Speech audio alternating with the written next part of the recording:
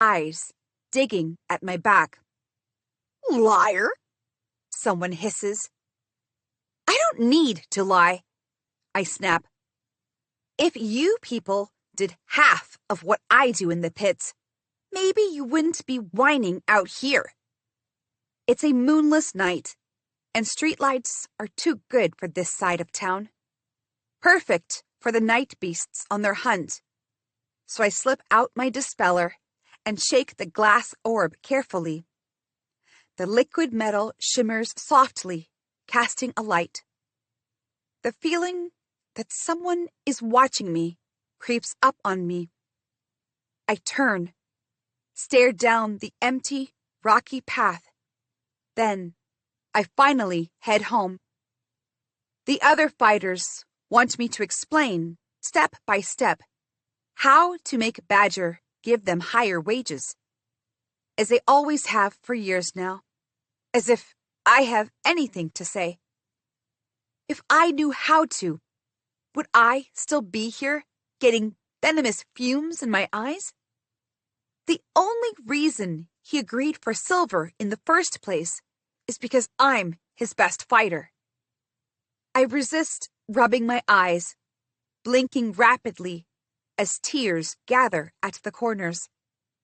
Every inch of my body hurts from today's fight. The Stygic was no joke. I couldn't fight a toddler right now.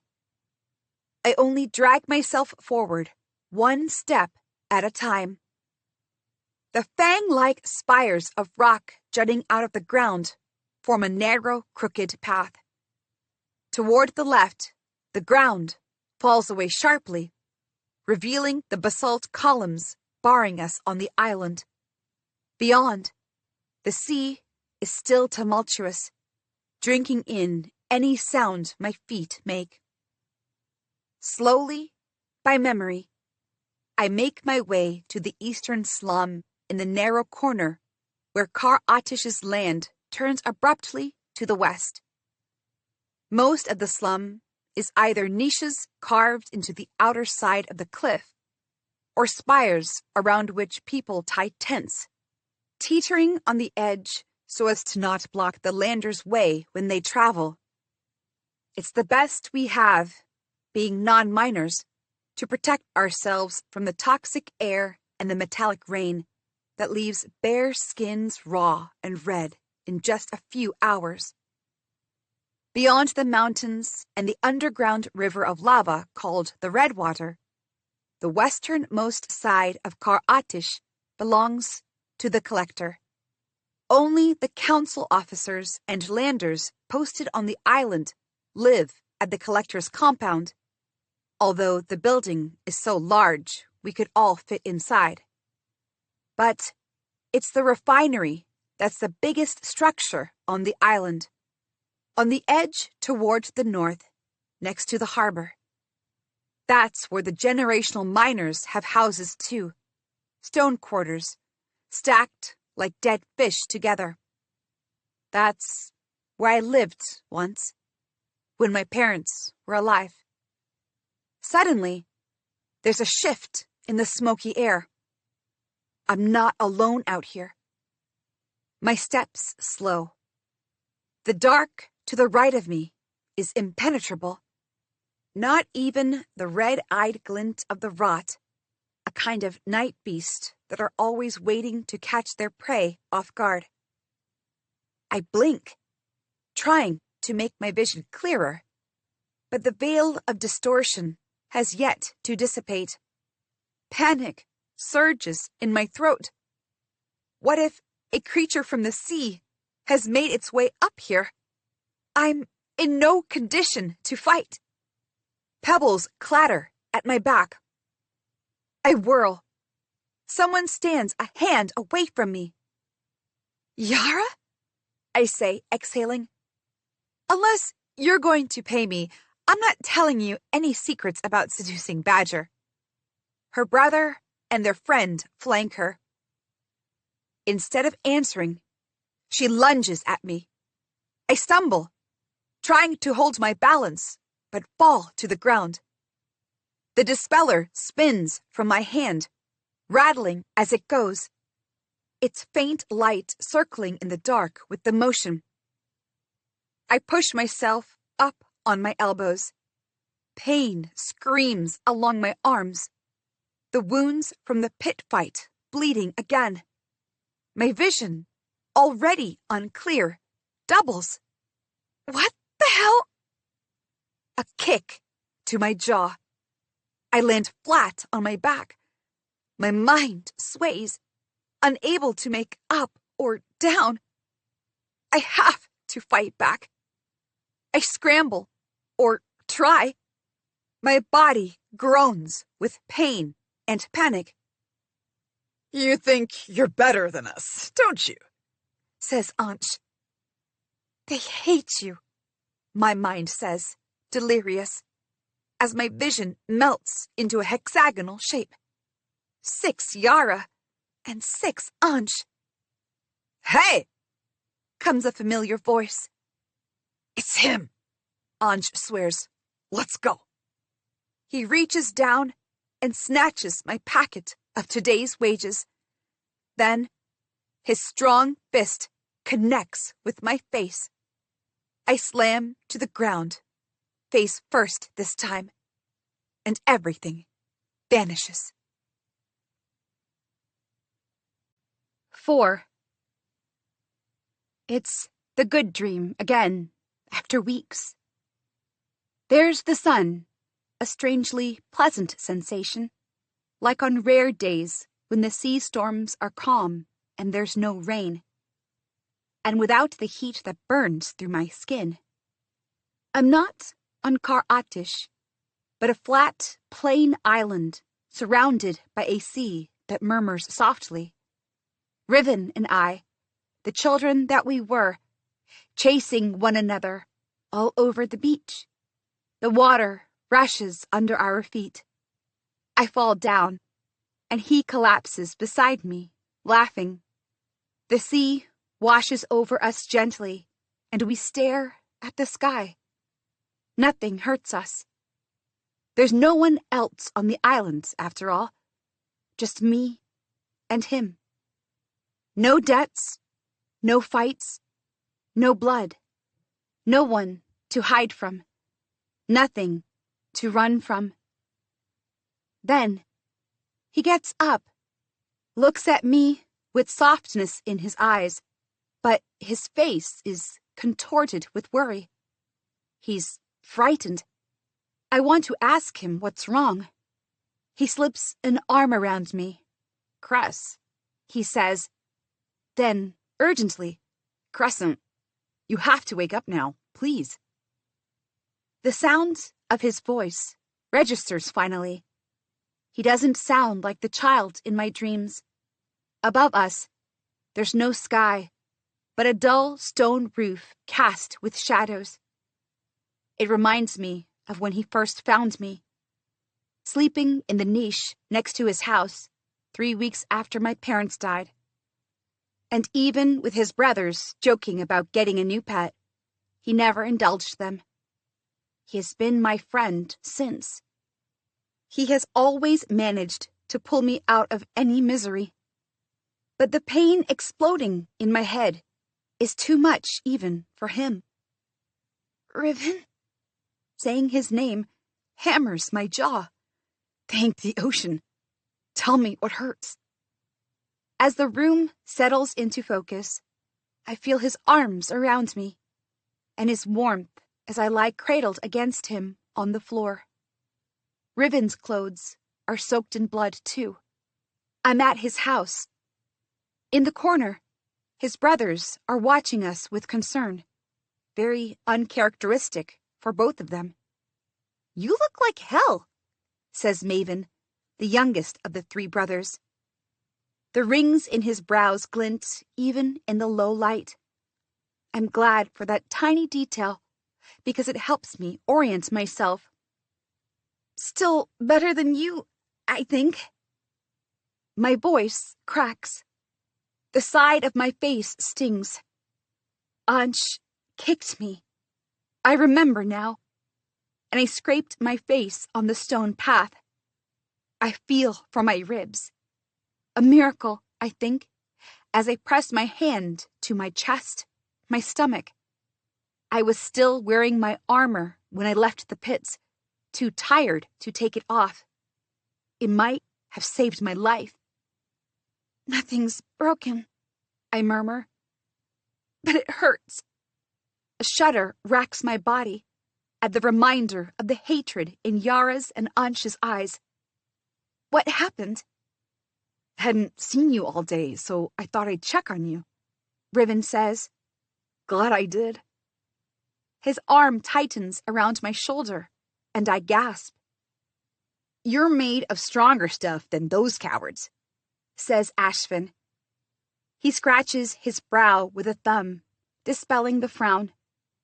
He's older than Riven and me, only by a year, and yet he acts like he's responsible for the entire world. I bet being beaten up every day helped, Maven says.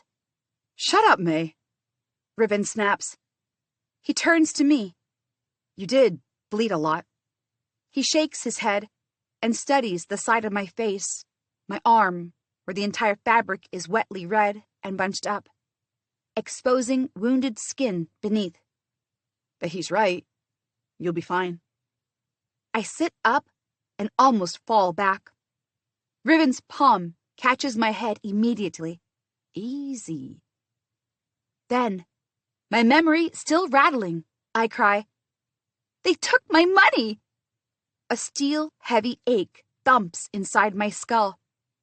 My breaths come up short, painful in my lungs, like every shot of air is an arrow. "Riven, I can't! The deadline!" Cress, Riven says sharply. Stop. Don't worry about it right now. But I want to argue. How can I not worry? I have to go get it back. I have to fix myself. I want to get rid of... I look down at my clothes, wet with blood. All this. Riven brings me to the bath, runs hot water, and leaves to get a change of clothes. The bathroom is a small space at the back of the room, a makeshift bath.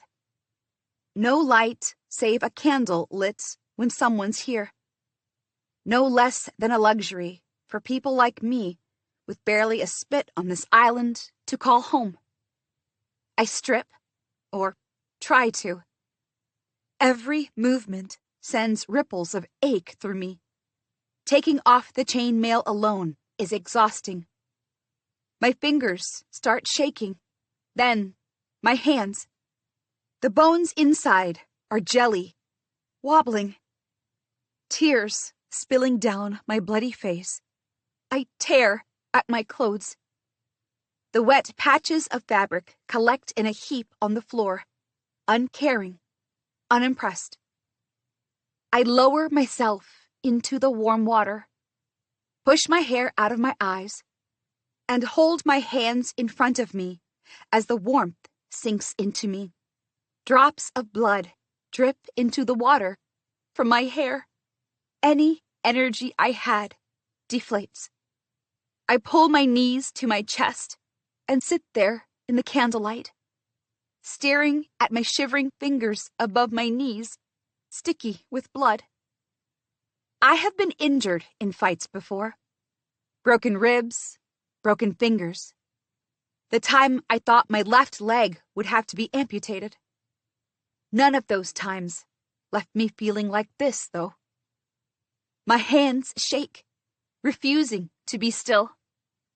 The water is entirely red now.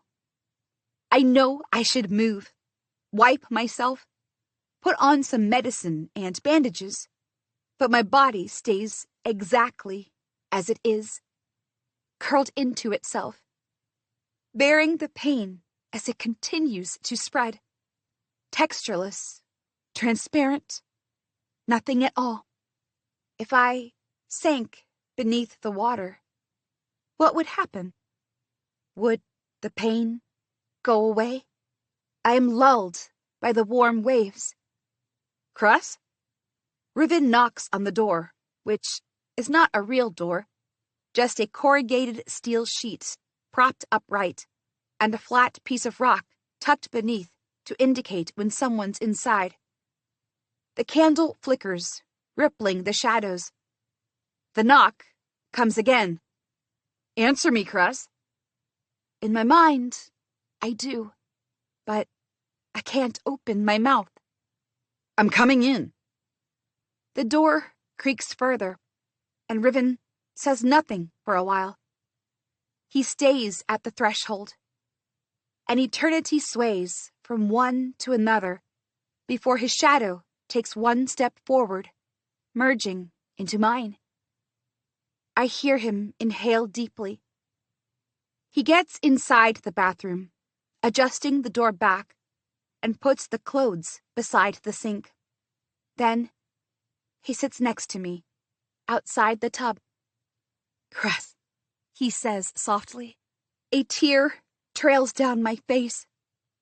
My eyes stay locked on my fingers, wrinkly from the bath, as I scratch at the skin, trying to scrape the blood off, which just makes more of it trickle through. Riven catches my fingers. He picks up the washcloth and dips it in the water. Gently, so gently, he rubs it across my hands. A shudder crawls ant-like on my body. He pats the cloth down my shoulder. The stinging increases. So does my fidgeting. I curl and uncurl my toes under the water. Riven doesn't speak, doesn't tell me to sit still, and slowly, the water in the bath turns even darker. He drips water through my hair, cleaning it off, untangling the knots, as if we're in my dream, just the two of us, and I have nothing to be afraid of. He's so gentle that it's agonizing. I'm a kicked foal, a stray, with nowhere to go unless this kind boy shows me mercy. I'm grateful for him, yet the feeling leaves me gaunt. If I had more silver, like Badger, I could be strong like him too. No one could challenge my strength. The water ripples around me. This is karma for my parents, just like everything else in my life. Stop, says Riven sharply. You're not your parents. I look at him, startled. Did I say that out loud? You are your own person. Karma is not real. This anger toward yourself is not going to save you. There's no pity in his eyes, like I thought, like I see in his brothers sometimes, which is why I can sit here, naked, and still not feel ashamed. But even he doesn't truly understand the weight of what it means to have claws digging in your bones. He has always hated that I fight in the pits, but it isn't his life on the line every month. It isn't his dream to collect enough money to get the hell off this cindered island. Riven gets up on his knees and puts an arm around me. He lets me cry until I've run out of tears. I got you fresh clothes, he says, looking back at the sink once. I nod, and when I don't move, he sighs and gets up. We need to dress your wounds too. Come out soon. As he leaves, I push back against the stone wall. The rippling of the water is loud this time, as if the whole ocean outside moves with me. My fingers are clean, but there's some dried blood under the nails. I push the nail of my left thumb under the nail of my right thumb and dig the flakes out. Just like I hunted for scraps in garbage dumps. This is what I have without the strength and without the silver. This miserable life of clawing my way out of the darkness toward light, only to find emptiness and another long tunnel. And these wretches, think they can steal from me? Take what is mine? What I fought for? Bled for? I need to get the money back. Make up for the loss and insure myself against something like this happening again. Prove to them that they will not throw me into any darkness. My stomach clenches tight. Everything I want has only one answer: silver. And there's no other way to get that silver on this island except for the pits. No other way but for Badger's offer. I'll have to lose my next fight. 5. A week later, I walk back to the pits over broken paths, waiting to catch ankles in their mouths. The dark red sheen of the setting sun casts a bloody drape on every steep slope. But I have to be early. Get in, fight, get out, before Riven's day shift ends. I don't want to do things behind his back, but he knows how badly I was hurt, so he would have questions. Questions I don't want to answer. My face is still darkened with bruises, body aching in protest, as if it knows what I'm about to put it through. It's perfect, though, and believable. If I'm hurt already, nobody will wonder why I lost. I lower my helm, concealing my face. The cold metal smell sinks into my skin, fortifying me. From the corner where I stand, the empty prep room pans out in a triangle, lit at the center by a single dim starfish, encased in a lamp with dusty glass, casting oily darkness everywhere else. The crowd outside barrels on, despite the death of that man just a few days ago, cheering wildly as the night's inaugural beast-on-beast fight proceeds, their own violent rhythm immunizing them against the blood and death. Badger's arena is a chosen narcotic on this island. And if I'm contributing to it, well, I wouldn't be here for long now. By the time the prep room starts filling, I can hear the confused mutterings in the air. I have the room's attention. They would have liked today to themselves. They are angry I'm back. It's not easy to get into these pits. Even with the wins, the battles are deadly. But people caught inside die like tadpoles stomped on, so there's never a lack of fighters either. Even when most fighters are too young, too old. Scattered about, talking to others or themselves, suddenly wondering, too late, if the extra coin is worth their lives. The new ones must be strategizing. It's a waste of time. Agility, speed, even tricks, they work against other humans, but not the monsters that fight in this pit. You need more than physical ability. You need luck. Across from me, Yara and Ansh watch me like raptors. I wave at them, just to piss them off, and lean against the door, silencing my hiss of pain. A picture of unconcern. If anything, it renders them unable to gloat at my expense. No one gets the best of me. No one. And today is not the day I die. Just lose. The evening promises a spectacle, whether I came or not from the buzzing conversation. Badger, it seems, has grown a penchant to keep things interesting. He used to let us fight raptors and giant crabs and feathery stone lizards. But the people have gotten bored of death playing the same old cards. They've been getting enough death in the mines lately. So, they come here for the mind-numbing entertainment that promises blood, where they're in control, and not the victims. It's booming business. I already have my number ready. First, like usual, unlike the last turn I had here. It gives the spectators no time to speculate, but more scripts to bet, coming right out of their day shifts It's the high of watching someone else suffer that these people bet on. None of them know their meager scripts will be stolen right out of their hands tonight. You ready? Calls the bouncer. For a moment, I think of the quake. Since the last time, there have been 2 more shudders, each lasting only seconds, but terrorizing nonetheless. Some say that we have angered the island by digging in the mines deeper than we should. Not that the collector would ever share that opinion. What if we get hit by another when I'm in the pit again? But what else can I do? I swallow my misgivings and adjust my armor.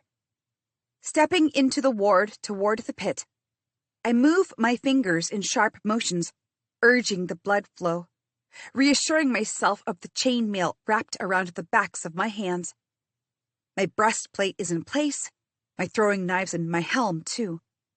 This isn't my first fight, but this is one where my life might depend on the outcome. The thought has my heart skittish in its small cage. I hop on the spot, open and close my fists, bend my leg and pull at my foot. Never seen you so nervous, the doorman says. He chews a straw, eyeing me curiously. Inside the pit, the crowd jostles, yelling and laughing. Got hurt bad last time, I say, stretching my arms over my head. So why you back here so soon? Why is anyone? Well, he sneers. Have fun in there, dark dancer. The roar of the crowd echoes inside my skull. The lights glare down harshly, and for a moment, I lose my footing as the door groans shut behind me. I steady myself just as the creature's gates open. Brace for whatever monstrosity I'm about to lose to. It's a lizard. A giant, dusty blue lizard with a flat face and a huge forward-leaning mouth, standing on 4 legs that are half my height. I gape at it, mouth slack. How will I lose to this ridiculous-looking soft creature? Confusion ripples across the pit, murmurs of annoyance, until Badger's voice booms across the cavernous hall. You think you know this creature? The Circe may look one way, but... The lizard's collar blinks red, and it shrieks. Badger's collars are notorious. Green as they drip sedatives into the creature's veins to calm them, and red when jolting them with electricity to make them aggressive. The lizard's giant 3-forked tail lashes at the walls of the pit, sending a shudder throughout. The tail slams down on the ground, then rises in attention, completely at odds with the liquid black eyes. Where in hell is Badger bringing these venom-tailed creatures from? Are you ready for another performance from our dark dancer? I make the blades dance in the air before gripping them tight and bending my knees. I am turned to steel. Applause rings through the pit at the display, hoots and shouts and laughter. The Circe lizard stumbles, looks around, and locks eyes with me. A skittering noise fills the pit, low-pitched and cantankerous. 1,000 tiny insects crawling in my ear. I shake my head. The Circe chirps, this time higher, but stays. A murmur of boo sweeps through the crowd. Damn it! I'll have to provoke this creature. At least a few good rounds before I lose, or the crowd will completely turn on me. I adjust my knives and sweep to my side. The Circe skitters, mirroring me, and we end up across from one another yet again. Fight it! Someone yells. The audience roars, clapping and thumping. This is good, because it startles the Circe. It hisses and raises its tail higher, alert. Good girl. The Circe leaps and slashes at me. I duck and spin, one foot rooted in place. The tail comes at me, and I block it with the hard side of my knife. A terrible, frenzied scream unleashes from the Circe as it twirls in the air, gnashing its short, sharp fangs. The mood of the crowd has changed as well. The annoyed half-heartedness has given way to cheers of "Go, dark dancer!" and hoots and raining scripts into the betting bowls, just the way Badger likes things in the pit. It brings a wicked smile to me. Round 1 is mine. The Circe hisses, but still with uncertainty, as if trying to scare me away without a fight. It skitters, but stops a good distance away. Then it leaps again, quick and sharp, and I roll away from its path. My knife screeches against the wall of the pit as I extend a hand to stop myself from slamming into it. Behind me, the lizard falls flat on the ground and scrambles in desperation. It finally extends its talons, bares those sharp fangs, and unleashes an infernal scream. The hair on the back of my neck stands. I hadn't expected the soft-looking creature capable of such a sound. I breathe deeply, tighten my grip on my knives. A small, star-shaped pain twinges in my lower back. Not now.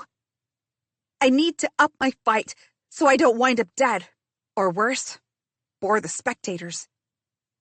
The Circe springs, and I have no way out except backing up. I shriek as I push against the wall and leap to the ledge jutting out midway to the seats. The Circe's tail sharpens. It snaps, knocking me off my feet. My back hits the spiked wood of the ledge, and a scream tears from my throat as I go tumbling down. I grab at the wall, losing my knives in the process, and suddenly, I'm hanging from the ledge, totally exposed. The rugged splinters of the wood dig into my palm. My knives scatter on the ground, and the Circe swipes a padded claw at them. They clang against the wall across the pit, way out of my reach. The Circe snarls below, its big black eyes fixed on me. All around us, the raucous cheers fade, breaths held, awaiting what happens next. The air itself slows, filling with the wet growls of the lizard. My fingers begin to slip. I tighten my hold, gasping, and glance up. Badger sits in the balcony, hands relaxed on the arms of his chair, one leg pulled up on the knee of the other. The small red lamp at his back lights a bloody halo around him. A king, watching over his kingdom. I drag myself up again, each breath a line of fire, burning red from the halo around Badger. I pull out the throwing stars from the side of my belt. The Circe stands still, eyes focused on me. One throw, and I could blind it. How would you like that? I remember the venom from the fight last week, and my eye twitches. The Circe puffs itself up, readying for an attack. This bout needs to be over now.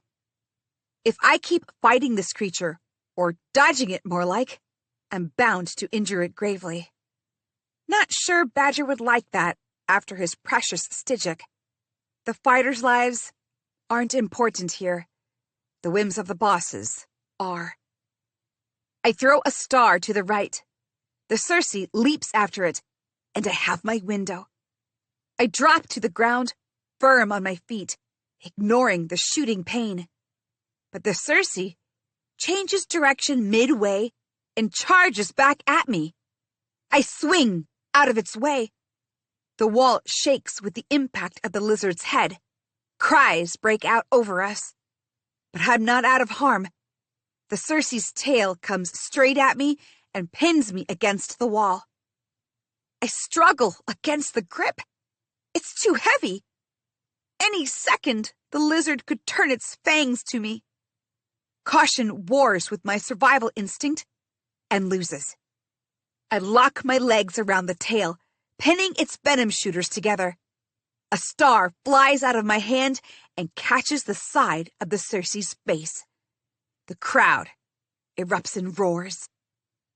The Circe screeches, tries to slam me off itself. I'm less a dancer, more a parasite clinging to its scales. My hands are beginning to get numb with the pain.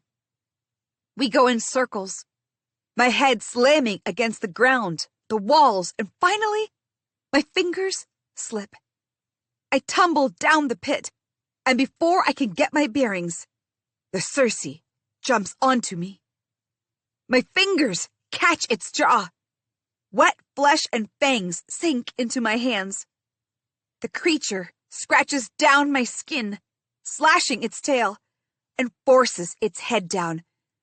Its eyes are a pool of black, panic and fear making it wild.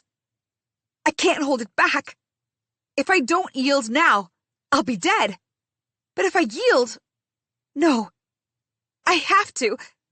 That's what I was building toward. The Circe is just a creature. It doesn't know what else to do but fight. It has nothing personal against me, and it's scared. This fight is square. If I hadn't pulled back in the beginning, I'd have won easily. But I had to give the creature a chance to dominate. I had to say the words, damn it. Yield! I shout, and the sound clangs in my skull. I yield!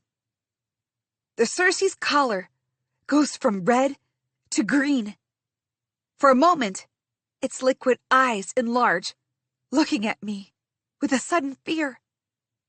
A small whimper cuts off in the middle as the collar does its work, and the creature falls to its sides, unconscious. I roll on my stomach, deathly pain pounding in my muscles, and try to get up. My left hand gives way.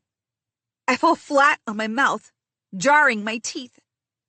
Granules of sand plume with the impact, getting into my eyes and nose. Giving this match away was my choice. But now it's real, and my thoughts are careening everywhere. What am I supposed to do now? I've never yielded before. What if the crowd is suspicious?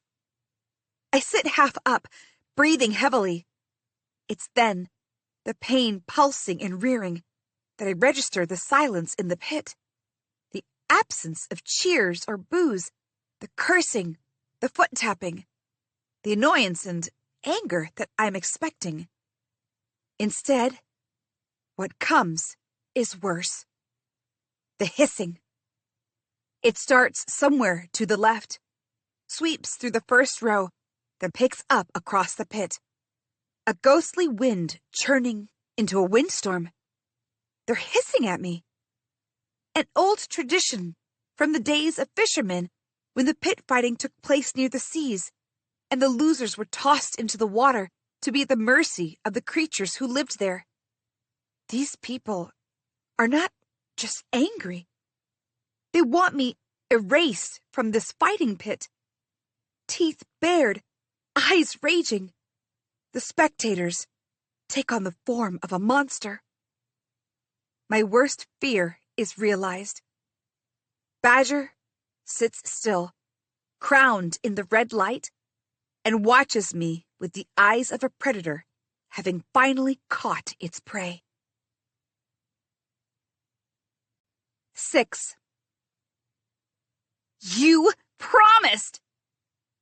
I stomp across the room, coming to a stop an inch from Badger. I know what I look like. Filthy and battered, lips split, bruises down my face, the pit's dirt tangled in my hair. He doesn't flinch, only stares me down, bored, leaning back on the table. I promised nothing, he drawls. I offered you a deal. He turns his back on me and rounds the table, sits down in his grand chair. The ease of the movement is a giveaway that he doesn't care what I have to say or do. His whims, always. My heart hammers in my throat. Why are you doing this? My gaze flicks to the bundle of silver on his table. What was supposed to be my cut from the fight. It's no longer mine to take. And Badger is banning me from the pits. The thought hasn't even settled in my head. Everything is a whirl of claws and fangs and Badger's voice echoing through a fog. You heard them, he says. I will not risk our whole audience for you. I stare at Badger, at his nonchalance, at the calculated look in his eyes, an inch from true dark malice. He's a snake, ready to strike. That audience has grown because of me, I snap. I'm your best fighter. You are no one, he says, cruelty flecked in every word. My pits existed before you, and they will long after you're gone. I owe you nothing. There's a flatness to his eyes that tells me he's not changing his mind. The same feeling as from the night of the red Stygic crawls down my neck. He wants me gone. But it doesn't make sense. Have I offended him? I haven't seen him for months. All I do is fight and leave. The only thing I can think of is my winning. How can he be so threatened? Disgust arises in me, meeting the callousness in him. Besides, once the call comes from them, he nods his head toward the door, indicating the hissing spectators. I will not stand in their way. 6 years of my blood spilled in these pits, and this is what he repays me with. A sickening crunch rumbles in my head. Trying to get a red Stygic to kill me, then luring me to this with silver. Badger is nothing but a sick, narcissistic man who couldn't bear me not subjugating to his wishes. Understanding floods me.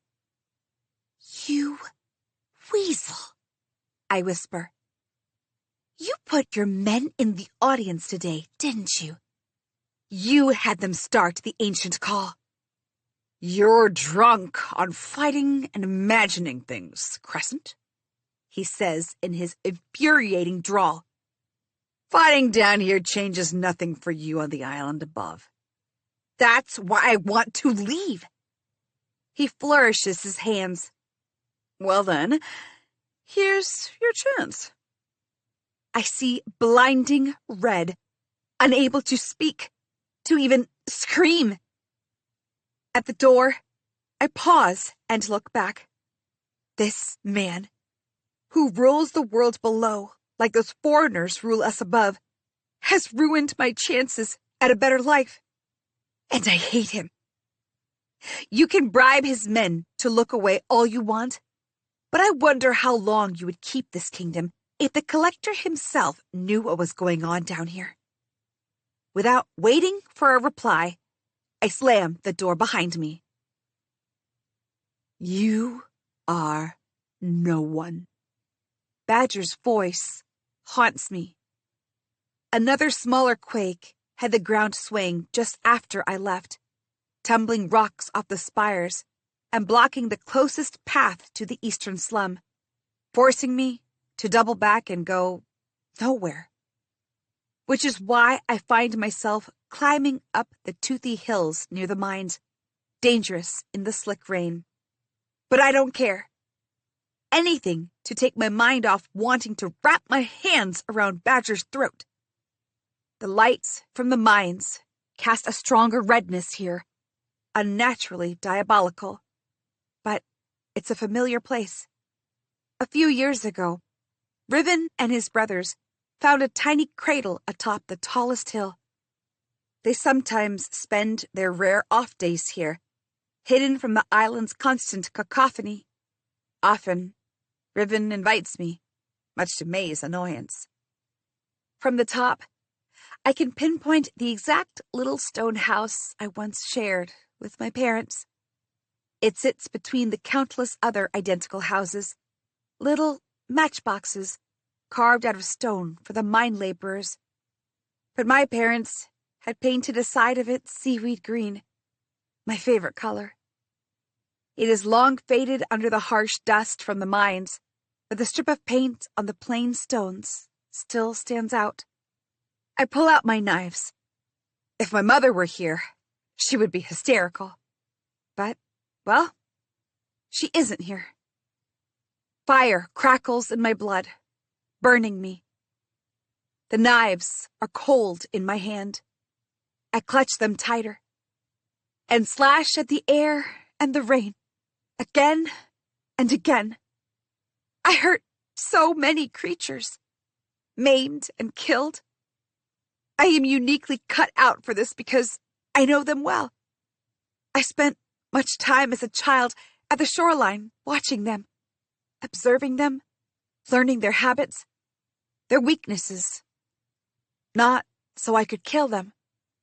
It wasn't what I wanted, but I had to. I would make up for it somewhere, somehow. That's what I always thought.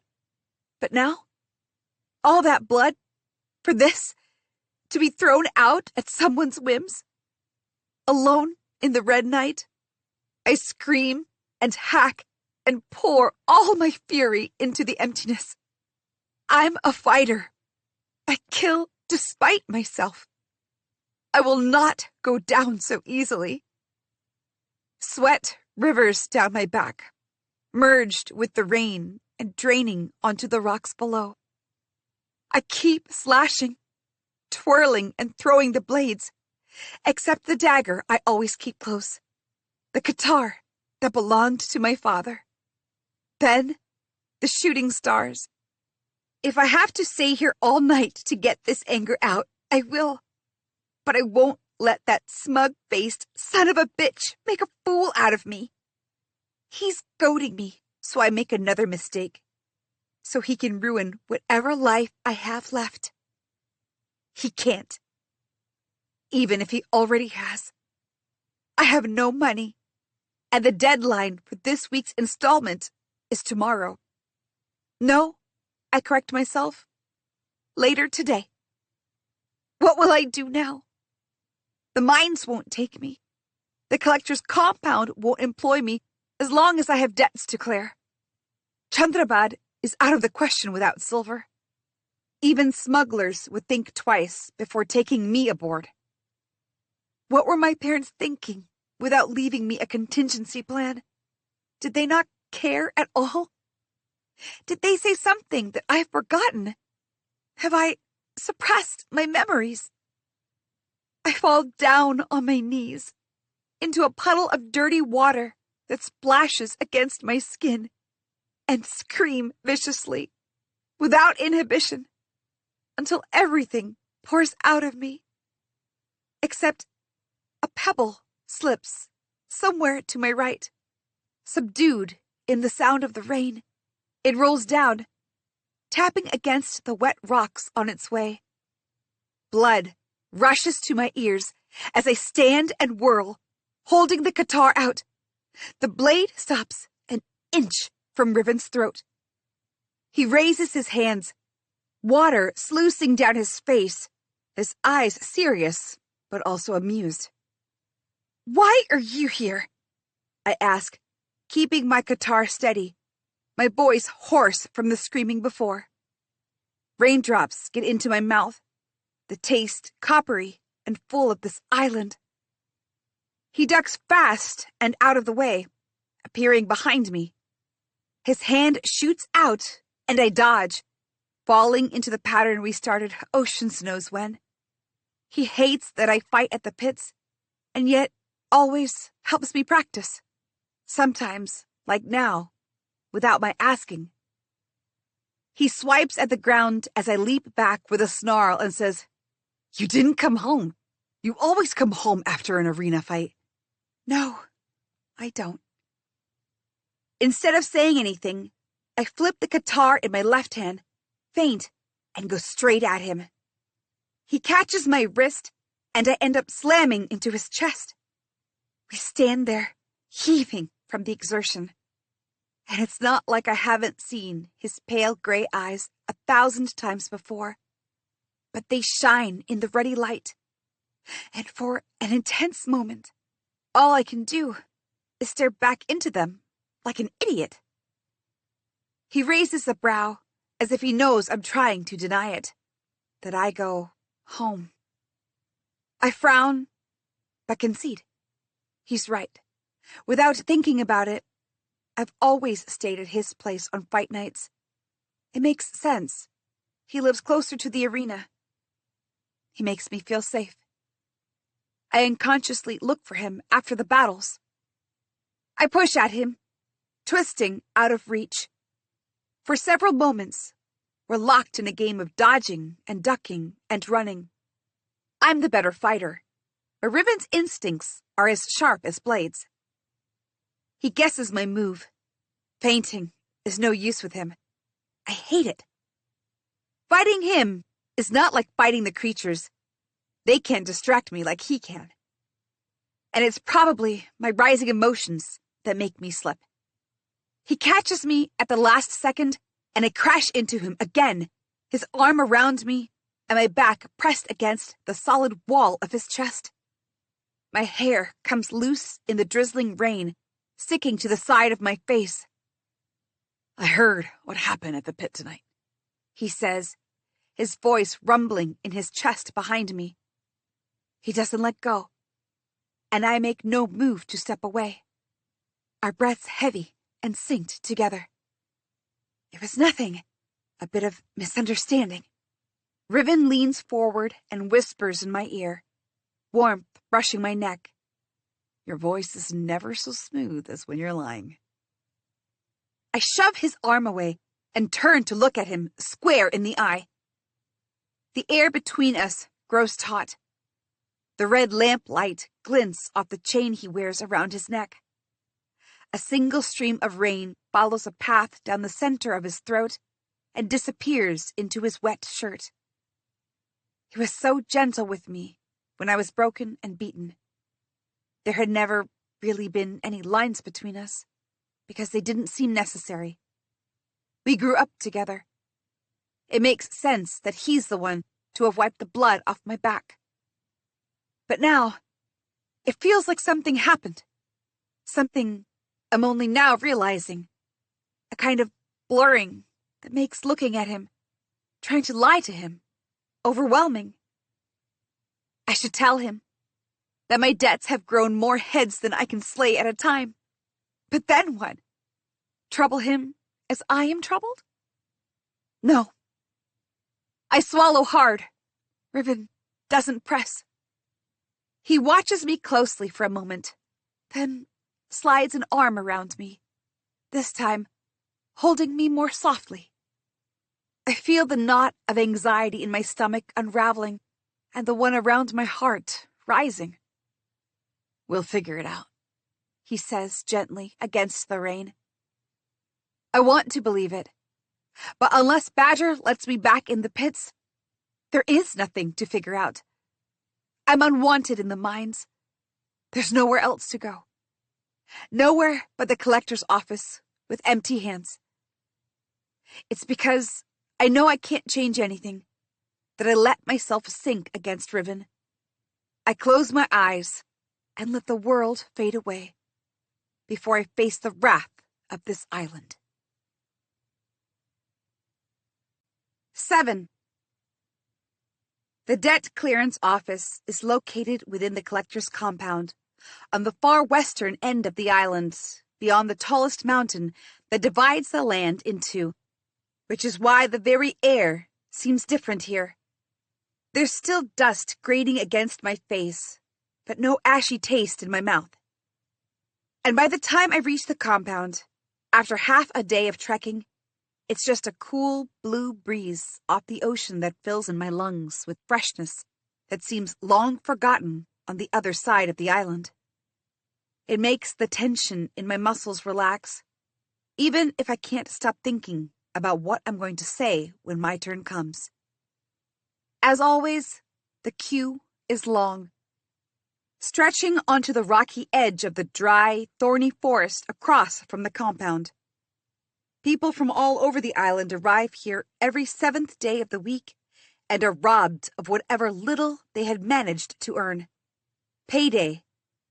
To pay them for letting us live in our own homes, I suppose. The difference between the townspeople and the regulators is as stark as sea and shore. The miners have suits made of material that keeps them somewhat protected in the mines, because the collector and his men need people in working condition. The rest of us wear loose clothes, patched together with discarded fabrics, mismatched blacks and grays. Ugly, but practical. But when we're here, at the debt office, we're no longer miners and non-miners. We're all renters, the lower caste, the ones who work as the landers see fit, live, and breathe as they see fit. We queue down the corner, a single file, and are forbidden to venture outside this orbit. The regulators wear their black and blue uniforms, tailored precisely, with badges of authority and sneers. They move around at will, take breaks when they want, and retire inside the compound, within their offices and sectors, all protected from the harsh sun behind thick walls of stone. By late afternoon, I'm finally beneath the compound roof. Banners flutter in the fierce winds, a golden squid on a sea of blue-black. The man in front of me takes his scarf off and wipes his weathered brown face, hands shivering. Slowly, the line moves forward, and it's his turn at the counter. "No scripts," he whispers, as if a prayer. "This is your second strike," the officer says, almost bored.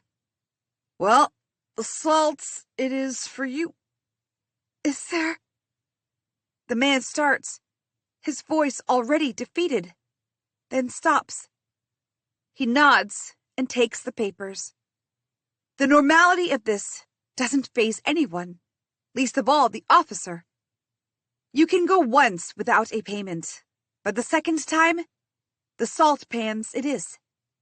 Day and night, unpaid bonded labor, until your last breath. And salt for the collector and his men, and landers everywhere else. Their food gets its taste from bonded labor. It bothers no one. A spasm careens through my body as I step to the counter. "No scripts," I tell him. My voice is pinched. "You're okay today. You'll go back home today." I clear my throat and repeat myself. "First strike? It's your share plus 10% for next time. Get it?" The officer's face is thin, but he's well fed. Healthy hair and unscarred hands that start to mark the changes beside my name in his register. He stops. "Crescent Dune?" An icy feeling creeps down my neck at the way he says it. Someone in the line behind me murmurs, "Kinkiller." Someone else joins in. For a moment, they forget where we all are, together at the mercy of the landers, and remember only that I'm the daughter of my parents, the kin-killers, miners who killed other miners. Blood rushes to my head as I adjust my scarf, hiding my face. They can't hurt me here. The lander guards have guns and don't tolerate disorder, but you never know. "She's still alive?" someone else asks, confused at my very existence. Fear turns to roiling rage within me. And I'm glad the landers are here all anew. Not for myself, but for these miners.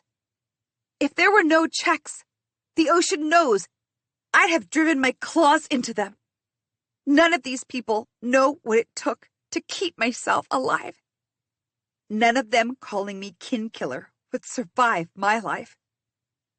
The pounding of my heart grows and grows, even louder as the counter window shuts down and a door opens somewhere at the back. The sharpness of my ever-present rage curls back into itself, fear rearing its head again. I take a wobbly step back, and two guards emerge with guns. "Move," one of them says, pointing back where they came from. "Why?" I dart my eyes around. The line behind me watches us, alert. Not because they care to intervene, but out of curiosity. "It's only my first strike. I'm not going to the salt pans." Their guns straighten. This time, both of them say in their cold voices, "Move." It takes all of my strength not to give in to my instinct and run backward. The laws of the pits don't matter in the real world. If I run, I get shot. And the most important thing when you're fighting is to stay alive. And fight, sure, but first, stay alive. So, heart hammering in my throat, I take a step forward. It's not enough for the guards. They grab my arm and march me through the back door and into a room with walls of polished stone. There's a single window, set high above, and a plain desk. I'm shoved into the one small chair at the back of the room. "Will you tell me what's going on?" They don't answer. At least they don't tie me to the chair.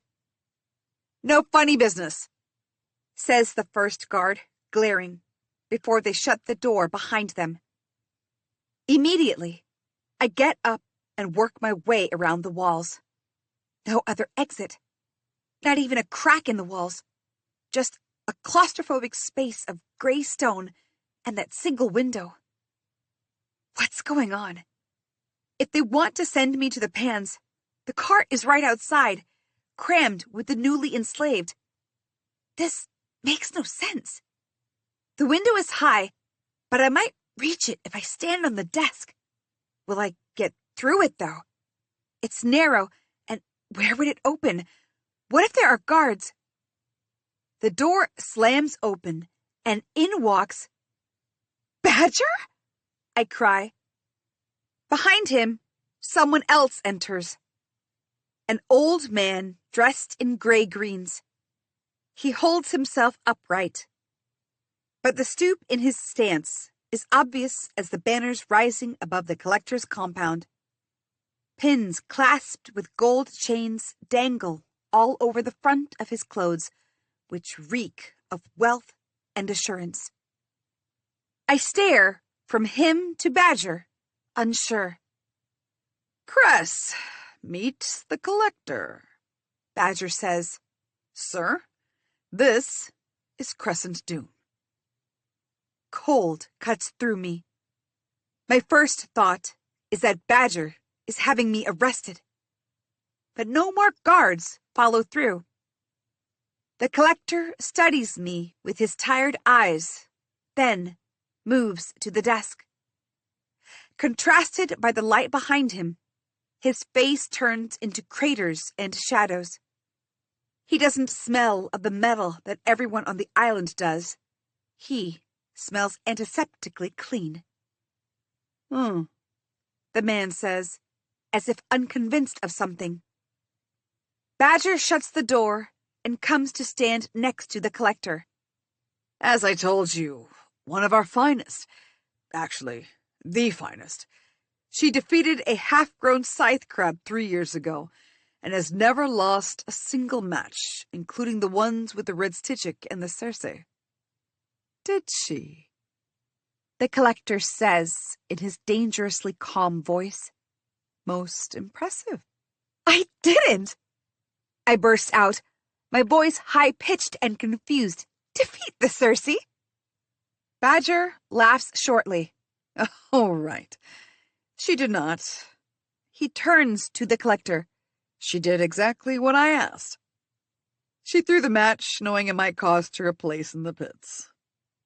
I'm a fool to think the collector wasn't aware of what's going on in his island. I vouch for her. Badger continues. Will someone tell me what's going on? I say, out of turn again, then add, please? This time, Badger remains quiet. He meets my eye and gestures for me to be quiet too. The collector inhales deeply. Crescent Dune, it is a pleasure to make your acquaintance. Your feats are legendary among my people.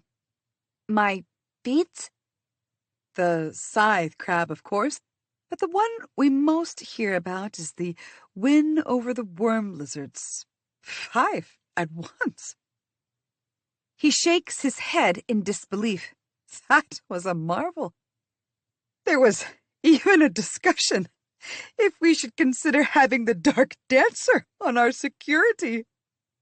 He laughs as if it's the funniest thing he's ever said.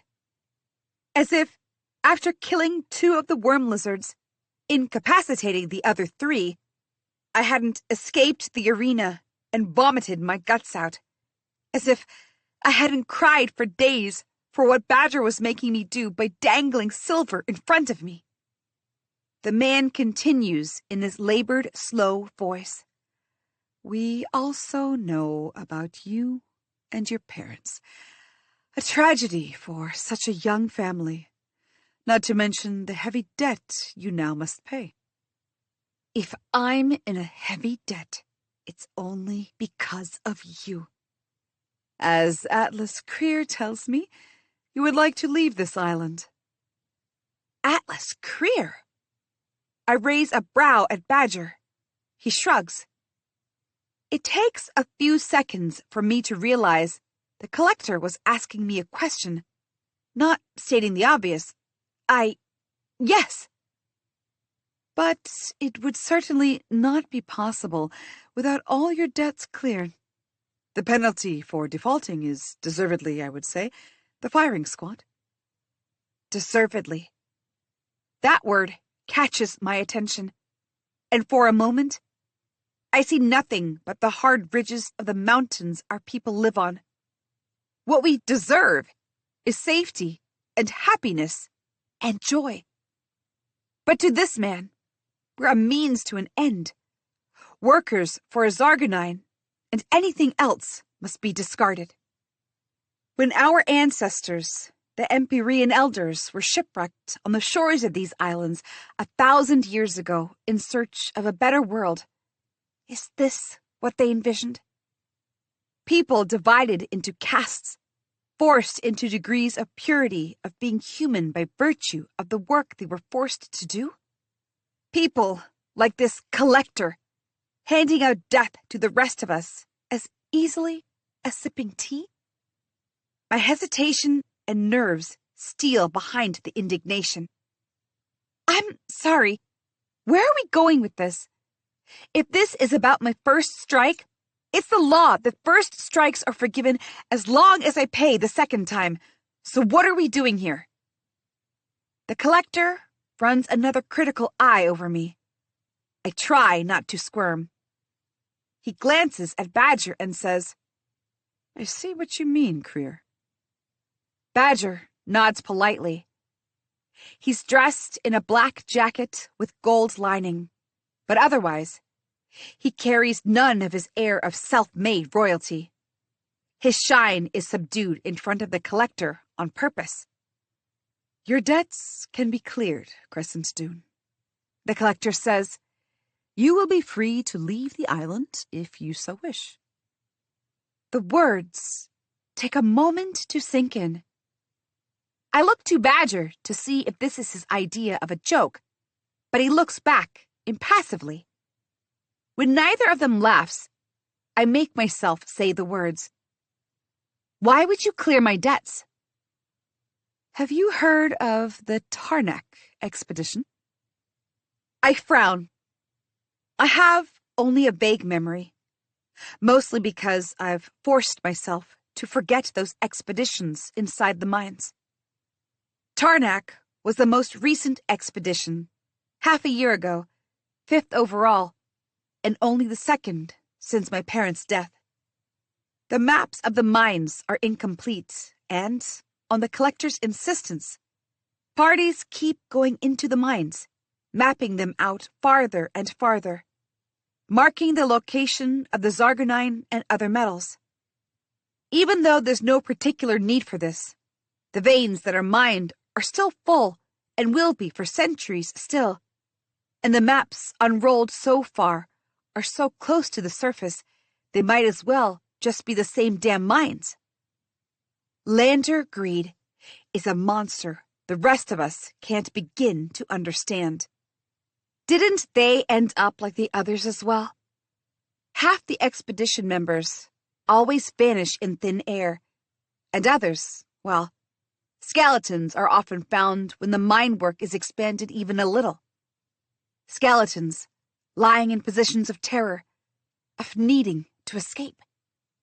Skeletons that are half missing. An expedition into the mine has always meant signing up for death within the labyrinths below. Close, but not quite, the collector says. What does that mean?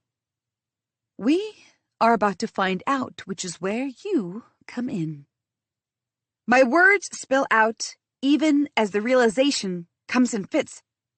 You mean there's a chance someone from the Tarnak group is still alive down there? How? It has been half a year, if I remember right. The increased geological activity has changed certain echoes, and we're hearing reports of voices down below. Human voices. I fight the shiver running down my spine. What do you want me to do about it? If there's someone alive, we need them back. Not only to save them, but to find out what they have seen. The mines go much deeper than any of us can fathom, Miss Doone, the collector says reverently. What the lowest depths hold, I can only imagine. Creatures of the dark that no one on this island could face. No one except you. I stammer. There are others. Surely Landers must have better people. You have a history we have followed closely. Daughter of kin-killers, a survivor against all odds on an island of blood and storm. The collector looks me up and down. What makes you different is your undaunted heart. I stare at the man. Accompany the party I have prepared to retrieve any survivors, keep them safe from these creatures, and the freedom you want so dearly is yours, Crescent Doone. The door has barely shut behind the collector when I turn to Badger. Tell me the truth. What does he want? Badger raises a brow. In the second it takes for me to step forward, his demeanor shifts, from the deferential performance to a king again. He rakes a hand through his hair, and his face becomes hard as stone once more. The truth is what you heard. You are to guard the company that will retrieve any survivors or any information as to what happens to these expeditions. No more is expected of you. His voice is steady and lazy at the same time, like it always is. But there's a spark in his eyes. Fine, I say. What do you want? What do you gain out of this? Badger barks out a laughter. I knew you were my best choice. He keeps his smirk on as he says, What I want is for my arena to rule the world. And for that, what I need is creatures this world has never seen. The Stygic isn't enough? You defeated it spectacularly. Cold grips my heart. What are you planning? The 150th glory race at Salonia starts in a day. No one from Karatish will ever make it. You know that. The glory race is a chariot tournament with the beastly, vicious Mary Stags. A game of death and lug, bigger than even Badger's blood-stained dreams. It's held every 4 years and brings most islands to a standstill for an entire week until a champion is crowned and showered with gold. It is also a tournament only for landers, something that Badger seems to have forgotten. So, I remind him. None of us can make it. A renter is one of the 10 contenders this time. That's news to me, but then Karatish is as isolated as can be. It's the most distant post for landers this far south, and only a handful of them stay here, only for supervising the mines. The other islands don't care about us. All they want are the shipments of metal and salt that we send them. News for us is already stale everywhere else. Do you know who? I ask. One of the hunters. Badger smirks. Calling herself Coral of Salonia. I flinch. He says it like he believes in the perversity of considering the hunters outcasts for their work, even though they're renters, like us too. It's another delicate game played by the landers. Provide the hunters with more resources than the rest of us, and isolate them from their community, keeping them reliant on their work, until their own people forget that the division was the point. So they forget who the real monster is. Our island's blood and stone build their lands. Now, imagine if the biggest spectacle across the islands of Ophir is not in Salonia, but here, on Karatish. Badger's eyes are black flames. Imagine when the only source of life is not the death grip of the mines. I could hold a massive spectacle. The best fighters, the most vicious creatures. It could draw real power to this island. Carefully, I ask, what do you want from me? Go do what the collector wants you to. Protect the company. And as you do, find me creatures no one has ever seen.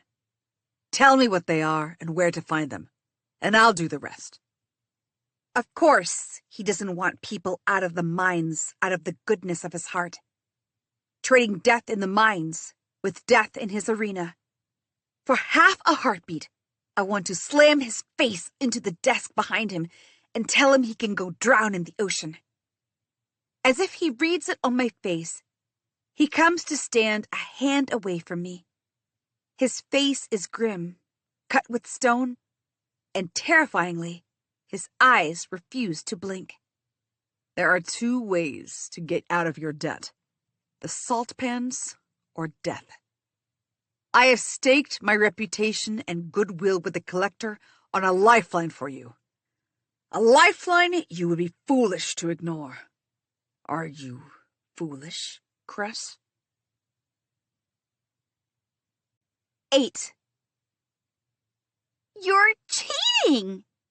Maven screeches so loud I startle in the bathroom, and the bandage slips from my hand.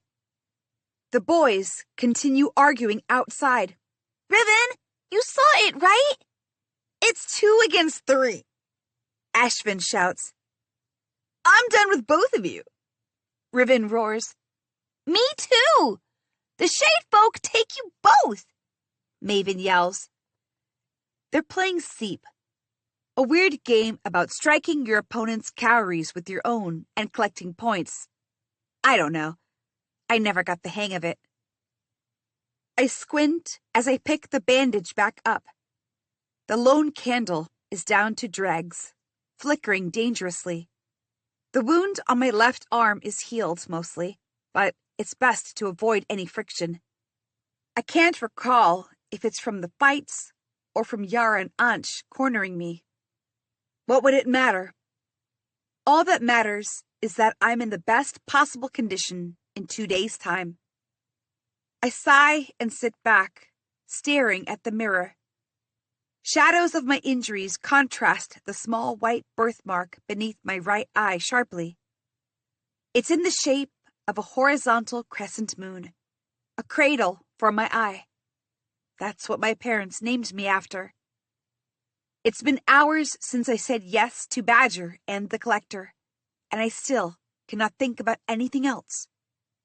The Collector is insane to think anyone would be alive down there after all these months. But it's his money and resources to waste. Besides, guarding a company doesn't faze me. The very air of those mines is dead. There's nothing to protect anyone from. What bothers me is the darkness. Like stepping down the gullet of a human-devouring giant. But I will bear it. For what comes after? My freedom. From the soul-sucking debt, from the pits, from this damned island. And it's this hope that might kill me. Too sudden, too dangerous, too much. Which is why I haven't told Riven yet. You know, if that bandage was one of your opponents, it'd be pulp by now, Dark Dancer. Riven stands leaning against the door, arms crossed. The low orange-tinged light of the candle makes his mouth look red and raw. A sharp pang hits my stomach. I quickly look down and realize how tight I'm gripping the piece of bandage. And are you guys done beating one another to pulp over cowries? I say, deflecting. Riven says nothing, only moves to stand near me, his leg touching my knee. Already he's taller than me, and I'm sitting, so he leans forward, so close. The collar of his shirt shifts, exposing the smooth brown expanse of muscled skin. My mouth goes dry. He takes the bandage from me and begins dressing the wound. The brush of his fingers on my arm leaves embers in its wake. My focus narrows to the pulse at the base of his throat. It quickens, even as I'm watching it, matching my own. I tighten my fingers around the edge of the seat to prevent my hand from touching his skin. He takes the scissors to the bandage, eyes narrowed in concentration. His jaw hovers near my mouth, curls of hair loose below his ears. He loops an extra bandage, not saying a word. There. That's better. He turns to face me, the nearness of his jaw replaced by his lips. I should shift back. He meets my eye, smiles a devastating smile, and stands back up. Heart hammering in my throat, I take my time to collect the discarded bandage, throw it carefully in the trash, and stuff the first aid kit next to Ashwin's box of menstrual pads in the tiny shelf cut into the wall. The shelf overflows with med packs. The boys can go without food for days, but they always stock up on meds, probably so they don't have to see another family member fester to death like they did with their mother. The warm sensation spinning in my head hasn't subsided. I stand there, staring at the shelf. Why should I feel this weird around Riven? I've known him for a long while now. We've always taken care of one another, bandaged one another's wounds, held each other's hands while the other was sick, slept in the same bed, and chased away bad dreams. But perhaps that's why keeping secrets from him contrasts so starkly. The feeling gets worse as Riven makes me turn to look at him.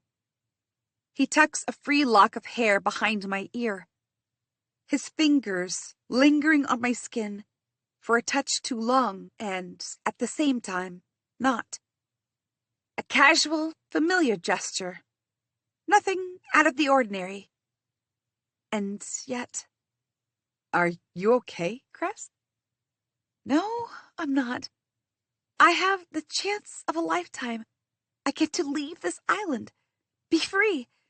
It's the one thing I've wanted. But I'm scared it will all go away. That it was all just a mistake. And they want someone else. Someone better. Yeah, just hungry, I say. Let's go eat something. I can taste Riven's disappointment as I hurry back into the room. The calories are spilled everywhere. It's clear the loser definitely did not lose with grace. In the middle, Ashvin and Maven sit cross-legged, a tiny bowl of fish curry and a short pile of flatbread next to them. Food for 3 people, divided for 4 tonight. One of the many things I will repay them for after. Despite being the oldest and the youngest, respectively, Ashvin and Maven resemble each other like twins might.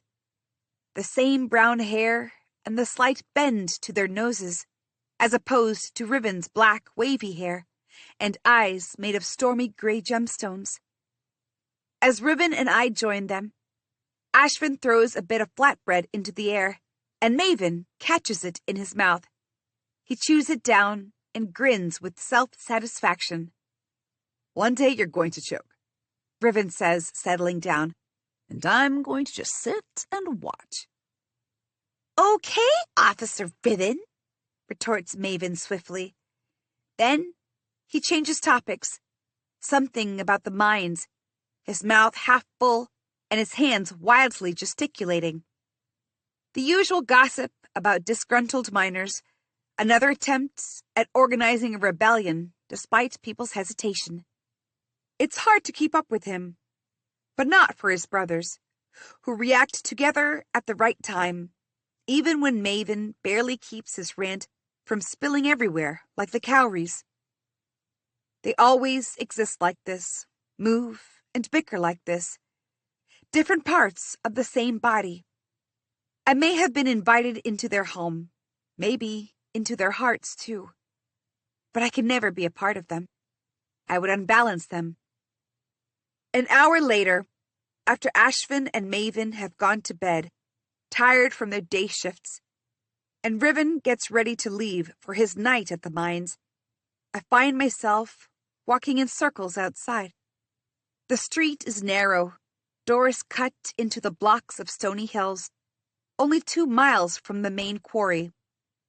Kar Atish is shaped like a hand joining into a shoulder. The hand works, with its mines and harbors, and at the joint, the tallest mountains and deepest craters divide it from the shoulder, where the collector and his compound rest in easy air. Cress, what are you doing out here without light? Riven shuts the door behind him and shakes his dispeller brighter. The sudden burst of color turning his black hair into gold will never get old. Despite myself, I smile.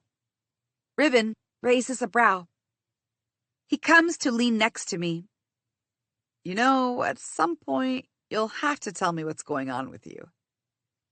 I look at him, wondering why I haven't told him yet. I've tried, but every time, something keeps me from saying it. Riven looks back at me, curiosity in his eyes, and I feel the space between us shifting. A cowardly thought rises. Maybe I never tell him. I leave, get the job done, and just vanish off this island. And then what? Riven goes on with his life, mad at me, but maybe with time, he'll forget me. He'll work in the mines, find someone.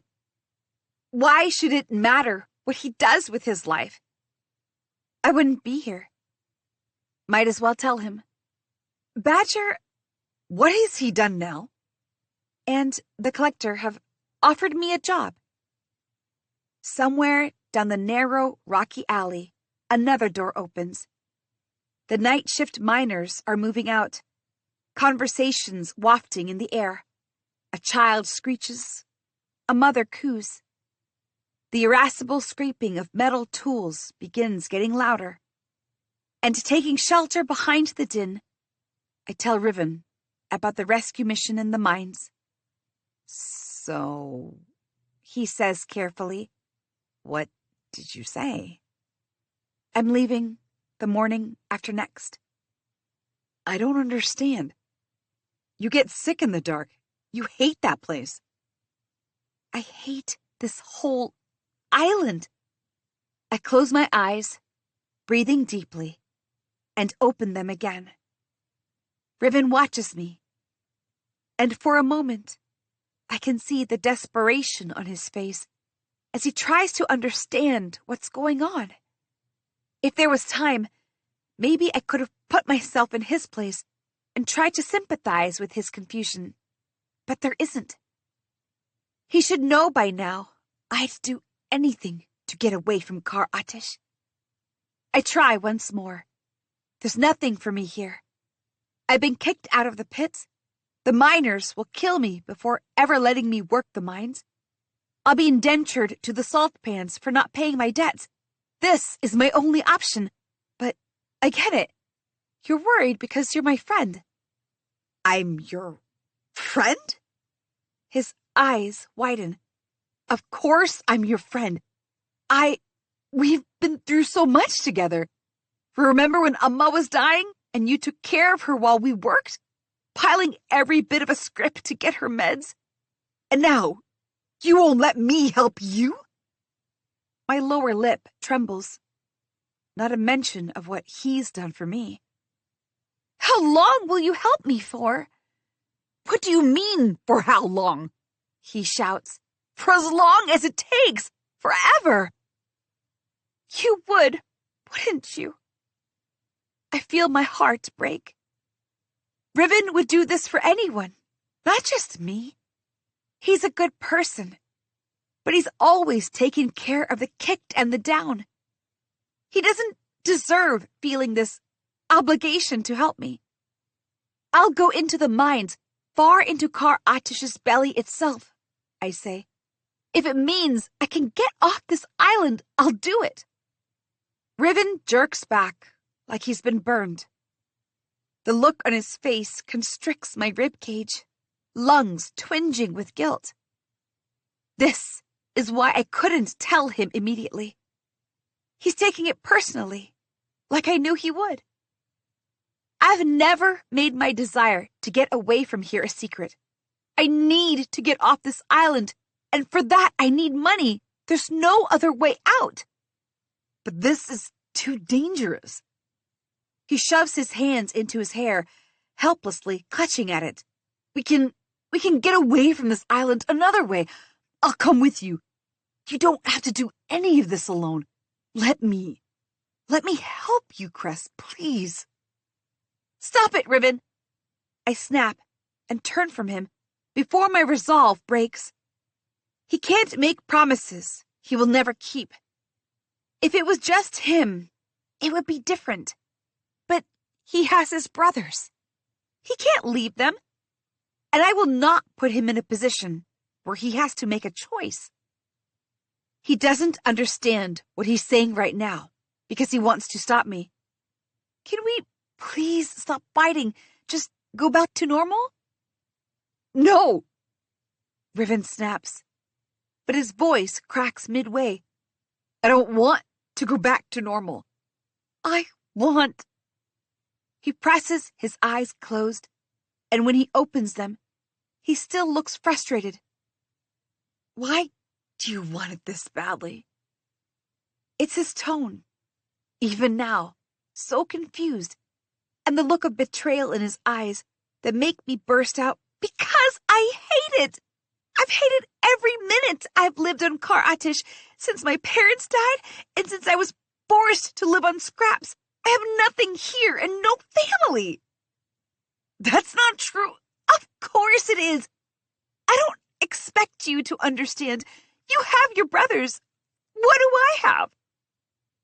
Riven's face hardens. Suddenly, the planes of his face aren't beautiful, but terrible, edged with fury. He repeats slow and clear, What do you have? The outburst has left me breathless. I can only pull my brows together. Fine, He says, walking away. if there's nothing keeping you here, then go.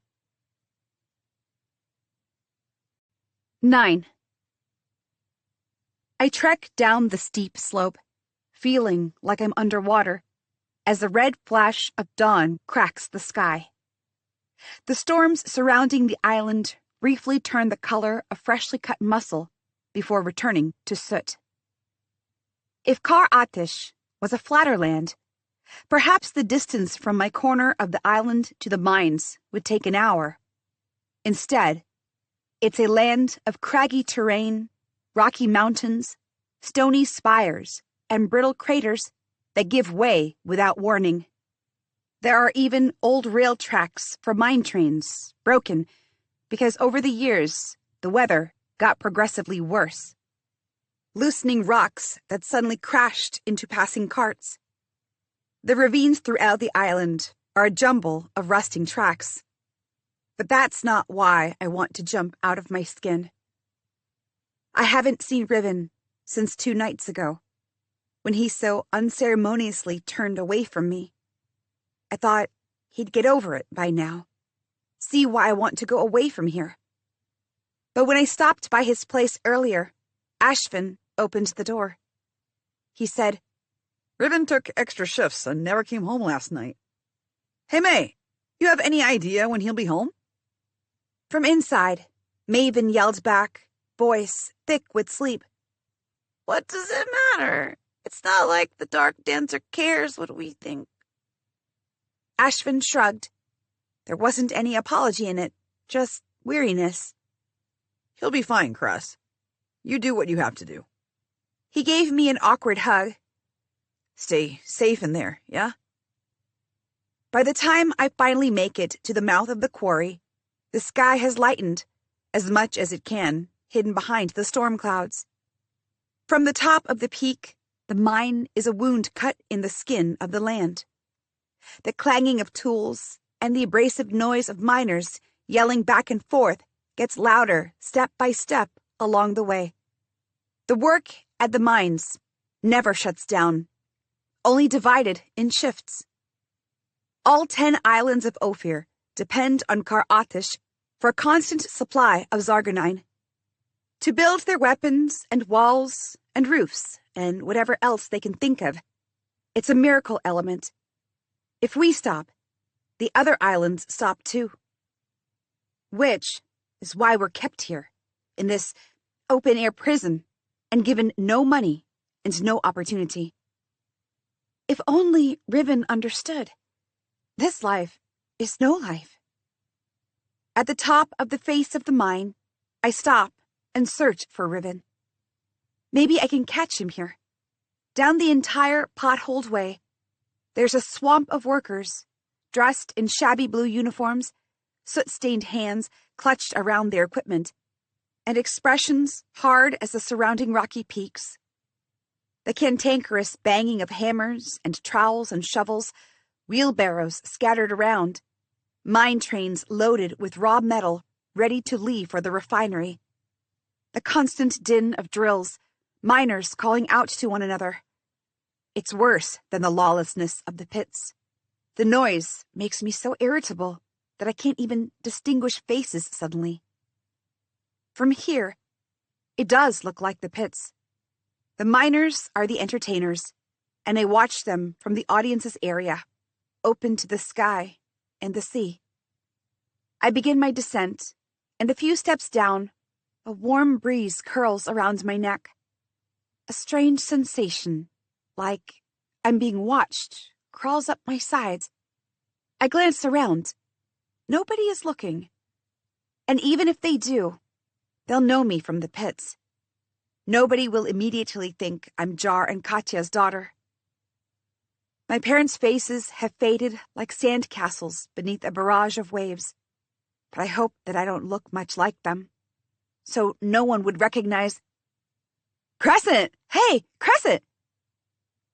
A hooded person is waving enthusiastically at me, one hand shielding their face so I can't see them. They stand relaxed, leaning on a dangerous-looking spiked polearm. I glance around, alarmed, but no one seems to care. I'm Ariadna. The rest of the party is waiting for you. At my expression, she adds, It's not hard to see you're not a minor, so who else would be here this early? I look down at the padded blacks and armor that Badger has lent me, the 4 daggers along my belt, the blood-red scarf obscuring my neck and mouth, and the backpack I carry securely. Ariadna, on the other hand, is dressed in dark brown camouflage gear. It makes her blue-green eyes stand out alongside her pale hair. She smiles, and it lights up her face with an almost intolerable beauty. I grip a dagger at my belt. We head down the rest of the way. Ariadna keeps talking. I only said yes when we were told the Dark Dancer was coming as our guard. We had 2 already, but I've seen you fight. It's like watching a demon fight, and Wait, what other guards? I feel foolish as soon as the words leave my mouth. Of course I wouldn't be the only one. There, Ariadna says, pointing. My face falls. Like stone statues, Yara and Ansh stand shoulder to shoulder at the entrance leading into the various mine inclines and shafts. Did it have to be them? A sudden sense of foreboding fills the back of my throat, and I collect myself before I lose my footing. Yara and Ansh are just one more obstacle on the path to my freedom. I'll deal with them if I have to. They don't look particularly happy seeing me either. At least that's a relief. Badger must be laughing in his office. If my test was the Circe, what was theirs? I wouldn't be surprised if it was their successful attack on me. Maybe that's why they acted after all these years.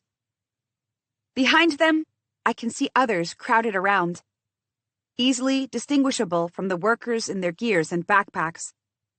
A gruff-looking giant of a man with dark blonde hair tied in a thick braid stares at me with narrowed eyes. Unlike the pallor on most landers, he has burnished skin, as if he spends time in the sun. He doesn't need to introduce himself for me to know who he is. Bairn, the collector's man leading the mission. He seems the type who would string the twins upside down if they caused any menace. You took your time. We've been waiting. Before I can apologize, one of the miners accompanying us speaks in a no-nonsense voice. It's been 5 minutes. She's dressed in a mine suit and protective padding like the others, and she holds a polearm like it's an extension of her body. A ring on a chain around her neck glints softly. Bairn throws her a severe look. 5 minutes could mean the death of this entire company. None of us are dying, Bairn, unless you believe the Shade Folk will come for us. Ariadna laughs shortly. She squeezes past Yara and picks up her backpack. And just as she does, a small rodent flies past us, leaping at her. Ariadna screeches, and Yara grabs the creature off her and flings it away. A sharp cut at the back of Ariadna's hand glistens brilliant red. She swears and wipes it off on the wall. You'll see what the mines have to teach you, Bairn says. Ariadna ignores him. Now, I know you're all miners, but even so, I expect some sense from every single one of you. His gaze lingers between me and Ansh and Yara, as if he can see that we're trouble. He should take it up with the collector and Badger. But I keep my mouth shut. They will keep us protected from any creature we encounter. They fight in the underground arena and are used to beasts. We can expect the same steadfastness from them, is what I've been told. He adds, as if he wants to wash his hands of us if we don't live up to our names. Are you sure you're up for it, Dark Dancer? Ansh asks, hard gaze pinned at me. Can you keep people safe instead of... What are you accusing me of? The collector might want to hear about it. Ansh's lips curl, but he doesn't do anything inadvisable. Bayern watches us with a frown, but then goes back to the others. He points at the woman with the ring by her neck and a girl, probably a little younger than me. Raksha will take care of expanding the maps as we go, along with Cyril. Thane, he continues with a tip of the head toward the minor man, will be second in command after me, should anything happen. And Ariadna will assist us in whatever we need. I command the company, and what I say is final in every way. Is that understood? If it is not, tell me now and save us from a last-minute bad decision that will risk our lives. When no one speaks up, as if anyone would with a giant lander looming over us like he wants to bury us, he turns and picks up a glaive, adjusts his grip on it. Take a good look at the sky. You won't be seeing any for a while. We are going to be down there for days, if not weeks. For a strange, thick moment, I stare at the mine's entrance. The rough, jagged edges, as if a giant monster had clawed at the ground. I'm supposed to leave this place, but here I am, going even deeper into the land. Into the dark, where the worst of my nightmares dance wickedly. I want to run back, to Riven. But I breathe. If I can live through starvation and the pits and this murderous island, I can also bear the dark. I will be as entombed as I have to be if I get to survive and one day get to see skies beyond the smoke and ash of this island. And I will bring these wretched people out safely, no matter the accusations Ansh and Yara want to lob at me. Then, with a deep breath, I step inside the darkness. 10. If the work had been stopped for just an hour or so, we could have made it out of the crowded areas of the mines by now. But the work never stops. The landers probably think it might cause an apocalypse if the workers were a little rested. So we traverse through the initial chambers slowly, move down the inclines at timed periods, so the wagon tracks are empty when we're on them. And bit by bit, the daylight recedes, even as the heat swells like the fiery breath of a monster, every inch reeking of smoke and decay. There are no lamps, not even starfish lights here. The air is too bad. When it gets dark, we'll switch on our headlamps, and when it gets cold, we'll light our torches. Even if they make the walls look putrid, the thought does nothing to ease the anxiety clawing at my throat. Bayern leads the company, with the two older miners, Thane and Raksha, timing us since they know the inner terrain. My job will come later, when we descend and the creatures come out. All in all, we make good time. Compared to the spires of rock and the constant knife-like wind above the ground, the path down here is mild. But it's impossible not to feel the dread pooling into my stomach. Is it Riven? Or the fear of being in these mines? The uncertainty, perhaps, is what's getting to me, of what we might encounter underground. It hasn't escaped my notice that, apart from the collector's proclamation that we're searching for someone who might still be alive, we don't know how we're going to look for them. Even if my only work is to keep these people safe, a semblance of a plan would be good. Maybe they just didn't share it with me. Ariadna, the girl with the strange colored eyes, makes things worse. She's awed by the fights, the same way that Collector Cirrus was taken in by the bloody entertainment. When you tackled the worm lizards, I couldn't believe it.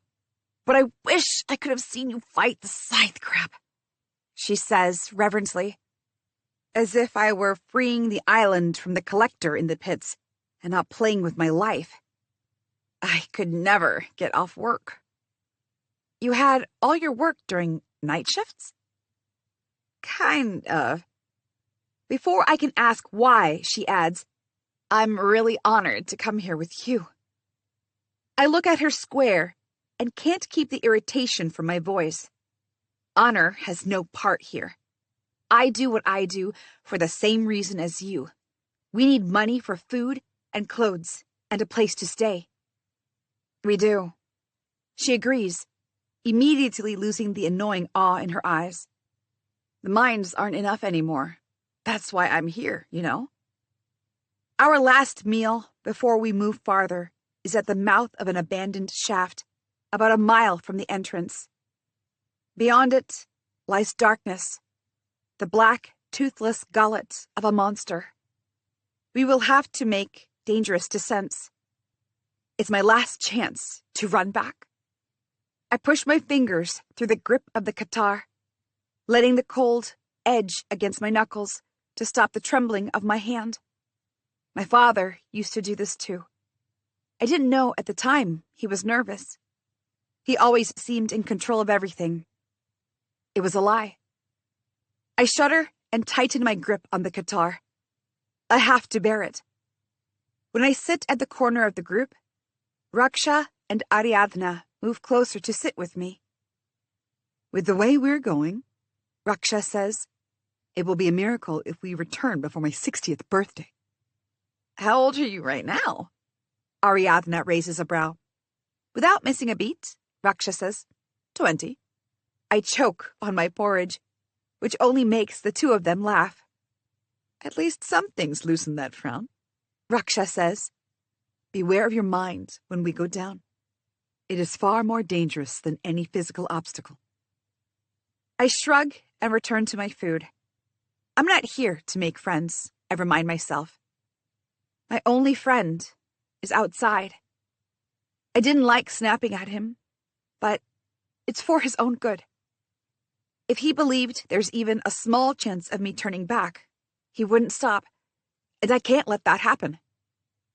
I clutch my spoon tighter, my resentment turning into real anger. My fingers hurt, and it only annoys me more. I force myself to keep eating, even though the porridge tastes bitterly of ash. I have to keep my strength and my mind if I'm going to descend into unknown tunnels with ocean knows what down there. Riven can stay mad as long as he stays safe and with his brothers. I glance toward the end of the group, where Yara and Ansh sit with the other two miners, Cyril and Thane. Makes sense. The two of them work days at the mines. They must know these people. Thane is probably my parents' age, with a seriousness about him. They didn't have many friends, and he doesn't seem familiar. He has short waves of slick hair that is still brown, but a hard-lined face where soot has settled and made its home for years, and an authoritative grimness that only older miners have, just like Raksha. He carries a spiked pole and a gun strapped down his legs, but otherwise sits quietly, observing the others.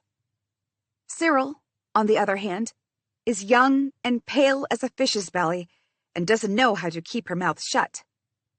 We already know so much about the sea, but not anything about the ground we walk on, she says. Unless we know, how can we learn more about our world? Yara and Ansh exchange glances. Besides, Cyril continues, waving a book about, the more we learn about the underground, the better we can negotiate our rights at the mines. What's there to learn about? I call out, unable to stand her idiocy. The underground's dead. So why are you here? Ansh smirks.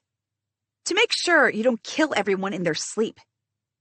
Killing people is in your blood, not ours.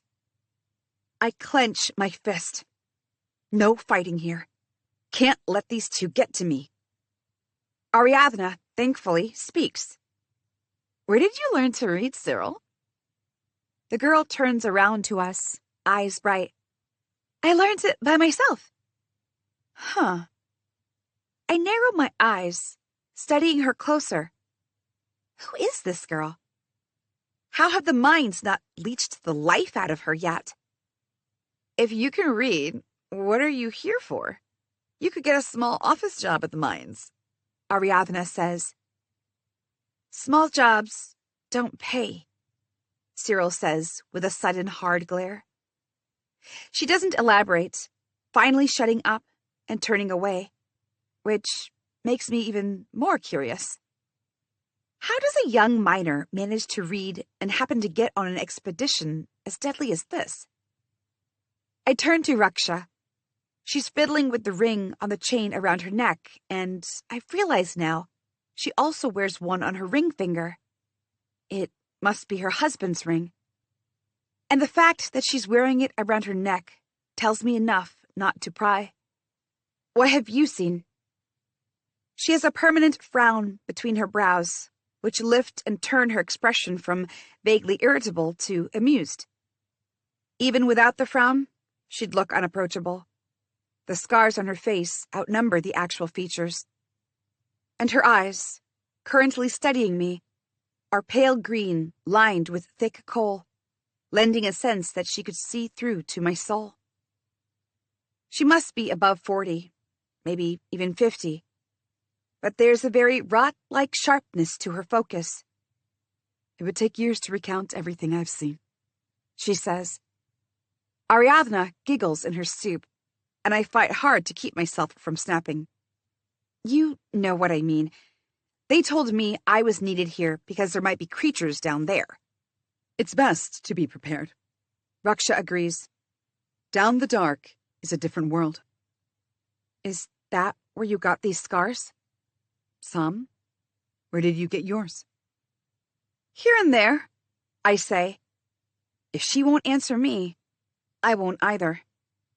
Over her shoulder, Yara has turned away toward the tunnel, but Ansh is still watching me with a hunter's precision.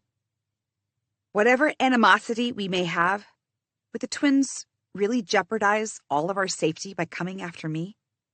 How can they hope to get away with it?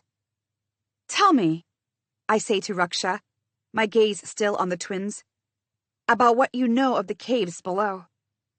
The usual, she says. Monsters and madness. That pulls my attention back. You've seen these monsters? I've heard stories. Stories from whom? No one has ever come back from the expeditions. You spend time in the mines, and you'll come across one or two strangers who seem to be emerging from the dark. She glances toward Thane and Cyril. I blink as I struggle to understand what Raksha is saying. Those two have talked to someone who returned? But no one has ever returned. Not in the way that matters.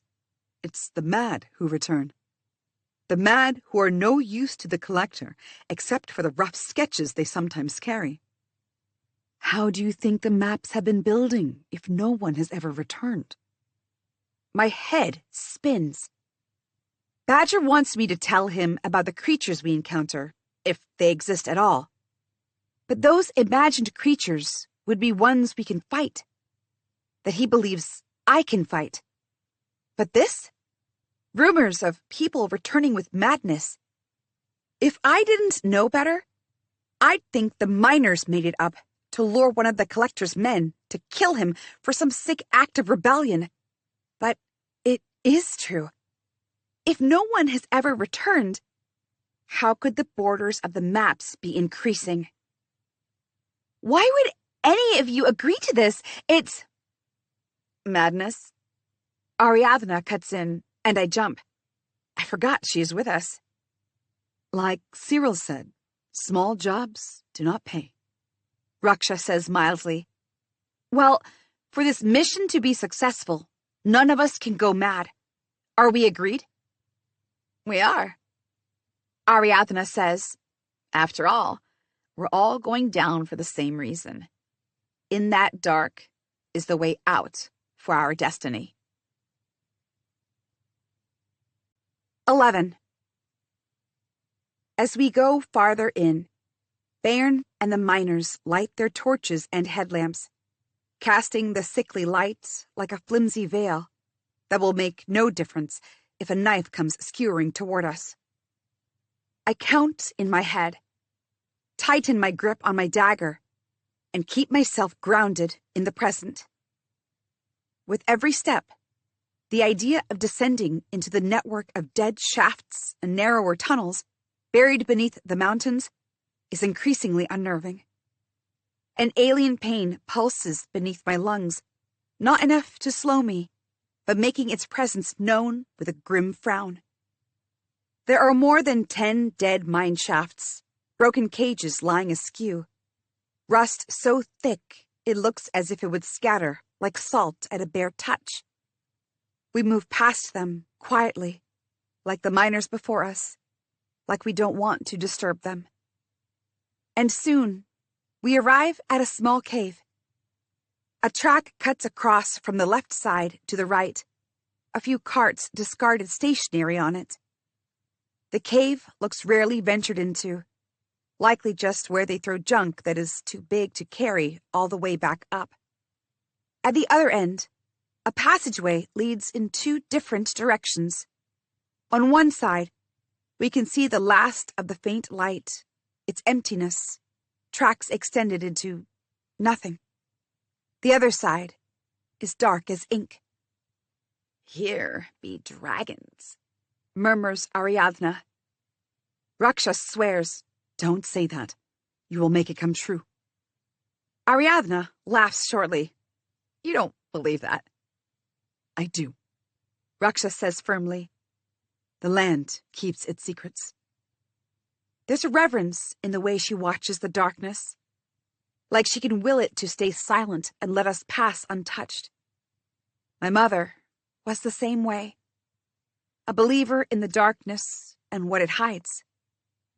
She told me stories about the Nog dragon, but in her stories, instead of guarding treasure in the ocean, it could breathe fire and it stayed hidden in the fiery depths of Kar Atish. A shudder racks me at the remembrance. Bayern gives Raksha a sideways glance, then says to me, From here on, you lead. I nod and tighten my gloves to hold up the torch. It would have made for easier movement if I had a lamp, but my head already pounds with the fear of darkness. I don't want to add the weight. And you, boy, he adds to Ansh. You will be at the back end. Your sister will split time between you and Dune to help maintain the line. Ugh, I say automatically. Everyone turns to stare. Yara and Ansh, knowing I just made myself look unreasonable, give me identical smirks. Is there a problem? Bayern growls.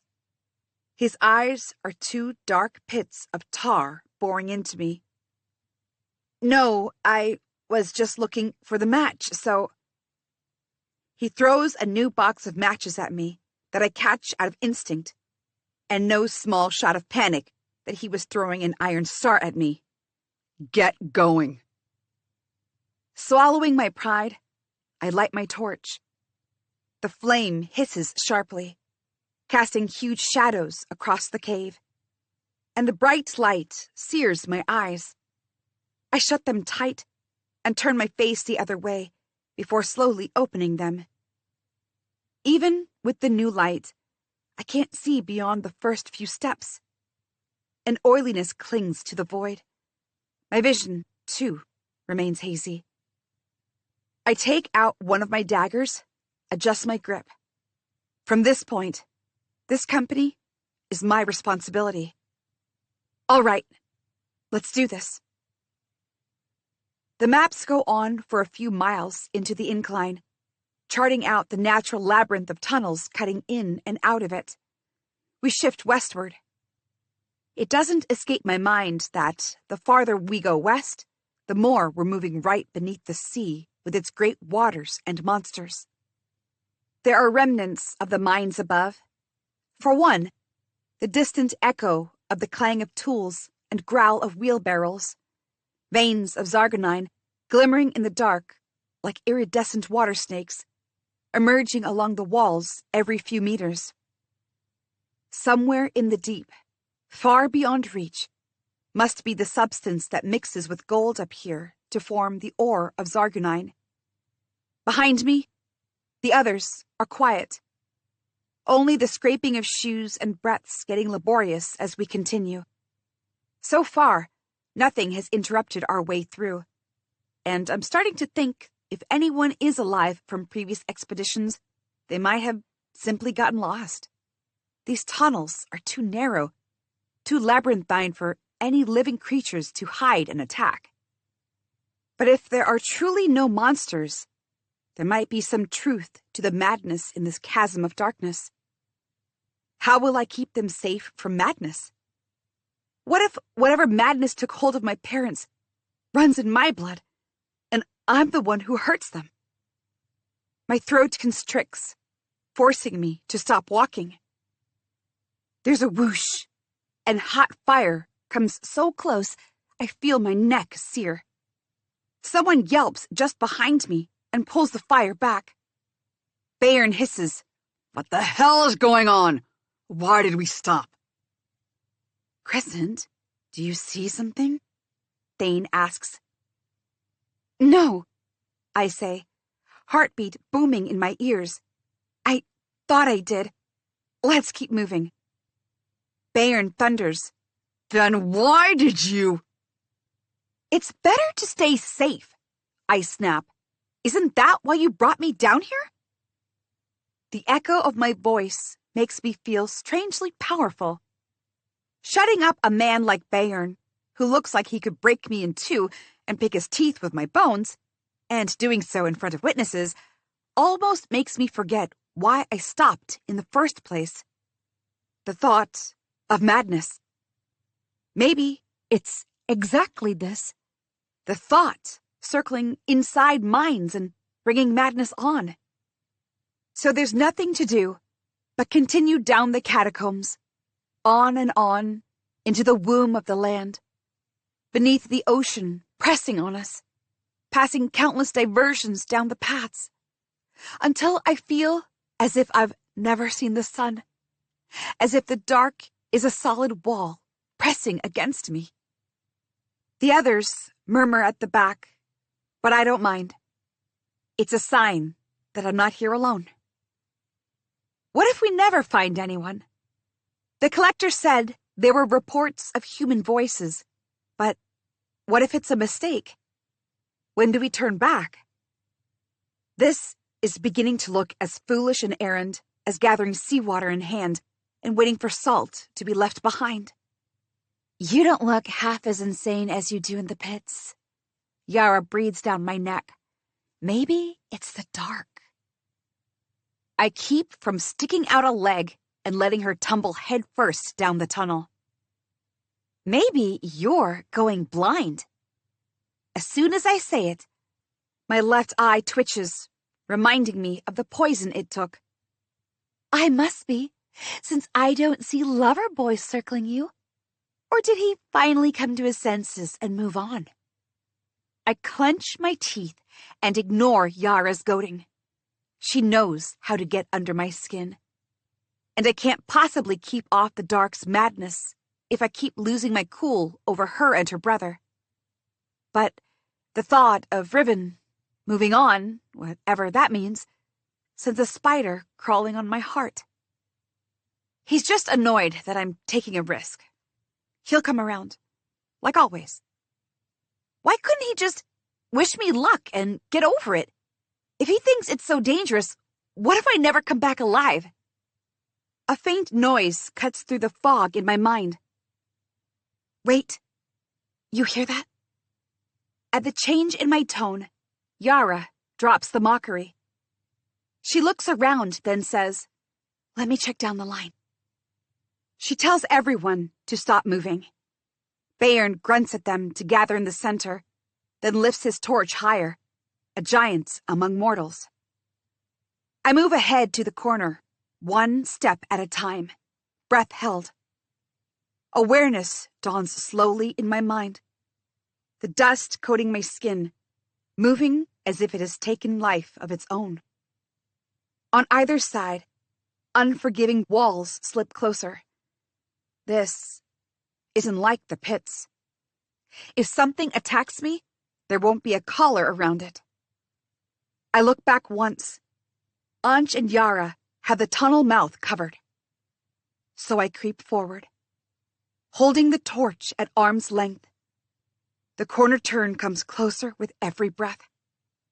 The tunnel opens up in a hall. The torch's flame lights up the circular roof, plunging the dark walls in shadows that seem to warp any perspective. This room shouldn't be here. The maps show a network of caves and tunnels, labyrinths crossing into one another, but not halls this big. Wait here. I call to the others and move in. A high chirping to my right. I swing the torch in the air, throwing violent shadows about. Even after years of fighting and seeing creatures out of nightmares, this new sight stops me in my tracks.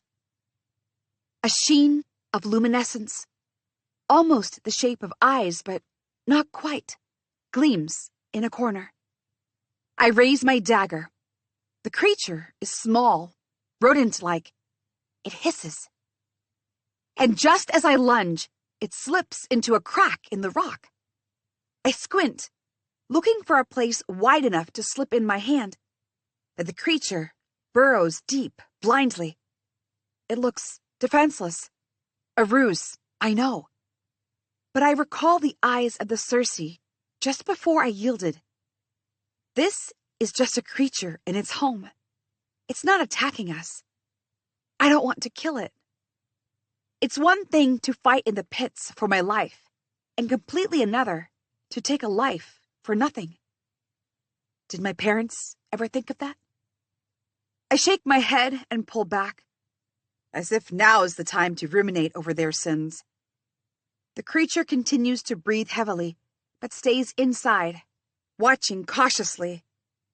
Maybe I don't have to kill it. Just hurry and get out of here. I sweep the fire around the hall and, finding nothing else, call the others in. One after the other, they tiptoe inside, except Bayern, who can't not make noise when he moves. Yara and Anj arrive at the end. Their identical, thin, pointed faces look grim. Anj, whose main differing feature from his sister is the permanent smirk on his face, looks around, skeptical. He keeps his hand extended to prevent Yara from entering the hall until he's sure of safety.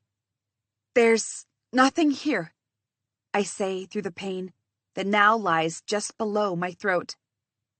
And before either of the twins object, I add, this hall shouldn't be here either, according to the map. Cyril steps up, her book tucked under her arm. Those maps won't help us. They were rudimentary, and no one has double-checked them. There could be danger at every turn. If there's danger, she will deal with it. Bayern points at me. I wish I had your confidence, Cyril says. Bayern takes a threatening step toward her, and she moves back, making herself smaller. My fingers slip into my guitar, but Bayern only says, Do you want to go back? Cyril shakes her head. Good. We move west. That's it. Cyril looks at me helplessly. What does she want from me? I can't do anything to undermine Bayern. None of us can. Thane steps up next to Cyril. He says calmly, If we're going to plunge in the dark, we're going to do it with all our hearts or not at all.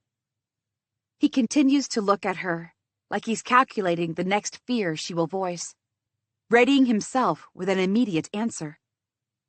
Miraculously, she only nods and adjusts the straps of her backpack. Good. And we have our compass, I say, copying Bayern's forceful tone. So if something goes wrong, we can just trace our steps back. Making enemies with Bayern is the last thing I want. Who knows what will happen once the collector's people are found? They could go back on their word. So no, I will not take a miner's side, just as I know none of them would resist from calling me kin-killer if they knew. I will only do what Bayern wants.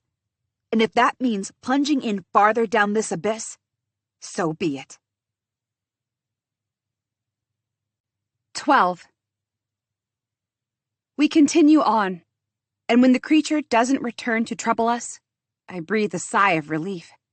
Badger wouldn't want that kind of animal anyway.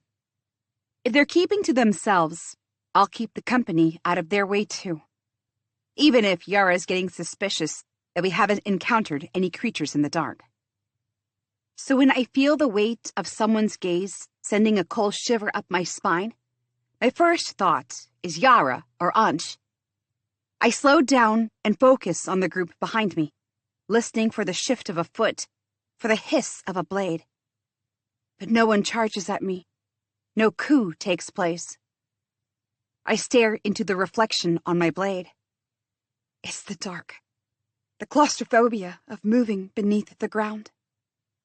I keep walking, ignoring the strange feeling at the center of my chest that is pressing harder than the physical pain ever since I descended into this darkness.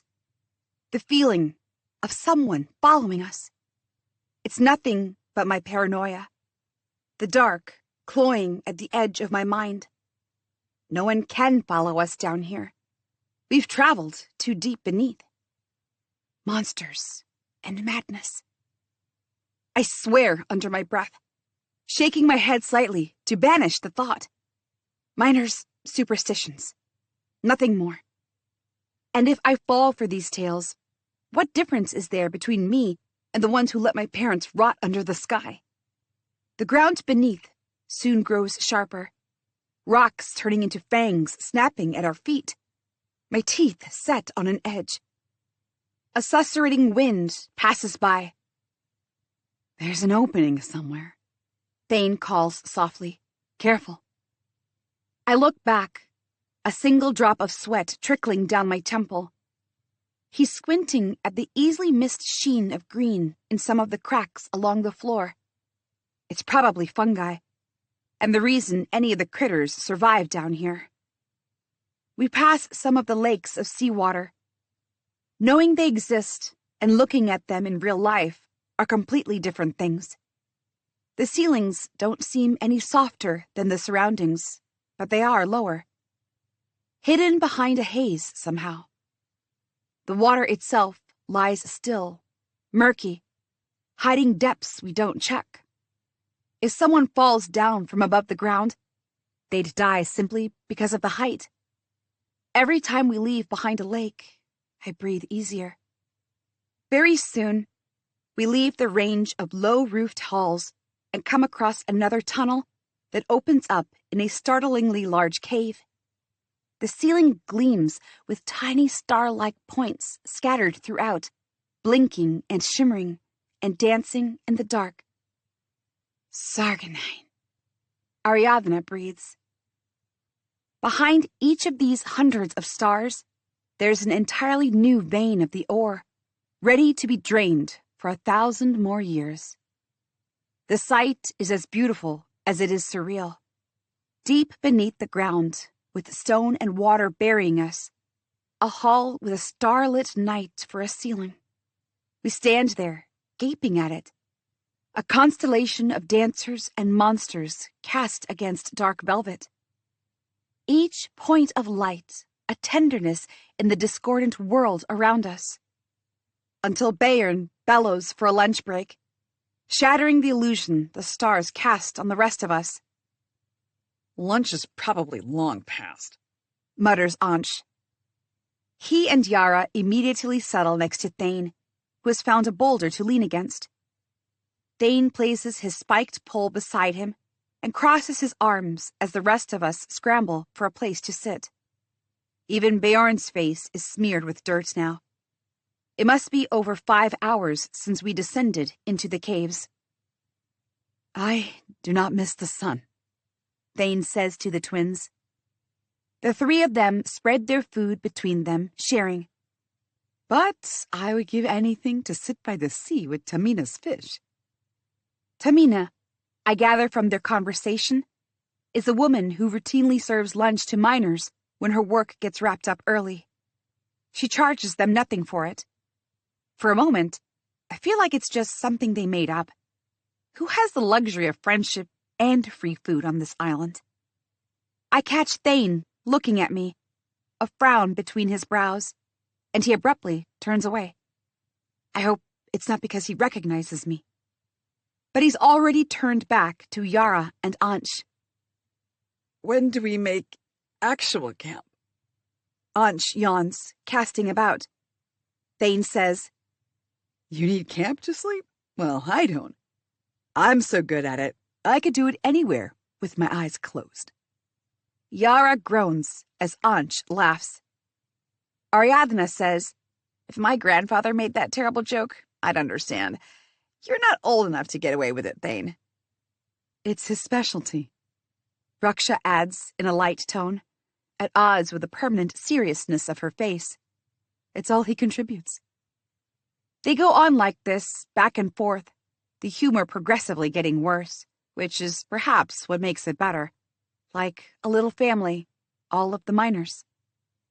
I'm from a miner family. I deserve this companionship too, not to be made a pariah on the island where I was born. What if I were to start screaming, show them the insanity of what's been done to me by my parents and the world, that I keep at bay out of sheer will, while they all moved on, bundled their feelings into anger and disgust toward a child who did nothing to them but exist? I'm almost about to open my mouth, but for all I know, someone other than Ansh and Yara might also be victims of my parents' actions.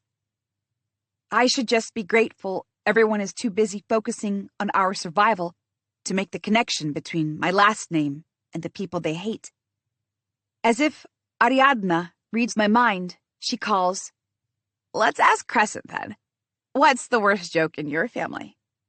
Her face is flush, eyes bright, as she probably thinks she's being nice in including me in the conversation, but my heart sinks. No family. I choke the words out. My mind, however, drifts to Riven and his brothers, of the many nights I spent with them, of the way I leave my things, weapons and clothes, at their place, of the way they always make space for me, even though they fit together neatly, perfectly, and have no need to fit me in. Really? Ansh says without missing a beat. What happened? Let's keep some of the conversation for later. Raksha cuts in, saving me. Who knows how long we have to be down here? Ansh locks eyes with me, smirks. You got saved this time, Dune.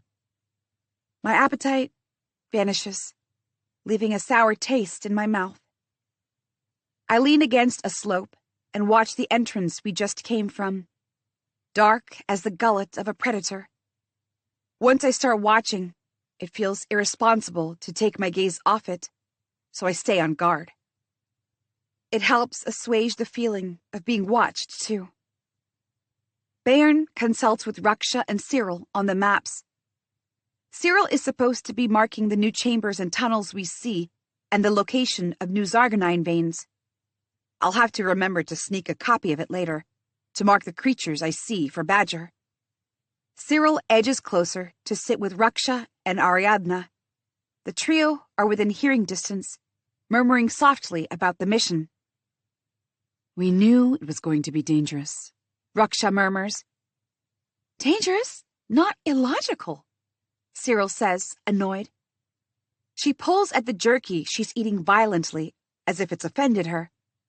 We're here to find people, build the maps farther if we can, not to jump into the ocean and kill ourselves.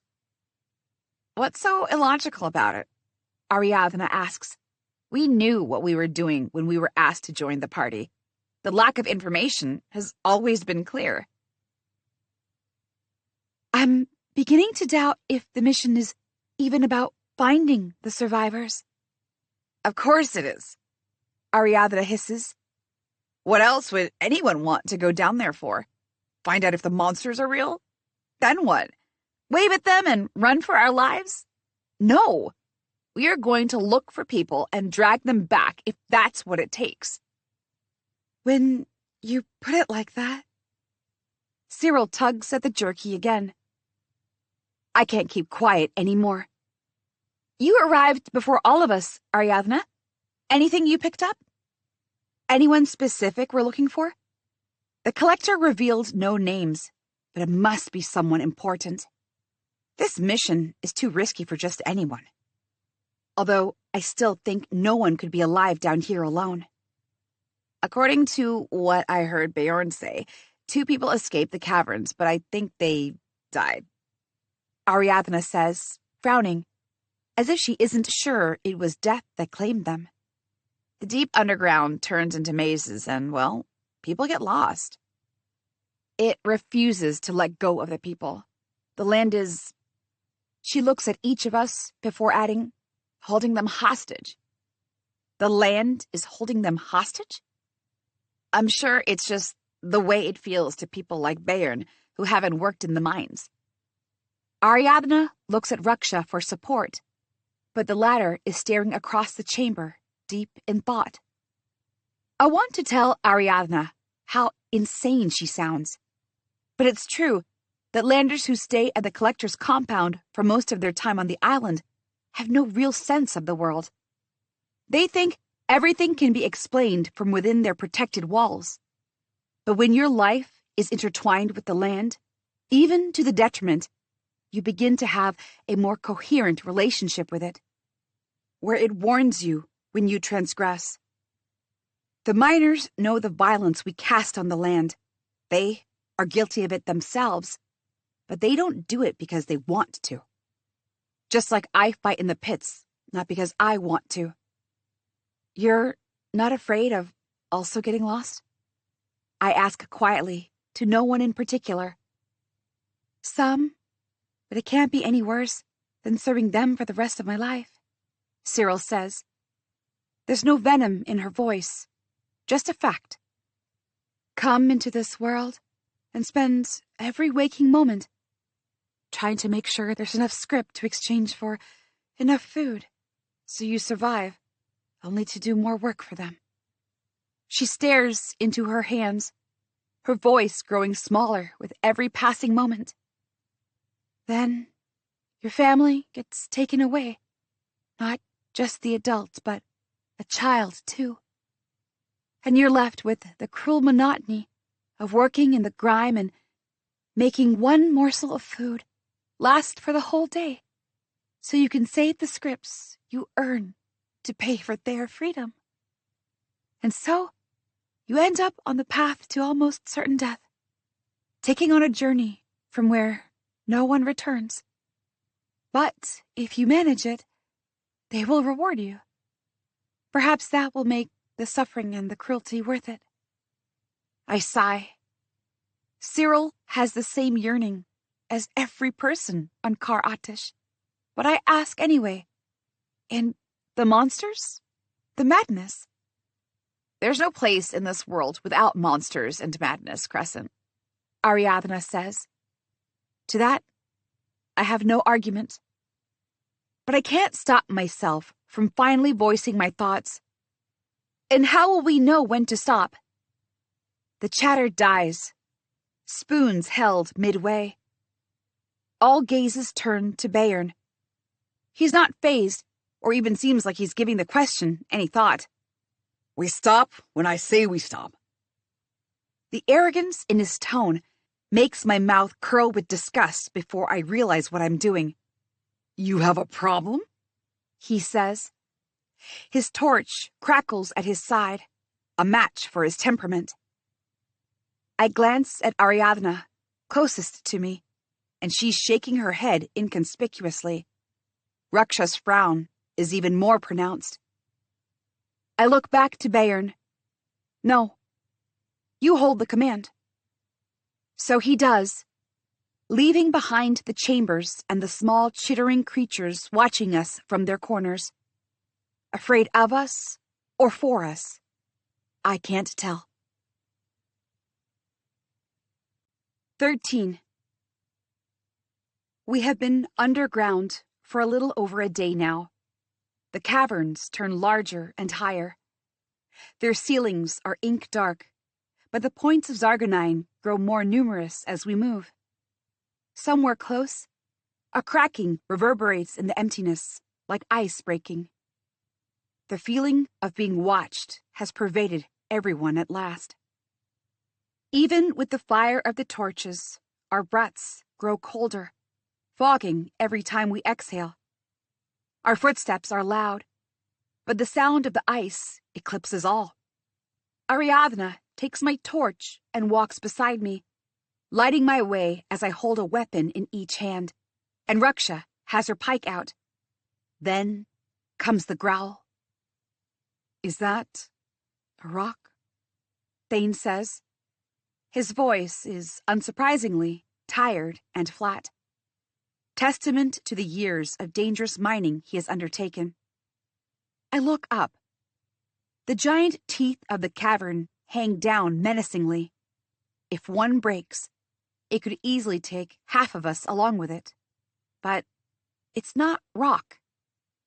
The sound came with life of its own. I reach for my torch, and Ariadna silently hands it back. She's on edge, too. I turn and slowly take a step toward the way we came. A tremor rocks the cavern, and Bayern thunders, "Gather to me, now!" A whip-lashing cracking sound explodes in the cavern, and then a battle cry.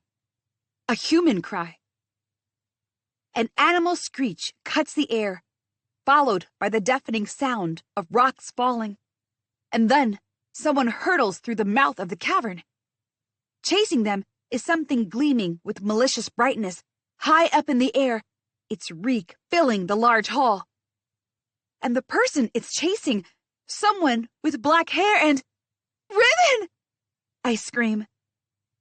The shock of it sends me into full tilt, and I crash to the ground, even as Yara and Ansh storm past me, their weapons drawn. A single tentacle cuts the air, cracking like thunder, and whips at Yara and Ansh. They lunge in opposite directions to avoid it.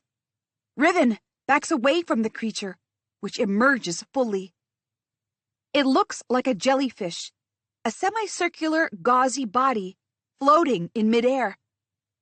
And I recognize the luminescence pulsing along its sides, the ones I mistook for eyes when it scuttled back in the niche. I left it alive because it wasn't hurting us. The elongated tentacle begins buzzing with red sparks again, rearing high, ready to strike. A second's heartbeat, and I throw a star straight at the creature. It dodges. Where are its eyes? It looks sightless, mindless, but its instincts are sharp as raptor fangs. It avoids the rocky outcroppings from the walls, expertly darting through the air with speed and purpose. A singularly baffling creature. I can't stop staring, trying to figure it out. Whatever Badger was expecting, it wasn't this. I pull out my daggers. Yara and Ansh are back up again, too. They're coordinating, dodging the creature, trying to tire it, get it to cross its tentacles, something. And as they do, I take a second to study the creature. Too high for any of us to really hurt it, and too fast. Yara ducks as the tentacle grabs for her, except it slides beyond her and goes for Ansh. The company behind screams. The jellyfish snatches Ansh, dangling him upside down. No! Yara screams. She races at it in a flash, forgetting any pit instincts, seeing only her brother. I run after her, and Riven tries to stop me. Get out of the way! I yell at him, my blood running hot in my veins. The sound catches the attention of the jellyfish, and it rises even higher. Ansh flails and tries to stab it, but one sharp jerk and its blade clangs to the ground. The luminescence around the jellyfish's body brightens to blinding proportions. I throw my arms up to shield my eyes. Aunt! Yara yells. Toon, help me! I don't know what to do. The creature is floating high up, and we can't reach it. The creature starts squeezing Anj, who bellows and claws at the tentacle. I need someone to distract it. Riven! I turn again. Thane! Come on up here. Thane jogs over with his spiked pole. Behind, Yara is still grappling with air, trying to throw blades while avoiding getting Anj. Keep its focus on the two of you, I tell Riven and Thane. Just as I turn, Riven grabs my hand. What are you going to do? What I do best. Shouting for her to get out of the way, I rush up to Yara. She momentarily loses focus and stares at me, open-mouthed. I flash past her and bang against the wall with speed. There's no time to feel the pain. The cavern's walls are craggy. I grab a jutting ledge and leap over the rocky slope. Riven and Thane grab broken rocks and swing at the creature, making noise and shouting, keeping the creature from focusing on anything else. Across from me, Yara begins climbing too. My hand slips, and I gasp, but reach again and climb. The creature is now shooting red stings, aiming at Riven and Thane, and my heart is beating very hard in my throat. A flare of light flashes in the corner of my vision. The next second, the side of the slope cuts off, crashing into a pile of rubble. I press against the sides as the debris continues falling. A sharp piece of rock cuts through my palm, and I gasp. At the sound, the jellyfish bobs uncertainly, rotating in its place. Taking advantage, Anj twists his body and makes a daring reach for the tentacle grabbing him. His hands claw at it. A wounded shriek rings along the walls, jarring through my bones. I shut my eyes tight to contain the strange sensation reverberating in my body. Get down! Riven yells. I turn around so fast that I almost lose my grip on the rocks. Riven shoves Thane out of the way and gets hit by one of the red stings. My scream doesn't leave my throat. He goes flying back and slams against the wall. My stomach drops. A violent denial tears itself from me. No! Thane bolts after him. I try to climb down, but my hand slips on a rock, and I realize that I have to take down this bizarre monstrosity, or there's no protecting Riven from something even worse. Yara reaches eye level with the creature. As I begin climbing again, she throws a dagger at it with a cry. The blade knocks into the spherical body, but bounces off harmlessly. The creature jerks up and down, startled. I reach Yara. All I need is one opportunity to strike. Anj catches the tentacle between his teeth, screaming, and the creature flashes back and forth viciously. In the blink of an eye, the creature severs the tentacle. It flies in the air, taking Anj with itself. Anj crashes against the far side of the cavern. He goes limp. Yara screams. The company rushes to Anj. In the ensuing commotion, with everyone distracted, the monster begins glinting red again, gathering steam beneath the translucent outer layer. If it unleashes those luminescent stings once more, they will strike at the group, all of them together. I look at Riven and Thane. They're still huddled beneath the wall. Yara is frantic about Anj, and the creature is moving toward her. I swear and hang back. Yara, careful! She whirls to me, then the creature, and tries to get out another blade, but she's trembling. Her hand keeps slipping. The jellyfish is vibrating now. This close, I can see the lethal-looking barbs around its body. Quickly, I switch my daggers for the longest one. With a roar, I abandon the caution of the pits, forcing myself to forget the distance to the ground, letting my body take over and do what it knows best. I grip the dagger in both hands and leap off the wall, rushing through the air toward the creature. The blade lodges itself deep in its flesh, and a spurt of blood engulfs my face, filling my mouth. I cough and hack and gasp. The creature shrieks, circling in the air madly, trying to throw me off. Blood makes my fingers slippery, and I grip the dagger tighter. I scream, the sickly blood still coating my mouth. The walls blur past me as the creature begins plummeting, still moving in circles.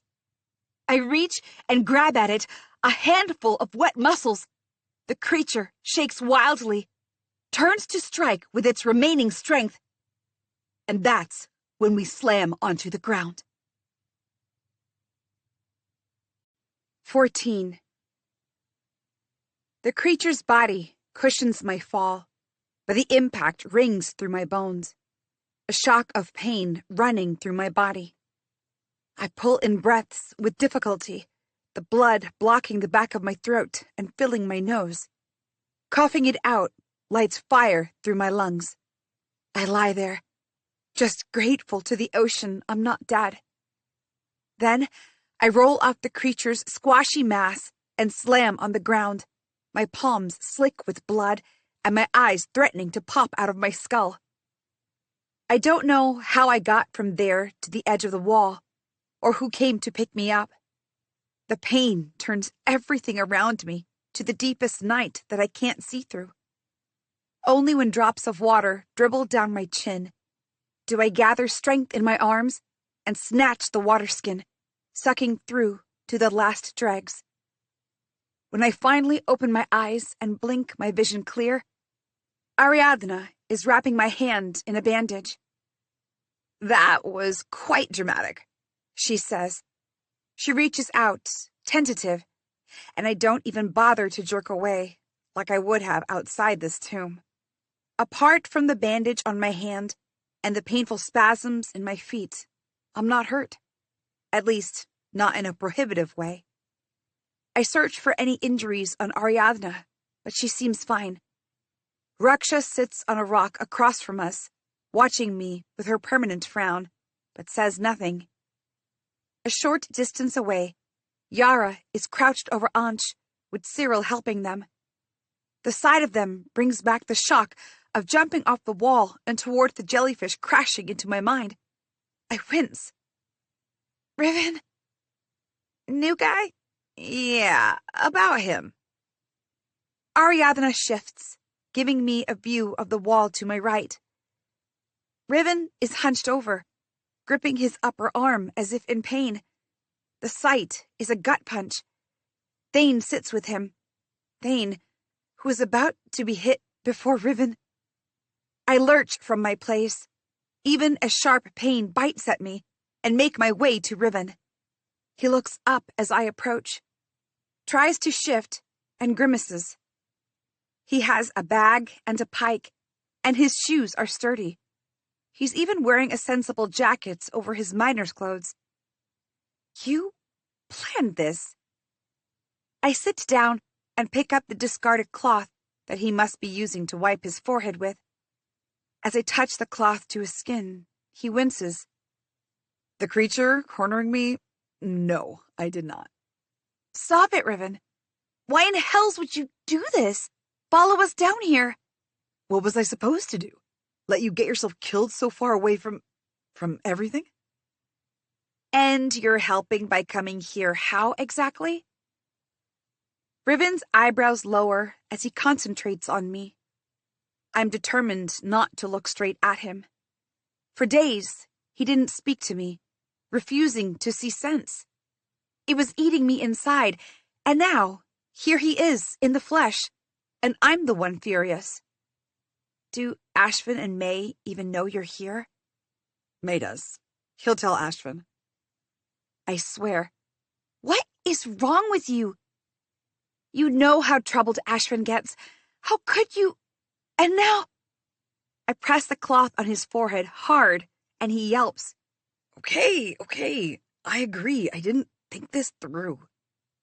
He grabs my hand and removes it from his forehead. The touch of his calloused fingers is so familiar, so precious. It takes everything in me not to burst out crying. But I couldn't just let you be here with all these... He looks around. Minors?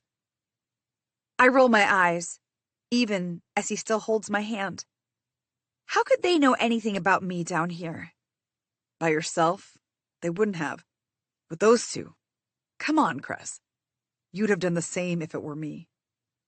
Of course I'd have done the same, but I'm not going to admit that. Riven tries to sit up, only to gasp. His grip on my hand tightens. What hurts? I say automatically.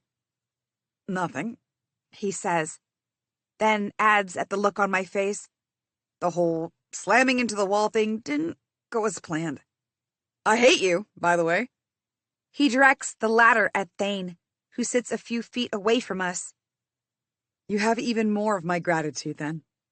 Thane gives no indication that he's taken Riven's words in the worst way possible, like they understand one another. Riven confirms my suspicion. I know Thane. He's too peaceful to be here. Is this some kind of hunting mission, and you're going to use him as bait? For the ocean's sake, no. Riven catches my eye finally, and just the look is enough. Despite how dire everything is, we start snickering like children. But then he quiets. I raise a brow, and he gestures over my shoulder, letting go of my hand. Bayern stands there, watching us. From this angle on the ground, he appears a giant ready to stomp a boot on me. One after another, Thane, Cyril, Ariadna, and Raksha join us too. They're expecting something. The realization of what happened and what might happen now finally dawns on me. It's his company. The collector made him leader. And here we are. An attack so soon. And someone who has no business being here. Who are you? He asks, jaw tight. Riven and I stand. I'm Riven, a minor. He gestures at the others. Like them. Whatever you think you're doing here, boy, you will not come with us. We can't leave him here alone, I shout. The muscle in Bayern's jaw twitches. For a heartbeat, I feel as if he's going to hit me. And what if he does? He could leave me and Riven here as punishment. He could do anything to us down here, and no one would stop him. Yara hurtles to us, coming to a stop an inch from Riven. She stabs a finger into his chest. You brought that creature to us. It's your fault my brother is hurt. I stop myself from correcting her. It's my fault that the creature came after us. If I killed it like I was supposed to, Ansh wouldn't be hurt. He's sitting half up, a bandage around his head, a hand in a sling. I can't see him properly from this distance, but his hatred doesn't need light to cut through to me. He gets up, groaning with effort, and limps his way to us. If he hadn't shoved Thane aside, one of our company would be dead. I know, of course, how flimsy this logic is, but I won't leave Riven alone here in this labyrinth of death. Bayern's lip curls. He wouldn't have needed to if you'd done your job right. You have come here on the collector's discretion. Down here, I run things. One more person to help can't hurt, Ariadna says timidly. Bayern shuts her up with one look. He has nothing at stake here. If he slips, we would all be at risk. So actually, it will hurt. Riven glances at me as he says, I have more at stake right now than anyone present. Blood rushes to my cheeks. I scramble to draw attention away from what he's just said. If you won't let him come, then I will stay with him and go back.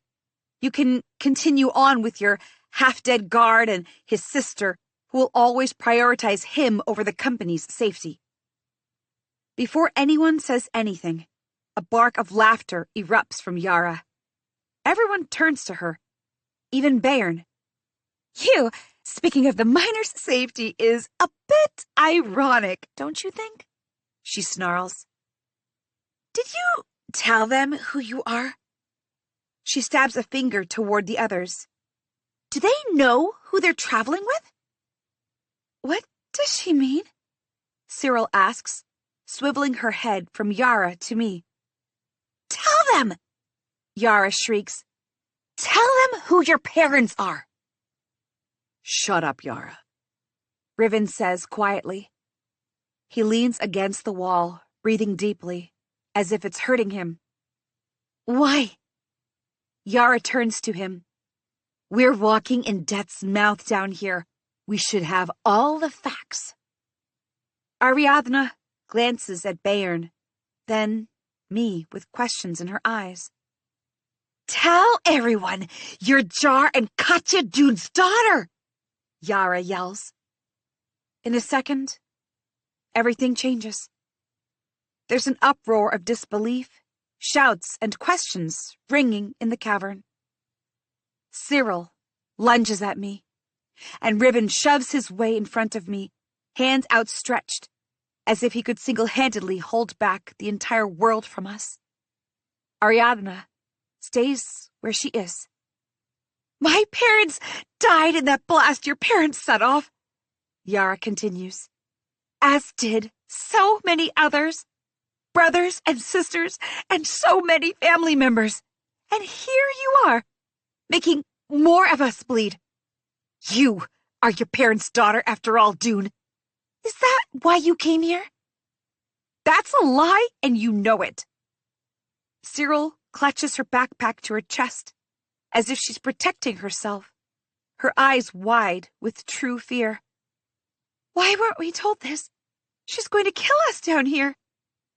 I didn't realize I still had the capacity to feel hurt when people see me like a monster, as if I'm not risking my life to protect them.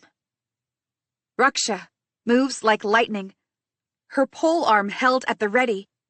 She says harshly, A child does not pay for the crimes of their parents. I don't. Thane starts, but is cut off by Ansh. Rakshama, Ansh says, this is the kin killers we're talking about. Not even the shadow of their blood is welcome in the mines. You, of all people, must see reason. I see reason. Miraculously, Raksha glares at him. Her free hand closes around the ring on the chain around her neck. Your petty, minor, dung business. Bayern cuts in, his voice dangerously soft and impeccably loud at the same time. Is your business. But this mission will not be jeopardized, or none of you will see the light of the day. Do you understand that? He directs the ladder toward Ariadna, who seems to be the only one standing in no man's land. Bayern hasn't spoken much during the journey down here, but I realize now he never needed to. The darkness that has descended on his face makes me see that this man could crush my skull with his bare hands if he wanted to. The collector sent him alone to lead so many of us. It must mean something. Raksha's defense, even if it's probably only because she needs me to keep the company safe, builds my courage, and I say, we can deal with this, with me, when we return. But we have to return alive for that. And once I return to the land above, nothing will keep me on this island anyway. I will live beneath the better skies of Chandrabad. by myself, away from my parents' names and their deeds. I will not be called to court for their crimes. So, our safety rests in the hands of a person whose parents basically went insane and committed mass murder for no good reason? Cyril says, dismayed. I may not be the monster they think I am, but I can glare like one. Basically, yeah. Thane is the one who relents first. Then, much to Yara's annoyance, the others follow. Anj places a hand on her shoulder, clearly holding her back from opening her mouth again and getting decked by Bayern. Both of them turn to give me a death stare. The expressions on their faces, grayed by exertion, are predatory. I won't be dropping my guard for the rest of this journey, any more than I would have on the island above. Raksha lifts up her polearm, signaling the start of the truce. And just then, a cry escapes Riven. He crumples to the ground. Riven! I reach for him.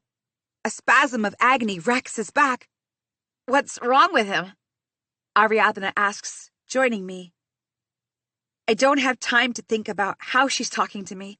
As Riven presses a hand to his chest, I open the zip of his jacket, then unbutton the top of his shirt. His chest is bleached white, and in the middle of his collarbones is an angry wound with luminescent red threads pointing toward his heart. 15. I haven't puked all over myself, Riven says. I look into his eyes that are lighter than they should be before going back to the mass of red on his chest. The sting hit him square. Riven claims he felt nothing but warmth, nothing to suggest he'd been physically hurt, but the wound sticks to him like death. The caves are cold, burning my lungs, making my hands shake. I can't believe I didn't notice it before. What will I say to Ashvin and Maven if something happens to Riven? He's here because of me.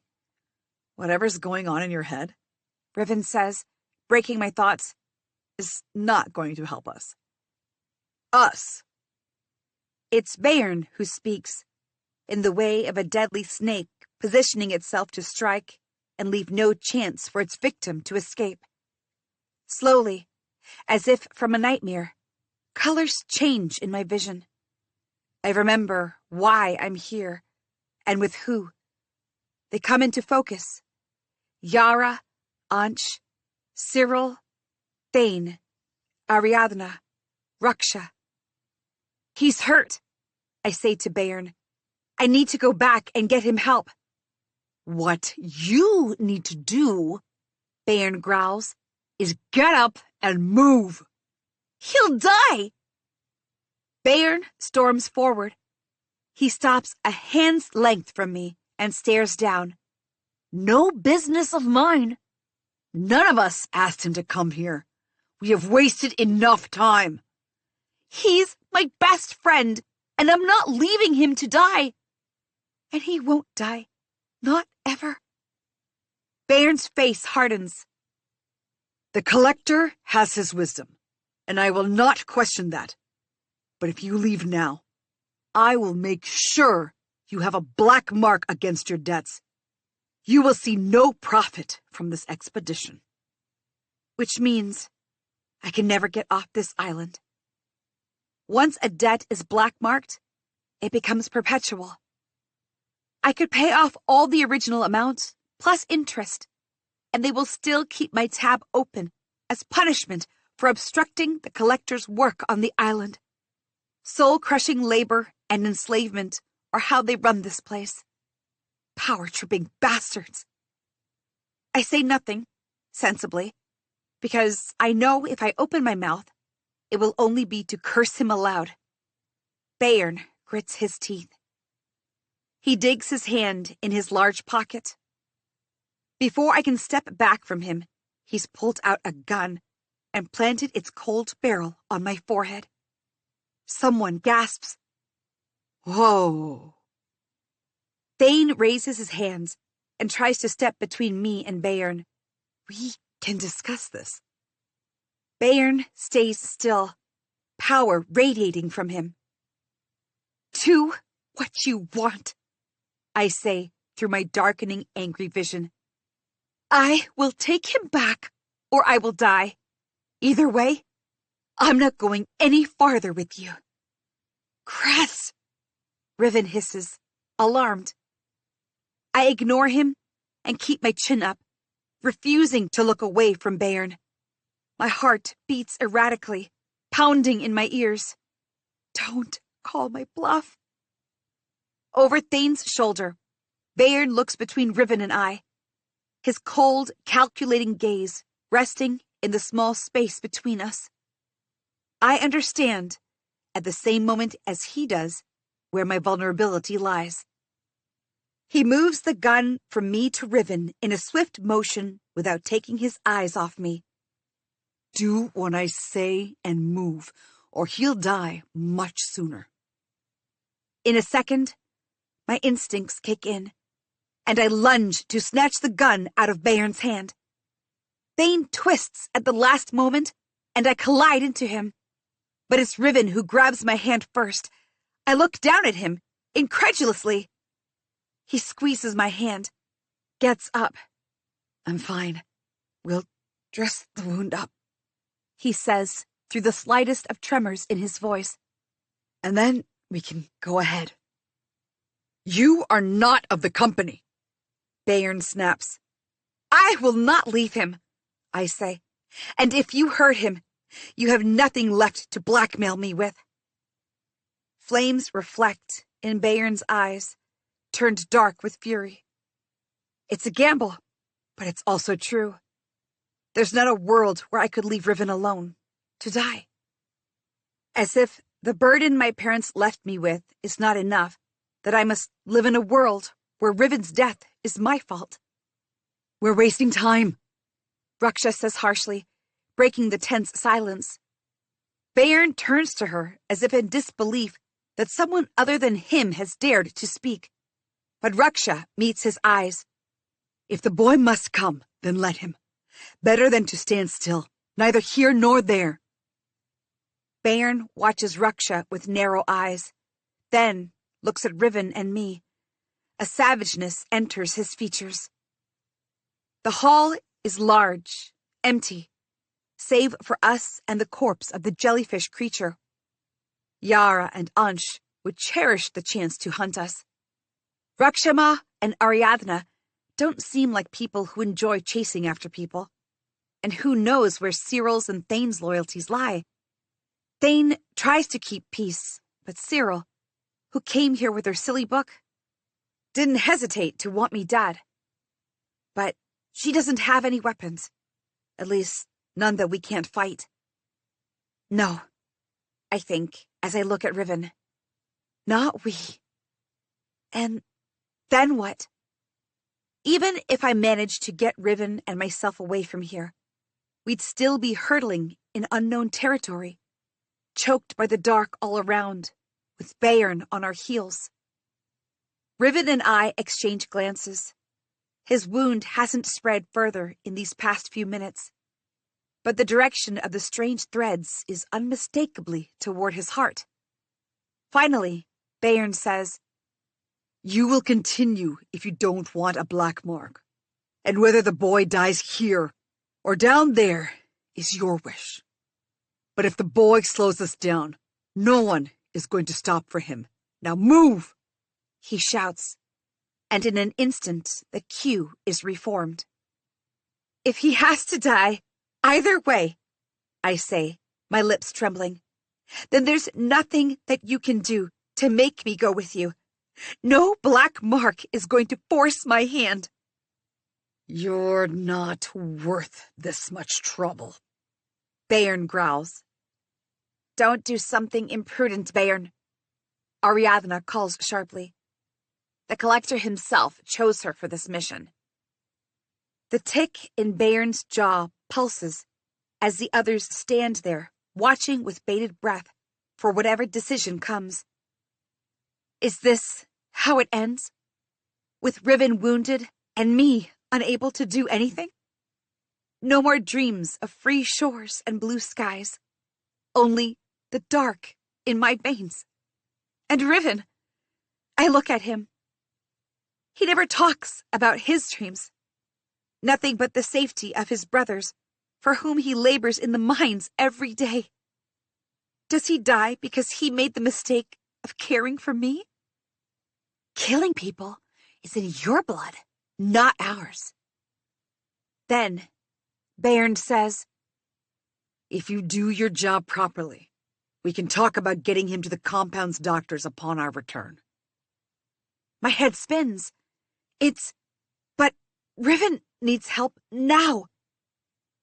Before I can argue any further, Raksha steps in front of me. She drags me to a corner, away from everyone else. The man is right, and you know that. So what do we do? I whisper angrily. Nothing? We don't know what that creature is or what this wound means. You won't be able to get help at the compound without Bayern's endorsement. What if it's poisonous? It has to be treated on time to be contained. We don't know that, Crescent, she says patiently, her lips curling. It's a risk, yes. A risk we have to take, or Riven dies anyway. So, it hasn't affected him immediately. She looks at Riven. So, maybe it's not a venom. Look, you can waste time trying to go back up in the dark without the help of maps or compasses or even light. Or, come with us and wrap up this journey as fast as we can so actual doctors might look at him. What kind of cruel option is this? I ask, tears stinging my eyes. The only kind we have under them, Raksha says with resignation. We continue for several hours, going deeper and deeper down the caves. Fortunately, the decline steepens on its own, and we don't come across any descents where we need to rappel. Riven couldn't take it if we did. I keep at the head of the company. This time, I make no mistake. Any creature that crosses our path dies. But not many do. And the ones that I'm forced to kill are only small ones. We move past stranger and stranger surroundings. The chambers get bigger. Paths start forking in more directions, filled with stone pillars that seem unnatural. Once or twice, I feel eyes on me from the dark. But when I check, it's nothing. Nothing except the persistent pain that now hammers between my shoulder blades. I've never felt anything like it before. Not restricting, only constant. As if something has gotten locked beneath my skin, trying to find a way out. Bayern keeps up to the west, leading us past many chambers. It's curious how he can be so sure of the direction with a compass and an unconvincing map when so many others have gotten lost. Yara stays at the back with Ansh. I can feel their hateful gazes on me, even up here. Almost as if they'd let another creature attack us just to get back at me, even if it hurts them again in the process. At every turn, I sneak a look back at Riven. He's managing, but not without difficulty. I still keep up the speed. The sooner we can scour the caves, the sooner we can get out. He catches me looking, and he stumbles. But Ariadna reaches out and helps him. After what has to be hours, Bayern calls for a break. Finally, Cyril murmurs, shooting the leader a dark glare. We sit in the faint light off the nearby seawater lakes. Despite the central fire, the cold stings. The cave around us bends toward the center, lower than the others, and smaller, too. It's safe, but water trickles down its far wall, frozen in places. The burning eye of the sun feels like a distant memory. Even its wrath would be welcome in this cold. I scour the perimeter as the others set up camp. When I return to the group, I find Riven helping them instead of resting. He's taken off his jackets. The pale shirt clings to the strained muscles on his back. Then he turns, and the wound's void gapes at me. I shake my head. You shouldn't be doing this, I say. And fixate on this? He looks down. Like you? But then he sees my face and laces his fingers through mine, squeezing them. Sit and eat something.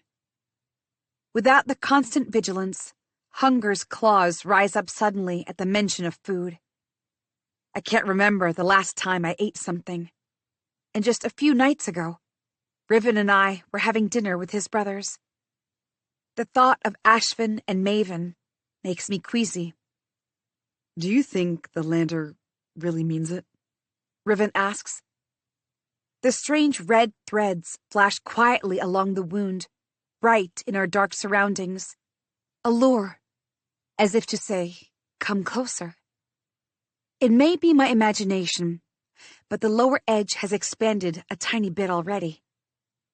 Yes, he does, I say fiercely. Or I don't know what I'll do. I'm not going to be the one to tell Ashvin and Maven that their brother, for the ocean's sake, Riven. This was such a foolish thing to do. Riven laughs shortly, a hollow sound. Whatever Rakshama told you, trust in that. She knows what she's saying. He knows as well what it would mean for Ashvin and Maven if something happens to him. May, especially, never got over watching their mother die the slow, painful death. It's why he's always so mean about everything, a front to protect himself. But I don't push it. Raksha does seem well-respected among the miners. If she says it's not a venom, even if it sounds like wishful thinking, maybe it's true. Even Yara and Ansh don't argue with her. I glance across the cave and catch Yara staring. Kin killer, she mouths.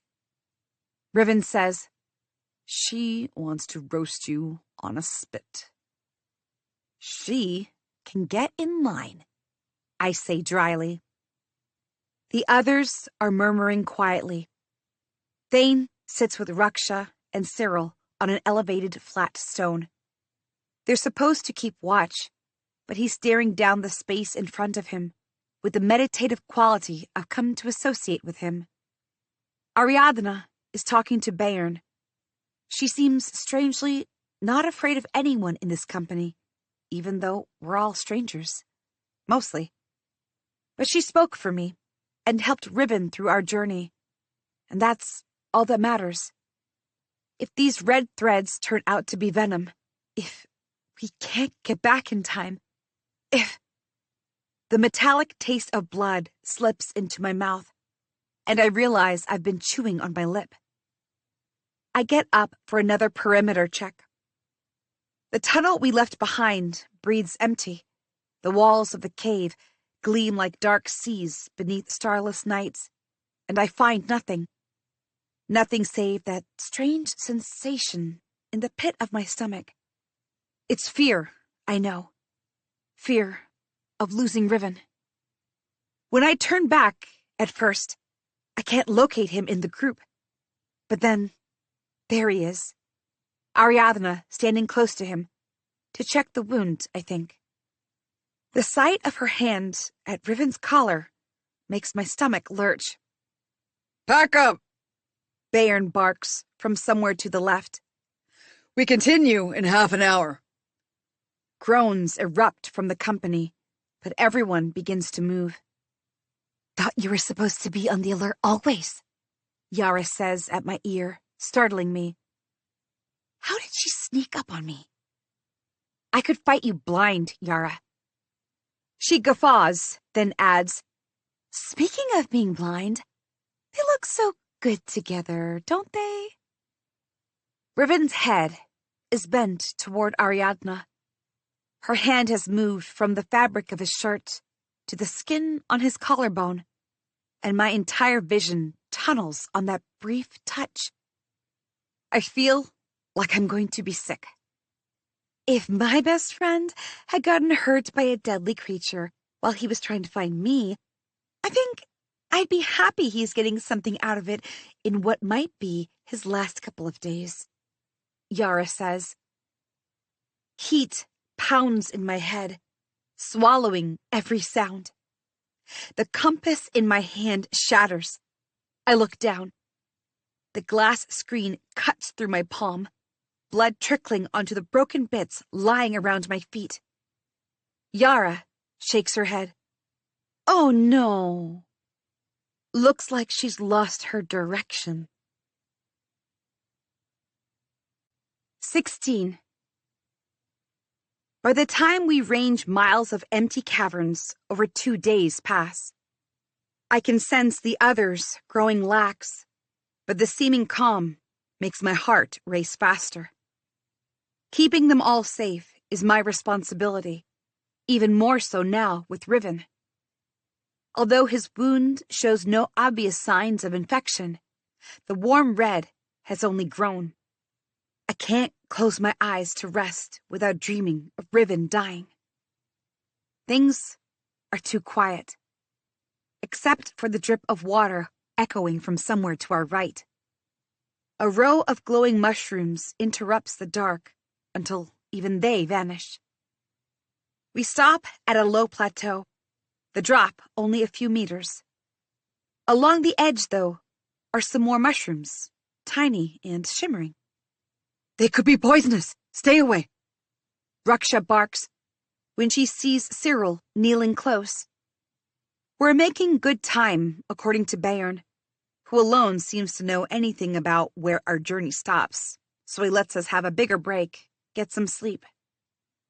Cyril and Thane take watch toward the cliff. It doesn't help my jitters, though. With Riven wounded, all I want is to keep moving and hurry out of here. All this break does is let my mind wander. Whatever I felt on seeing Ariadne near Riven, it doesn't make sense. It's strange, an excavation of my insides that I did not permit, and it doesn't feel good. Almost as if she was encroaching on something that was mine, which is a silly thing to think of for a person. What's even worse is knowing that doesn't change the fact that my palms have been clammy ever since. I don't need any of this right now. Damn Yara. It's her fault for filling my head with pointless things. And what am I doing, letting her manipulate me like this? Get a grip, Dune. If anything, I should be thinking of how to help Riven, how to get him out of here. I sweep a glance across the company. The bags and the shut-off headlamps are heaped in the center, and everyone is curled around. The ceiling in the cave is low, and there are stalagmites along the plateau until the mushrooms begin growing at the edge where I stand, near Cyril. It would be so easy to grab these people's supplies as they sleep and leave them to fend for themselves. I'm quicker and lighter on my feet than any of them. Not even Yara and Ansh could keep them safe, nor could Bayern lead them out if they don't have weapons and compasses. With no food and being lost, none of them would return. No one to counter any story I could tell the collector. We were ambushed by a monstrous creature. Everyone died but me. I'd get half the promised pay. I'd get no black mark on my debt. Riven would get help faster. Adrenaline rushes through me at the thought. I push my bag behind a boulder, next to where Riven is resting. With his eyes closed and the wound behind his shirt, he looks so serene. I could sit and stare at him forever. I shake my head. It's best to let him sleep. No point in telling him before we're ready to leave. I'll wake him up at the end, and we'll run. My stomach twists as I move to the center of the company. Most of them are already asleep. Raksha almost, but she's pressed her face into her scarf so she wouldn't notice anything. I shoot another quick glance at Cyril and Thane at the edge of the plateau. Cyril, who believes I'm here to kill her, like that's what I do for fun. If we're quiet, they won't even know we left. I take the bags first. The food and water, emergency kits, extra compasses, ropes, and gear. Everything from one neat heap. These people are begging to get ambushed. It takes several long minutes to take away everyone's headlamps, slowly, so I won't make any noise. The weapons lying next to everyone come next. I hide them at the entrance of the hall to take them later. Stripping Yara and Ansh of their weapons, however, is hard. They're both light sleepers. They're both used to fighting monsters, as I am. I slip out Yara's throwing stars from the side pocket of her jacket. If either of them wakes up. But they don't. The entire company, minus Cyril and Thane, lies on the plateau now, vulnerable. All I have to do is wake Riven up quietly. I tiptoe to him. "Look!" Cyril says excitedly, her voice echoing in the emptiness. I slap a hand to my mouth to keep myself from gasping aloud. Raksha moves, but no, she only turns in her sleep. Cyril lifts something to Thane. "Have you seen this color before?" In her hands is a rock, I think. Under the muted light from her headlamp, it shimmers. The color could be violet, but is lighter, like the pale shades that lander clothes are sometimes made of. Something soft and kind. It has nothing of the hardness of miners.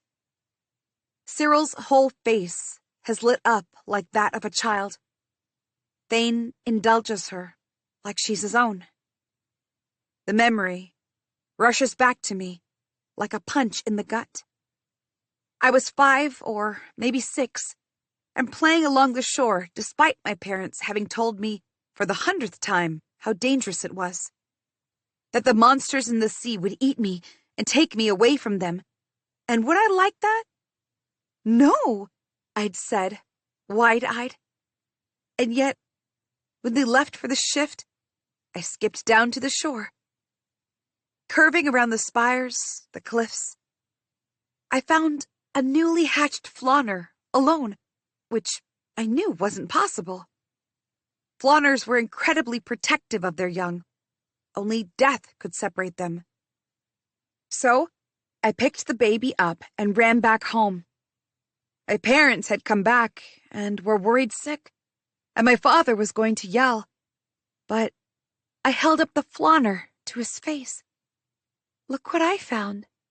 It was alone. I saw many emotions cross my father's face in that moment. Emotions I can now name. Anger, but terror, then relief, and maybe even joy. At the end, all he did was help me take care of the flauner until we could release it back in the sea safely a week later. That's what Cyril and Thane look like. A daughter and a father. They're such bad watchers. I managed to move all the gear. I could easily walk away. A vicious creature could creep up on them, and they wouldn't see their own deaths coming. They won't last a day without me. If I leave these people stranded, I wish I were the kin killer these people want me to be so badly. But fortunately for them, and unfortunately for me, I have a thing to prove, and I will have to protect them, even if the majority of this company deserves to be Cersei food. I walk away from Cyril and her absurd rock, and under the pretense of checking the perimeter, I slowly bring everything back before anyone wakes up. 17. The next crossing brings us to a series of narrow alleys along overlapping walls that take hours to get through. "Be careful," I call, still sullen over losing the opportunity to get out of here. "The walls are jagged." I go first, but my bag gets caught in the walls. We try to shift the bags, squeeze them, but there's no way we can cross the alleys with the bags and the torches while also keeping our weapons at the ready. "I'll take you one by one," I say, examining the space between the alleys. "I'll hold your flame and any weapons. Come behind me with our bags." Bayern lets me take Riven first. Not out of generosity, but probably because Riven's dispensable, and it's better to leave him waiting on the other side. It's a cumbersome, slow process. The scraping of my suit against the stone echoes through my bones, the fire from the torch making my eyes water. For the first 100 or so meters, the ground is fanged, making it difficult to walk. Every press on the ground sends a shocking pain even through the thick boots. It's suffocating, stone pressed on either side. If something attacks us, there's no space to fight back, I murmur. Let's hope nothing does, then. I laugh shortly, only to hiss in pain when a rock jabs at my stomach. "Tell me about the others," I say, facing forward and moving at a glacial pace. "You know them?" "I know Rakshama the best," he says. "She's Heron's mother." "Heron? The young scythe?" I snort. That explains so much. Even I've heard of her son, Heron, the leader of the younger faction, preparing for a full-scale rebellion in the mines against the Collector's growing ruthlessness. All those minor blasts ruining tankers, ship damages, port blockage, causing all sorts of trouble to the lander overseers. People affectionately call him the young scythe. I can see he takes after his mother. She may not be a rebel, but Raksha commands respect by her very presence. Thane keeps to himself. Riven continues. I think he might have been there. There. The day when my parents set off the blast in the mines. Is that why Thane is such a peacemaker? Because he saw someone he loved die? Does he hate conflict because he doesn't know which of his own people might betray him if he doesn't keep everyone together?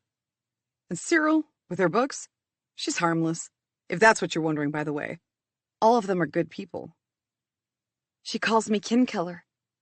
It's what she's been taught to think of you as, Cress. These people have nowhere they can direct their festering anger toward. Easier to hate you than face a life they're being forced to live. Isn't that just great? I say through gritted teeth. How could I ever prove I am not my parents if they have already decided what they think of me? If only there were something to fight. Fighting keeps my mind busy. It's harder to think about dead parents and pathetic miners when you're focused on where the next claw swipes from. Staying angry at all these people who hate me for what my parents did works the same. And what about Ariadna? He says after a moment, I don't think I've seen her before. He doesn't sound particularly concerned, though. Maybe he just didn't come across her. The mines are hard work.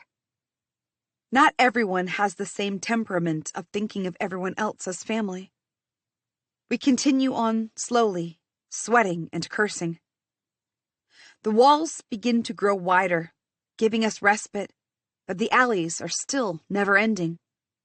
More than that, though, the structure feels like it's been carved.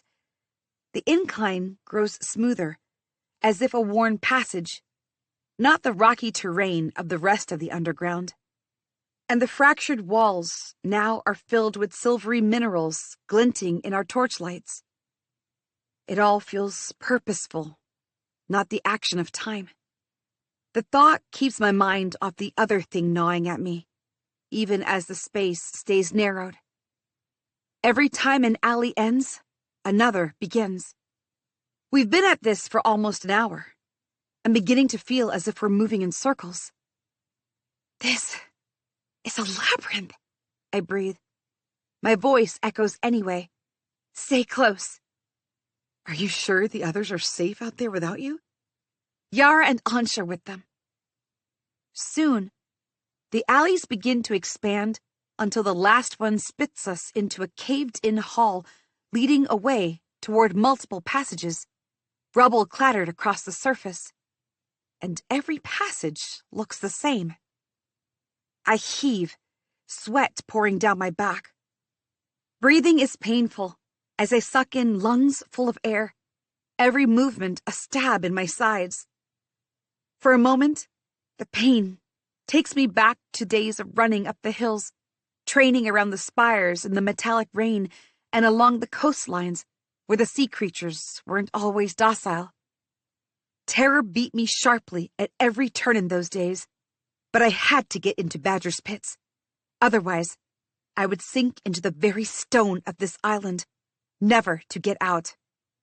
Good job not sinking in the stones of this island. I straighten. Wait here. I'll go back to them. Then, I plunge back into the labyrinth. For a while, everything seems fine. But then, without Riven with me to talk and keep me distracted, silence prowls along the edges of my mind, slowly becoming bigger and bigger. I put each step down with care, making sure there is ground beneath me, not just emptiness.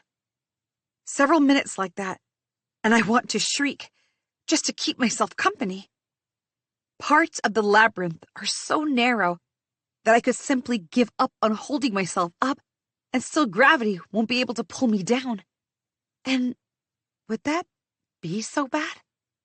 If I just didn't have to carry my own burden? Maybe I would float away, like the jellyfish creature. My body could slowly split and spiral upward, turn into air, and vanish. I could stop walking, just stay here, in the maze, away from everything and everyone. My one job here was to keep everyone safe. But I failed that. Riven might be dying. Useless. It's how I've felt since Badger threw me out, and perhaps why I even agreed to come on this journey. To have my debts pardoned, but also to prove something. But what? That I'm not my parents? And still, Cyril shattered that illusion in just a moment. Kill her before she hurts us. I've stayed hidden for so long, and they still see me as a monster. If I am truly no different from my parents, should I even bother leaving this island? If I will only hurt people anywhere I go, is it not kinder to stay here, quietly in a corner? Who am I to want out of the life that I'm doomed to live? All the guilt of what my parents did, the fear of being found out, it has pressed on my shoulders, weighing me down. No feeling survives long in me before being smothered by this weight. And now, I'm beginning to think perhaps I died the day my parents did too. Better to have died in the pits. I should blow out the torch. Let the dark take me. Crescent! The voice hits me hard, and a shadow flees from my mind. I heave, breathing in air as if for the first time. A fiery torch lights the alley's wall to sun-like brightness. Ariadna almost slams into me. Her face is red as she drags herself through the narrow maze, and she's still yelling. What were you doing? I swear, tasting the dust in the air with renewed vigor. It felt like I was underwater. In truth, it was worse. A voice inside my head, as if it had always been waiting to strike, finally getting an opportunity. A venomous snake slithering until it had replaced me inside my own mind, like I was nothing. Only a little obstacle it climbed over, and it wanted me. Madness, I breathed. It felt like madness. Are you sure you're okay? Ariadna asks. She's pressed against the wall, her arm extended to hold the torch for lack of space. She must be hurting. I am, I say, and no one should do the crossing alone. She nods and then leads me out. Hours later, with Ariadna's help, I finally get everyone from one end of the labyrinth to the other. We pick the westernmost passage out of the hall where I'd left Riven. The madness does not come again, but I still feel its forked tongue inside my mind, waiting for an opportunity once more, to remind me again of the life waiting for me if I get out of this darkness and don't run from this island. Is this something that might have afflicted the previous expeditions? Maybe they didn't have someone to lead them out of the labyrinth. I don't tell anyone else about it. I'm not sure what I can say that won't make me look like a coward unfit to do my job. Maybe Bayern adds another diversion in our already flimsy plan. Bayern, I need matches. I stop speaking. A coldness grips my spine. It sinks into my skin in a way that makes me feel like I'm standing in the pits, my back to a lunging monster. What's wrong? Thane calls. I shake my head slowly.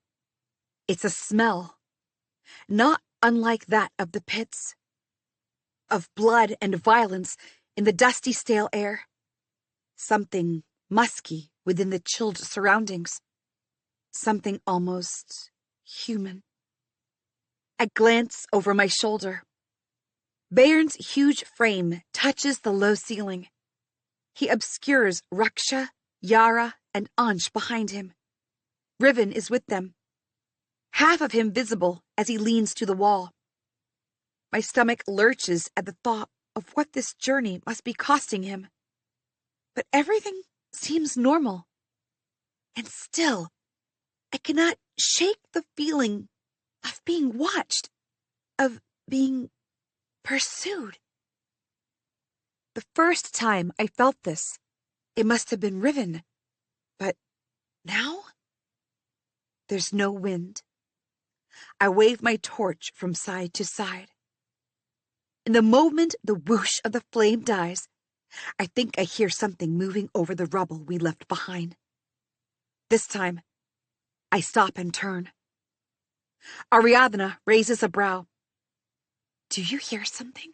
I ask. She closes her eyes, listening, and behind her, Cyril turns around on her spot, casting a look everywhere. I don't know, Ariadna says uncertainly. What do you hear? Bayern asks. Movement, I say simply. After that, we walk with drawn blades, and Raksha joins me with her polearm. Still, when our stalker appears, he nearly kills one of us. 18. A shadow separates from the wall and leaps at us, catching Cyril by her stomach. She screams. The rest of us are caught halfway in scrambling and aiming our weapons. What is it? Yells Bayern from the back of the row. Between the shouting and the scrambling, no one answers him. Raksha and I grab for the creature with a leathery brown skin, but we only catch air. It darts around us with inhuman speed. We grapple with it for several seconds. It claws my arm, and the outer layer of my suit rips. For a moment, we're just a mass of teeth and blood and hair. My foot slips. I crash into a wall, and my head rings. Bayern roars and, using his entire frame, slams into the creature and pins it to the wall. No, I think, my vision still blurry from the hit. Not a creature at all. It's a man, dressed in thick brown robes. In the dark, lit by nothing but flames, he looks like death has taken a form. His body is wiry, less than half of Bayern's mass, yet he does not stop rampaging so furiously that it looks as if he could burst out of his body and become a storm himself. He and Bayern struggle for an elongated moment, unbridled and violent, and then Bayern shouts, "My fucking ear!" The sudden smell of blood pours in the air as the man continues to battle Bayern madly, still trying to bite him from beneath the hood. The sheer intensity of his movements makes me think of a rabid animal in no control of its actions.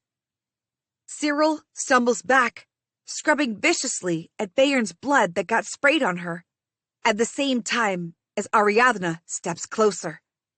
Her eyebrows are pulled down, as if she can't believe what she's seeing. "What is that?" she says. Bayern, still screaming as crimson spills down the side of his face, tears off the hood with his bloody hand. I gasp. Beneath the hood, the man's brown skin is ashen, smooth like a carved marble, as if the man has never walked beneath the sun. Not even landers look as sunless as this man. He spits the torn flesh of Bayern's ear and holds his mouth open in a threatening gesture, lined with thick, hammer-like teeth currently dripping with blood. And the eyes, as he darts his gaze about, unnaturally large pupils, like vats of deepest black oil. Bayern pulls back from the man, but keeps one hand locked around his throat. He squeezes. The man makes a deep growling sound, clawing at Bayern's hand. "Animal," spits Ansh. Raksha shoots him a dark look, then says, "There have been rumors, but I didn't think." I catch Riven's eye. He seems as baffled as me. "Rumors of what?" Bayern asks, his voice strained. "The children of shade," Raksha says slowly, eyeing the stranger up and down. "People who have lived in the caves for generations. They are their own clan, no connection to the world above." Bayern curls his lip in disgust. "A shade man, huh? Are you worms the ones hunting the previous expeditions?" Without warning, Bayern punches the man full in the mouth. The man howls and drops to the ground, holding his face and convulsing like a fish out of water. "Stop it!" Thane cries. "Bind his wrists quickly," Bayern orders. Yara and Raksha take hold of the man, even as he continues to thrash in their grip. Ansh hurries over with a rope. The Shade Man watches his movements. He turns his shoulders downward, trying to make himself small. His body shivers beneath the brown robes. Ansh is quick with the tying. The Shade Man's wrists are thin, although he doesn't appear to be starving. Not like the children above ground, at least. He probably got separated from his group. Despite the display of violence, he's afraid. Even if he injured the biggest of us, even if he gave us the fright of our lives, he's still only one man, at our mercy. What stories do they tell among themselves about the people who live above? Bayern grunts in pain as Ariadna tends to his wound, a hole in the side of his head, just like mines cut into the island. His furious eyes remain fixed on the Shade Man, oozing with evil hatred. It's almost like his anger at being attacked has erased any pain he might be feeling. He's completely hypnotized by his own rage. Thane takes advantage of Bayern's silence for the next few minutes and kneels in front of the Shade Man. We mean you no harm, friend. Somehow, I doubt that the man, covered in blood and tied like a beast, will believe that. Friendship with these brutes is not why we are here, Ariadna murmurs as she tears strips of bandage. You call him brute, yet we're the ones who tied him up. Thane grits out as he gets up and strides away. Bayern frowns after him, and I know this slippery moment of empathy is going to cost Thane. The size of Bayern's square, brutish face dwarfs the Shade Man's whole head. The Shade Man stops struggling against his ties and glowers at Bayern. Then he smiles grotesquely with bloody teeth, an act of defiance. Tell me, Shade Man. Bayern speaks softly, as if holding back all his rage. Where are the men who came before us? What happened to them? Did you hurt them? Ariadna wraps up the bandages and puts the emergency kit back in her bag. At first, the Shade Man tracks Ariadna's movements, frowning at the kit. Then, he eyes Bayern's wounds, but he gives no answer. He tries again to claw at Bayern futilely, tries to get rid of his trappings, tries to push back into the wall as if he could melt into it and escape. The rest of us watch him struggling and failing. Then, he opens his mouth and screams. Bayern slaps him. What can you expect from someone living in the rot rather than in the light? What are we doing with him? I ask, determined not to look at the Shade Man. Was it not your one job to keep a lookout for things exactly like this? Bayern asks. I think of all the times I felt someone was following the company. I chose to keep quiet. But what would it matter? The Shade Man knows the terrain, the secrets of the caves, better. He was hunting us. He hid well. Bayern curls his lip. With half of his face bandaged and the other still red with flecks of blood, he only manages to look like a monster himself. I don't know what the Collector saw in you to put our lives in your hands. He turns back to the Shade Man. Speak, rat. Where are our people? What did you do to them? The Shade Man growls, flames reflecting in his black eyes. Bayern grabs his chin, pressing his fingers with so much force that the man's resolve breaks and he cries out. I will bring down the ocean if that's what it takes to make you squeal. He can't understand you, I blurt, my heart hammering in my throat. You're wasting time. For the moment, it's not Bayern's ruthlessness that scares me, but the implications of his threat. If he really does bring the Collector's army down here, invade the Shade Folk's territories, he could ruin an entire people. Is that right? Bayern says, frowning at the man. I suppose. Where would he learn to speak like a man when he lives like a rat? He can't tell us anything. I think we should let him go. Thane adds. Why do you speak on his behalf like so? Bayern asks dangerously. I'm not. I only think this is not what we signed up for. We will make him talk. We will take him back above ground, and he will speak. This man... Bayern stops to grab the Shade Man's head and shoves him toward the wall. Knows secrets about the land we live on. Perhaps he has more information about Zargonine or other metals of use. One of you, take his responsibility. He looks at each of us.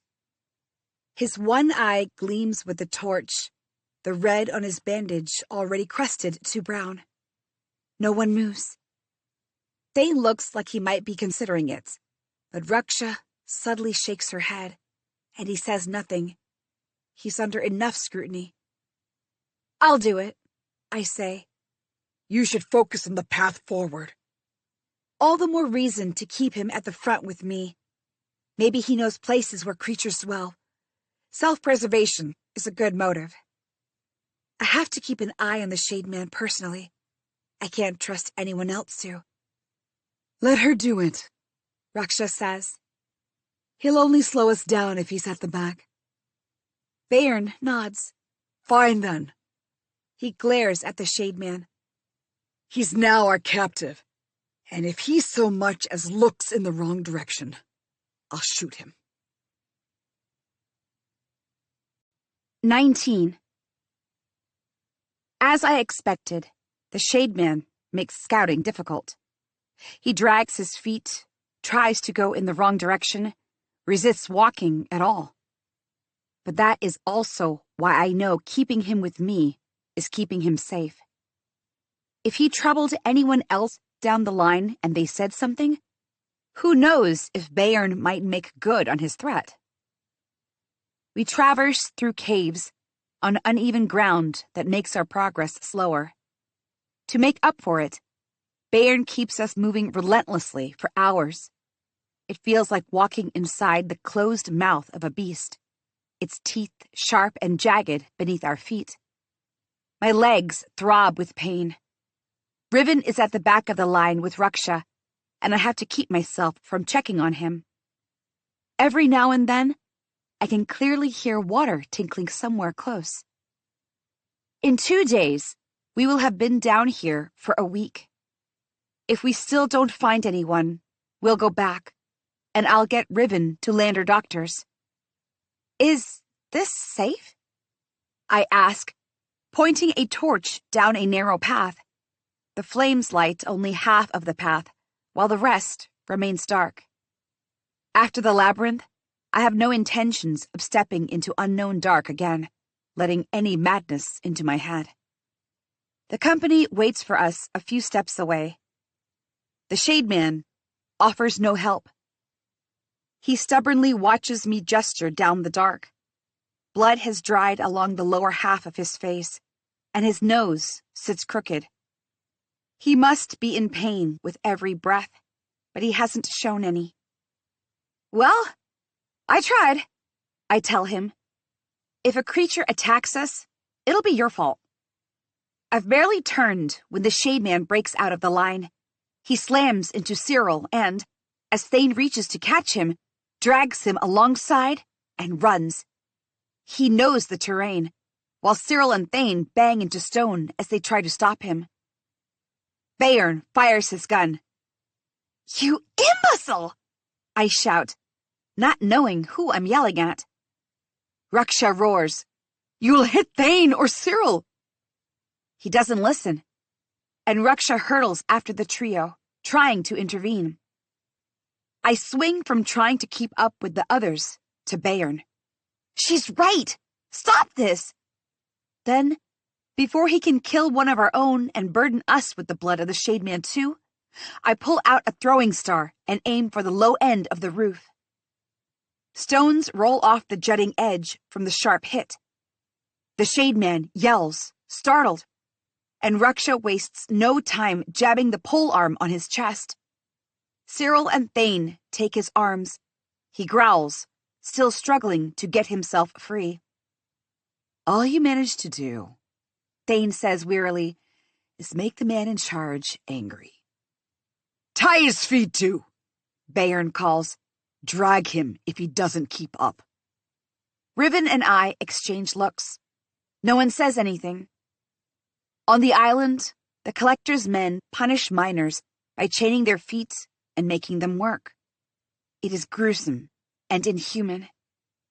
At the end of the shift, the miners' feet are swollen and bloody.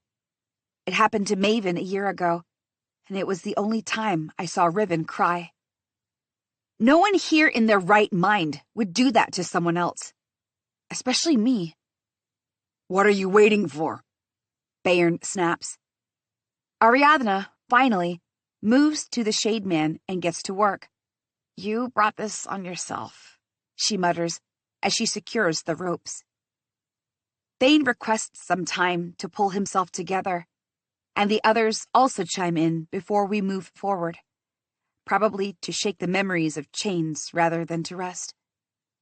But my insides are jittery with frustration. The more we rest, the worse Riven will get.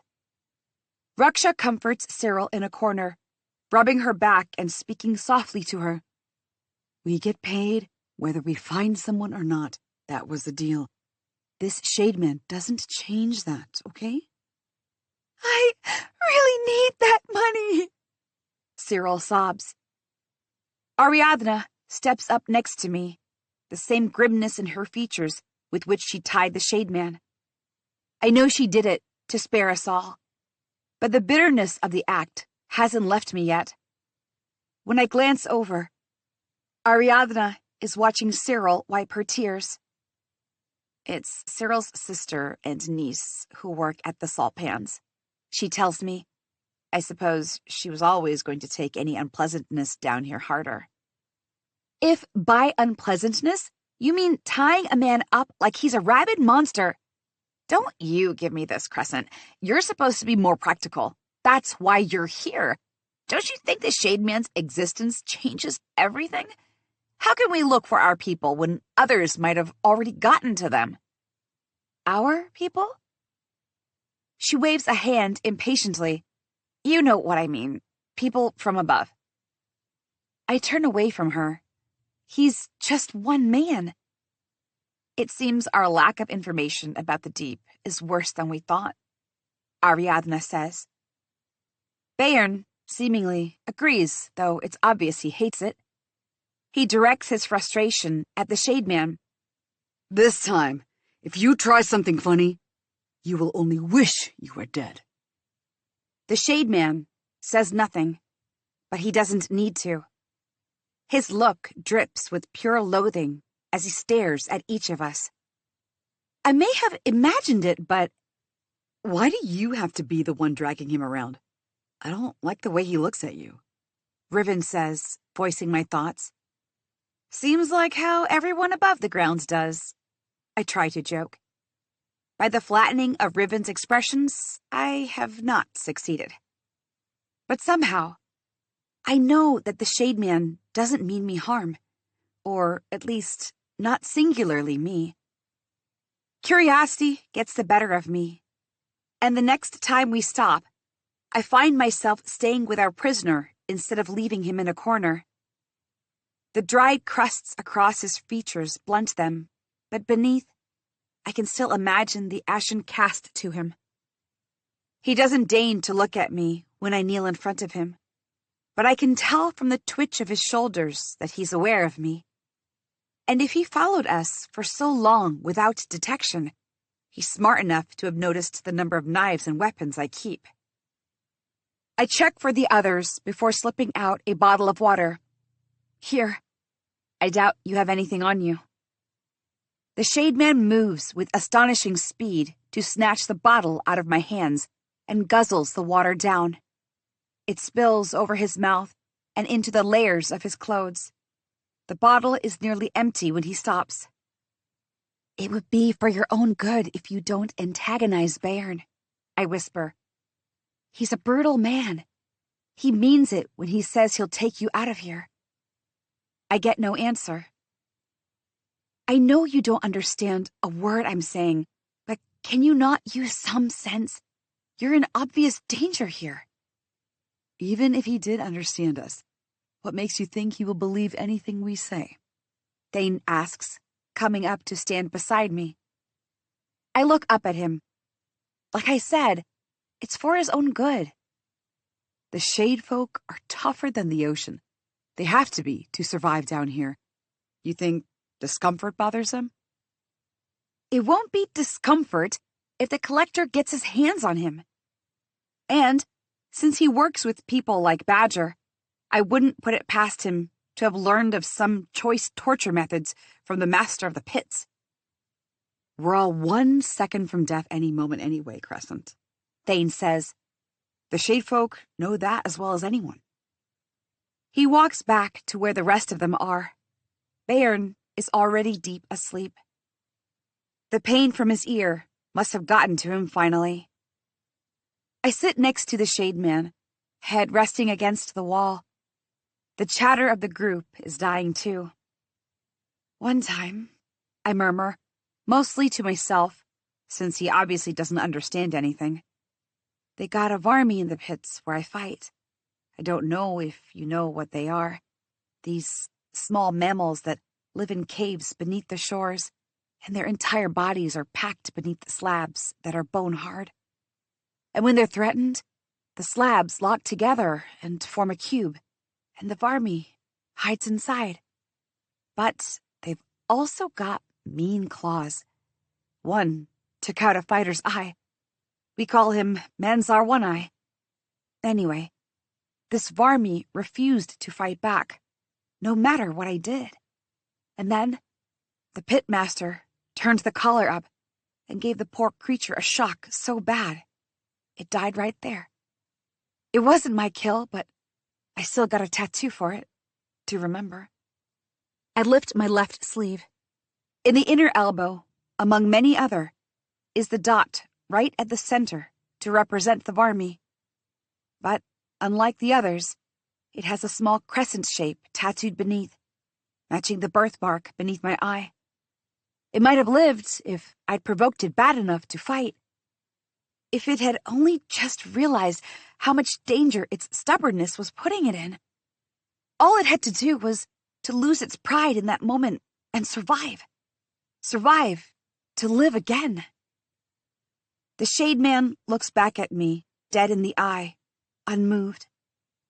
I don't know why I'm telling him this. I shake my head and get up, even as the sinews down my back almost break with the exhaustion of being down here. I leave the bottle with the strange man.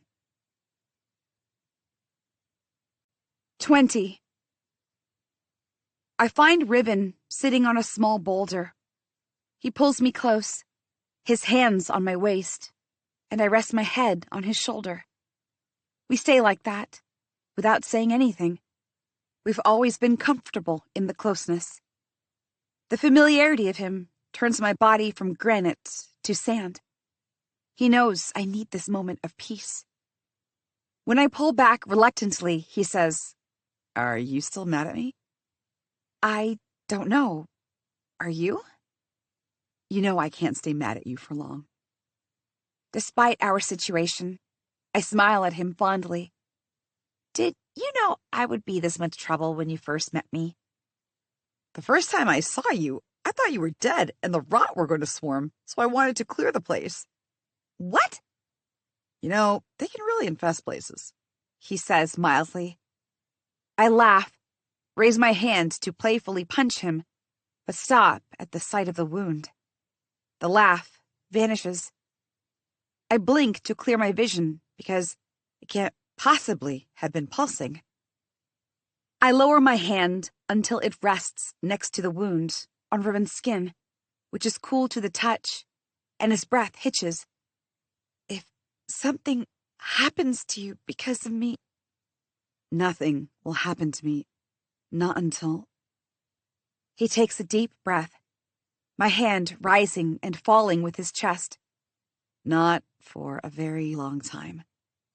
I have so many things to say to you, and I'm not going anywhere until I have said every last one of them. I look up, his arms still encircled around me. Even here, surrounded by this chaos and darkness, dimmed by the threads licking their way to his heart, Ribbon's eyes hold a stunning light. There's something different about him here underground, but it's probably just the lack of sun and the unfamiliarity of the surrounding. He still has his wavy curls, the same stormy eyes, the same red mouth that... He glances away. I want to reach up and hold his face, study it, know it, understand it. So when I run, I will never worry about forgetting the way he is. I finished my water, he says. Can I have some of yours? Yeah. I start and stop, remembering I gave my bottle to the shade man. I finished mine too. I'll ask someone. Ariadna? No, I don't know. Thane? Maybe. Yeah, he'll help. I know you gave your water to the shade man. Riven pulls up a side of his mouth, amusement crinkling at the corner of his shadowed eyes. I stare at him, dumbfounded. Then why? If I had asked you outright if you did, you would have denied it. And so no one finds out, you wouldn't have asked for water from anyone either. He needed it more, I say pathetically. And only you saw that. And only Riven would make it sound like I did something life-changing. He's too kind, and he thinks so is everyone else. He came here for me, and look what it got him. A wound that's eating at him, a morsel at a time.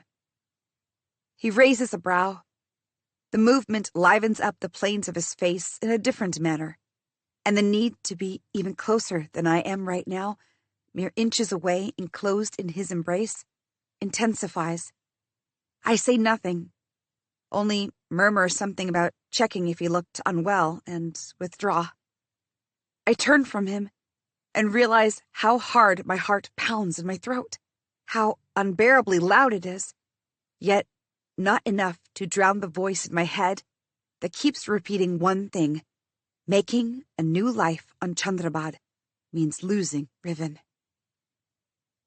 The last tunnel in the labyrinth is darker, even in the flame. Beyond the small circle of light from the torch, everything remains a fearful night. Bairn makes Yara join me at the front, which she does while glaring daggers at me and the shade man. I'm enjoying you being around less and less, I murmur. Yeah, she says, but I have actual reasons to hate you. Let your reason rot you from the inside for all I care. I keep my mouth shut, though. Antagonize her, and who knows? She could refuse to fight when the time comes. I could have risked that before, but not now, when Riven's life is on the line. I speed up to get away from her, but the shade man lags back. He glares as he looks down to his tied feet. Now you understand gestures? I say, annoyed. The tunnel begins narrowing in the middle, the walls pressing at my sides, and leads us down a steep slope, forcing me to slow down again.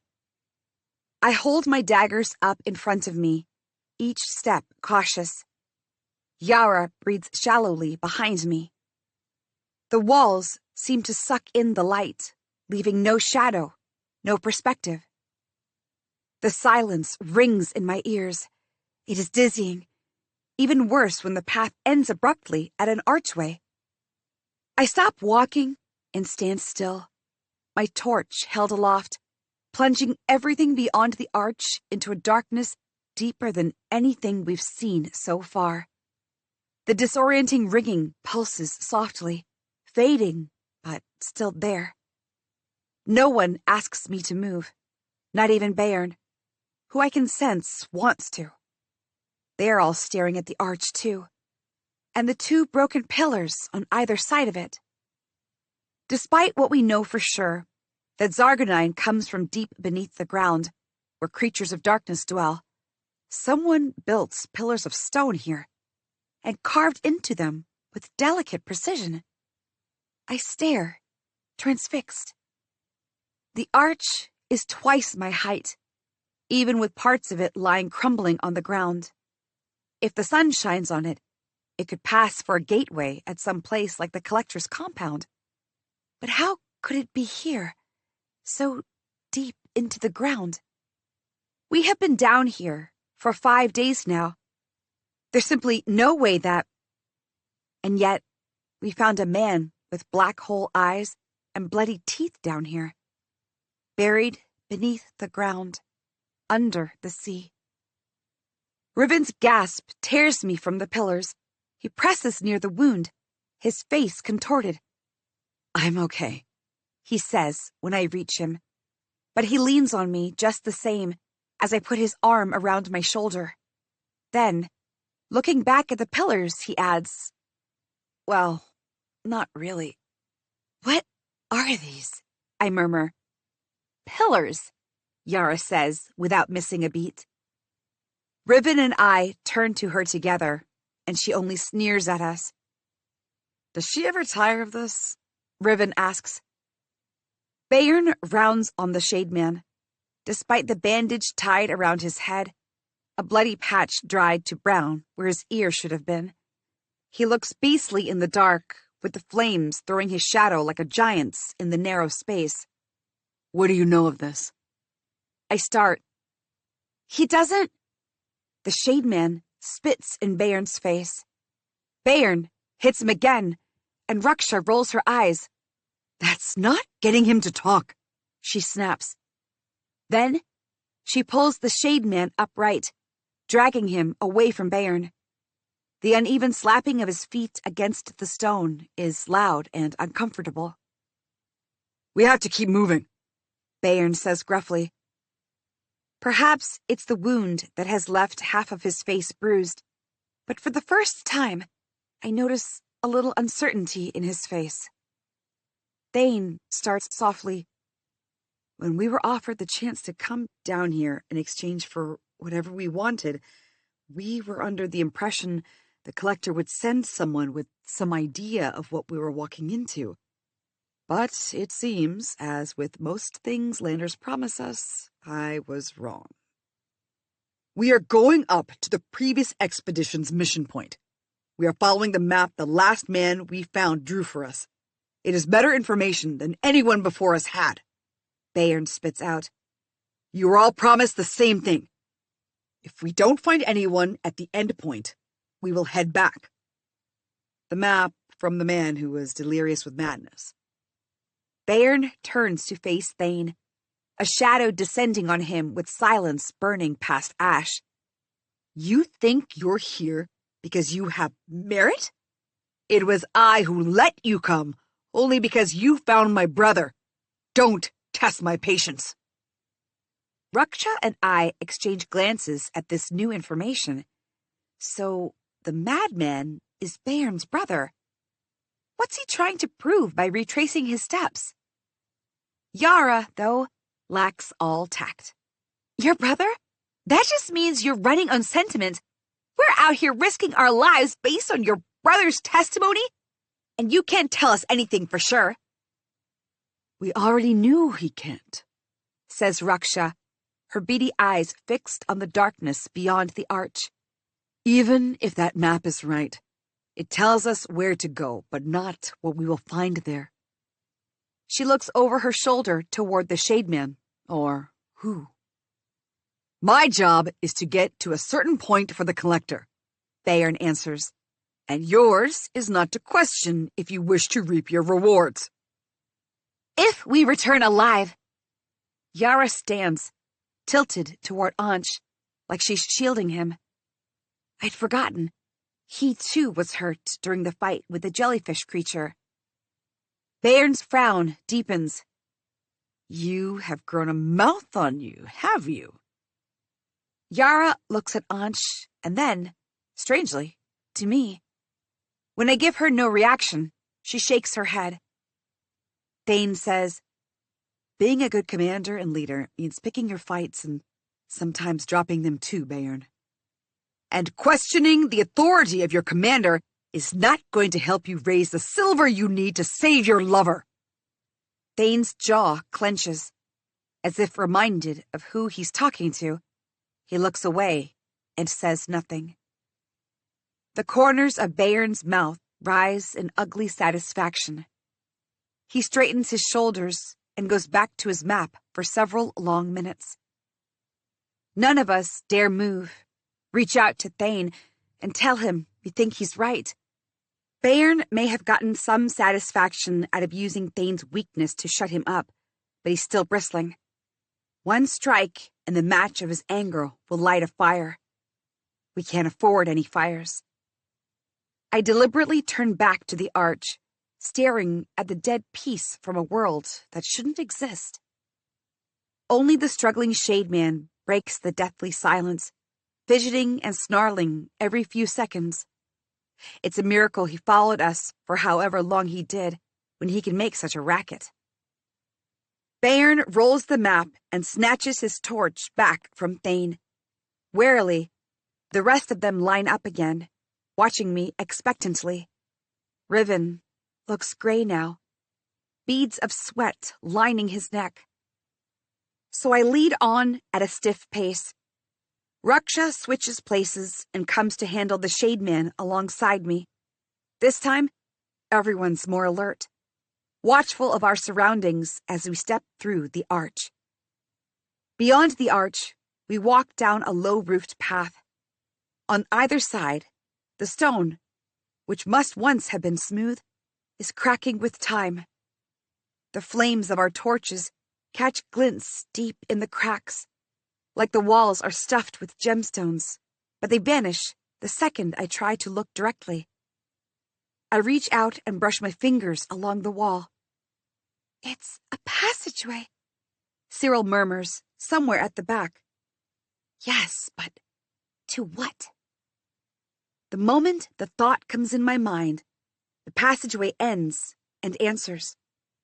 We stand on a landing, with narrow steps leading to level ground. The hall rises to heights greater than the collector's compound, empty but so expansive that its walls remain obscured in shadows. A hollow mountain. And in the center stands the ruins of a stupa. 21. After so long in the dark, there comes a moment, sooner or later, when you will question your senses. Madness, hallucinations, visions, whatever it may be, it creeps quietly. But the flame in my hand, burning hot near my face, reminds me I'm clear-eyed. Surrounded by derelict guardrails, the stupa stands before me, almost grazing the roof, its middle crumbling within. The top of the hemisphere is flattened, as if a giant fist slammed at it, and yet a monolith just inside the circumference of the guardrails, reaching the ceiling, is perfectly circular. Unlike the texture of the ground and the walls, the monolith is smoothed, like the ocean waves drink up every imperfection. I suck in a breath, unable to take my gaze away. The pillars are one thing, even the haunting monolith. But here, at the bottom of the known world, beneath rock and water, beneath caves that reign over death, there existed someone, people in large enough numbers, to have built a damned stupa. My mother's stories never mentioned this. There's no other entrance in the hall from our direction. This stupa is the first thing anyone will see coming down. Going through it is the fastest way across the hall. How has no one ever mentioned this if people returned from the collector's expeditions? Was this the sight that drove them mad? Footsteps stamp behind me. Bayern booms. "Are we to spend our time staring at it? Move!" Slowly, I pick my pace down the ruined stairs. The others follow, their steps echoing in the large hall of ghosts. The ground bears testimony to time. The once flat plain fractured, depressions scattered along the path, and the pillars collapsing like the archway littering the hall. People built this? Ariadna wonders aloud. Unless there are beasts capable of building with stone, yes, Raksha says. But who? Anj calls out from the back. Did your brother mention this? Yara grumbles to Bayern's apathetic back. Closer to the stupa, the rubble gets worse. From this vantage, its age is clear in its smooth but worn facade. By the light of the torch, faded carvings vanish in the dark around it. Some of the myriad stones around it are my height, and even though they are ramshackle, the carvings are visible on the faded reds and blues. Waves? Perhaps the sea or the storm winds. Who knows? Inside the stupa, the darkness swallows us whole. Every step is loud as a hammer on a rock to release the Zargonine. Everyone behind me lights their spare torches. As the flames lighten our path, a horrible feeling clings to me as I lead the company through. Nothing blocks our way. The stupa is hollow, but for the ledges along the walls. And above the ledges, around the stupa, are marks and murals made in a white chalk-like substance. The mural runs from the top of the ceiling to the ledge. It seems like that of a humanoid creature, if it were made of rocks, drawn as if it couldn't bear the weight of the stupa's roof, curling its shoulders. None of it makes sense. Maybe it just looks human-shaped to me. Monsters made of stone? Ariadna raises a brow. What are we doing wasting time here? Someone clearly had an overactive imagination once upon a time and drew some superstitions on the wall. Myths and stories, Cyril murmurs. Raksha says, all stories begin somewhere in truth. Myth or truth? All these things are dead and gone. We're in no danger from them. Bayern says loudly. Then why bring monster fighters to protect you? Letters, Cyril says, tracing the marks along the ledge at the foot of the mural. She turns to Raksha. This is writing. It can't be, Ariadna says. She taught herself to read with letters she couldn't even identify at first. Raksha says. I think she, out of all of us, would know best.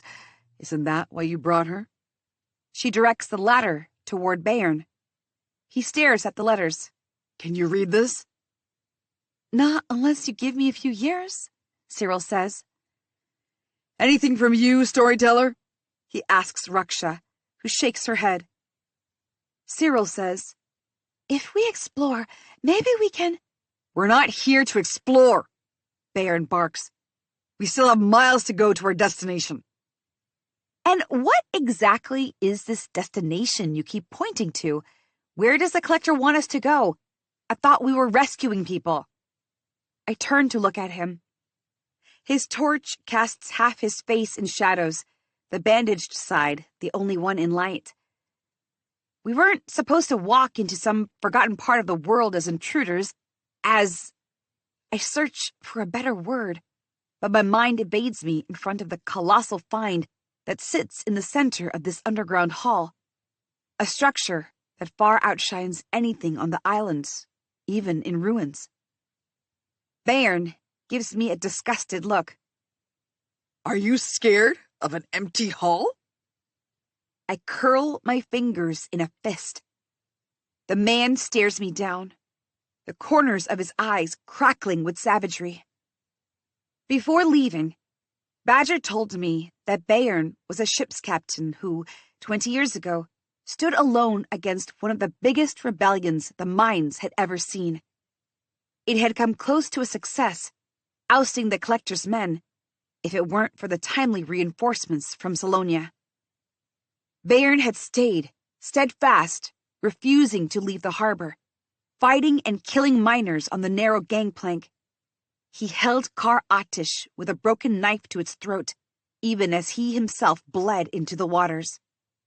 For that, he was awarded medals and titles. And if this mission fails, it is his reputation, his loyalty, that fails with it.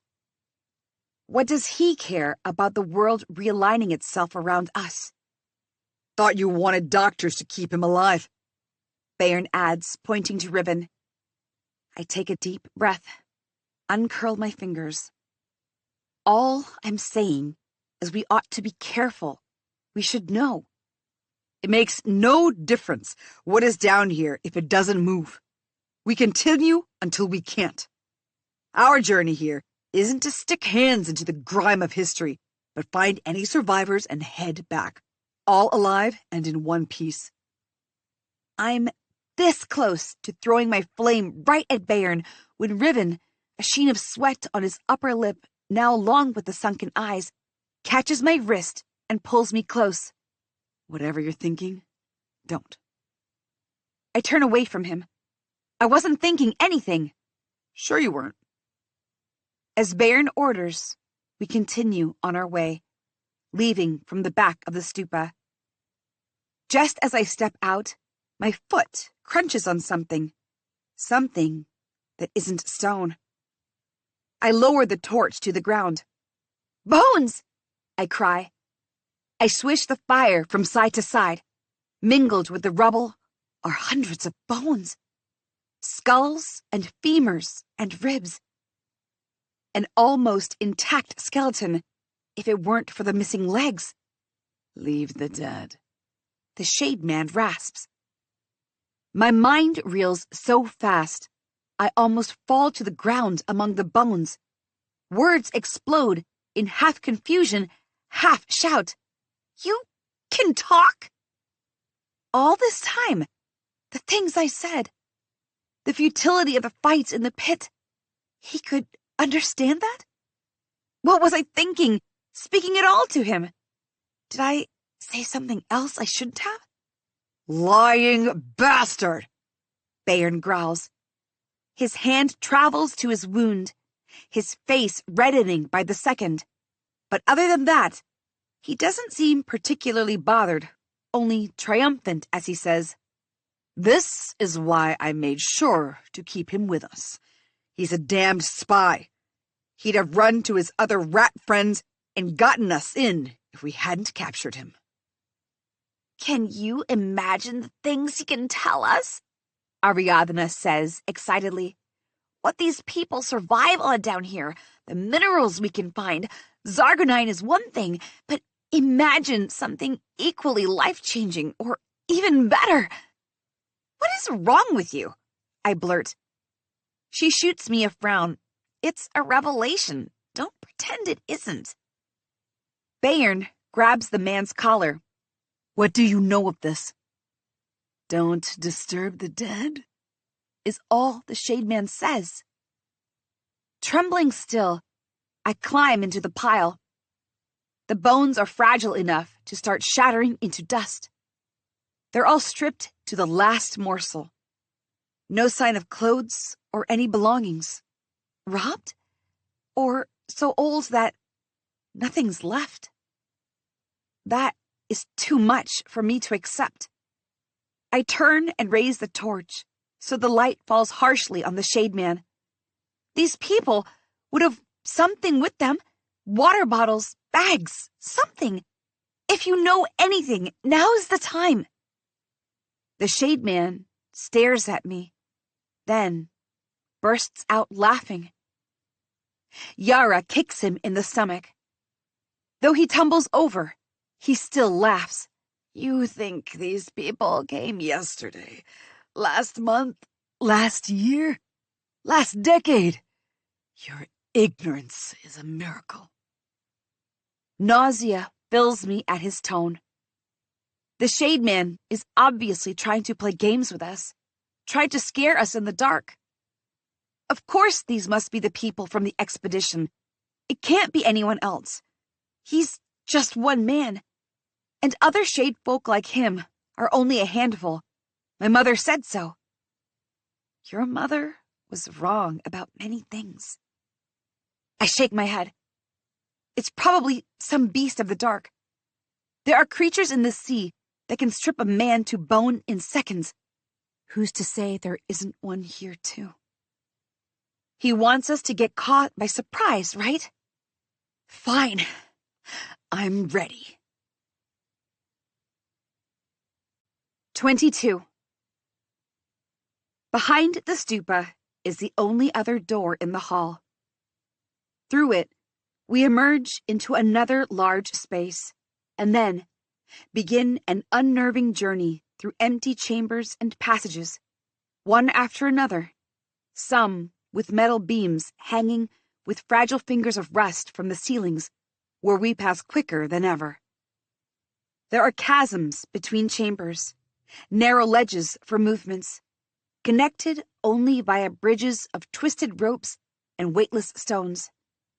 No one says anything anymore, because there's no need to. We can all see it. This place was part of an ancient underground civilization. Human hands built these bridges, these structures. Increasingly, it feels like we are in a maze. The network of tunnels was one thing, but at least there was only one way in and out in each tunnel. Here, the chambers have multiple exits, and if any of us gets separated from the company, many hours of descending treacherous slopes and broken stairs later, we have our second break. Riven sits with Thane and Cyril, and when I join them only for his sake, the girl immediately shuts up, her glare full of spite. I'm surprised she doesn't call me Kinkiller. But then Thane continues. It's not like that's what Bayern said. She's married to someone else. Oh, they're talking about Thane's lover? The person he wants to save. So she's not your lover, but you love her? Riven asks. He glances at me with a piercing gaze that suddenly feels like a hot touch of fire that has burned my flesh and left my soul exposed. She's sick, Thane says, brushing a hand along his light beard that conceals scars down his face. Very sick. She wouldn't survive here without Lander intervention. If this mission goes successfully, they've promised me they will let her get treated at the collector's compound. It must be someone the miners know. Why else would he hide her name like this? What a strange thing it is to love someone and not be able to be with them, to keep your feelings buried and not tell them what you can do for them. I wonder what's worse, the one hiding or the one who doesn't even know. You're willing to risk your life and she can't even know? Why would you love someone like that? Cyril asks, her eyebrows pulled down. Thane doesn't say anything. But Riven does. You can't pick who to love any more than you could avoid a tsunami splitting your body and leaving you strewn in the water. My gaze finds Riven. In other circumstances, somewhere else, if either of us heard someone say that, we would laugh. Get out of the way then, we would say. But he's still looking at me in a way that is agonizing. Something rattles in the cage of my ribs, demanding I express it. But when I try to, the tide of words recedes. Revulsion at my own lack courses through me, and yet, unaware of this war in my head, Riven doesn't look away. Talk of tsunamis aside, Cyril says, adding wood to my fiery thoughts. That's beginning to look bad. Riven pushes his shirt down. The blood-like red has gotten darker. I've had better luck with the rot than one moment down here. It's been days since we entered the mines, I think. Every second feels elongated. Every hour a bare moment. We should be heading back within a day, Thane says. After what we've just seen, that's the last thing on my mind. Riven. I start, but trail off. Still, no words. But this time, not for lack. There's so much in my head that I don't know exactly what I'll say if I continue. Maybe I shouldn't have come down here. I'm not equipped to handle this. One creature alone got both Riven and Anch, and now there are creatures that have carved entire graveyards. What if there are worse things still? The emptiness only a lure to trap us. And the Shade Man. I glance at him. He's sitting with his back to the wall, glaring at Bayern. Who are you? Cyril calls to him. How can you live down here all alone? Thane looks at me at that, wearing a phantom expression. For a moment, blood pounds in my ears, like he knows and is about to say it. The one thing I have kept hidden, even from Riven. But then, he turns in a slow, strange way. He says, You survive in the cruelest places because you must. You go on because that is what life demands. When you're used to life in a particular way, you find it hard to imagine anything else.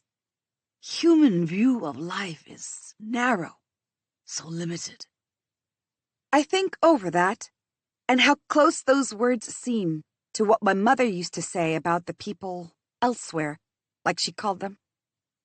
Raksha, after a while, speaks, her low voice ringing in the emptiness. In my mother's grandmother's time, we were still storytellers like our ancestors. As one of the 4 Katya families, we collected myths and folk tales and songs. A small smile touches her lips and dies.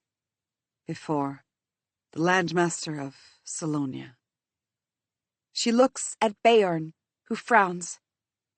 Well, we have our stories of times even before our Empyrean elders arrived on these islands. The great first ones walked the deep undergrounds. They found halls of gold and rivers of milk, jewels like stars shining in the walls, floors glinting like sunlight in the skies. And they lived in harmony for many eons before the evil from beneath rose. I watch how attentively Cyril listens to Raksha. It's finally obvious to me that the two of them work together. One raises questions, and the other brings stories as the explanation. If allowed, they could probably solve the mystery of the Shade Man on their own. They could be great historians and chroniclers if they were on Chandrabat. I ask, evil from beneath? Nameless things that live too deep, that should never be disturbed. Like the gods of Empyrean elders? Ariadna asks. It strikes me odd. Only Landers ever referred to the so-called supreme beings that the first of our people worshipped as gods. Raksha frowns. Perhaps. There's never been much about their nature. Beorn scoffs. Your reality is not real. The Shade Man interrupts, making all of us jump. Cyril gasps so loud it echoes across the hall. The first ones may be gods, but they are not those of the elders. They are gods only because they could not be killed. His voice is slithery and high, almost hypnotic. Raksha addresses the Shade Man. Her body stands tense. Why do you say that? What do you mean by our reality? The Shade Man refuses to speak again. Even when Beorn kicks him, I begin to think I hallucinated his voice. We pass several other halls with pillars and niches, each getting bigger, until Cyril murmurs from the end of the line, "This is a layout of a city." Raksha says, The Stupa Hall must be the entrance. "You don't think this could be the halls of gold, do you, Raksha?" I ask. "Halls from 1,000, 10,000 years ago?" Yara cuts in. Older, Raksha and Cyril say together. Cyril throws Raksha a glance before adding, "It can't be the work of the first ones. The architecture from that long would be crumbs of dust by now. This is someone else's work." "You're letting superstitions get to you," Ariadna says, frowning. "Even if there was something here before. It's so long ago that, for us, it might as well never have existed. Our ancestors are the Empyrean elders. They came here 1,000 years ago. Who knows what happened back then? Maybe it's their work, something we didn't hear of before because it was abandoned." No other miner seems convinced. Thane murmurs what seems like a prayer, a frightening enough idea above the grounds, but here in this darkness, to acknowledge that something like those gods might hear us. The sinews of my chest tighten, the drum of my heart suddenly too loud.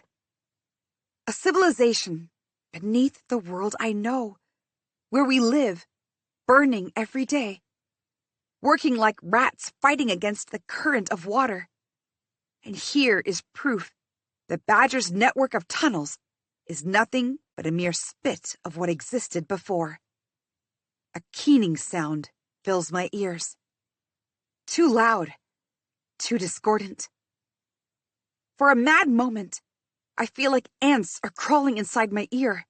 But then we enter a big hall, leading into several directions, and I stop.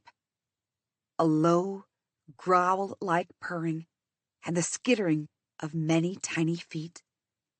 The sound isn't in my head, and it's growing louder. You all hear that, right? The company looks around warily as the sound continues to grow. The dust here is broken, thin swipes in places as if it were moved over recently. Up there! Aunt shouts. As one, we take in our surroundings, and the horrifying realization dawns. A cloudy sheet of brown-black blankets the floor. Shed exoskeletons. And above, spilling out of the holes in the ceilings, scorpions, with luminescent tails and pincers. Hundreds, maybe thousands of them. Run! I shout. Bayern and Aradna lead Raksha, Thane, and Cyril. Yara and Ansh follow, and I grab Riven's hand. A wind rises as we hurtle toward the exit, much too far. Riven's wound slows him down, and I match his speed. More scorpions come springing out from the fractures in the wall and crawling down the pillars. The scorpions' hissing is deafening through the hall. Cress, go ahead, Riven gasps. His face is drained of blood, leaving him chalk white. I'm not leaving you! Someone shouts. Riven and I slam into Thane, and the others stumble into themselves. At the top of the company, Yara is crouched next to Ansh. She swears as Ansh's bandage reddens again. Get up, Ansh! She cries. Look out! Cyril screams, and Raksha turns, slamming her polearm into a scorpion's pincers, sending it tumbling upside down. We're surrounded. The many-legged creatures and their deep, empty-socketed eyes converge on us. Raksha and I have our weapons out. Yara stands in front of Ansh, who gets up even as blood drips from his broken hand. The scorpions are vibrating, eager to sting and devour, their legs moving in quick succession, tails aiming at us. Up and down, up and down, up and down. There's no space to breathe. I dart my gaze from left to right. Riven breathes heavily, his hand held out, as if he could push the creatures away from us. One of the scorpions lunges. My hand works automatically, slashing it down with the dagger. It falls in a squelch at my feet. A quivering sound ripples in the air. The scorpions lean closer, their tails dripping with venom. The chitinous bodies rumbling with anticipation. Another scorpion flies at Cyril. She screams and twists free, her jacket coming up in shreds. And then, a low-pitched buzzing fills the air. The scorpions turn to the sound, at the back of the hall, across from where we're stranded. The buzz comes again, this time higher, almost like an electric spark. A rush of panic grips the scorpions, and they start fleeing from us. They climb back up the pillars hurriedly, disappearing through the little holes covering the ceiling. Something is scaring the scorpions, and I doubt it would be friendly to us. My stomach plummets. Our only hope is to outrun whatever it is. We need to move, I say, the words barely a whisper. Come on! Ansh swings his good arm around Yara, and they run. The others follow them. Raksha and I bring up the rear, and we're the last through the gateway at the other end. We emerge onto the side of a chasm and a bridge half a mile away to the other side. And just then, something large slams against the walls of the hall, shaking the ground beneath our feet. I bring out my daggers. Yara joins Raksha and me up front. Everyone, make for the bridge! We'll hold whatever it is! I shout. No! Riven yells back. But Ariadna grabs his hand, dragging him along, and for once, I'm grateful. Then, I turn to face this new monster. 23. There is no place to retreat from the ledge beside the chasm. Only the bridge, half a mile away, or back the way we came, which is currently being blocked by the monstrous... What is that? Several horrifying seconds pass as it skitters forward through the arch. First, the spiny, hairy front legs. Each hair the size of my arms. 2 deep red compound eyes on each side of the large head, and the long spear-like mouth to pierce its victim. Its neck is slim, easily slipping out of the gateway. A damned assassin bug! Yara breathes. Yeah? If an assassin bug was the size of a mountain? Raksha shoots back. Yara isn't wrong. It is an insect. A giant venomous insect that could suck our insides with that spear on its mouth in a second. Badger would love to have this monster in his pits.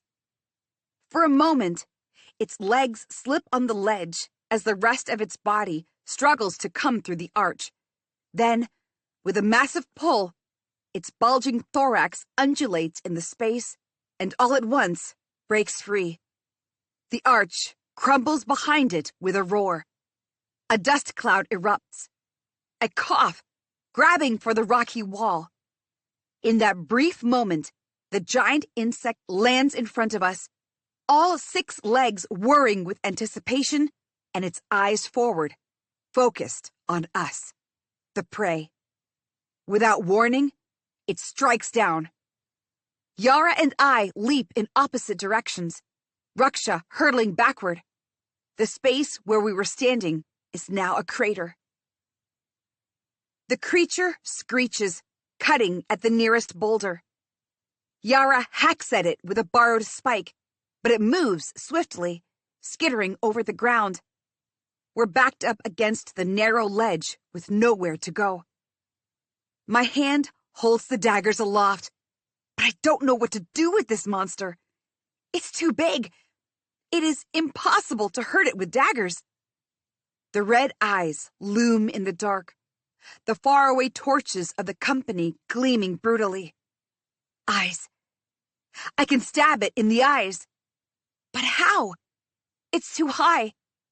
There's not enough foothold in the wall, and one slip, I glance to the side, will mean a long, agonizing fall to my death down in the chasm. Out of the corner of my eye, I catch a glimpse of Raksha holding her pole arm and facing the insect down. Yara! I whisper. Come with me. She hesitates for only a second. What are you thinking? We have to go high. Stab it in the eye. It sounds so simple, but not even the pits have prepared either Yara or me to fight a monster this giant. Just then, something whizzes past my hair. A blade. It twangs against the hairy leg and falls away harmlessly. The insect screeches, as if buzzing away a mosquito, and advances speedily. Well, says Raksha, that didn't work. A wild, hysterical laugh escapes me. Go, Raksha urges. Do what you have to do. I'll keep its eyes on me. The insect rears, screeching so loudly, I'm forced to clap my hands over my ears. Yara is already on the move, climbing the rocky wall, a dagger held between her teeth. if she gets one eye and I come at it from the back and get the other? For that, I need to reach the back. I can't even feint here. The creature shoots out its spear mouth, nearly taking my leg off. I swipe at it with a blade, but only end up falling flat on my back. "Hey!" Raksha shouts. "Come here." She steps backward, pole arm facing front. I take the momentary distraction's advantage and hurtle to the wall. Dagger in mouth like Yara, I grab a jutting rock and hurl myself up. There's a shriek and a clatter of metal below. Keep climbing. A pointed stone tears down my arm. I scream. Blood spurts from the gash, staining the black stone red. Stones go rattling past me as Yara climbs above. And just as I reach up for another grip, the insect's spear zooms past my hair, burying itself in the stone. I scream. The stone comes crashing out, and I'm barely hanging on the wall with one arm that's bleeding. "Cress!" It's Riven from somewhere far behind us. The desperation in his voice echoes along the chasm. "No, go back," I think. He can't see me like this, or he'll throw himself in front of the creature. The thought gives me a burst of speed, and I haul myself up. Blood spatters on the rock, some of it slipping into my mouth, and the taste of iron chokes me. A stone sails past my head and slams against the insect's head. Above me, Yara has reached the roof, now throwing rocks at the creature. And instead of turning away from us, it screeches loudly and slams its legs on either side of me, its spear coming directly at me, razor sharp. It will impart venom and turn my insides into mush, like a meristag's venom, and then it can suck out everything, like a spider.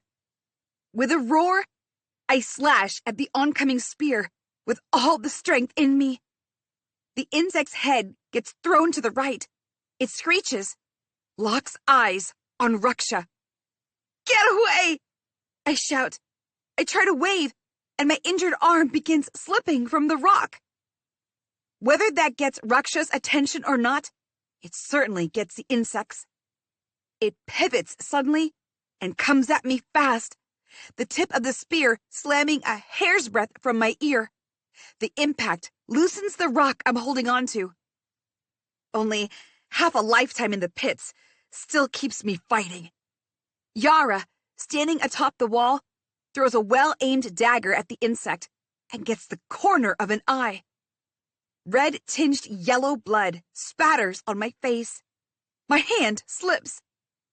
And in my desperation, I latch on to the only solid thing in my vicinity, the insect's spear mouth. There's a moment of silence, then a buzzing. My hands tighten on the slick spear, finding no purchase elsewhere.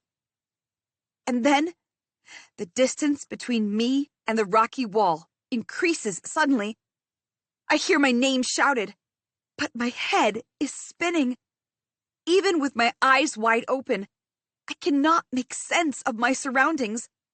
Everything is too loud, too fast, too dark. My legs are swinging in empty air. Then, it hits me. The insect has taken off. It's flying. Fear pounds in my veins anew. I grab the spear tighter, cling to it with my whole body, quivering like a fish in the sky. Darkness blurs past me. The insect speeds down the chasm, trying to throw me off. It zooms this way, then that. And there's nothing but the deep canyon below us. I tighten my bleeding arm around the awfully thin, awfully fragile spear mouth. The world is upside down. Dizziness crackles in my skull. The insect streaks around the canyon in agony. It could end up exhausting itself, falling down in the abyss, and take me with it. Horror and fear turn in my stomach. I keep spinning. My world is black rock and the darkness beneath. And then the pain catches up. Like fire, it licks through my arms, bloodied and battered. And still, the insect flies. I risk a look below. There is no ground. Nothing in the vast emptiness of the chasm. Stupid, damned insect! I breathe. My hands are throbbing, the oozing blood making my grip slicker. And still, the insect flies furiously, trying to rid itself of me and of the pain that must be burrowing itself deep in its head. The blood from its eye is still spiraling, spraying everywhere as it goes in circles, injured and angry. Howling wind arising out of the insect's own movement buffets us nearer the ledge once, but it keeps fighting viciously with no mind. The whole point of coming on this expedition was to finally get rid of the darkness, the way this island sucks you in and keeps its hooks in you, where you rot until you die. But here I am, wrapped in a cocoon of blood and terror, slipping deeper in the ground. Is there no end to how deep these caves go? If I hit the rock bottom of this chasm, will I find another excavation beneath? Where does it end? I tighten my hold on the spear mouth with one hand. Then, even with the pain throbbing in my cut arm, I pull out a throwing star. I have to bring it down. And so, I aim, as much as I can, and throw the star at its rear leg. A screech rings in my ear. The world tilts. Of course it does. The insect is wounded badly, and soon it will either stop flying or drop dead. Whether it knows exactly what might happen to it doesn't matter, but it is losing vision in one eye, and it feels its strength weakening, and it must understand, as all living creatures do, what happens when our bodies begin to fail so fast at once, when our insides bleed and tear. And so, the creature shakes dizzyingly for a moment and, just as fast, spirals down to the bridge. A violent convulsion grips my insides. The insect swoops down, down, down, until I slam against the side of the bridge. It hovers again, but totters toward the wall of the ledge. Stone rushes at me, and with it, the rest of the company. They hurtle back, almost falling over, and we finally come to a stop at the other side of the bridge. As soon as we touch down, I try to loosen my grip, but my hands are frozen, claw-like. The insect shoves me away just the same, as I would have if there was a tiny irritant clinging to me. It comes at me, trying to pierce me with the spear, but I roll down the rocky ground. Come on! Riven grabs my arms. I scream in agony, and he immediately lets go. Raksha grabs me under the arm, and together they haul me backward. The insect screeches and darts at us. Quickly! Cyril yells, waving at us to hurry. The back of the ledge is an open area, but I can't see what lies on the other side of it. A sharp buzzing rises. It slams down in front of us, dividing the company in two. Riven, Raksha, Yara, and me on one side, and everyone else on the other. The ground is slippery with the insect's blood once more. It bears down on us. Yara! Ansh shouts. Stay back! She shouts. The creature catches her around the stomach, and she doubles over. Ansh rushes beneath the insect to assist her. The fool! But his running confuses it as it stumbles backward. Raksha sees her chance. She drags me along with Riven, just like Ansh, and suddenly we're in the clear on the other side. Come on, you two! Cyril shouts. Yara gets up, color draining from her face, when she sees both Ansh and the insect looming over them. She and Ansh grasp hands, and I have a sudden, strong remembrance of them as children, when we used to play together, when we didn't hate one another. They were strongest as a team. Together, they run this way, then that, their minds working in sync. They're too fast for it. If it doubles over on itself, it will fall into the chasm below. Yara knows that. And just as Yara clears the ledge, running faster than I've ever seen her, the creature swipes at them from the left, hard. The siblings' hands slam apart, and Yara goes flying forward. The insect swipes its spear again, catching Ansh and tossing him off into the chasm. Yara's scream rends the air. She tries to go over the ledge, but Raksha and Riven tackle her, dragging her back. And behind them, the insect comes sprinting at us. "Run!"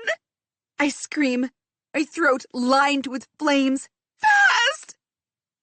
The company turns and we race forward until the other side of the landing opens up in front of us and none of us can slow our speed, and all we can do to escape the monster on our pursuit is throw ourselves down the emptiness. 24. The water slams into my back hard, and breath leaves me in a single agonizing whoosh, leaving nothing but an infernal fire thrashing and biting its way through my lungs. Everywhere around me, water splashes violently, causing a loud, echoing chaos. I open my eyes to nothingness and everything. It takes me a moment to reorient myself. We fell. The ledge is far above us, a pale wound in the roof of the cavern. I cough, splutter, and try to get up, only to slip back inside the water. Fortunately, it isn't shallow enough to have killed us on impact, nor deep enough to drown us now. The taste of sour water fills my throat. Someone grabs my hand. I look up into harried gray eyes. Riven. He looks just as disoriented, soaking in the water, and the red wound shining dully on his chest. Together, we drag ourselves out of the water on all fours, coughing. The lakeside is mostly jagged rock, with soft sand in places. I fall on my back, breathing hard, shaking my head to get water out of my ears and eyes. It doesn't matter. Blinding pain pierces every corner of my skull. Riven pulls me against him, and I shiver, closing my hands around him tightly, forgetting myself in that moment. The others crawl to the shore slowly, too, slipping and groaning. We're in a compact, circular shaft. Stalactites drip into the lake. Plunk, plunk. There's a faint glow from beneath the lake, enough to light the space without our torches. I check for flint, for matches, but everything is wet. "How are we not dead?" Cyril whimpers. "Our bad luck," Thane answers her bitterly. Riven and I exchange glances, then look away before we start laughing. That would be a poor display under our current circumstances.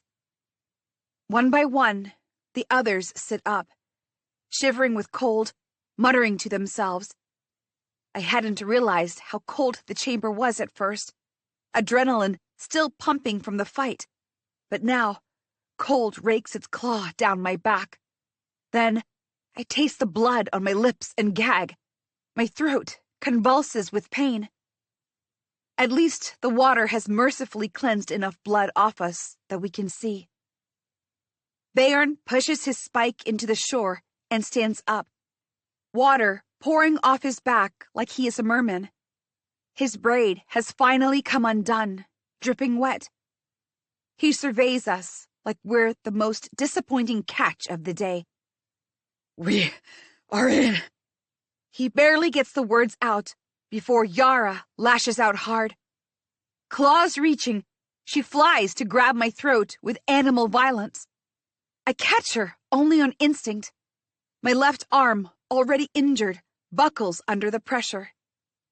Yara is vicious, bringing her knee to my throat. I pull myself back at the last minute, yelling at her to stop. But she's lost the only thing that matters to her. And now, she's a predator without restraint, hurling herself at me with no thought. Rabbit! Riven shouts behind us, his words swallowed by Yara's insanity, her urge to shred me. Because that's what she wants. I can feel years' worth of hatred in her breaking the dam now that her brother is gone. I block her as much as I can, but she's lost control of herself and is flinging her arms at me at a speed higher than I can manage. Stop it! Cyril yells uselessly. Pain erupts in my body. I go crashing to the ground and immediately roll into a ball to save myself from the lashings that never come. I look up. Raksha and Cyril have Yara by the arms, struggling as she kicks furiously in the air. You never wanted to protect anyone! She whirls to Cyril. She's taking revenge on us. You were right. She's going to kill us all. I stare at her, unable to say anything to her accusation this time. She continues yelling, I'm going to kill you. You hear me? Whether she hears you or not, Bayern growls. that thing might be the one that kills us. He points upward. The insect creature is on the ledge, leaning over, chittering and tapping at the sides of the wall. It rolls a leg, which slips on the blood streaming down its body, and a large boulder plummets down the shaft. Over the screams, the boulder splashes in the lake, drenching us again. All of us scurry away from the lake and slam ourselves against the wall, as if that will protect us. Bayern says to Raksha and Cyril, motioning toward Yara, Tie that one up. Yara snarls, but Raksha steps in front of her. She places a hand on the girl's shoulder and stays for a moment. Yara's face crumples, then loses all expression. Together, the other two tie her hands. Riven watches them until they've secured Yara, then reaches to help me up. Both of us look like death, and we know it. How do we get out of here? Thane asks. The creature is lowering itself at an increased speed now, half of its mangled thorax inside the shaft. Here! Comes Ariadna's shout. She is kneeling in the corner. The ground is indented, and part of the lake drains to a tunnel, but just next to it, the ground levels once more. A rift in the stone leads away from the chamber. Where does that lead? I ask, my voice strained with effort. Ariadna frowns at me. I don't know. So how will we know there isn't another damned monster waiting for us at the other side? She continues to look bewildered, as if the possibility hadn't even occurred to her. I shout, pouring all the tangled emotions racing through me into my words. How can you still be this oblivious after everything we've been through down here, after one of us just died? Thane breaks in. What choice do we have? Facing death by that? He squints above. No, thank you. I'll risk the unknown. I look around. The only person I could have counted on to see this my way is Yara, the one who would have to fight beside me. But she'd rather let us all get killed than take my side. Not even Raksha seems to have much to say, and Bayern will not listen to Riven. That settles it, Bayern says. He gestures at me. You first. Send him first, I say, pointing to the shade man, who is trying to make himself scarce, standing in the corner. He scowls at me. I shrug. I sympathize with his current situation, but not enough to jeopardize my own safety. He may be valuable, Bayern says. Fury burns in me. And I'm not? You're alive because of me. Yara barks out a vicious laugh, which shuts me up. Would you guys like to continue arguing while that thing gets down to eat us? Ariadna snaps. Over the gurgling of the lake, the creature clicks above. The sound is way closer now, and I don't want to check exactly how near it has gotten. Fine, Ariadna says. I'm going in first. She grabs the rope, tying the shade man up, and pulls him along. The rest of you are welcome to follow me. She turns sideways and enters the rift, dragging the shade man behind her. There's a scuffling sound and the scratching of stones, but Ariadna continues. Raksha follows. I'll go if you go, Cyril says, looking at me strangely. It takes me a moment to realize that the hostility since she accused me of being the kin killer has vanished. Now, she looks at me as if I'm her personal savior. Fear of death can switch up every belief, huh? She scowls. If there were more time, I might have rubbed her face in her fear. But I'm also grateful that she hasn't strengthened her armor against me, joining Yara to call me a monster. So, I turn and go in, dragging her behind me.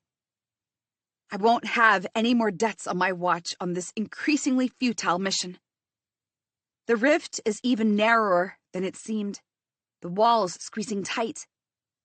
I tilt my head up to avoid a pointed stone cutting at me. Above, the walls simply converge. I suck in my stomach and drag forward, pulling Cyril along. At the back, one by one, the others follow too. The wall smells of water and a strange tang that has an undertone of blood. Like the air above on the island, circulating through the sea and the storms. Parts of the wall break off at the movement, startling us. Everyone stills, clinging to the wall until the rubble falls quiet. None of us speaks as we continue to drag ourselves. Every groan of effort is punctuated by the gurgling lake back in the chamber and the draining water in the tunnel next to us. And then, a buzzing fills the air. Go faster! Bayern, the last of us, calls. It's come down! That speeds us up. Despite the claustrophobic rift and the stones starting to scratch at our faces as we press past them, we quickly push ourselves forward, squeezing ourselves and holding our breaths. Until finally, the rift spits us out. I drag in a desperate full breath, filling in my lungs with air, just as the others come tumbling out. Bayern crashes into the company at last, and behind him, one giant, spiny leg of the creature, drenched in blood, reaches out sharply. Everyone stumbles backward, watching in horror as it tries hard to cut through the gap. It pushes again and again, as if it wants to split the cave apart. The chittering rises deafeningly with its anger. We hold our weapons high, waiting. And then, at last, the leg stops scratching at the walls and falls silent. For several terrible moments, I anticipate the walls tearing and the creature flying at us. But when nothing happens, relief sends me to my knees. The monster is dead. I stay there, breathing hard, wondering if I'm just in a bad dream. Any moment now, I'll wake up, and this will be over. I never agreed to the journey. Ribbon never followed me. He's not hurt, and my arm is not on the verge of being severed. And most of all, a giant ocean's-damned insect wasn't after us. The hard ground pins at my knees, bringing me back to myself. A relief so strong that I feel as if there's music in the air. Music with words I don't quite understand. No, it's real. Do you hear that? I ask. What? Cyril looks back to me. it's still strange to have her face stripped of the hatred she had suddenly worn. She looks confused, and I can tell she's not hearing anything. A shiver curves down me and cuts deep when Bayern says, his usually gruff voice softer than ever, "We're close." 25. The thought that we might finally reach Bayern's destination and then get out of here spurs everyone forward faster. After the fight, no one wants to linger closer to that chasm anyway. My gasps burn my throat as I lead the company once more. Riven insisted I take some of his water, but now I have to make it last all the way until we reach the place at least. I can rest and ask for someone else's water during the return journey, when I'm sure no one will die of thirst. We've lost one too many already. Out of instinct, I throw a glance over my shoulder. Yara now trudges beside the Shademan, both of them at the center of the line. What could I have done differently to save Ansh? I should have killed that creature faster, stabbed it through, something. I should have never allowed it to land on the ledge near the others. No, stop it. It's the voice of the madness. You would have died too. This is what I get for trying to take the easy way out. This island wants me to suffer. How could it allow me to walk in and out of its womb so simply? Of course it wormed itself in my mind. No one else seems as affected. No one but Yara, and she has an actual reason. I keep mumbling under my breath to keep the voices in my head away until we reach the plateau, the end of which drops down sharply hundreds of meters. Are you sure this is it? I ask Bayern. The cliff is too steep, and if we're wrong, it could take us days to get back up. Bayern nods and winces with pain. "I'm sure. We get down as soon as we can, then camp for one night before moving ahead." Seems like the harsh trek has taken a toll on him too. His injury is no better than Riven's, but he has to put up his front. He is, after all, the captain who saved Kar Atish.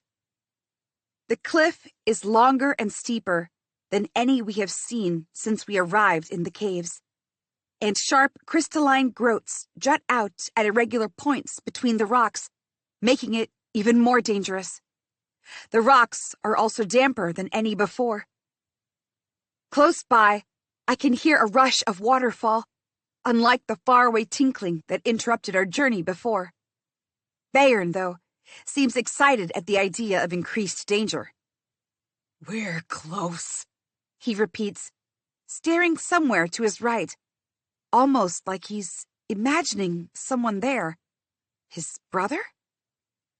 Raksha goes first with Yara, then Cyril and the Shademan. Ariadna and Bayern follow after, and finally, Thane helps Riven down. The latter in each company needed help, a fact not lost on anyone. I wait until Thane yells the all clear, then check for any bags or equipment we might have left. After scanning the area, I'm ready for my descent as well. I wriggle my backpack closer, centering the weight, and check the clipping of the rope around my body. The sole of my shoe scrapes against the rock irascibly. I wince. Nothing emerges from the dark we've left behind. My headlamp, a necessary burden this once, isn't nearly enough to light anything, only to attract a predator. And frankly, I've had enough of predators. Slowly, my back facing the gaping void of below, I step off the edge. Pain bursts along my shoulder above my injured arm. The crystals stab into my feet every time I come close, scraping past my arms, making a cacophony in the large cavern. My descent goes slower than I'd like. Light from my headlamp bounces off the wall, casting eerie shadows high above, but also reflecting the glimmering crystals in the rocks. And that's what gets me. The headlamp shines on a crystal outgrowth the size of my fist, and it glares hard right in my face. It's too bright, too close, and a sharp spike of pain slices through the backs of my eyes.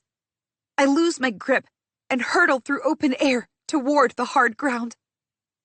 A scream escapes me, and I'm madly scrambling for a grip.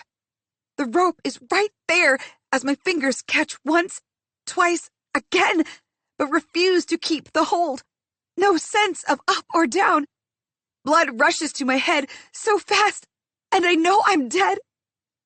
At the last moment, my hand catches on an extended outgrowth, and I grasp for the rope only a few meters above the ground. My body jerks hard as the weight slams back against me. I cough, air caught in my lungs. Pain rings down my spine so suddenly that for a moment I fear it's broken.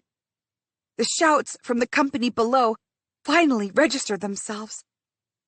My vision stays dark as I lower myself on the ground and collapse, shivering with pain. Cress, Crescent, Cress! Riven repeats my name. He gathers me close as I kneel on the ground, the rope still tied around me. You're okay, right? Are you okay? Are you hurt?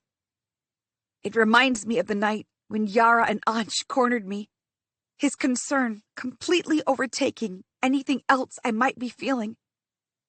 I splutter. I am, Riven. I am fine. Thank the ocean. He exhales. As the adrenaline fades and my vision clears, I see the others gathered around me too. I nod to them. Cyril helps me up, letting me lean on her as I do. I try not to, at first, wondering if she would just let me fall if I relied on her, but she only shifts closer. How could you not be more careful? Riven murmurs. And I notice something I hadn't seconds ago. His words are slurring. My eyes drop to his collar, where the red threads burn. How many days has it been since he got hurt? I can't remember anything. The rope still tied around me begins to press harder. No. I need to get him out of here. I can't let myself get killed over something so silly when Riven needs me. Get up and take watch. Bayern barks at me. Let her rest. She fought that monster for us. Riven growls, forgetting it is Bayern's discretion that's keeping him with me. You shouldn't be speaking at all, boy. But then he turns to Thane. You, take first watch. There shouldn't be any beasts from now to the end, but you never know. Bayern is right. The hours are empty, but colder and uneasy. Wherever we are headed to is now close. I pace around the camp slowly, instead of resting like everyone advised, to keep myself occupied. These last hours are crucial, and I won't let this damned underground get into my head or hurt my body again. Riven tries to argue again that I should rest, but he relents easily too. Despite how low I'm running on sleep, he knows I can tell he's having difficulty with his words now. Which is perhaps why he says, I don't know if... Well, just tell Ashvin and Maven, please. No! I snap, a little too loud. The others look our way, eyebrows raised. I lower my voice. Whatever you want to say to them, tell them yourself. I turn from him and march several feet away to sit down with my legs pulled up and arms circled tight around them. The rattling spike in my breathing hurts my head as I will it to slow down. Just tell Ashvin and Maven. As if he's some lander ordering me around. No, I won't do anything he wants me to do. He can get out of here alive and do whatever he wants himself. I pull myself together even tighter, as if I'm turning into water and desperate to stop myself from spilling away. Why did Riven have to come here at all? He's supposed to be smarter than his brothers and I combined. A footstep brushes a stone. Then Riven sinks to the ground behind me, settling and pressing his back against mine, like we used to sit when we were children. He reaches for my hand blindly, and then places our entwined fingers beside us. No man's land. Do you remember the big storm the year we turned 14? Involuntarily, I shiver. Yes, can't forget that one. The skies had gone black for 3 weeks, the mines blocked, and the wind was so fierce it would cut through skin like knives through fish. Everyone who wasn't sheltered was a corpse. You hadn't realized it was going to be that bad even 2 days later when you left for the pits. None of us knew where you'd gone, because surely you couldn't be that ridiculous. But I was. But you were, He says, half laughing. and I couldn't wait any longer. Anything could have happened. If you got caught in the storm, I'd never even know. So I went out, and what do I see? Crescent Dune, carrying an actual rot in her hands, crouching by the door because she didn't think we'd let her bring the beast inside. But she couldn't leave it either, even when it could have snapped her neck if it suddenly got it in mind. It was hurt, I say, jutting my chin, though he can't see my face. And you saw that it was lonely and took care of it until it was better despite the storm. Riven! What do I want to say? Why do his words make me feel exposed? I try not to fidget, not to let him know how much the abrupt silence affects me. He's always had a memory sharper than anyone I've ever come across. He remembers every milestone in my life, every bad fight, every good fight. Everything I told him about my parents, the stories my mother told me at bedtime, the creatures my father helped me look after. And he knows all of it, like I know the grip of my blades. How can someone be like that? I barely had time to understand people before I was forced to grow up and close myself off to others. Is everyone like Riven? Do they remember every small thing about their friends all the time, every time? What else does he remember about me that feels like no one else ever would? Reminisce about some other weird thing I did and that he made a note of. And of course, he likes to put me at the center of it and forget about the fact that he stayed up all night taking care of the rot beast with me. But then he begins speaking softly again, haltingly, as if it hurts him to say it. I know what you think, that we gave you a home. But what you don't see is that you held us together when we were fraying at the edges, when Ashvin felt so alone and so hurt that he couldn't protect Amma, when May didn't understand what was happening. You didn't have to do anything. Definitely not clean up after my sick mother. We should have been doing that. But you held her, and you held us. When I didn't know what was the ground or the sky anymore. You held our hands. My hands. You, despite how much distance you keep from everyone, were there. Every moment. You were everywhere. I wanted to die, but I kept up my face for May, and you, without even knowing, saved me from the abyss that had taken me already. What can I say to make you see, Chris? That if I have a home, it's because you make it so. That is not what I was expecting at all. I lose words. I lose all sense. Now, what can I say to him that won't make me feel like a fool? I'm overwhelmed, and the back of my throat fills up. I need to get away, breathe. I'll check on the perimeter. He shifts, releasing my hand. Okay. I take my torch and practically run from him. I didn't know he was carrying these feelings inside him for the past 4 years. Why did he never say anything? Confusion and nerves in equal measure war in the pit of my stomach, the fight going neither way and making me feel worse. And what was that? That okay? Fine. Whatever. But couldn't he have asked me to stay? We could have talked more. I could make him understand I did all that because I do love him. He's my best friend. Why does he do this? Be normal for 1 second and the next say things that confuse me so much. What does he want? I shake my head. Focus.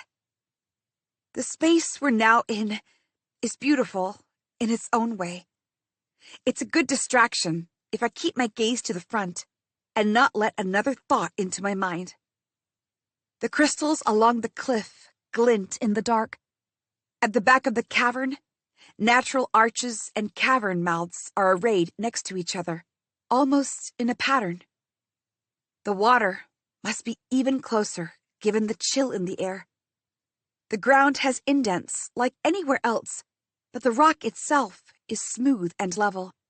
Another part of the architecture of people from before? I shiver, despite the fire held close. What must this place have been like when the first ones walked this world? What were they like? To live underground, away from the sun and the ocean.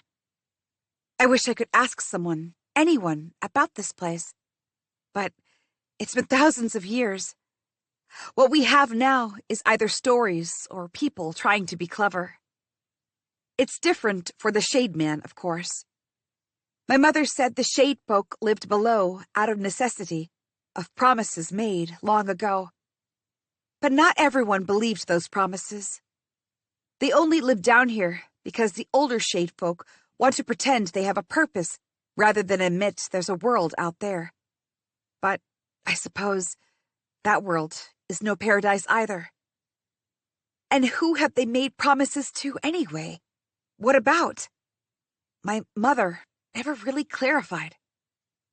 The flame throws a new shadow at the corner of one of the arches as I cross to the other side. The glimmer of the crystals dims here, the dark full, which means my torch becomes a beacon. At the end of the row of arches, the Shade Man freezes. I thought that was you, I say quietly. His face is caught between surprise and anger.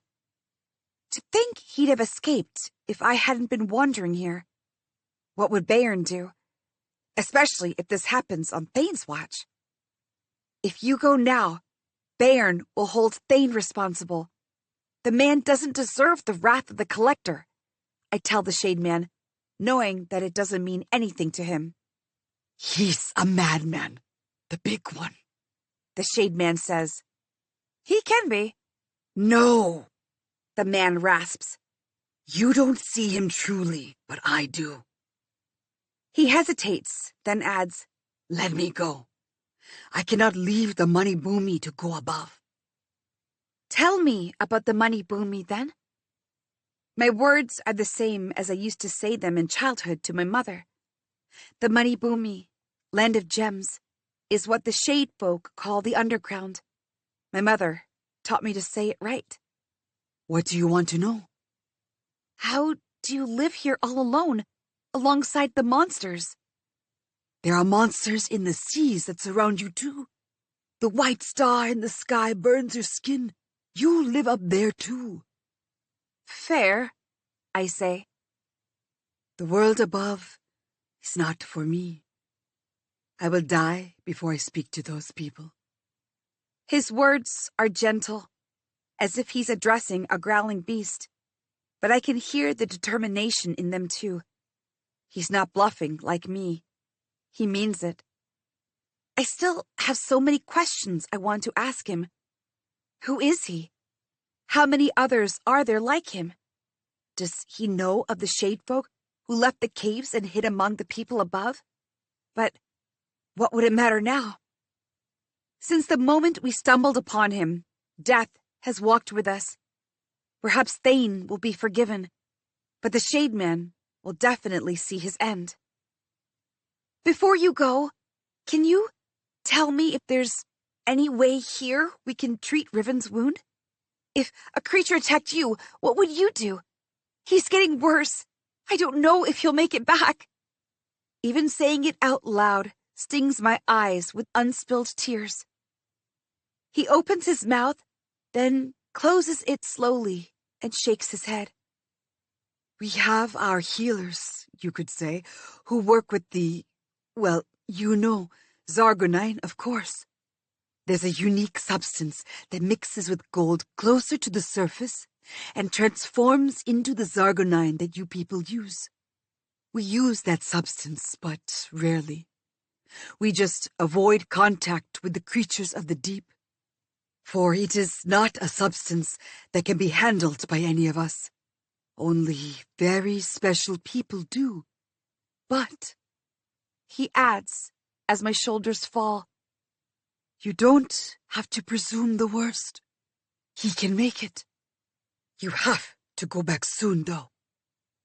I recognize the change in his voice, that subtle urging to cut short whatever is left of Bayern's journey.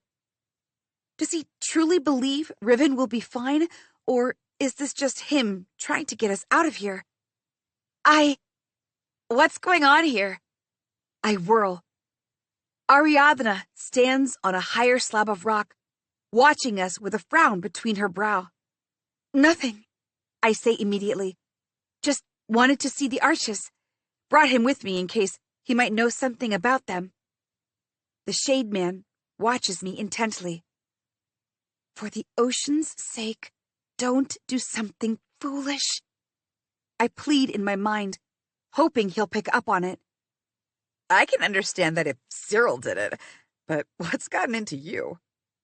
She says with a laugh, almost like she's making fun of Cyril, and she's comfortable doing it in front of me. She's on this mission because her insights into the underground could be helpful. She and Raksha are invaluable in building the map and helping us understand the terrain. Ariadna shrugs. Whatever, I just came to say that it's time for a change of watch. You're up next. With no other choice, I follow her back, and so does the Shade Man. 26. We leave the camp early and find ourselves on a fairly uneventful path. But when we duck under another ruined gateway, in only under an hour, my heart jumps into my throat. Before me unfurls the largest cave we have seen so far, even bigger than our last camp or the pillared hall. It takes me a moment to comprehend what I'm seeing. Across the hall, a pale curtain of light stirs without wind, like water, like it might be breathing. It stretches from the ceiling to the floor, shimmering the ghostly last light before nightfall. Huge stalactites jut out of the ceiling, like fangs in the jaws of a predator, dripping quietly. Each clink against the shallow pools, loud in the large emptiness. The curtain of light gleams softly, lighting the entire space. And a song behind it. So faint that I don't know if it's just my mind running in circles once more. What's this? Raksha asks, trying to be sharp, but her voice has an unwanted quality of awe as well. The curtain of light seems to defy natural laws of existence. There's no foundation from which it emerges. It just exists. Almost magical, a fantasy of the mind that shouldn't be. Bayern says flatly, Let's get closer. Slowly, we pick our way across. There are exits on either side of the chamber, currently standing dark and empty. But other than that, everything is bathed with the soft light from the top. Goosebumps erupt over my skin, a sense of being watched, tickling the base of my neck. I sweep a gaze around. The chamber is truly empty. But then, the Shade Man managed to stay hidden until he jumped us. I unconsciously move ahead of the group, looking for any signs of disturbance, needing to get to the curtain of light first. It is almost hypnotic, the way it moves, soft and gentle, an invitation to be touched and felt beneath your skin. We reach the curtain far quicker than we should, given the size of the chamber. Maybe I wasn't paying attention. Up close, the light echoes outwardly, as if the source of it is the sun through storm clouds. This is strange, Thane murmurs, breaking the quiet and the flow of the music. Abruptly, the song is gone, as if it was never there, before I had the chance to acknowledge it. Did you hear that? He says. Hear what? Cyril murmurs in a shaky voice. I lock eyes with Thane. I did, I want to say. A song without words so faint, it felt like I heard it across the universe. But neither of us speaks. What is this? Raksha asks, sharper than ever. Our fortune, Bayern says and smiles. He steps forward, staring at the ground beyond the light. I follow his gaze and gasp. There's a circular gap in the ground, rimmed with a short platform. A sort of well. It is glowing, iridescent, filled to the brim with something that looks like liquid moonlight, its crystalline beauty overshadowing everything else.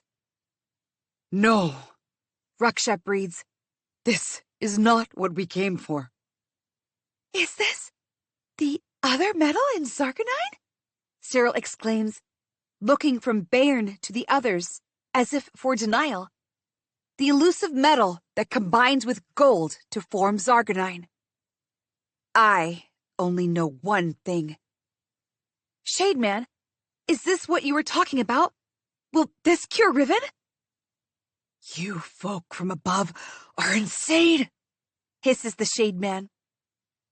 You cannot steal from the money boomy like you do from the surface. I turn to him, and he looks genuinely frightened for the first time since we captured him. What do you mean, steal? You cannot touch the blood well, He says. You will bring us all to calamity. Be quiet, Bayern says. He lifts his pike slowly and extends it toward the curtain of light, testing its limits. And good thing, too, because the second the metal touches the curtain, it sparks with a sharp shrill and 1,000 embers. We came to search for lost expedition members. Raksha's voice is getting higher, her grip on her polearm tightening. She exchanges glances with Thane, who adds, Exactly. Not for an origin well in the money boomy. What's an origin well? I ask, even as understanding dawns on me. We've been misled. We have risked our lives, gotten injured, and died for a lie. Bayern's destination is nothing but this well. Not someone who needed help getting out. His brother and all of the other expeditions were searching for this place. This is not just a metal. It's the source of our lands. Thane shouts, all his soft restraint broken. This raw, holy substance will kill everyone if mishandled. Holy? We have no gods, Bayern says. There are still powers that move this world, Raksha asserts, stepping forward. The ocean is one, and so is an origin well. You will not destroy it. Suit yourself, Bayern says. But the powers that move this world belong to landers. I reach for my dagger, but Bayern is ready. He drops his pike and points 2 guns at us in a swift, practiced move. Drop your weapons now. All of you. What do you think you're doing? I say, heart pounding in my throat. We're in the depths of the world. Drop your weapons, he growls, pointing one of the guns straight at me. Riven whispers behind me, Cress. If it was just me, maybe I could have risked going head-to-head with someone wielding a gun. I drop my daggers. Line up, he says. and you, Shademan, and you. He points at Cyril. Step away from everyone. Cyril's face drains. What did I do? Let the girl go, Bairn, Raksha says harshly. But if he hears her, there's no stopping him. Now, do me a favor and walk into the curtain. I need to test a theory. The Shade Man recoils, as if branded, and gives a harsh cry. Cyril, bewildered, only stares at Beorn. I start speaking, but Ariadna places a hand on my shoulder and shakes her head. She gestures to the guns. You are committing a sin, the Shade Man says. Walk in. The Shade Man looks at us now, all his disdain gone, replaced with the look of a creature defeated in battle, eyes large and begging for reprieve. But none of us can do anything. Even without the guns, Riven and I are in no position to physically take on a man as big as Beorn. Yara is tied up, and I know the others won't move against him. They aren't fighters like me. Cyril, trembling visibly, takes a step forward to the curtain of light. It shimmers plaintively, lighting her up softly. And the Shade Man runs. Bang! What the hell? Riven shouts.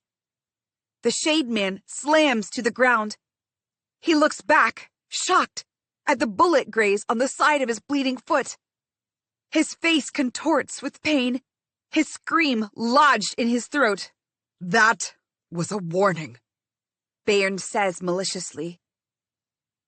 All I want right now is to kill Beorn. Grab a dagger and stab him the way I stabbed that red Stygic. I can feel my hands curling and uncurling at my sides. A loud buzzing fills my ears, so much so that my vision is starting to darken at the corners. How can we simply stand here? And yet, when I try to move, pain strikes like a wasp in my blood-crusted arm, forcing me to stay in place.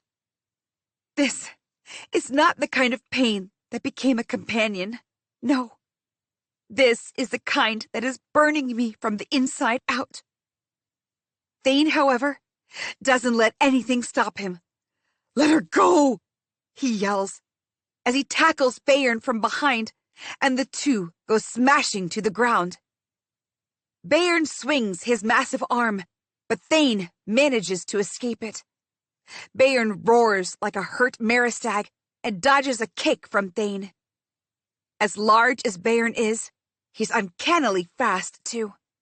Thane, a miner with no combat experience, is no match for him. Beorn drives an elbow into Thane's face. Blood spurts to the ground. It all happens so fast that I don't even have time to pull myself together. Raksha barely steps forward, polearm at the ready, only to stop. Beorn grabs a fistful of Thane's hair and crushes his throat with his wide arm. Move, he barks at Cyril, pressing his arm tighter around Thane's neck, or he dies. Over the angry, humiliated tears of the Shade Man, Cyril's whimpers are loud too. She looks at me. Cress, please!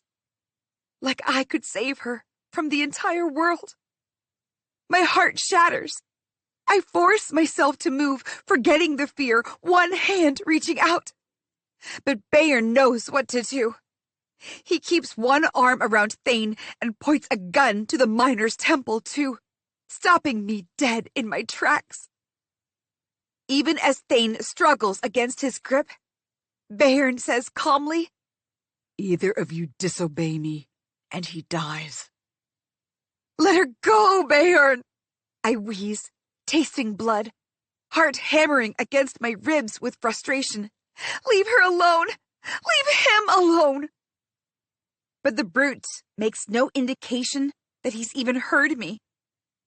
Cyril watches Thane struggling to free himself from Bayern's grip, watches me trying to uselessly stand midway between her and the two men, and knows she's lost. Slowly, even as I keep shouting for her to stop, she makes her way to the curtain. The Shade Man, however, is still dragging. His gaze darts everywhere, as if somehow he'll escape this nightmare. And then, as if out of nowhere, he grabs a pointed rock and slams it to his throat. Or tries to. Bayern is there, faster than lightning. He shoves Thane out of the way and grasps the Shade Man's arm. "If you want to die so bad, why do you fear a little light?" Then he shoves the Shade Man right into a bewildered Cyril. Both of them tumble through the curtain. The curtain resists for a moment, stretching instead of making way, but then it does, and they vanish. "Where did they go?" I cry, stepping forward and stopping as Bayern turns to glare. We wait for several chaotic minutes, Riven by my side, Raksha cursing at Bayern, and Thane, a side of his face now bruised, murmuring prayers to the ocean, as if it will answer so deep beneath the ground. And even as Thane continues to pray, the curtain ripples, the same stretching movement, and the Shade Man steps out of it.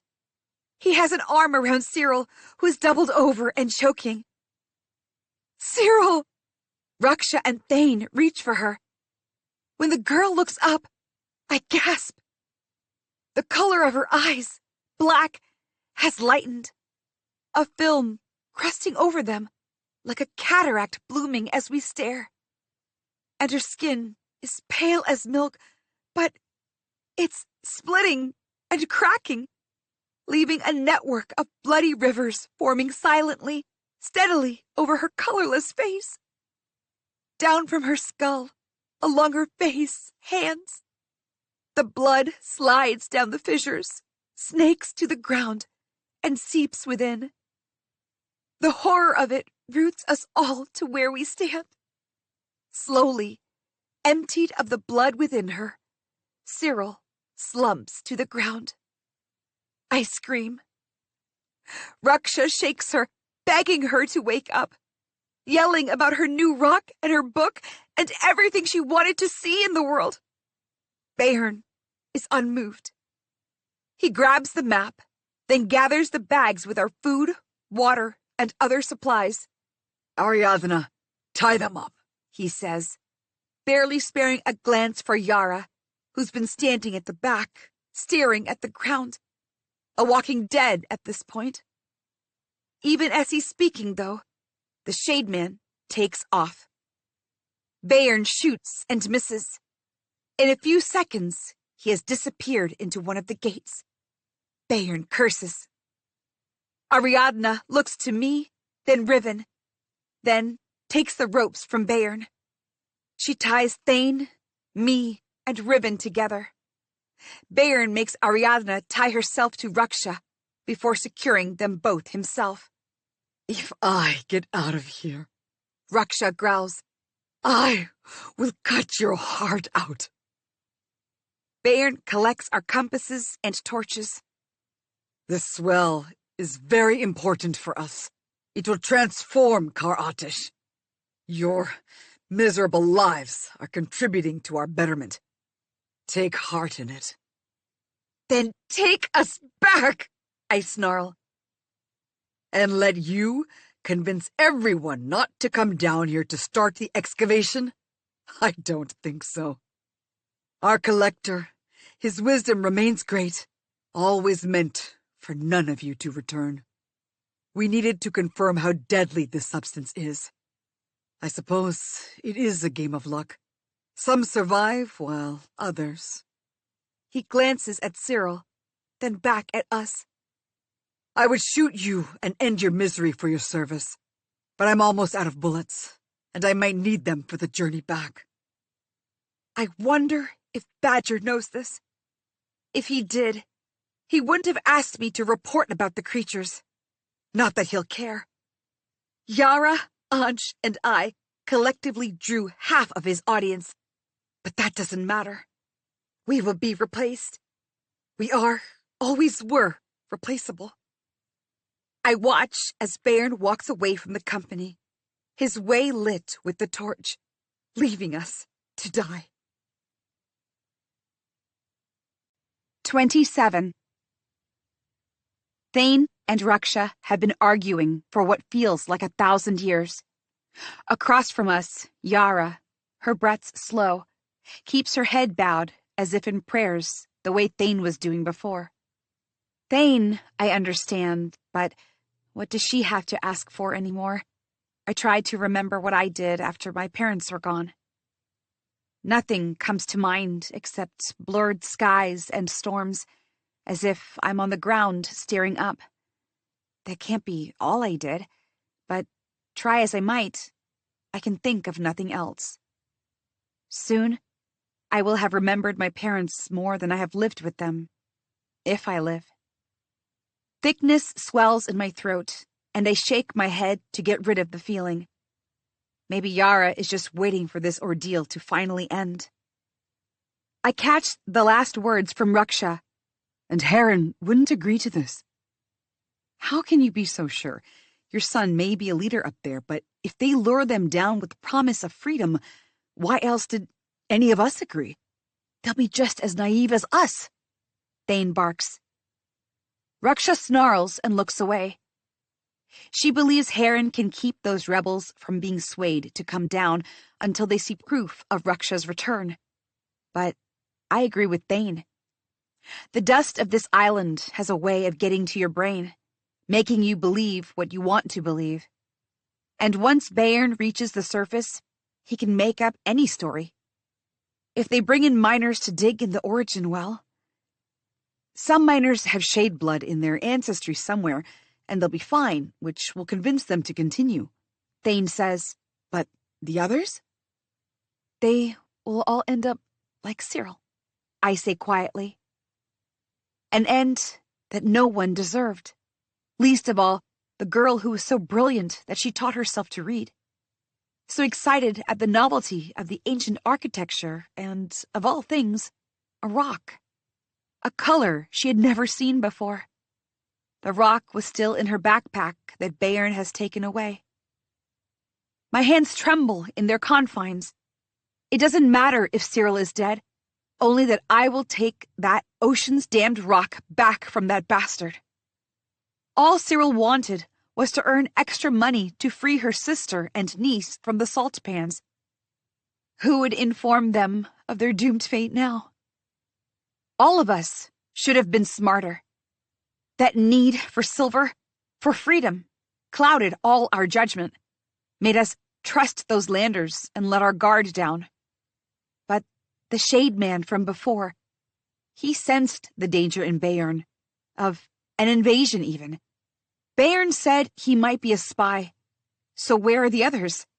Who has he gone back to? The thought of Shade blood being fine is rich irony, but I can't even laugh. The Shade folk have been dying for generations, leaving the caves vulnerable. That is what my mother always said. If I hadn't agreed to this mission, would something be different? Perhaps Anj would be alive too. It doesn't matter now, I guess. All we can do is sit here and wither, unless a creature arrives and ends our misery. Thane tries to move his wrist against the ropes and fails to make any significant impact. Did you have to tie this so strongly? He had a gun to my head. Ariadna snaps. The panic and dread of being betrayed are gone. In their place is anger anew. Not the kind that made me want to stab the red Stygic indiscriminately, but the kind I can wear and grow into. Of course the collector planned this. Since when would any of them do something out of the goodness of their hearts? If there was ever any doubt, it is now incinerated. But to sit with this knowledge and die here is not what I want. I twist in my place, try to loosen the ropes, to pull my hands free, until I'm exhausted and my wrists turn into useless, bloody wrecks. If we had something, I begin. No one has any weapons left? The pale light from the curtain washes everyone a ghostly twilight echo. Raksha, in my line of sight, looks nothing like the miner she is. Stone, hard, and strong. Her face is drawn, and her eyes have turned bleak.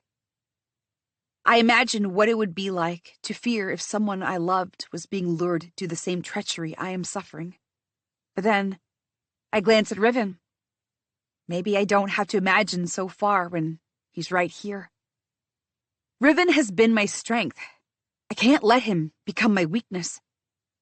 He's dying, and he chose it for you. You are his weakness. The thought gives me vertigo, even sitting down, as if I'm falling off the cliff into the sea. A sudden glimmer, a sudden hiss brings me back. It catches everyone's attention. An ashy smell cuts through the sickly metallic smell in the air. Yara, who has stayed quiet throughout, has lit a match and holds it upside down to the ropes tying her.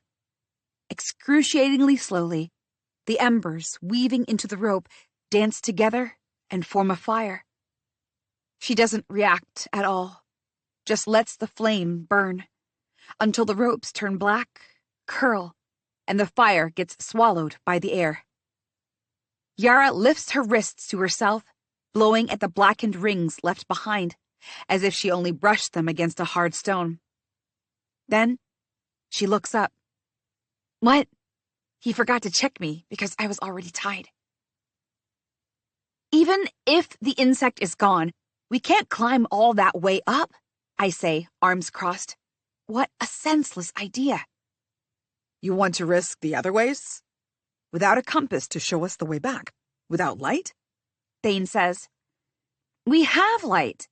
I point to Yara, who has gone back to not speaking. Which is what must be attracting the creatures in the first place, Raksha says. We go on and on in circles about the way to move forward. Moving through the deep without a solid guide is a suicide mission. Staying here is death too. It is unfair and frustrating, like most of our lives, I suppose. Grass. I turn sharply at Ribbon's voice. He's leaning against a boulder, trying to stand straighter, one hand pressed over his heart. Beneath his shirt, the red has darkened.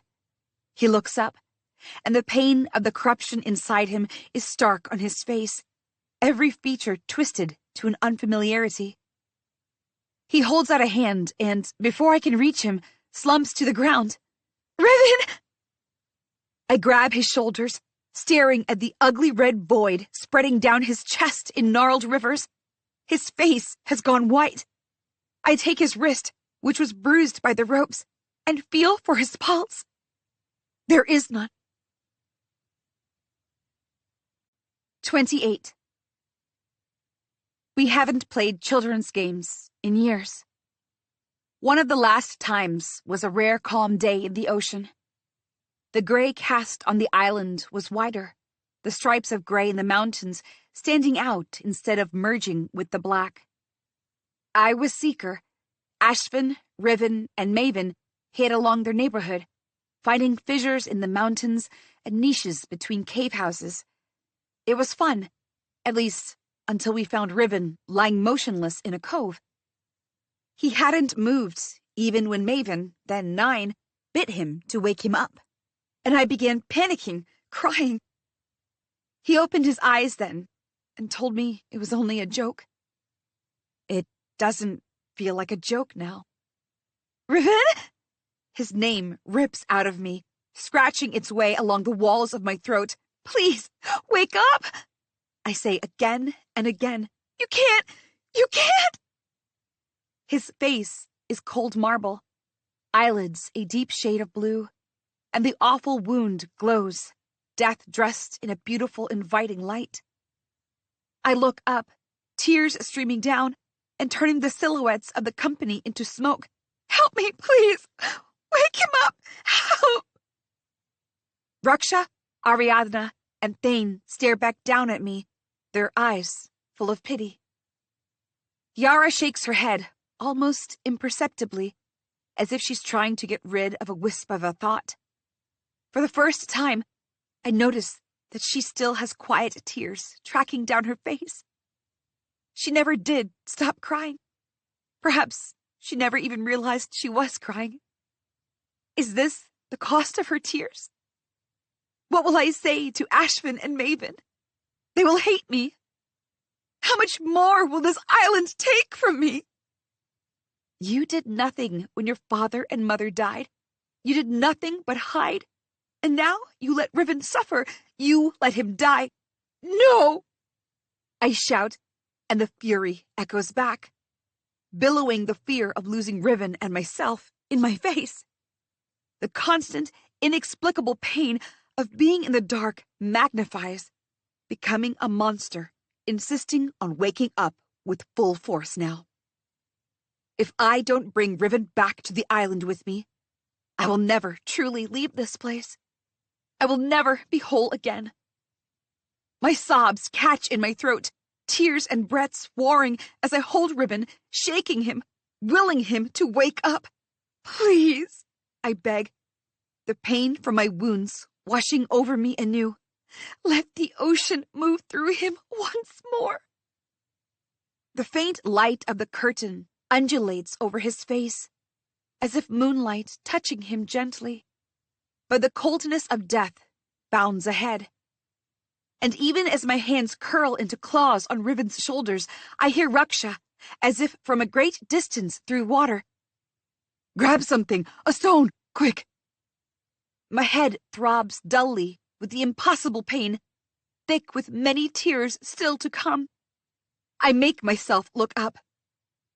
From the left arch of the cavern, opposite the one from where Bayern had fled, a silhouette emerges.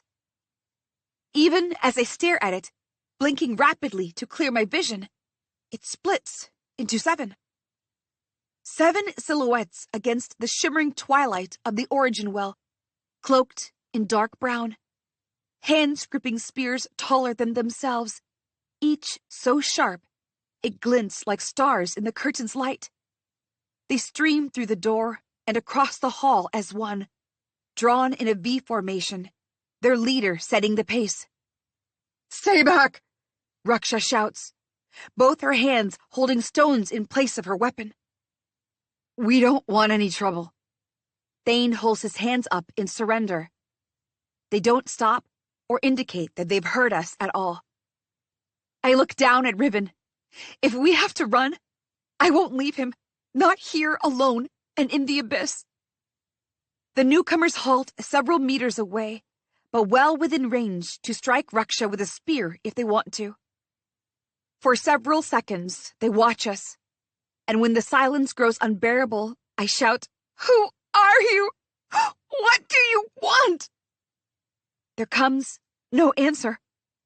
Only the rising of a mist, a sharp, rotten, sweet smell, and the sudden darkening of my vision. And then, nothing. I come up to a sharp pain along the sides of my temple, an ache thudding in my ears every time I breathe. My eyes stay closed as I collect my senses. The ground beneath my face is hard and cold, but not as sharp as the ground of the caves. My mouth is parched, tongue roughened like dry leather, and hunger claws at my insides with the fiery talon of a worm lizard. Every breath is hard. If I close my eyes, I know what I'll see. It's why I keep them shut tight, pretending. The dark is all around me. I know it. And it's not like before, when I had others around me. Right now, the silence is enlarged, waiting for me to acknowledge it. My breathing quickens. We were ambushed by 7 strangers, and now, here I am, trapped. You can't avoid it forever. Reluctantly, I open my eyes to the dark looming over me, filling the expanse, grinning with terrifying smugness. Come closer, the dark says. I'm hyperventilating, trying to slow my breathing. Focus, Cress. I place my hands on the wall, drag myself up, head pounding still. Slowly, I move my way around, going wall to wall. No windows. Nothing. Then, I come to the door far too quickly. This is a cell. A very small, claustrophobic cell. The bars locking me in are stone, as if jutting straight out of the ground and merging with the ceiling. But that can't be. They put me in here somehow. Those strangers. Are they the Shade Folk? Who else could it be? Bayern, that traitorous bastard, did say the Shade Man with us was a spy. Did he bring them to us? And where are the others? Riven! Black fire roars in my chest, hurtling through my veins. He can't be dead. No. No! I need to see him. Save him. Take him back to his brothers. They don't deserve this, not after watching their mother die. They need him. I need him. I rattle the bars, screaming, "Let me out!"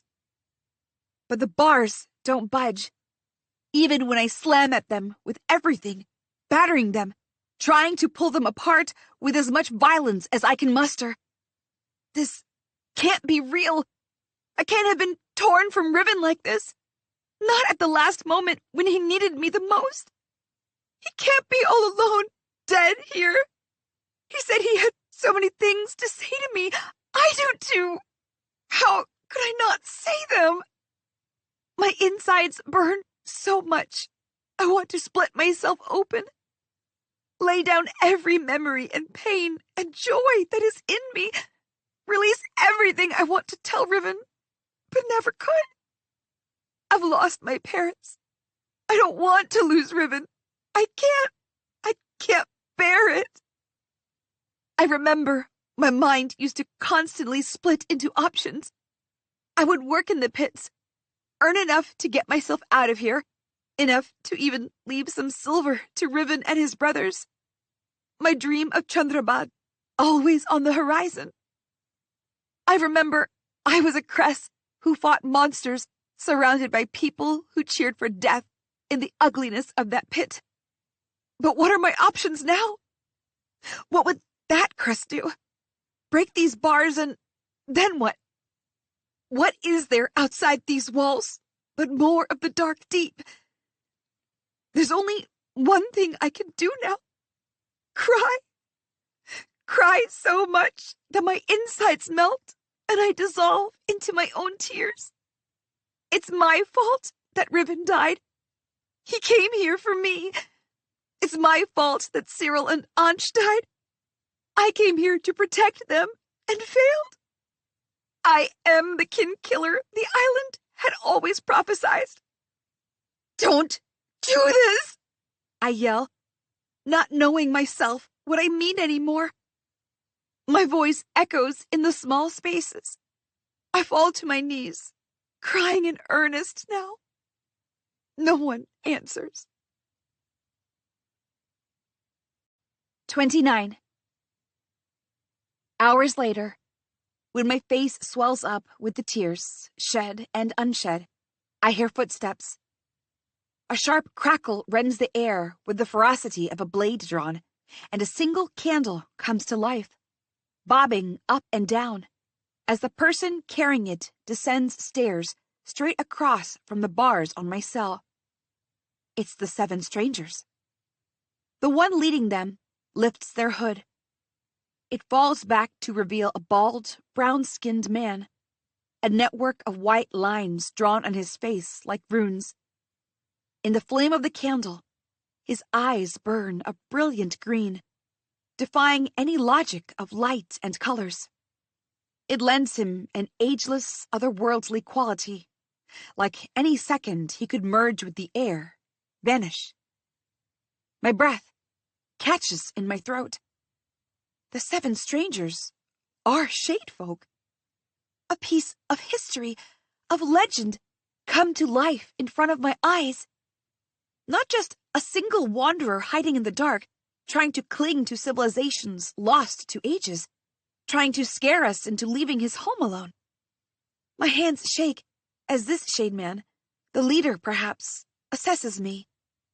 In that one short look, I know he knows. He knows who I am, and whose blood flows in my veins. My mother, the descendant of shade folk, the one whose ancestors left the caves and found themselves a life above the ground. Somehow, her and my father blasting off sections of the mines while they were people inside isn't the worst thing about her. What do you want? My words are strangled. Why have you locked me in? Where are my friends? What happened to Riven? Is he still alive? That shade man said you people have healers among you, that you could help with the wound. Please, please help him. We make the demands here, The leader says. His voice is deep and gravelly, a strike of boulders against mountains. I press my face against the bars, hands curled tight around them, and spit at the ground. There's my answer to your demands. The man on his right bristles, but the leader remains still, not even a wince. He only says, Why were you at the blood well? You, specifically, with your ancestry. My blood chills. You don't know anything about me.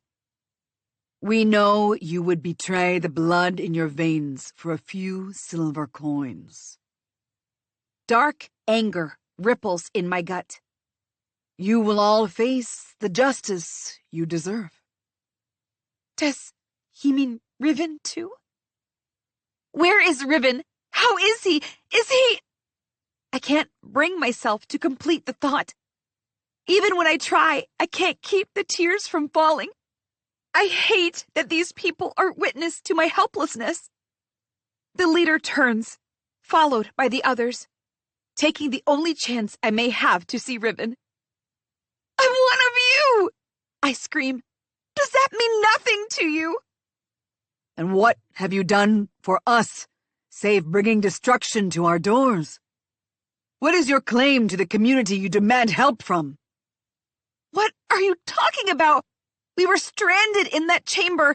We don't want anything from you. None of us knew where we were going. The shade folk exchange looks, as if I said something deeply perplexing. Then, uneven footsteps come down the stairs behind the 7. So at odds with the sharp control and elegance with which these men stand. Someone limps up from behind the 7, face half-limbed in light from the candle. You! I cry. The shade man, our spy, shrugs. Me. My grip on the bars tighten. Please, where is Riven? He looks at the leader, who waves a hand, and then reaches for the bars. Even as I watch, he opens them without any keys or any movement I can decipher.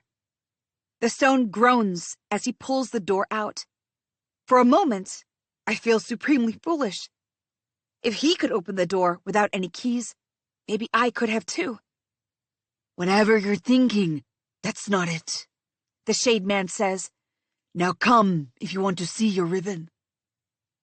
They take me past similar chambers in narrow halls, up a tight corkscrew staircase lit with an actual sconce at the top, and then stop in front of a large stone door. This one has guards outside. More shade folk. All of them living here like it's the most natural thing in the world. None of them have had to shove their hands in the dust and grime of the mines. None of them have lived under the brutal chains of the landers. Inside the oval room, on a slab, lies Riven. The room is lit with thick, glossy black candles that look like they're made of stone, not wax. I hurtle across, my stomach colliding with the cold stone of the slab. His skin is pale, almost bloodless, lifeless, except for the shining red wound still pulsing. The floor sways beneath my feet, my hands on either side of his face, my tears slipping on his lips. As if I had been thirsty for an age and he's a well of water. "Don't do this to me, Riven," I breathe. "Wake up, please." Even as I say it, though, I know it's useless. He won't get up now. He's broken every promise he ever made me.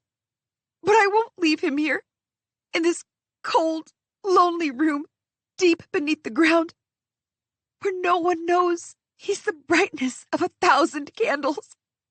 I hate him. I hate him for leaving. He knew how alone I would be without him, and yet he left me. I clutch at him tighter. The soot of the mines, the faint smell of the rebrew soap. Pain erupts in the center of my body, and I wail like a broken bird.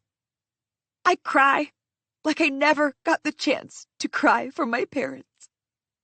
"You saved one of us," the voice of the leader says, breaking my sobs. "We do not carry blood debts. So, despite your traitorous nature, we will be willing to help the boy." I turn to face him, letting him see the tears and the harshness. "You wasted time on purpose so he could die, and then you could pretend to help."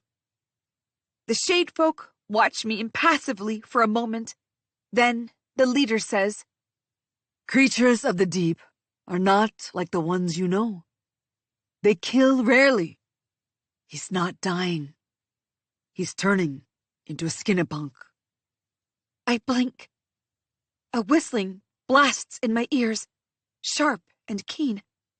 I look back at Riven, wipe my tears and ash from my face, leaving behind congealed blood, and really look at him. He hasn't moved, but the skin around the wound is cracking. The glow of the red threads already on his heart is now pulsing softly within the veins in his hands. He's alive? Is that what you're saying? I knew he couldn't. He wouldn't. I breathe, my mind a jumble and every word a puzzle I have to work through. I throw myself at the feet of the leader. "Help him, then, please. I'll do anything." "It will not come without a price." "Anything," I repeat fiercely. The salt of tears slips inside my mouth. My prices are mine to pay. "A blood oath," says the leader. "to repay a favor when needed." I narrow my eyes, bubbling tears stinging harshly. What are they playing at? This seems too easy. Oaths, with blood or not, are for people who put honor and trust above everything else. Maybe someone like Thane or Ruksha would be scared of this. They would probably come back for whatever favor is asked of them. Why would I? For strangers at that. I wouldn't even be on the island if it's up to me. They could never even find me. "Fine by me," I say quickly.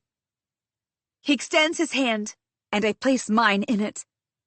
One of the others hands him a blade without a hilt, black and stone-like. Obsidian? This is going to hurt. But it's nothing if Riven will get off this deathly cold slab and walk away. The blade pierces the center of my palm, and I hiss. Dark blood wells up in my hand, gushing toward my sloping fingers. The Shademan places his own hand below mine and collects the dripping blood. Things like this grotesque ritual Must be why my mother's ancestors left. Thank the ocean for their sense of normalcy. If these people live like this, how many of them could truly be here? Is it done? I ask. What now? The Shade Man flicks a glare toward me before slicing the hand with my blood on it. That gets me worse than when he cut me. I force my wretch down. He lets his blood merge with mine, then slip in a sticky waterfall toward the ground. And astonishingly, the blood gets soaked up within seconds. Now it is done, The Shade Man says.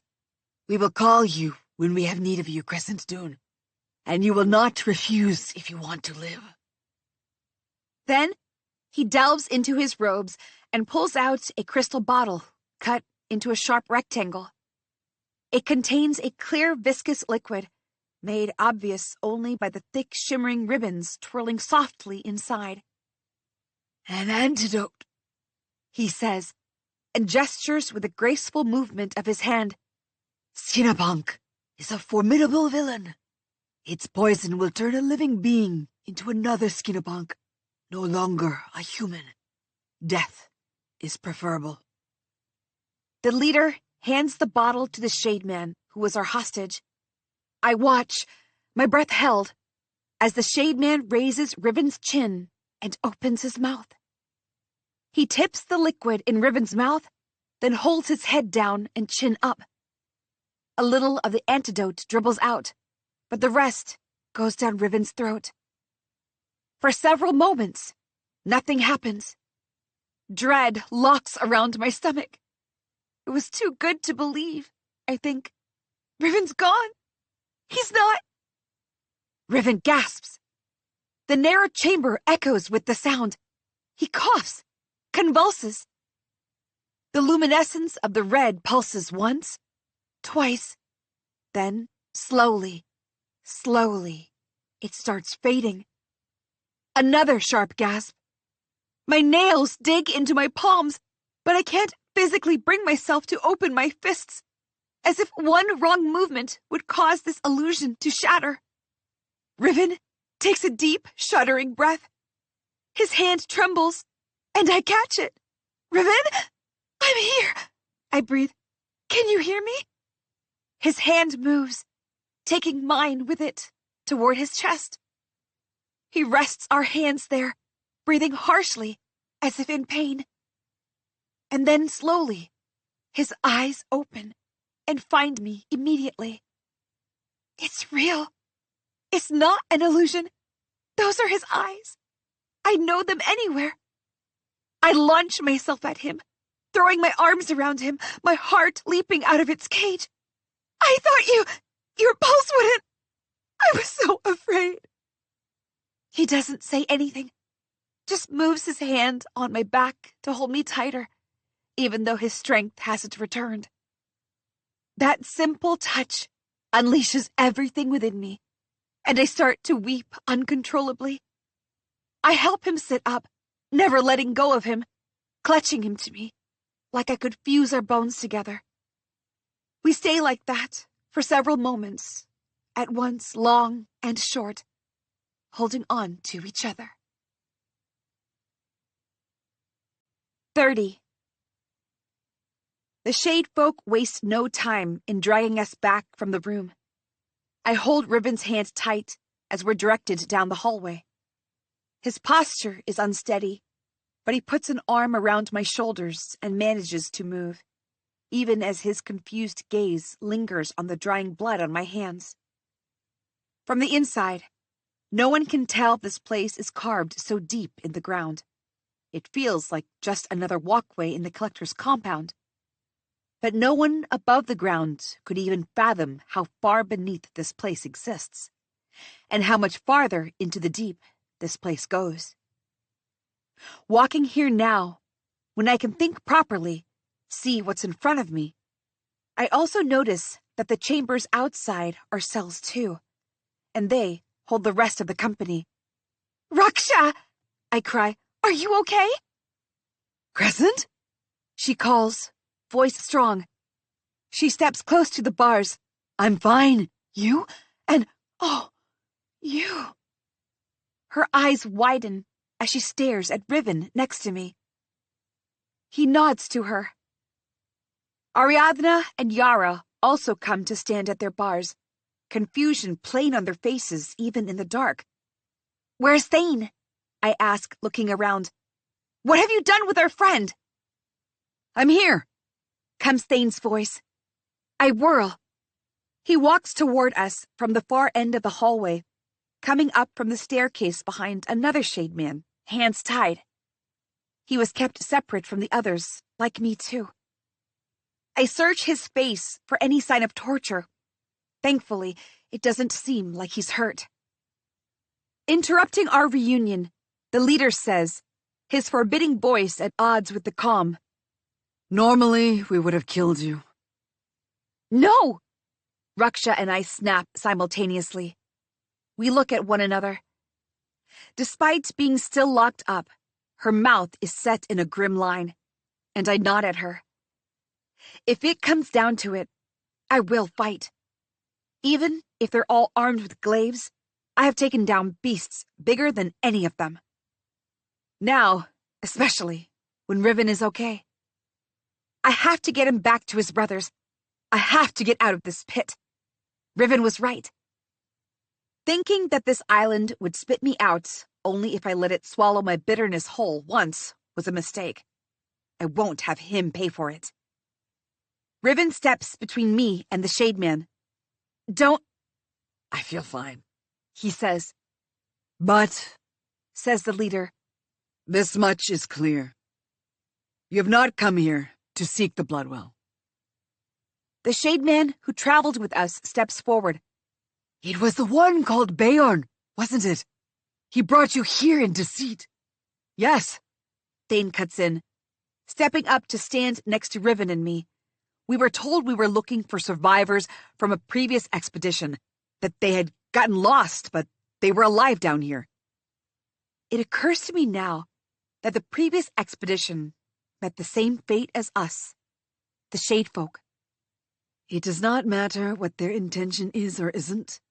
They now know where the Bloodwell lies like those others, Says the right-hand man of the leader. Letting them go is a mistake. They will bring in more and make a void of the well. They will have destruction. We want nothing to do with the Origin Well, Raksha says, hands crushing the bars of her cell. We only want to go home. So why do you have 2 children of shade among you? Blood pounds in my ears. I hope the ground opens up and swallows me whole because I... 2, I say, as comprehension dawns. I look to my companions wildly. Not Riven or Yara. So, one of Thane, Ariadna, or Raksha are Shadefolk? Shadefolk aren't real. Ariadna cuts in from her cell. The Shade Man from before rolls his eyes at her. They're just stories miners make up to entertain each other. Well, perhaps not, Ariadna. And yet, here we stand, The leader says. A simple statement, but the miners' faces tell all. This is not a reality they want to contend with. One Shade Man they can deal with. Tell themselves it's just someone who has made a home down here, despite the halls we have moved through. Denial will do that. After all, Shade Folk are stories, myths, shadows in the dark. They are the demons that grab children if they play near the mines. They are monsters who will devour miners if they go in too deep. They are cloud and thunder and whispers and wraiths. They aren't real. They aren't human. They aren't a whole population with their own leaders and healers, caves made to hold prisoners, much more. Ariadna stares at the ceiling of the hallway from her cell, then says softly, "You built all this on your own? You live down here all alone?" You live up there all alone? The leader asks. Riven and I exchange glances.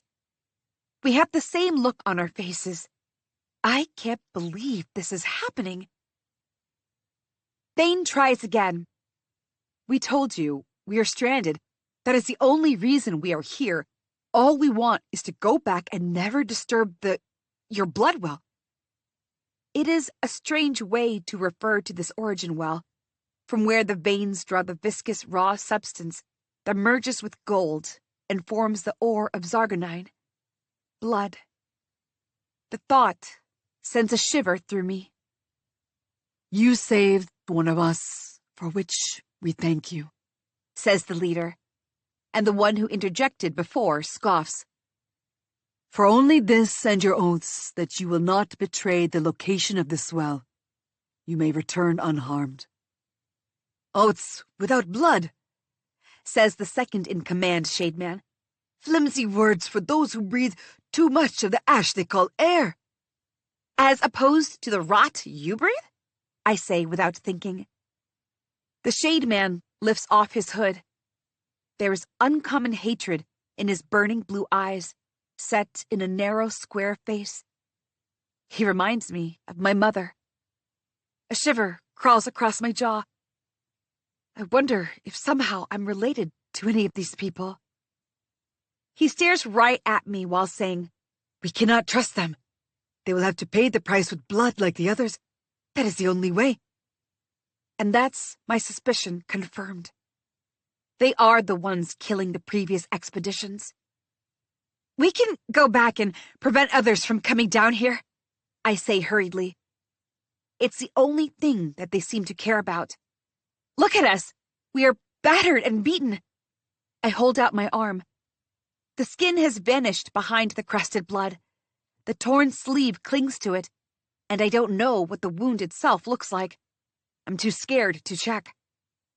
The palm of my other hand is also wrapped in a bandage from the fight with the Skinapunk. We did not come here on our own. Let us go, Thane adds. The 7 shade folk, in near total silence, form a circle to confer. The remaining man leans against the wall next to Ariadna's cell. He watches her squirm under his scrutiny, amused. I want to go back, of course, but I also can't help but wonder if that is truly the best for these people. Would Raksha, Thane, Ariadna, and Yara really keep this quiet?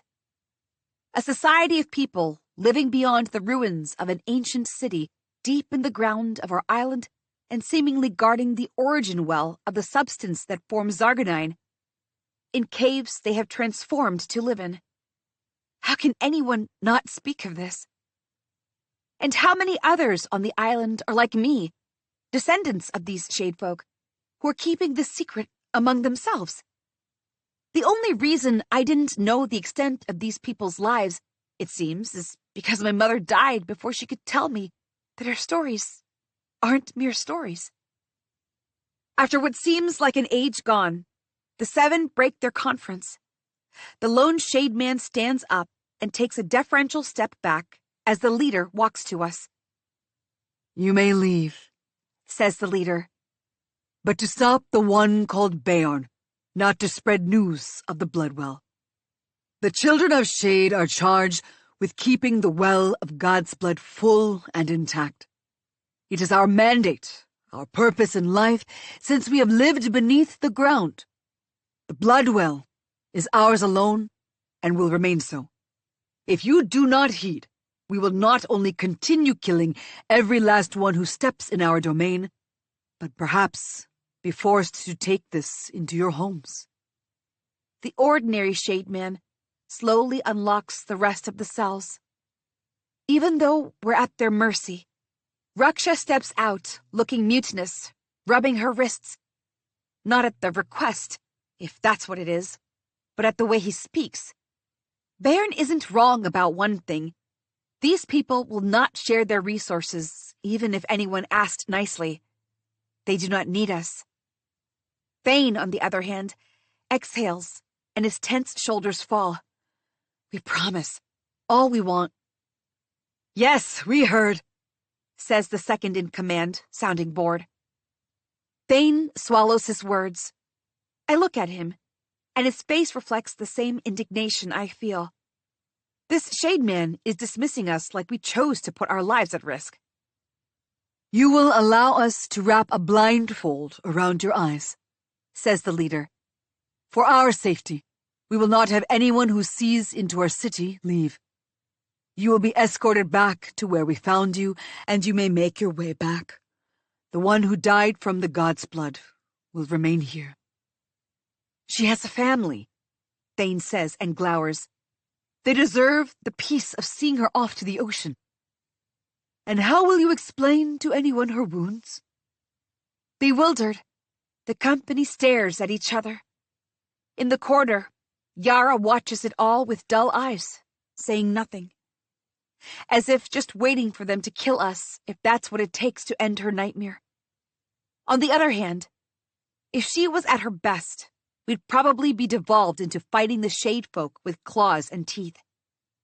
It is best for all of you to keep your lives and leave, the second in command drawls. That is more than enough. I look at Riven, who is still pale from the wound. The redness has stopped glowing, but it stays, a reminder of the injury. We had the whole underground to cross, filled with claustrophobic tunnels and mazes and monstrous creatures, and nothing to fight them with. I start. We will need help in returning. That is your business. We spare your life as you spared one of ours. The debt is paid. How you keep that life is on you. 31. The back of my head is beginning to throb. Or, I guess, finally making itself known now that things are slightly calmer. Dread roils in my stomach, which interferes with my ability to focus on foraging for the mushrooms in the corners of the hall. At the far side, the brilliant light of the curtain that protects the blood well breathes softly. Before leaving, the shade man, the normal one, took off our blindfolds and told us we could collect food for our journey back. He meant the glowing mushrooms in the nooks, and no way of telling which ones are poisonous. You can't give us something from your secret city? I asked him. And he answered the only way he always seems to, shrugging. But Thane insisted on collecting them anyway. Easy, he says now. You're collecting fungi, not breaking the island. I look down. My hand is red with effort as my palm grasps the head of the mushroom, meaning to wrench it out at once.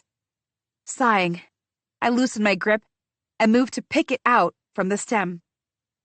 I would if I could, I mutter. What's this island done for any of us? Thane pauses, his eyebrows drawn down. It gave us shelter. We are always indebted to our islands for saving us when we were lost on the wild seas.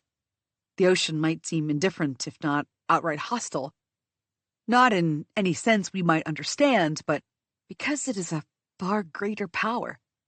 Its vast majesty and unpredictability are not for us to ever know. Our problems, perhaps even our existence, are too insignificant for it. But these lands, they were there when we needed them. He sounds like the shade folk.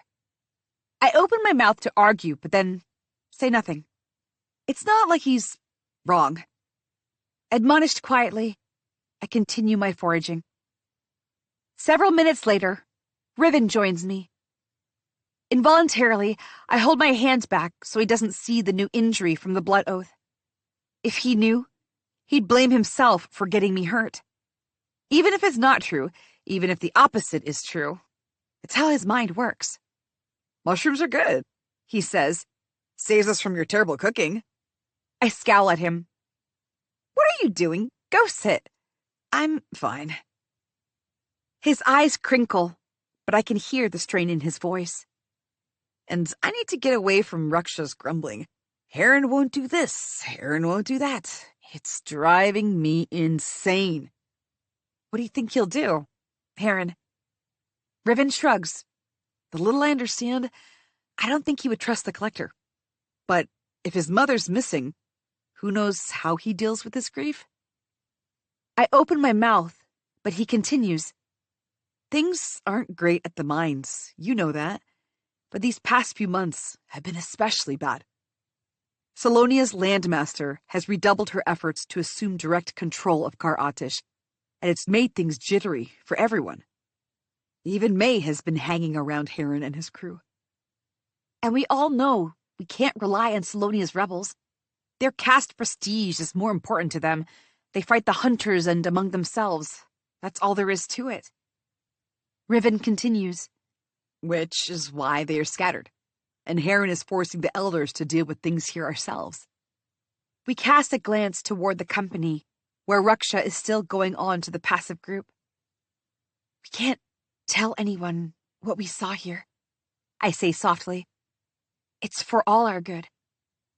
There's a subtle change in Riven's eyes, almost invisible. He smiles as if he's found what he's looking for. What? I frown. He shrugs, still smiling, and his eyes lighten up. I hate when you do this, I hiss. And I hate that you're even here. If something happened to you, I would have I clench my teeth.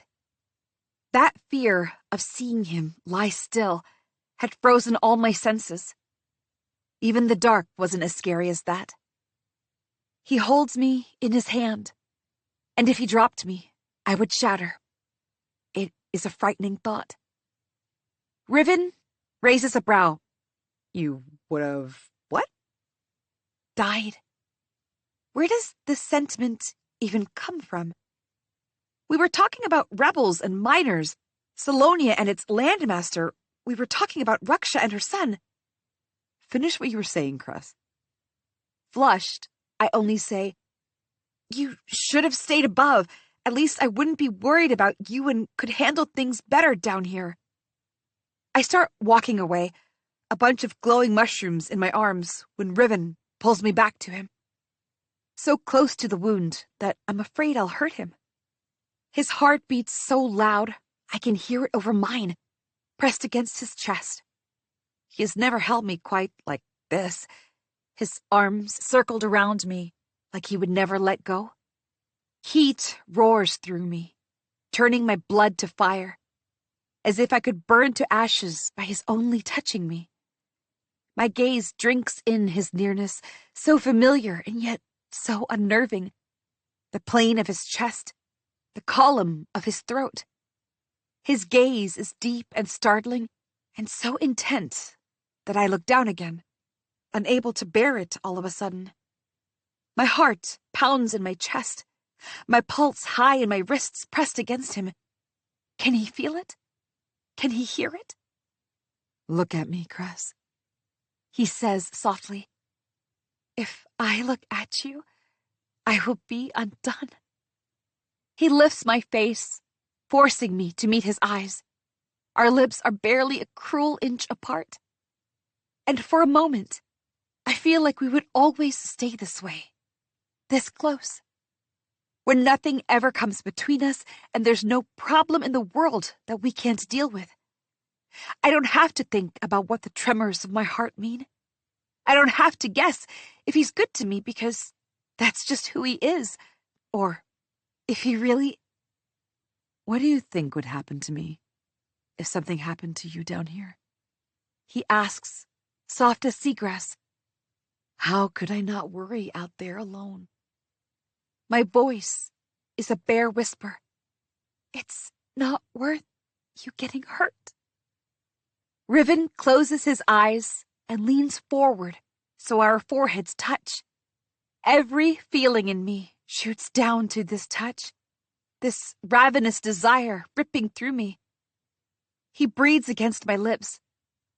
How long are we going to play this game, Cress? We've played enough games, running around, hiding and seeking, laughing and crying together as we grew up. And if this is also a game, it's not like the ones I'm used to. This game is one with stranger rules, and I'm struggling to find my footing. Every beat of my heart is loud and almost painful, unbearable. and everything inside me is too much. My skin strained, and I want to do something terrible. Something so desperate it echoes in our blood and bones. Forget about why I can't let this happen. Forget that I want to leave this island, and I can't tie myself down. We have water! Ariadna's enthusiastic shout fills the hall. Like a whip crack, I step back from Riven, realizing that the others are still around. When we get out of here, I'm going to kill her, Riven murmurs. I let out a low laugh, blood still pounding in my ears, and begin picking up the mushrooms that had fallen from my arms. Of course, Ariadna had to interrupt. What would have happened if Ariadna hadn't interrupted? What would it feel like to kiss Riven? To let him touch me as I know he wants to, as I want him to? Why have I been fighting this feeling, him, for so long?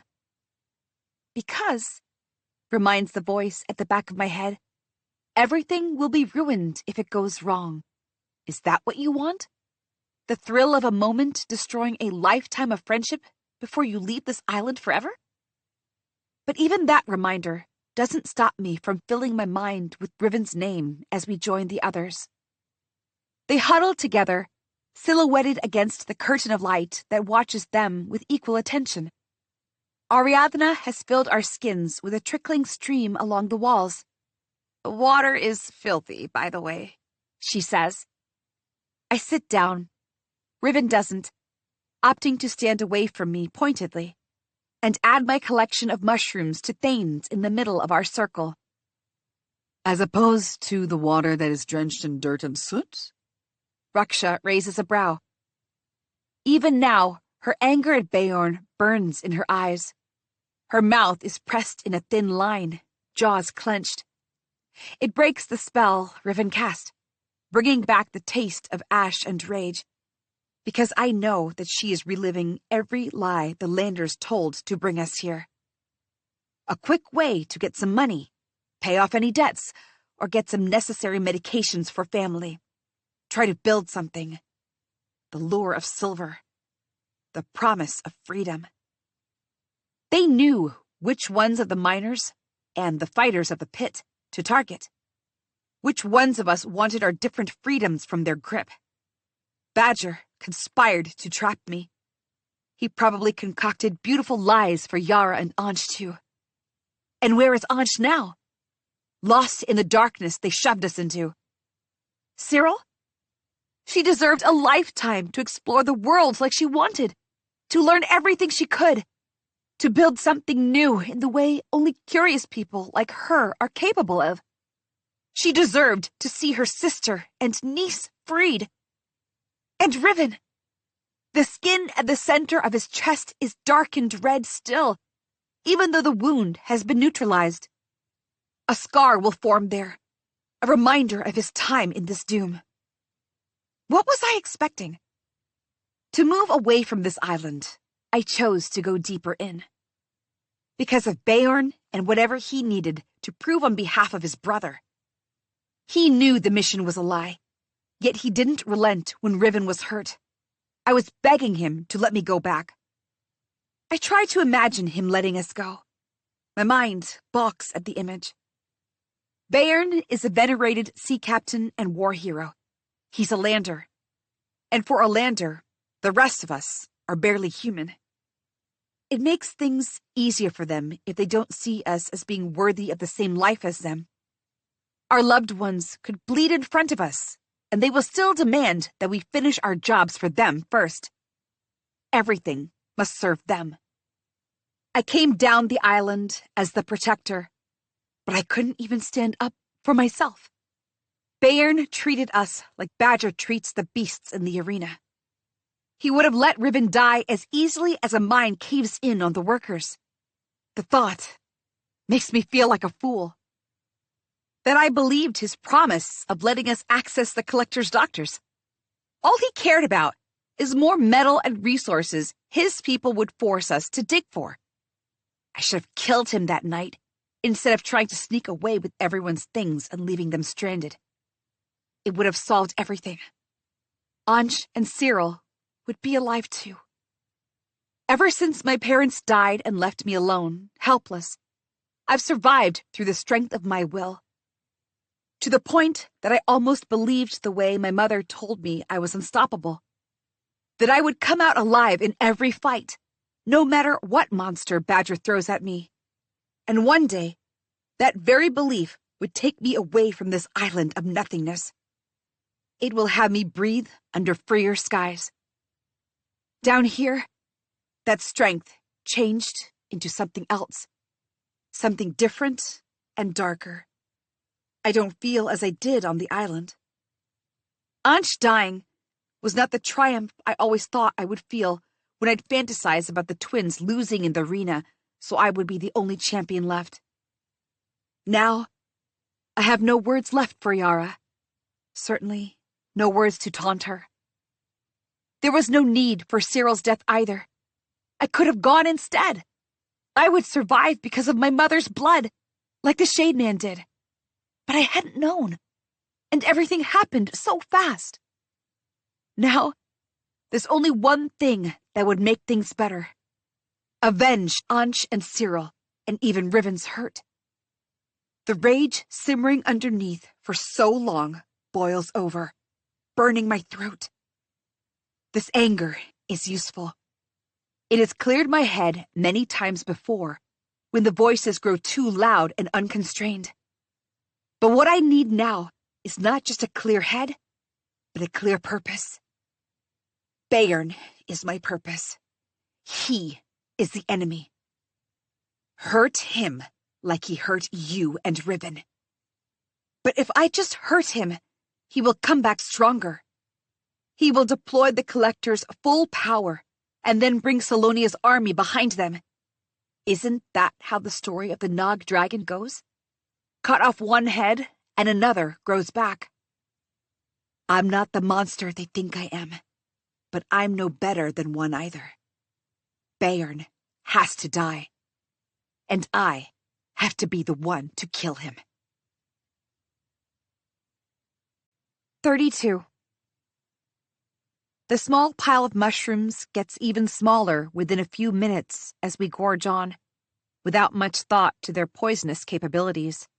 All of us are exhausted and hungry.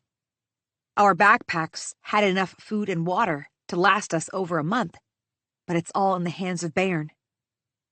It's not the first time miners have had to make a choice between satiating hunger for the moment without knowing if it might be their last morsel or die of it painfully later.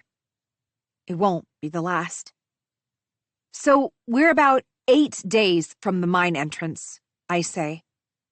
The taste of the slickness in the water coating my tongue. 9. Ariadna cuts in. Are you sure? I've been keeping track. You've had a lot going on, she says gently. Okay, so we must leave now, I say, ignoring the sudden itchiness along my arms. The new tattoo at my wrist didn't have time to calm down, I think. We have to stop Bayern from getting out and luring even more miners down to their deaths. How can we do that in time? Raksha says. He has the compasses, fire, everything he might need. And what do we have except the fear of getting lost in the labyrinths forever? I can't deny that. We have all seen Ansh and Cyril die cruelly. Don't forget the monsters, Thane says. And the madness, I add. They all look to me at that. There's no point in hiding it from them anymore. The better we understand our surroundings, the more prepared we will be. When I was in the labyrinth alone, before Ariadna came to get me, I thought something had gotten into me, like a voice that wasn't my own, making me think things, almost making me want to give up.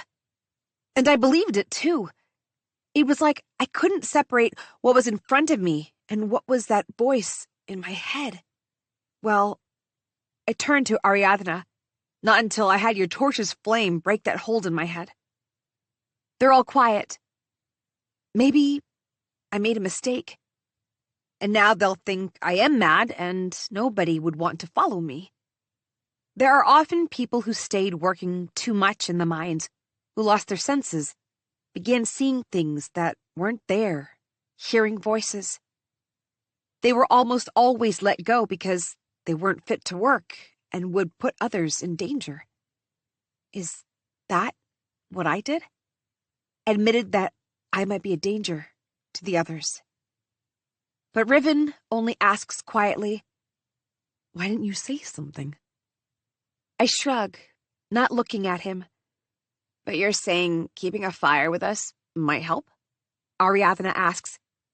That's what it felt like to me. The problem is, Raksha says, we don't have fire. Yara's matches won't last for 9 days. Probably more, given, once again, that we do not have compasses. We know that we've been traveling westward all throughout the journey, I say. If we go through the gate Beorn left from, we will be moving north first. We go through and then find the first opportunity to cut to the right. What happens when we get attacked by something that will kill us with one swipe of a giant claw? Yara asks finally. Her face is swollen, lumpy in places, and her eyes are almost slits. She wears the haunting look of the almost dead, and I know she doesn't actually care whether she lives or dies, because she's aware of what happens if we come across something we can't fight. She just wants to make sure everyone sees how ill-equipped I am to answer these questions. But I have to convince them. So it's a death sentence either way. We might as well try. Riven adds, And we're forgetting, we still have 2 of the best fighters in the pits. He looks at me, the seriousness in his tired eyes softening as he does. For a strange moment, I think I see a flicker of red, but I blink and it vanishes. No, it's just the image from before, still burnt in my mind. Beorn cannot survive the labyrinth on his own, so he will be slow. Riven continues. He will want to avoid the monsters. He will wait. It's an even field. We can reach him, but we must try. The dead cannot try, Yara says quietly. I swallow hard. For a long while, my only goal in life has been to escape this island, scrub myself off it, and it off me. But would that have really changed anything inside? The loneliness that has plagued me for the past 8 years. The anger at the cruel hand this life has dealt me. Would leaving Riven and escaping this place have helped me get rid of that? Or would I carry it with me everywhere I go if I let even more people die and not do anything about it? I shake my head. Involuntarily, my gaze returns to Yara. There's nothing I can do for her. The pain that has come to her because of me. But perhaps I can keep someone else from going through this. She too has suffered anew because of Beorn. I try to speak, but my tongue sticks to the roof of my mouth.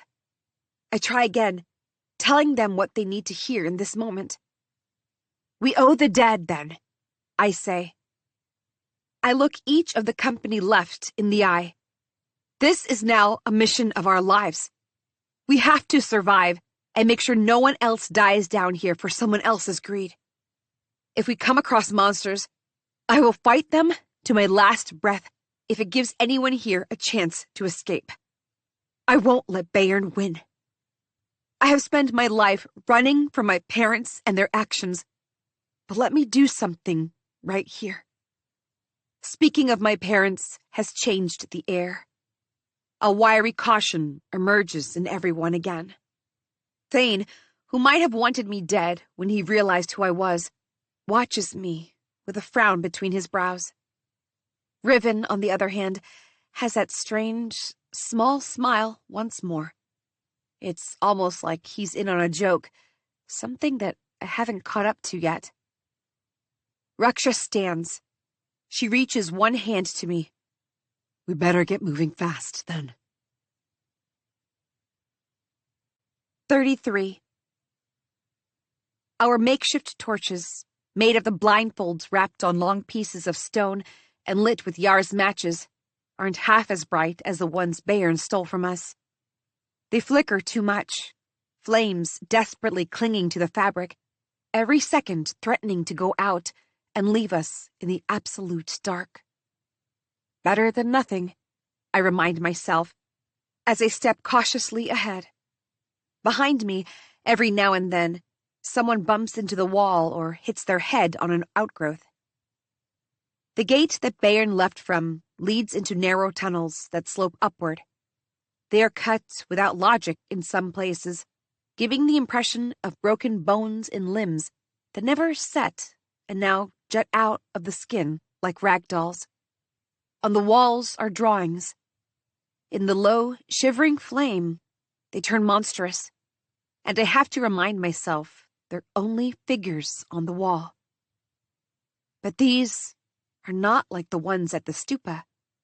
They are newer. White chalk human figures, beasts stranger still, and awful half-man, half-beasts. The thought fills me with revulsion. There are other sketches, rows of caskets wrapped in chains. I quickly look away from those. Whatever stories the Shade folk tell one another for entertainment, I don't want to know. The children of Shade are charged with keeping it full and intact. Who charged them with this duty, and what does it mean? Why do they need to hoard the blood well for themselves? Maybe the children of Shade still believe in gods like the Empyrean elders, and the blood well is some kind of shrine. After all, they disappeared down Kar Atish from the very first time we arrived on these shores. They never really lived in a world where people moved on, shed old beliefs, and embraced the reality of the sun and the ocean and the islands being all that governs life. I wish my mother were alive, that she could tell me the secrets of our islands. But if my mother knew those secrets, were they somehow related to her trying to destroy the mines? She and my father killed so many people that day. What was that for? So many questions, and no one I can turn to. Raksha murmurs behind me. If we weren't entangled in a game of invasion and hostilities, I wonder what the Shade folk could tell us about the world below. How they crafted their homes, and how they learned to build architecture like that. Stories they found out of their experiences. How they survived down here. Maybe we could provide something to them too. Our mutual exchange of ideas could have made something better of this island. The landers would die before letting us make anything better that isn't immediately beneficial to them, Thane says. In the dark, he sounds far away. Or maybe he is. Everyone still moves slowly, each step measured. The Shade folk don't want anything to do with us, Ariadna reminds us. For no fault of theirs, Raksha says. There was a time when things weren't so sharply divided between the world above and the world below. We have enough stories that must have emerged somewhere in the middle. I throw a quick glance over my shoulder. The only stories I can think of are the ones drawn across the walls. Those aren't ones anyone above the ground would know, should know. Tell us of these stories from the middle, Riven says. It might help keep our minds off the dark. Raksha hums. Well, there is one I know well. The story of Theseus and the labyrinth. In the time of the stone breaking, the mouth of the first cave yawned open. From within came the roars of a half-man, half-beast. It was a strange creature that hungered, trapped inside for ages alone. The leader of the Atish clan descended into the cave and said, "Look, beast, what I have brought for you." It was a stone candle, its wick lit. The creature was, it turned out, a child, and so it was enamored by the novelty of light and told the Atish leader that it would be to him as a child is to a parent if he so wished. The Atish leader laughed For what good would a monster for a child do? Nevertheless, the Attish leader let the monster call him father, and from that day on, he became known as the monster tamer. Fools came, far and wide, to challenge the monster and claim the title. But they all came, armed with knives and rocks and fists and poison. None brought him the novelty father had. So the monster met them with its own claws and fangs, the only offering it had for them. When the time came for father's reign to be handed over, others called him to the next conclave to pass on the seat of leadership. He said, "I will give up my seat if anyone here can defeat me in combat." Then he named the monster his champion over and over until there was no one left to fight. And so it was that father, with his monstrous child, came to rule for years the island he named Kar Attish. He demanded tributes from all others as punishment for trying to take his seat. Not even the ocean, wandering the world and noting all affairs, said anything to father. It did carry word to the 2 isles of Kuru, where a young man named Theseus was looking for his brother, already lost, when he was but a spark in his mother's womb. At the ocean's request, Theseus traveled to Kar Attish, curious at the whisperings of a man and his monster. On his arrival, however, the people clamored about. They knew the ocean had brought him, and so they asked for their salvation, for their release from father, who would lock any transgressors in caves, dark and festering, until his monstrous son took them. Theseus challenged father, and was met with the same words, "Defeat my champion, and what you ask is yours." And so Theseus found himself down the caves, with naught but a flame, a dagger, and a small wound that he used to mark the stone with blood to remember his way out. Loneliness haunted Theseus in the dark, the flames turning to little birds as they flew away. And when Theseus came face to face with the monster, he cried, "Brother!" The man in the monster woke up horribly at the cry, memory flashing and dying altogether, until the monster remembered he was a child once, stolen in the night by a giant of stone, and changed into the half-beast for play. His eyes fluttered open, his monstrosity slipping away. But with it came the dawning of his actions, of the people he devoured, of the blood he drew. Terrified of his brother's renunciation, the child monster fled into the dark. But Theseus would not be persuaded to give up on his brother found and return from the underground. For many years thereafter, Theseus traveled into the labyrinths alone, calling out to his brother. His hair turned white, and his skin turned paper. But only the dark answered, until the day he faded into the dark himself. 34. And this is why we must not go into the mines alone, Raksha concludes. for it only shows us the darkness inside us, and if we cannot face it, we will be as lost as Theseus. Nobody is 5 here, Raksha. Riven says. I laugh. We're marching along the labyrinths, starless and empty. After Raksha's words, our footsteps echoing in the narrow alleys break the absolute silence, as if for the first time. We're moving northward, and we'll have to turn east soon if we ever want to get out of here. Ariadna keeps track of our direction. She's confident in her ability, but I can't help but dwell on this labyrinthine underground. Monsters and madness, and a life of its own. If we're not careful, we'll end up in the middle of the ocean and die entombed here. The only consolation is that, with only a single path forward for now, We're following in Bayern's footsteps. The mushrooms do nothing to keep the hunger away. Or perhaps the rugged terrain is exacting its toll. Still, the years of near starvation have trained me for this. But I don't know about the others. Miners don't have a lot, but at least they get to keep their bellies full. The collector needs strength in their arms to do the digging and dying. When I said that we're staring at our death sentences either way, I meant it. And the others must know it too. Who else would be desperate and foolish enough to come on this trek?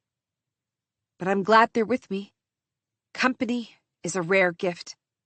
Trust, even rarer. The tunnels abruptly give way to a bigger cave, just as the labyrinths did when we were on the opposite side of this journey.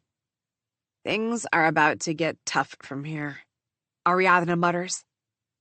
We slowly move forward, listening for every shift in the air. The caves take on a more geometric look, similar to the city hall with the stupa.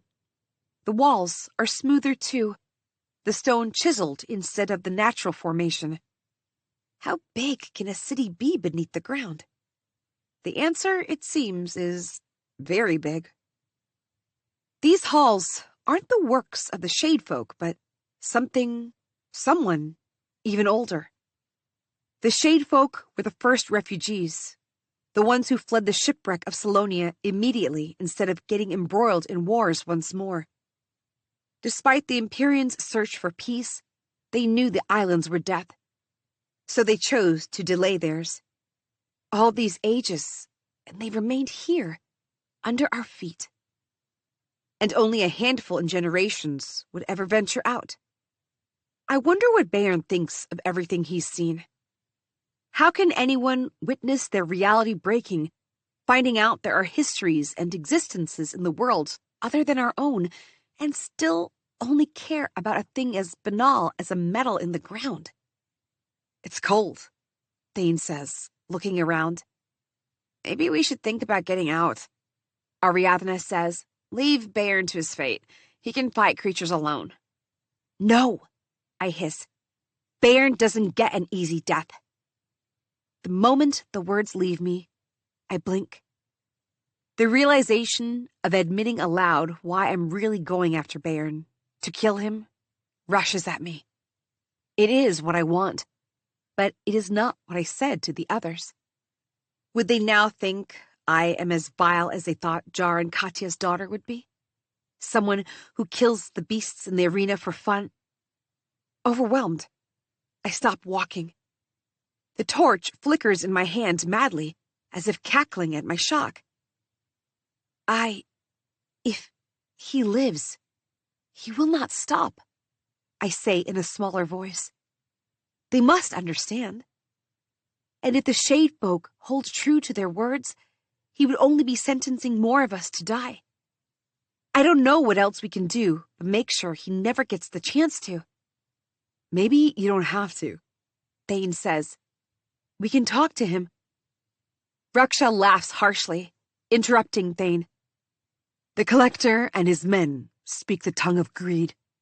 Only in death will they give it up. It's not an endorsement of me, but it's not an indictment either. A large, conspicuous silence descends in the cavern, lying thickly against our skins. Ribbon meets my eye. He knows I'm looking for assurance, to know that I'm not making another mistake. And all he does is nod, which is enough. Fine, let's not second-guess ourselves, Ariadna says. We have decided that we must kill him, and for that, we have to catch him before he reaches the mines. There's a murmur of assent, and we turn upward once more. The drawings fade behind us, and with them, thoughts of old civilizations, as we find ourselves in halls where faint noises rise again. Here and there, I think I hear a click. This time, I'm more careful and scout first before letting the others ahead. Twice, I kill small critters with nothing but a rock, holding my breath for anything bigger than me to appear. But thankfully, nothing does. Soon, after making intelligent, if blind, guesses over the hours, we reach a cold, high-roofed space. Shallow black water lies at the center of it. On the other side of the knee-deep pool, a large door looks to a landing, a chasm, and across from it, another big hall. Deep within me, I know it's the same chasm where Ansh fell. But since we came downward after a longer route, we have emerged elsewhere along it, perhaps farther left. And if I know, so does Yara. Her face is stark, blood drawn, as if any moment she would lash out at me.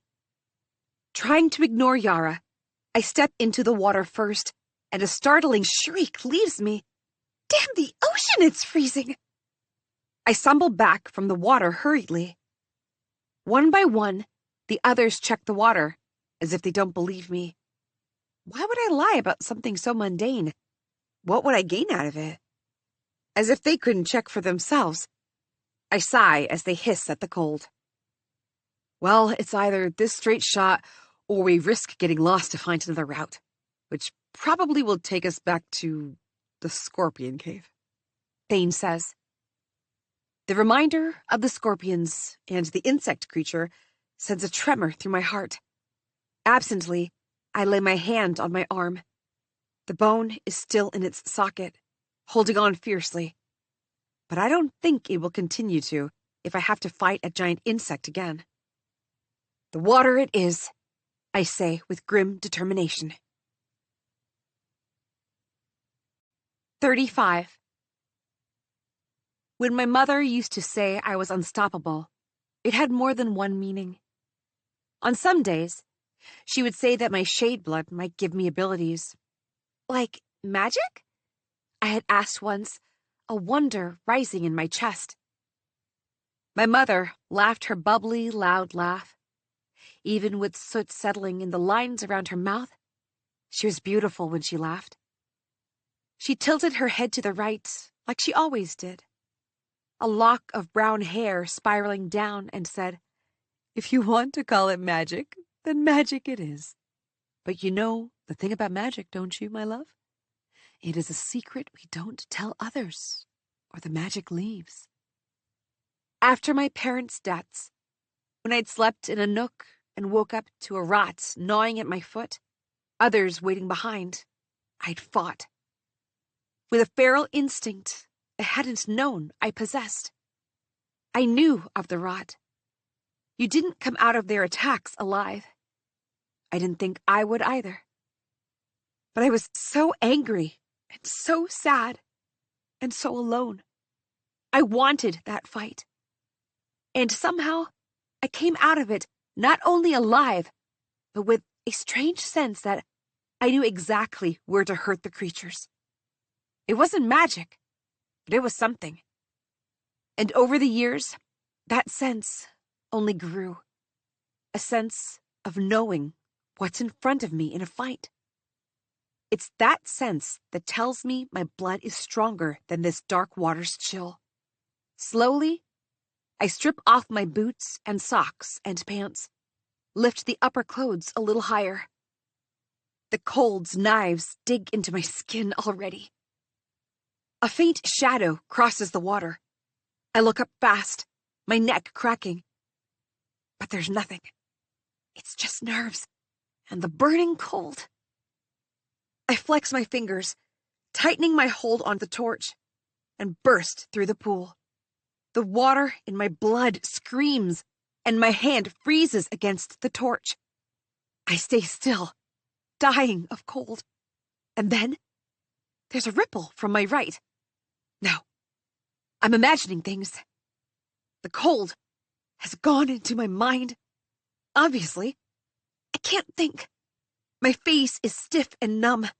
Fog burns its way through me. For a moment, I think the effort is beyond me. The chill of the water is almost unnatural. Its iron strength shackles my feet and rings in my skull. I've asked too much of my body. The blood within me is freezing. My body is going to burst. With a panicked lurch, I yank my feet from the bottom of the pool and hurtle toward the end. My eyes burn, the cold cutting through the veins in my body, trying to engulf me. The corners of my vision darken, shrinking my sight to a narrow point of light. The water rises, and pain tightens around my chest. Within 2 more steps, the light vanishes, darkness swallowing me whole. Bayern must have passed through here too.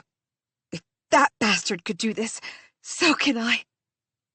Even at this minute, he must be thinking that he's gotten away and leaving us to our deaths. And he's going to get his damned army and get the Bloodwell and be honored by the overlords in Salonia. That he's invincible. But I won't let him get away. The next 20 seconds are the longest of my life. Even when I slam to the ground on the other side, my body is coiled so tight, it refuses to shiver. Each moment, the cold knifes through me sharper. I pull myself up and clasp the torch tighter, letting its heat warm my face. The pain slowly subsides to a dull ache, and the shivering is brutal, teeth chattering like 1,000 hammers striking at once. But I'm grateful for this thawing, except that can't be. My heart races as my vision still fights the cold. I stare at the shore, littered with bodies, human bodies, turning to skeletons, some of them clothed, most of them ripped, caving gear scattered about, rusted blades, guns lying in water, long gone bad. The nearest almost skeleton has pits where its eyes should be. The lower half of the body, crawling away from the shore, is mangled and reeks so terribly that fat tears start spilling down my face. The other half is wearing the same mine suit and padded jackets as the miners in the company. A scream tries to escape me, but the cold still has my throat clamped. Shivering, I quickly dress, keeping an eye on the skeletons. A deep, primal part of me fears they might get up. Yara and Riven are in the pool now. Immediately, I know it's a mistake. Streaks of tears transform to ice along Yara's face. The bones in Riven's face push against the skin. He's in pain. You can do it, I say, my voice broken and chattering. Quickly, please. He closes his eyes to show he heard me, but then he doesn't open them, just continues to push through. We should have run through the ocean's damned scorpion cave instead. All the while, my gaze darts about, searching for whatever killed these cavers. They're clearly from the expeditions. The Shade Folk must not have gotten all of them. Or maybe this is the path they took while coming down, and something got them. I stand up, knees burning painfully, and glance at the pool. Riven and Yara are almost halfway through, a miracle, given how blue their faces look, how slowly they move. By the time they slump on the shore, they're stiff as stones. I immediately place the flame between them. What seems like hours later, the others too arrive on this side. The teeth of ice dig into each one. Raksha's stoic face is scrunched in pain. Fane's eyes even sadder. And Ariadna looks simply angry, as if the world has dealt her a great personal affront by introducing her to the cold. All of us, freezing and dying on the small shore. A single flame for the 6 of us. But none of us can take our gazes off the skeletons. Ariadna even pokes at one of them. How? She says, voice cut as she shivers violently. She shifts closer to the center, holding her palms up to the fire. A monster? What else? They look like they were trying to crawl away even as they were dying. As I say it, I cast a glance at the pool, but once again, it lies silent. I shake my head, teeth chattering anew. We have to make a new fire. These are the collector's men, Ariadna whispers, rubbing her hands together for the elusive warmth. My cold breaking the fastest, I tear a strip from a small, dry part of my sleeve and make a new torch. A second breath of life flares in the cold chamber, leaving me gasping. For several eternities, no one speaks as we gather in a circle with the 2 torches in the middle, heating our dead legs, turning the frozen red ice in our veins to liquid blood again. In true cold, we would be dead, Raksha says. The only truth I know is what's in front of me for now, Thane replies. I wonder where Raksha might have known true cold. The seas and the storms might make some days chillier, but the sun and the Redwater lava river make sure we burn. I have experienced cold air, especially during the nights, but this felt like another world, a purgatory, maybe a punishment. For what? Riven raises a brow. I look up at him and the others and realize I spoke aloud.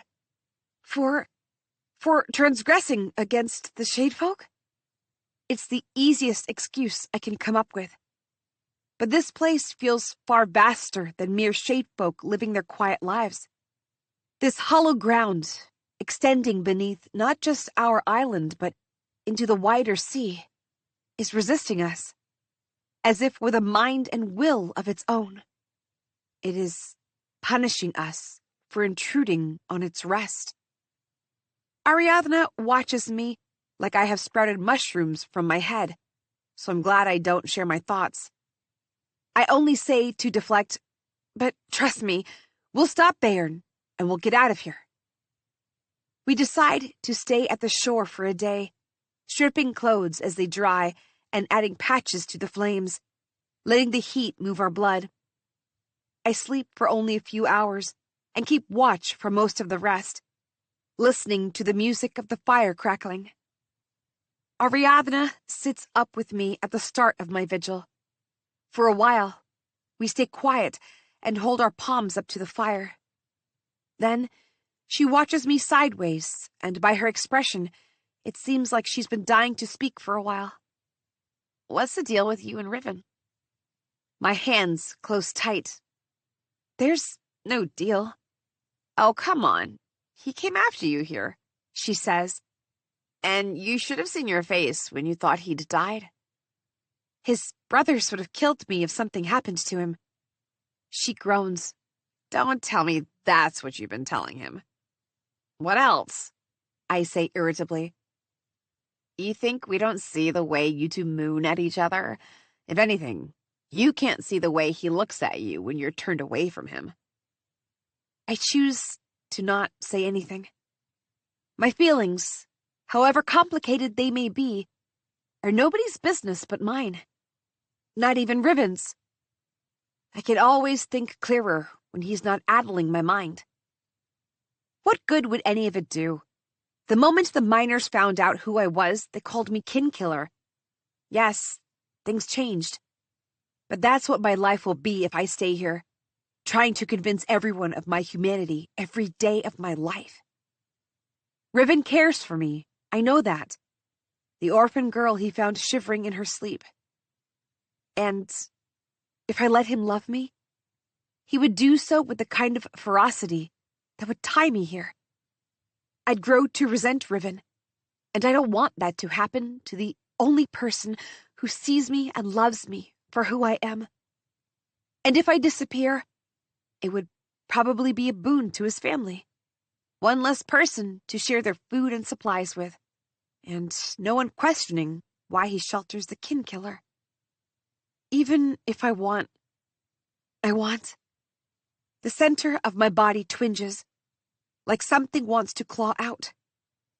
What do I want? Stop it. You made up your mind to leave. Stop questioning it. Ariadna says softly, "Of course, how could you love him when you're already in love with suffering?" I turn to her sharply. How dare she? A sudden ripple emerges in the water. She points. What is that? I gesture for her to be quiet. It expands pool wide, touches the shore, and fades. It rose from the same side as it did when I was in the water. I stay crouched, my hands searching for a rock, anything. Pebbles tumble off into the water, and I freeze. The others are sleeping around the fire, safely away, except for Ariadna, who's moving along the shore recklessly, trying to see what it is, as if she could fight it off. Before I can get up and drag her back, a tentacle shoots out of the water past me and grabs Ariadna's ankle. She screams as I rush forward. I grab her arms and pull. A second tentacle slams into my head, sending me crashing hard into the rocks along the shore. I hit my jaw on a big rock, and the taste of blood floods my mouth. The shouting has woken the others. My head rings, and another tentacle rises out of the water straight at me. I lurch out of its reach. Two more tentacles rip out of the water, and I kick madly at them. What is this thing? Thane and Raksha rush forward to help Ariadna, but they have nothing to get her out of the tentacle's grip. They scratch and kick at it while Riven grabs Ariadna's arms and tries to drag her back. I hurtle into the pile of skeletons and pull free the bones. This is the weirdest fucking thing I've ever done. Get back! I yell at Thane and Raksha. Blood pours out of my mouth, garbling my words. They look up, their eyes wide, and stumble back as I slam the bone down on the tentacle. A screech fills the cavern. I keep smashing the tentacle with the bone over and over until dark blue blood spurts out of it, drenching me. The tentacle slips back, and Thane and Raksha grab at the screaming Ariadna. She falls back hard into them. I heave, the bone still raised in my hand above my head, blue with blood, staring at the water. And immediately, the water boils over. A grotesque, black-blue creature erupts out of the water. It's not an octopus, or even close. It's something like a serpent or a lizard, with tentacles down its slender sides. Must have slithered through an opening in the walls. The pool is not deep enough to have hidden it. Then, it opens its mouth and screeches. Ropes of spittle flying, giant fangs gleaming at us menacingly. 20 tentacles slash at the air and the water, spraying us. Come on! Yara shouts from the back of the chamber, almost at the exit. She's used the time to gather our temporary torches. Riven grabs me at the waist. You can't fight it, Cress. We have to run. Wiping blood off my mouth, I hurtle out the door. Behind us, the tentacles slam into the walls. For a terror-filled second, I think, this is it. It's either the monster or the chasm down below. But then, as the water monster continues to assault the cave with its tentacles angrily, trying to get us, the walls of the cavern shatter with a terrible groan. Within seconds, rocks come crashing down and block the way out, leaving us on the platform overlooking the chasm. What was that? Ariadna shouts, pointing at the cave frantically, eyes still wild. The Nog dragon? Raksha says seriously, the Nog is supposed to be beneath the sea. We are under the sea. That pool probably opens up somewhere. Who knows what else it could have drawn? I say, staring at the rocks blocking us out, protecting us. Ariadna laughs hysterically. And even though she's the one who brought it up, she shouts, "The Nog isn't real!" I wouldn't bet on what is or isn't real anymore, I say. Although, for all our sakes, I hope the ocean's damned Nog dragon doesn't step out of the stories now, too. We're not safe anywhere, Thane says. Death sentence, either way. Riven answers with a somber glance at the blocked cave. Plumes of dust billow in the air as the shattering echoes in the underground for many long minutes. On the other side, several feet away, the chasm yawns at us, completely indifferent. I fall to my knees, hands trembling against the hard ground. Riven kneels next to me. 3 long scratches go up his arm, too. Everything happened so fast, I don't know when he got hurt. I bury my face in his shoulder, breathing in the same ashy smell clinging to every surface down here. But Riven's warmth beneath is a comfort. He brushes a hand lightly, a feather, along my spine, before pressing down on the back of my head, and I want to curl into his touch and not open my eyes ever again. But once more, I pull back from him to wipe blood off my mouth. 36. The bridge off the platform is wider than the one before. 3 of us could walk abreast comfortably, but no one wants to be next to the edges if they can help it, especially not Yara, who stares down the darkness a touch too long. So we go one by one, with Raksha leading us for the time. Despite Yara using her quick thinking to save our meager torches, they're all useless now. Only one of them works, quivering like a leaf in the rain, and the anemic halo around Raksha is all the light we have. I tread over the uneven bridge, arms wrapped around myself, trying to focus on the light. Growing up on Kar Atish, surrounded by storms that keep the skies away, black spires of rocks tumbling on you unannounced, mountains and hills with the black and gray bands, shadows and smoke, ash and soot. Anyone would think we would embrace the dark, thrive in it. But all being trapped in the darkness has done for me is make me afraid of the day it pushes past what thin barrier of light remains and consumes everything completely. Hunger rears in my stomach, clawing at the walls of my body. I wipe my mouth with the back of my hand again. My cut lip is swelling rapidly. Dried blood smeared down my chin and neck. Even Badger's pathetic healers would be welcome right now. What must he be doing at this moment? Lording comfortably over the fighters and the beasts, no doubt. A prickle scuttles down my spine, interrupting my thoughts. The dark remains absolute beyond Raksha's light. No movement on either side of the bridge, no fluttering of wings. But my stomach plummets with an unknown awareness. I spin and catch Yara's hands as she rushes at me. The shock of the impact jolts through my body, pain exploding in my already injured arm. "What are you doing?"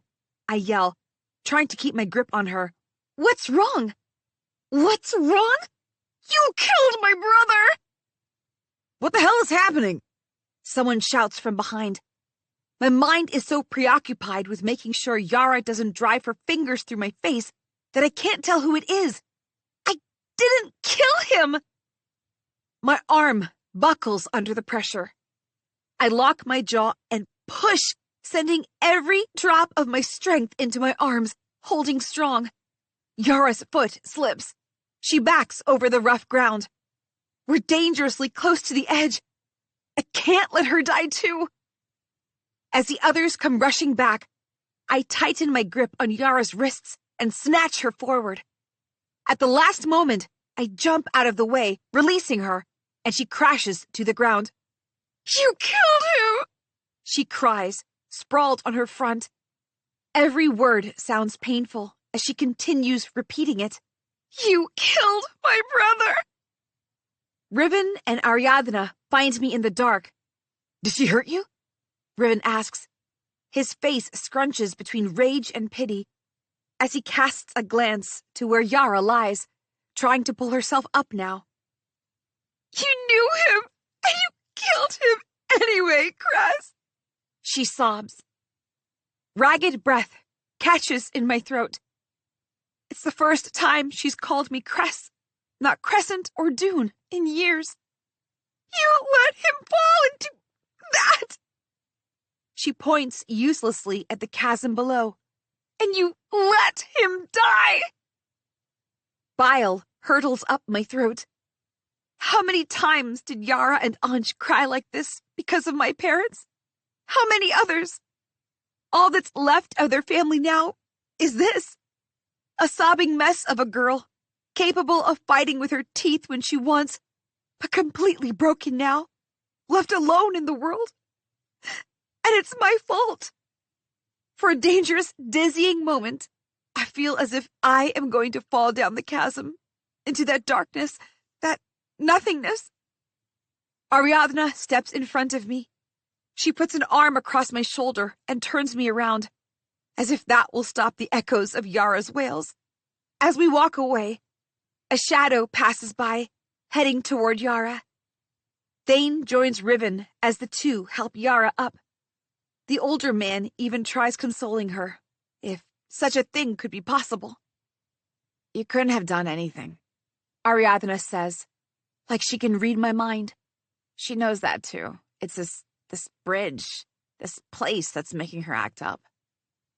She says it so casually that I feel revulsion shiver through me. Yara is not acting up. She's lost her brother. Because of this journey. This farce that Bayern forced us into. He turned us from fighters in the pit to pathetic creatures crawling in the dark. I can still feel the cold touch of the gun when I was begging him to let me take Riven back. Bayern won't get away with any of it. I won't let him. Slowly, we cross the wider bridge to a chamber on the other side. Luckily, it is empty of any creatures. That's the only luck we have as the last torch burns smaller and smaller. Raksha's halo transforms into a tiny sputter, allowing us to see no more than a foot or so away. We know we're on the other side of the chasm, to the left of the path that we used to come down here. Ariadna traces a finger in the dust. Raksha holds the flame so close to her that her hair could catch fire. So we find that trail, and we can get out of here, Thane says. Beside him, Yara watches the dust with jaded eyes. About that, Ariadna says, we should consider getting on that trail at the soonest, before we lose our last light. If we find Bayern on it, great, but if not... No, I snarl. He has everything he needs to survive. If we don't get him down here, he will come back and kill us all like he killed Cyril and Ansh. Yara jerks at that.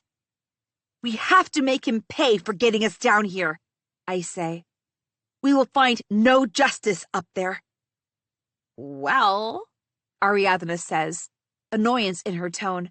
I suppose splitting up is out of the question. When we find him, we can also take back our supplies. Why travel in dark and danger when we can have our torches and compasses guiding us?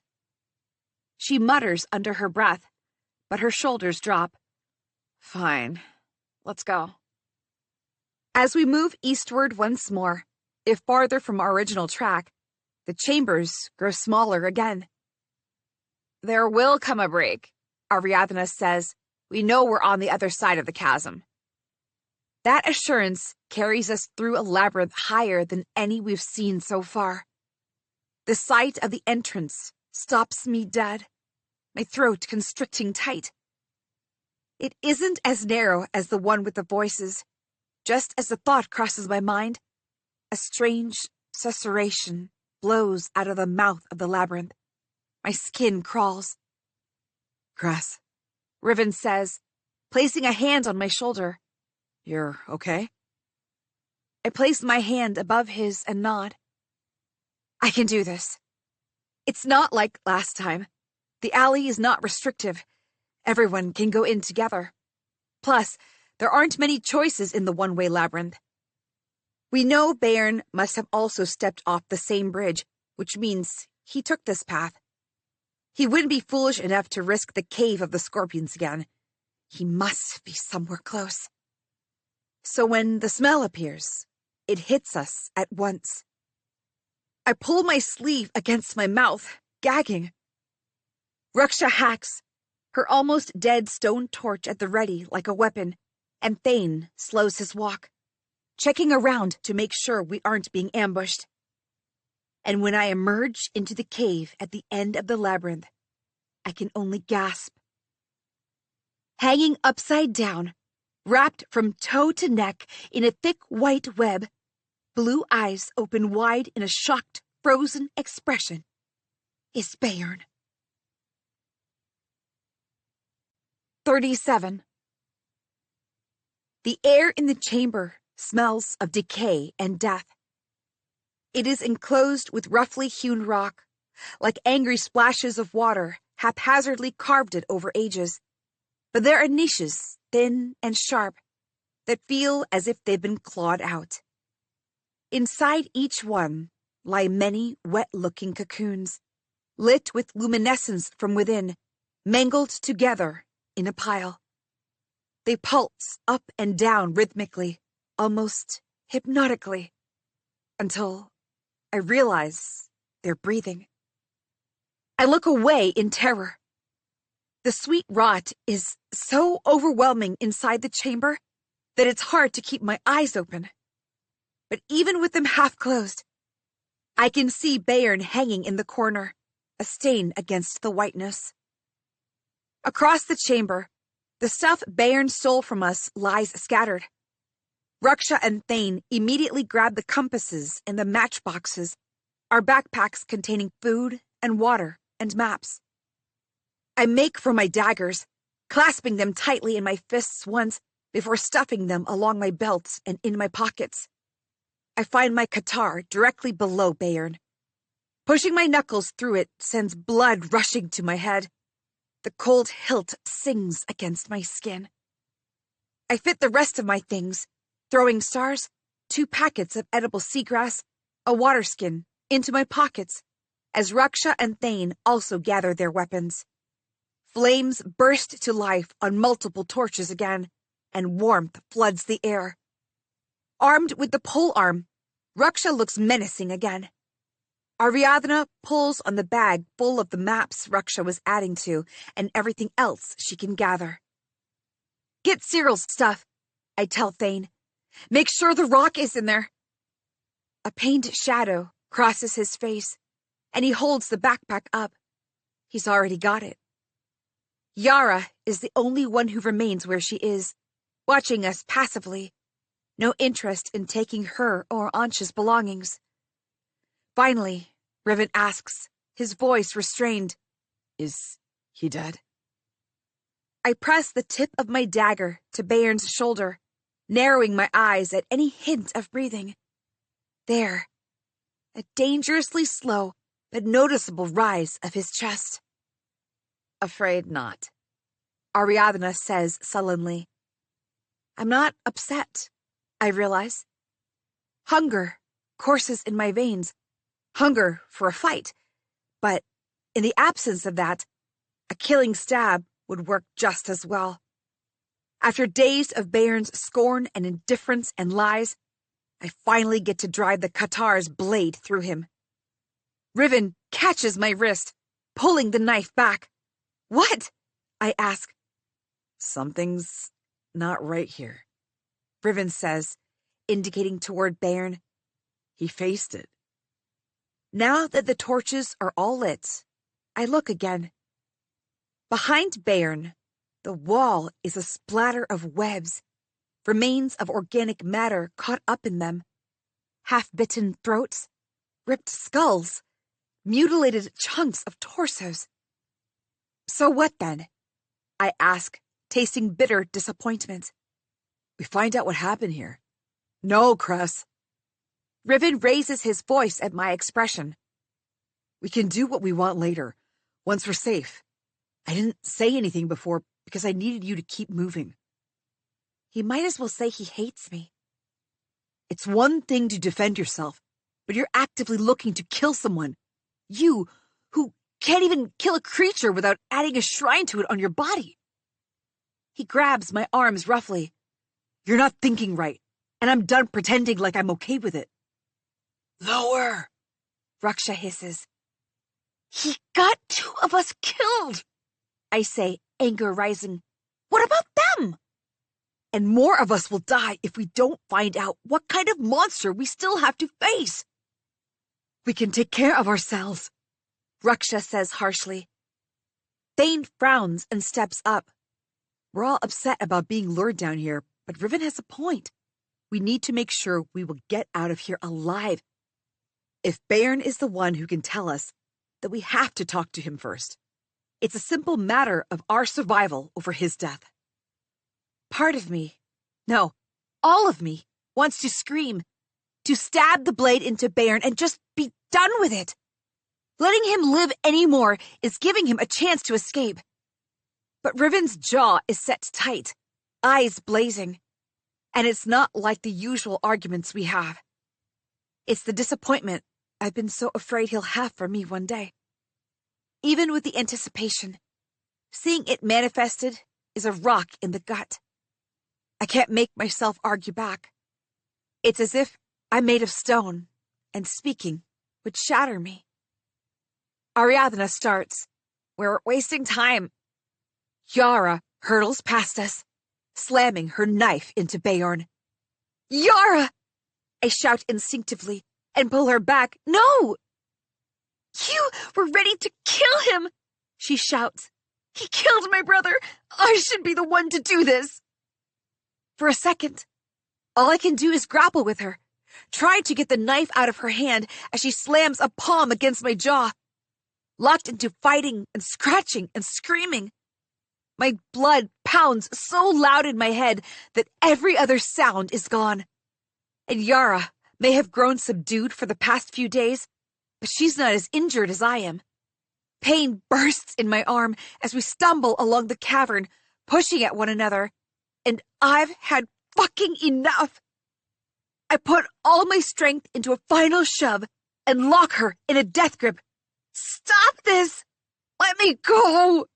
She snarls like a rabid beast with bared teeth. It's not going to bring Ansh back! I don't care! I'm going to kill him!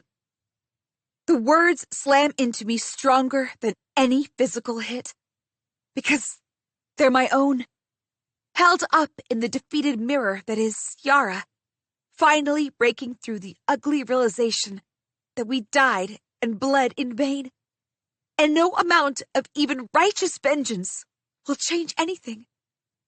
And I always did know, even if I would suppress the voice of reason, that nothing we do now will take away the pain we have gone through. This is what Riven has been looking at for these past few days. I laugh, a horrible scathing sound, and let go of Yara. She's as spent as me, falling to her knees and panting and sobbing. I don't say anything, and I don't look at anyone. I can't face them. So I turn and start to cut Bayern, the monster we brought with us, loose. But the web is stronger than I anticipated. My injured arm is no help. Ariadna steps up next to me to hold the web above Bayern's legs. You'll get a burn, Raksha says, and hands her strips of fabric. Strange. I never noticed how pale Ariadna's fingers are, just like her face. No sign of soot that darkens the hands of miners. They even look soft, not hardened with labor. Riven said he didn't know her. Maybe she works with the office. They sometimes give clerical jobs of the lowest order to some lucky miner. So, how did she get on this mission then? And now that I think about it, she brings in no specific expertise to the company. What did the collector choose her for? But these people gave me the benefit of the doubt after finding out who my parents are. I should extend some courtesy to Ariadna, too. She must have her reasons for secrecy, like me. Once she wraps the fabrics to protect her palms and adjusts her grip, I begin cutting at the threads again. The repetitive movement reignites the dull ache in my arms. As if a tear is opening my skin up.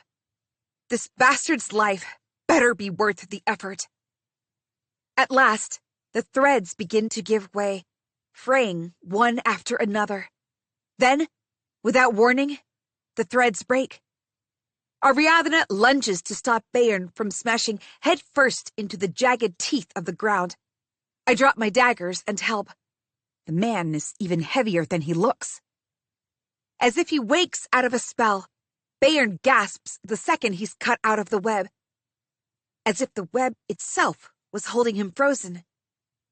He coughs and wheezes, trying to drag in breaths. His face has turned a dark shade of red.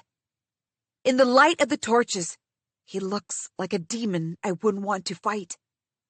His hair is a tangled mess, and he has slashes down his face and neck, so much so that the previous scars seem brand new, crested with blood.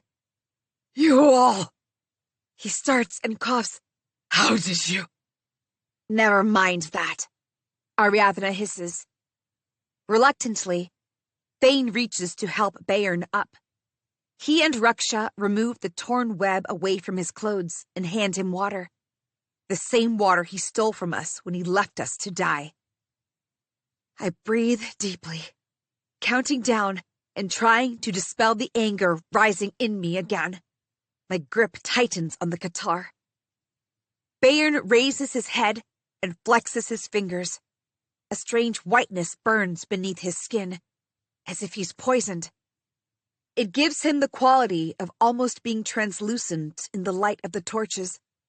I frown, but stay quiet as he tries to speak again. You have my gratitude, he says. Raksha scoffs. Then why would you leave us to die? Ariadna snaps. Why? Bayern echoes, half laughing. I can't tell if he stops because he's actually thinking or if the agony of being upside down still rages in him. I hope it's the latter. Well, when you came down here, he says to all of us, would you have trusted me? I wouldn't. I say, lacing my voice with as much venom as I can. So, I didn't trust you much either. He smiles his assured smile, which looks grotesque on his exhausted face. Good thing, too. It's a reminder not to get complacent around this man. There is something fundamentally wrong with you, I tell him. Even so, my gratitude for saving me from that monster.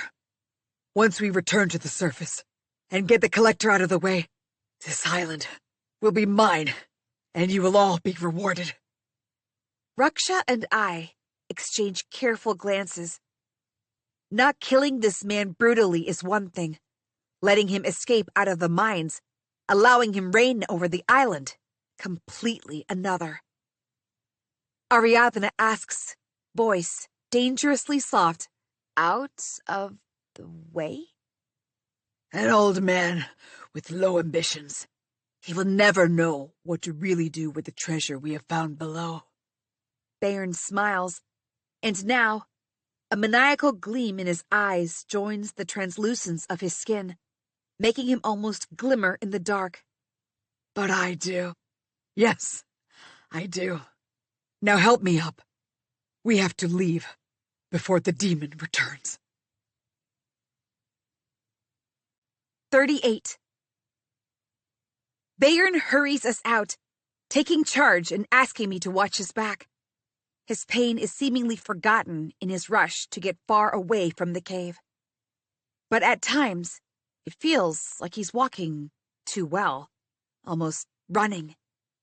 The kind of strength that might seem in place just before the pits or a miner newly recruited. He turns around sometimes. I see the frenzied glint in his eyes. My fingers remain curled around my guitar and my attention on Bayern. If it is madness that has gotten in him, I will not let it take any of us. This time, I will keep the rest of us alive no matter what.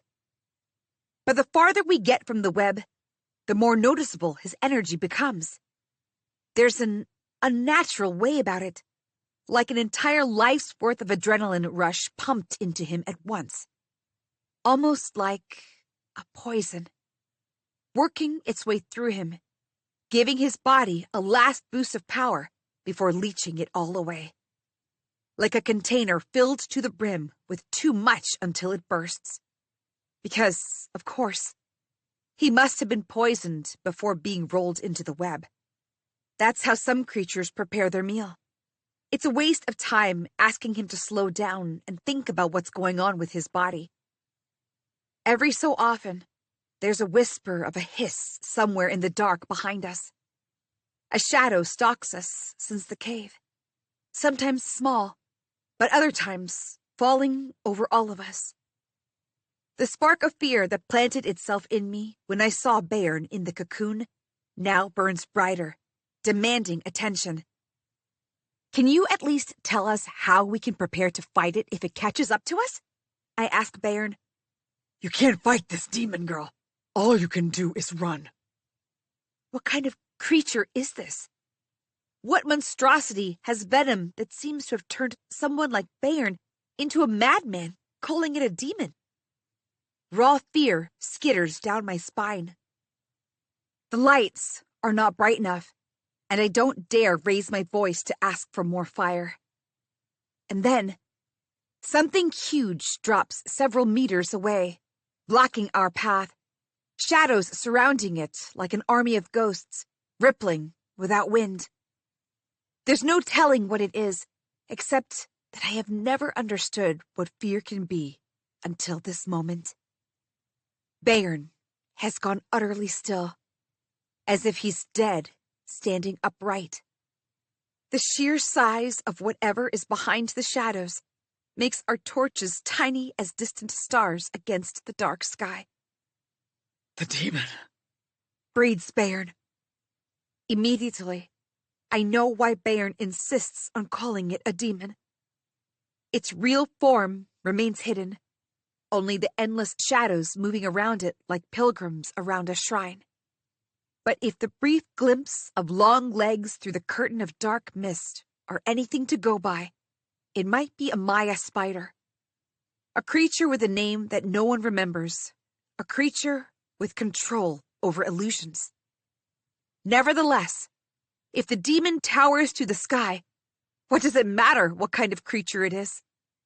I look back quickly once to the horrified faces and check for escape routes. The way we came only leads us back to the web cave, and beyond that, the bridge. Too risky to run over. We'd have nowhere to go after it anyway. The cave was blocked. The many legs of the demon skitter over the rough ground. It's coming closer. My daggers are not made for this kind of fight. I need a larger weapon. Before I can ask for one, Bayern aims his glaive right into the heart of the shadows. It disappears into the darkness, and a moment later, we hear the clang of the metal against the ground and know that it made no mark. That's it. Even if all of us were at our best, this isn't a creature to be fought. We can't fight shadows, I shout. We need to retreat, now! As if my voice is a beacon, the monster dives straight at me. I scream and lurch out of the way. Several rocks rumble down the wall. Dust arises as the rocks hit us, and we hurtle from the walls, dividing our company in two. Me, Bayern, and Riven on one side, and Ariadna, Raksha, and Yara on the other. Our torches are blown off in the harsh wind. Where's Thane? I shout. Raksha curses. She digs into the rubble, holding up her torch's last remaining embers. A faint voice confirms Thane is under the rocks. I grab Raksha's discarded polearm, but there's no time for the rest of us to help Thane. The shadows rise again, a menacing ghost in the sudden loss of light. An arm of shadow zooms at me, and I hack at it with the blade of the polearm. There's a short burst of black blood and a screech. I almost feel victorious. Almost. But the tiny wound doesn't slow the demon down. Instead, it turns with renewed vigor, searching for an even easier target, a familiar one. My heart pops into my mouth. Wildly, I look for Bayern. The company's leader looks absolutely mad now. Blood runs down his torn clothes, eyes gleaming with true light now, like Riven's red threads, and an animal aggression as he throws his head back to stare the demon down. He looks crazed. "I told you!" Raksha shouts from the back. "Monsters and madness." Madness. Whatever poison went into Bayern has stolen his mind. Then Bayern screams, "Come and take me, demon!" Before I can throw him down to protect the madman, the ground judders. The quake sends us all tumbling across as the Maya spider floats in the air, away from the rocks. I hurtle toward Riven, throwing my arms over my head until just as suddenly, the shaking stops. And the moment it does, the dust still swirling in the air, the shadows twirl and speed at Bayern, swallowing him whole in a hurricane of whistling winds and demonic shadows. And in that cursed moment, I know there's truly nothing I can do, as death claims the man in front of me. Maybe we should run while the demon is busy. I look back. Raksha has half-pulled Thane out of the rubble. Yara finally moving in to help. He's awake, at least.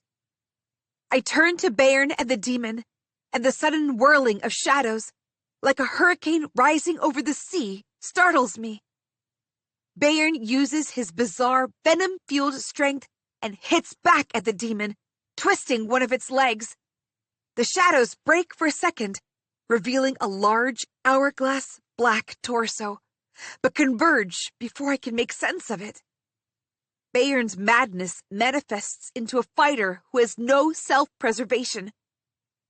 I've never seen anything like it. He's moving like a swift snake, as if his bulky, muscled body is made of paper. Bayern is a man who has breathed in fair luxury for a long time now, in the cool insides of the collector's compound, with no lack of food or water, no toil, no fights. No lander is capable of fighting the elements of this world. And yet, right now, he fights like a man grown in the pits of Kar Atish. The madness has complete hold of him. But it's taken his senses too. He has no strategy and fights wildly. The demon easily deflects him. It will kill him, and then it will turn to us. I promised myself I won't let any more of the company die, and I intend to keep that promise. My insides turn to water, but I charge forward, screaming and trying to draw the Maya spider's attention in a mad, desperate attempt. Everything in me protests, the thought of my death slamming into me. But I have faced death every day since my parents blasted open those mines. The idea of this monstrosity killing Riven, though, lets me fight my own instincts back. "Hey!" I yell, waving my arms. "Over here!" The shadows turn, rippling in the air, and the demon bores toward me. A storm over the sea, rushing to make landfall. My back slams into the wall behind me. Well, you got its attention. I adjust my grip on my daggers. If I go down here, I will take this monster down too. The shadows are upon me, filling up everything, and for a brief second, they part. Many black eyes, shining with insane glee, the many hairy legs big enough to skewer me at once. Bayern roars at the back, snatching the demon's attention. Abruptly, the shadows converge. The demon whirls and screeches as if in deep agony. Through the swirling illusions, I see Bayern leap upon one of the legs of the demon and slash with his glaive and a knife as he goes, then to another and another. The Maya spider's shadows mottling with gray until Bayern reaches the back of the torso. And after, there's nothing but the ghastly screams that fill the entire underground of Kar Atish. 39. Bayern stands over the carcass, drenched in black ichor. The shadows don't leave the dead demon stranded. They only lower themselves closer, hiding it from view still, gently undulating like waves in the sea. But the Maya spider is as far as can be from the clear waters. Perhaps it was born in another world and slipped here when no one was looking, like our ancestors. What was here before the Empyrean elders arrived is only a whisper of legends, after all. Raksha and Yara examine Thane's leg that had been trapped under stone. He's in awful pain, every tortured cry loud as a gong. Bayern glances down at them once before disregarding them immediately. The gleam of triumph burns like lamps in his eyes, as if he's in a dream, unaware that the real world exists. The real world, which is a tomb, lit only with one torch again, and reeking of rot and blood. Perhaps it's a good thing. If he continues to be like this, no one will believe him about the things he's seen down here. It's the perfect outcome. Listen, Ariadna says to me in a low voice, trying not to disturb whatever thought consumes Bayern. Let me go and scout first before we move. I can go. I'd rather you keep an eye on him. We both turn to look at Bayern. He is still atop the corpse of the demon, hands slick with black blood. His hair, which appeared almost colorless in the sun outside, is now a tangled nest of muck. He's beginning to deteriorate finally, shaking like he has a fever. The poison in him is running its course, coming to the stage that will render him incapacitated. He grimaces at us, and his teeth, too, are covered in blood. And I hope to the all-strong ocean it is only blood. Fine, I say to Ariadna, but be careful. Who knows what other kind of monstrosities exist here? When she leaves, and Bayern refuses to look away from his kill, even as his face spasms with pain, I sigh and sink to the floor. The exhaustion of this journey has carved my insides. I want to sleep for the next 10,000 years, but I don't know if I'll ever catch a wink. When we emerge, what will we do?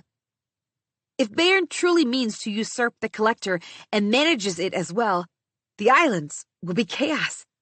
And Badger? He wouldn't believe anything. If he heard about the existence of Maya demons, he'd want to have one in his pits. There's only one thing we can do. The thing we set out to do when we left the Shadefolk. Kill Bayern. And this time, not for vengeance, but to truly keep men like him and Badger from breaking our island. This time, my mind is clearer, which is why I hate that this is the only option we have left. Tell me you knew it might be this bad. Riven says as he sits beside me. No, I've never known anyone with this kind of recklessness. Says the one who jumped into hell without thinking. How many times must I tell you, I was thinking. I was thinking of you. I start to turn away, but he grabs my hand, face serious. He looks tired, not the Riven I'm used to, the one who will pick me up while I'm half dead from a beating and walk home and patch me up. There are 1,000 emotions in his eyes, each one looking for reassurance, and I don't know if I can give it to him. But here, amid all this chaos and the one coming, I know that he reassures me. Riven is the only constant of my life. the compass that keeps me homeward bound. You always do, I say quietly. When I said, it isn't Bairn I care about, you know that, right? It's about you and what you would have felt after. I nod. Riven would have confronted me, no matter who it was. You heard what Bairn wants, though. Riven sighs. Yes, and I know what you'll say. I just don't think it has to be you who must kill a man. Raksha could do it. We defer to her in the mines. Why not here? And what would that make me? Only human. He turns my hands palm up and adjusts his grip, intertwining our fingers. This time, when my heart speeds up, it's less with the unknown and more with the familiarity. The only familiarity I have in this insane place. This is a world of strangeness, worse than I thought. Demons that hide in shadows exist. What else is in this world that I cannot face by myself without losing my mind? Something in me shifts as I look at him again, as tired as he is with the realization of his constancy. When I leave this island, I will have to leave him. Leave my bones and blood and flesh and any desire I've ever had. It was a given, but now it seems like a sudden threat curled around my throat. My parents were ripped from me by their own despicable actions. Am I letting those same actions take away the one good thing in my life again? If I'm doing the right thing by not letting my feelings out, why do I have to fight them so much? How can the right thing be this painful?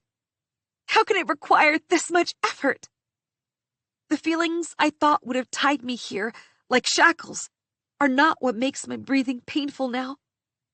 I lean closer, inhaling as if he's the air that would ease that pain.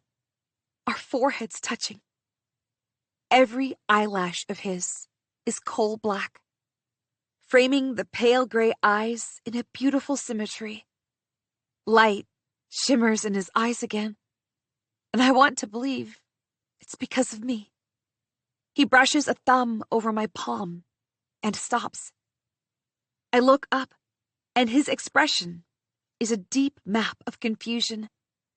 The wound of the blood oath isn't a natural wound, and he can see that. It's too contained, too deliberate. He continues brushing the wound. Isn't it funny how the Shade Folk had everyone imprisoned, but they also let us have this medicine? Probably because the Shade Man with us grew fond of us. Riven cocks his head to the side, exasperation on his face. What did you do? Nothing you wouldn't have. You drew blood in exchange for it. To what end? All our safety, frankly. Riven drops my hand and runs his own through his hair. When he speaks, his voice is edged with frustration. Blood isn't a joke, Cress. Who knows what they can do? I wince. Riven isn't one to believe in superstitions. Him questioning it makes my calm tremble. Just a bit, but tremble all the same. They'll tell stories about the people above to their kids. It's what would count as normal for them. As if anything about this is normal, he snaps. This time, when Ariadna interrupts us, I could kiss her. She returns, shouting happily. The tunnel ends in an empty hall just off the spider's cave. We can avoid it completely. I lurch back from Riven, closing my fist and putting the thought of my blood in possession of the Shade Folk out of my mind. What are we waiting for, then? Raksha says. Exactly, Ariadna says. Let's go in quick before some other monster arrives. I'll take Bairn last, and Riven and Cress lead us. Then you both stay and be on guard as the rest of us follow. It's just so neither end of the tunnel takes us by surprise. If someone follows us, Bairn can handle it. Riven frowns. He seems to have lost his strength. And his mind. Raksha breathes, eyeing Bayern in mild confusion. He has turned visibly weaker, a gray pallor to his skin, as he shivers near one of the relit torches. We'll all have to work together. Thane can't walk, and you and Yara have to focus on him. So can we please make this quick and not stay in one place like meat for flies? Ariadna shouts, panic seeping into her jovial voice. She glances down at her leg, where the water beast got her. Okay, Riven says, holding his hands up. I let Raksha and Yara help Thane up first, so we can keep pace. Thane screams, then grits his teeth. Sweat lines his face as they move as fast as he can manage. But Ariadna still hurries us up. She's truly shaken after the pool and the demon, and I don't fault her, but it's getting on my nerves. Thane is in actual pain. It's a miracle he's held on for even this long. Any more exertion, and he could die. Together, we move down the tunnel. It's supposed to return upward toward the end. I can't help but think on how far back we will have to go again first. This journey has entirely been about the back and forth, and I'm losing any remaining sense of time. As if when I return to the island, an age might have passed. Thane, Raksha, and Yara are considerably ahead. Riven and I are slower, so we can intervene if Bayern deteriorates any further. He's seeing things now, flinging his arms around as if to catch flies. The tunnel opens abruptly into a large hall, almost as big as the one containing the origin well. And I know there's something very, very wrong. The air smells of metal. Riven! I barely get his name out when a bellow erupts from the tunnel. Ariadna has her 2 daggers sunk deep in Bayern's eye sockets. He's screaming and clawing at her, but she remains unfazed, spattered with blood. Her face is a mask of red. She pulls back a blade and sweeps it along Bayern's neck in one swift motion. All of it happens so quickly, so unbelievably, that I stand rooted to the spot. Raksha and Yara, too, are unable to disentangle themselves from Thane without accidentally injuring him further. And as Bayern thuds to the ground, blood seeping down, Ariadna snatches the gun from his pocket. Back up, please, all of you, Ariadna says, away from the door. What door? I shout with disbelief at what she's doing. She kicks at the side of the wall, and metal bars plunge down, separating us from Bayern and her. The cacophonous clanging rings in my ears painfully. What the hell are you doing? I cry, regaining my senses. You want to kill Bayern? Fine. Which one of us looks like we care especially about him? Why would you lock us here? Oh, I don't know, Cress. Your altruism seems to get the better of you no matter what you say you'll do.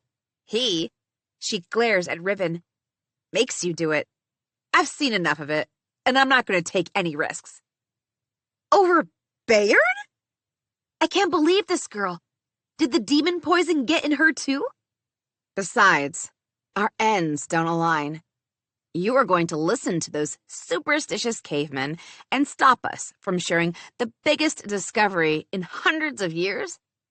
No way can I let you ruin the collector's mission. You're a fool, girl. Raksha bares her teeth. Siding with those wretches over your own. I am siding with my own. Ariadna growls. I'm siding with my grandfather, Collector Cirrus. 40. The next few words come from Yara, who screams and curses Ariadna, flinging herself at the bars, clawing and beating, as if she could pass through them out of sheer will. You're all welcome to die in here, Ariadna says, ignoring Yara's screams.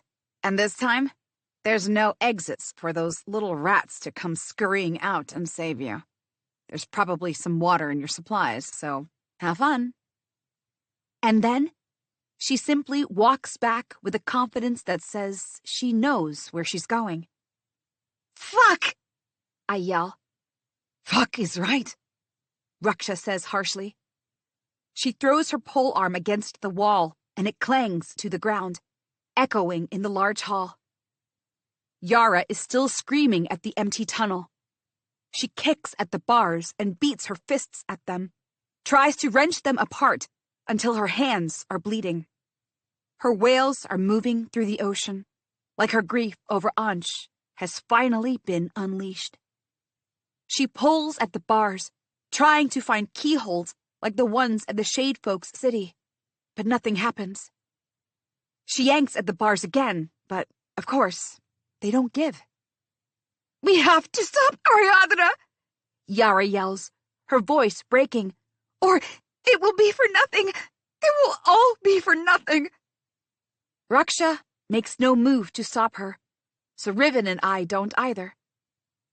We have to get out of here, Thane murmurs. His leg is a mass of blood and muscle, white bone shining through.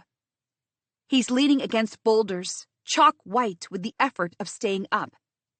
No one says it, but we all know that death is circling him, and I can't stomach that thought. No older person, no one who knows who my parents are, has brought me the sense of fellowship that Thane and Raksha have. I don't want either of them to die. How? Riven demands. There's no way out unless we break through. Then that is what we will do, Raksha snarls. She grabs a tough-looking stone and bangs it against the bars. Startled, Yara steps back for a second, but follows Raksha. Both of them smash at the old metal bars, which groan under the pressure. Blood trails down Yara's arms, seeping through torn sleeves. Watching Yara lose her senses breaks something inside me, and all I remember is the little Yara I used to be friends with.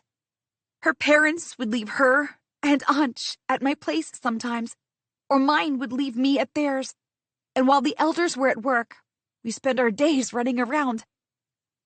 The memory has been seeping like water for a very long time, but it rushes back at me with full force, drenching everything. I need to get out of here. I turn to Riven. This whole underground is a connected place. There has to be a way out. We just have to find it. The desperation in my voice takes us both by surprise, and he nods. We begin scouring every corner of the hall, and we realize the walls are made of Zargonine. No, not Zargonine. The silvery substance from the well the Shade Folk call the God's Blood. All of it. A giant case of silver God's Blood, and we're trapped inside. The walls seem like stone, rough and jagged, but they're smooth like glass, cool to the touch. Every brush leaves a tingling against the skin of my palm. Strangely, though, it doesn't hurt to breathe near the walls like it does up on the island. The air is full of the metallic smell of the silver God's Blood, the risk of it catching fire and burning blue looming all the time. These walls are pure God's Blood, trapped beneath another strange substance, something that reminds me of the shielded walls in Badger's tunnels. At the mouth of the hall, Raksha and Yara are still hard at work trying to break the bars, and the red stain on the ground beneath Thane is growing darker. They're going to hurt themselves, I say. There's no reasoning with anyone right now, not unless we find a way out. Suddenly, the weight of my own existence is too much, and I want to sit down and cry.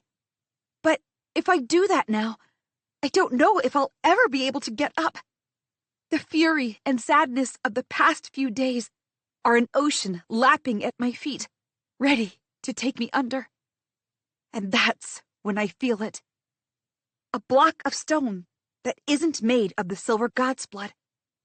It merges with the surroundings, but under my fingers, its edges are rough. Riven, I say. I think I found a door. 41. It seems no easier to open the circular door than it was to break down the metal bars locking us in.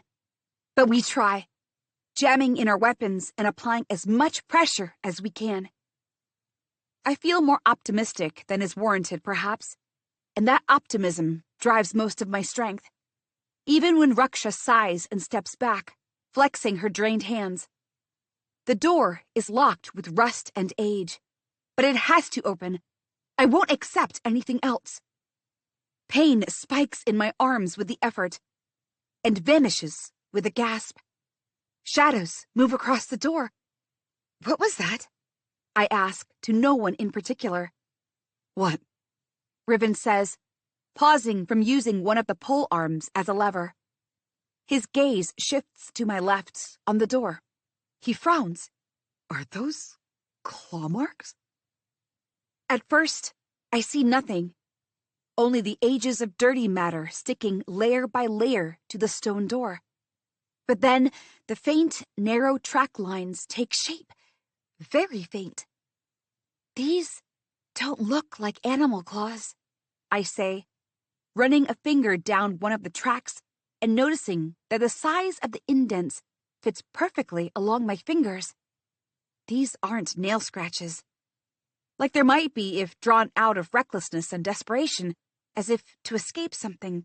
But instead, they're pressed onto the door like a... It's a pattern, I breathe. Riven pauses, tracing the lines, and steps back to look at it whole.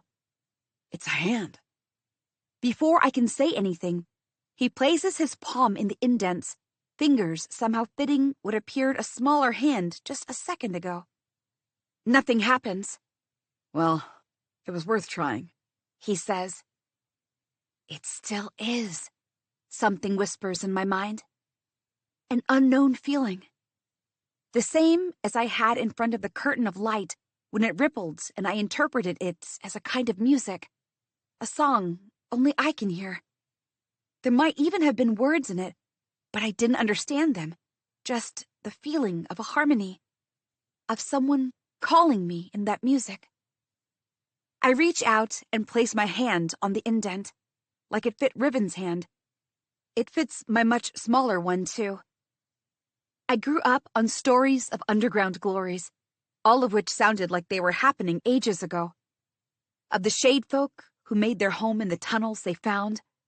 Of the heroism, the resourcefulness, and the clashes with monsters that had no name. Of brilliant caves, and the veins of Zargunine that covered the dark ceilings like rivers of gems in the sky.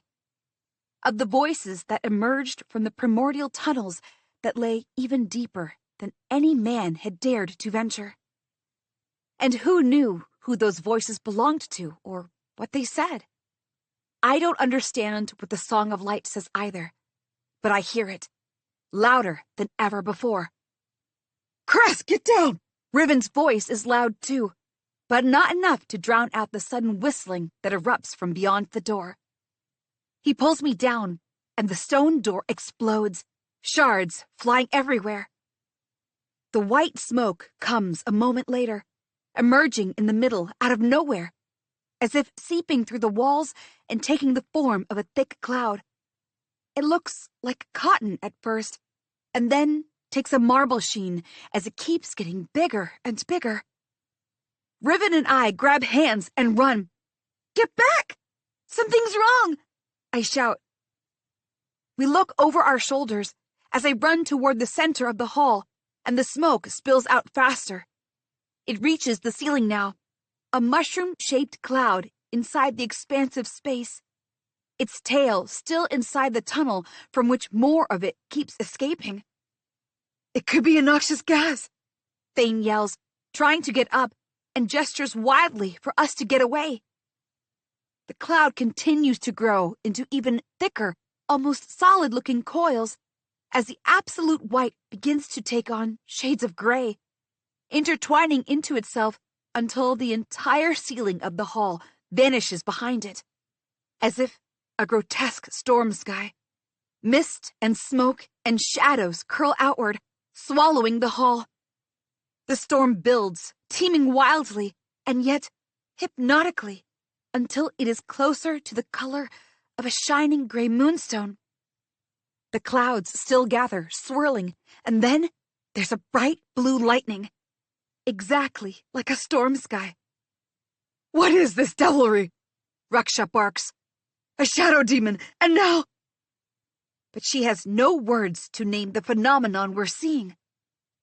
The clouds thicken and thicken until their undulating sharpens, sending a dizzying pain through me. And then, just as fast, it spreads out, reaching toward us now. My heart thumping, I think of Cyril. How the curtain of light cut through her, leaving rivers of blood on her. What if that's what's about to happen to the others? For a moment, the cloud pauses, as if looking at us, then sways in Raksha's direction. I push her out of the way and go tumbling down sideways with momentum. There's an angry lightning and a small crater on the ground where Raksha stood. I hurtle out of the way on all fours, then stumble up and run, and the cloud demon follows. Keep it distracted, Riven shouts from across the hall. He looks over my shoulder once. Yara is still working at the metal bars. They're beginning to bend. On it! I shout back. Riven, Raksha, and I run back and forth in the large hall, forcing the cloud to split in 3 directions, thinning itself. I don't know if it's going to do anything. Perhaps we'll only end up making it angrier. But I have to give Yara time to escape the way I couldn't do for Ansh. And if I have to let this cloud devour me for Raksha to drag Riven away, I'll do that too. The cloud roars deafeningly, as if it realizes what's happening. Then it regathers, and it hurtles toward Raksha. I'm too far apart. I can only scream as I run, as Riven yells at her to get away, and pain pounds in my leg with each sharp thwack of my feet against the stone floor. But it is Thane who reaches her first. Thane, who is bloodied and battered. Thane, who is unable to walk on his own right now. Thane, who throws himself in front of Raksha with wide arms, as if greeting an old friend. No! Raksha shrieks. I reach her, unable to stop myself from slowing down, and slam into her. We watch in horror as Thane grabs hold of the cloud demon, like it isn't smoke, but as solid as marble. Hurry! He shouts, sweat gleaming on his stark white face, the shadows beneath his eyes blackened to soot. Get out of here! But he holds on, standing alone, slowing the cloud demon. The demon that emerged because of my hand against the stone. Shade blood. Riven! Raksha! I shout to them, help Yara! Then I race toward Thane, even as he shouts, what are you doing? Run the other way! Tell me the truth, I say, panting as I come to a stop. Are you the other child of Shade they mentioned? His mouth opens, then closes. The cloud takes a moment of distraction to reassert itself. It throws Thane off his foot, but he pulls himself up, his wound forgotten, staring at me. You have shade blood too. Katya was of the shade, wasn't she? The understanding plummets my stomach. Having acknowledged it to someone else, there's no taking this back. We both turn to the cloud demon and grab at its hand, and our shade blood protects us from whatever this is. The demonic cloud, startled, undulates dangerously. It feels like silk in my hand, and it's hard to keep my grip on the slippery, shady substance, but I don't let go. Come on! Riven shouts. The bars are down! Let go and run! I look back and gasp. He's right. They've taken down 2 bars and bent 2 more. There's enough space for all of us to fit through. Thane, I say, you go first. You'll need more time. He hesitates, but nods, his grip still tight. Just hold on. The moment he's halfway to the bars, Riven jogs up to meet him and calls out to me to let go of the demon and hurry back. I'm ready to. The demon roars and swells and thunders. I loosen my grip, taking a small step back, and slip on my feet. The back of my head slams into the stone of the ground, and the cloud comes roaring at me, swallowing me whole. 42. The change before my eyes is abrupt, the darkness of the demonic shadows giving way to the darkness of a strange quality, thicker than air, but not quite the solidity of a wall. Almost like the viscosity of the silver god's blood fills up the space between atoms. This dark is not like the one in the mines, not even the cells. It is the kind of dark that eats you alive. Besides the clothes on my body, I have nothing. I turn around, my heart rising as my mind tries to place these bizarre surroundings into contexts. I shout, shocked and scared, for the others. I'm not in the hall I was just in. There's no one around. Thane, Raksha, Yara, Riven. As if I've been sucked into another world in the blink of an eye. The darkness here is so complete that I'm starting to feel dizzy. My mind unable to comprehend where to move, what to process. I make an effort to walk, but my legs are wobbly. My breaths come hard and fast. And then, in the absolute silence, I hear something I shouldn't. The rush of blood in my veins. I lose my balance and crash down. It feels no different from the sides, no dimension to make me feel like I'm on a floor. The loudness of my heart pumping blood fills my ears. I shout again, to hear something other than my own body. I crawl forward, one hand, one leg, tentatively checking the ground for its solidity. It's the only thing that makes me feel like I'm still alive. What has happened to the hall we were in? What has happened to Riven?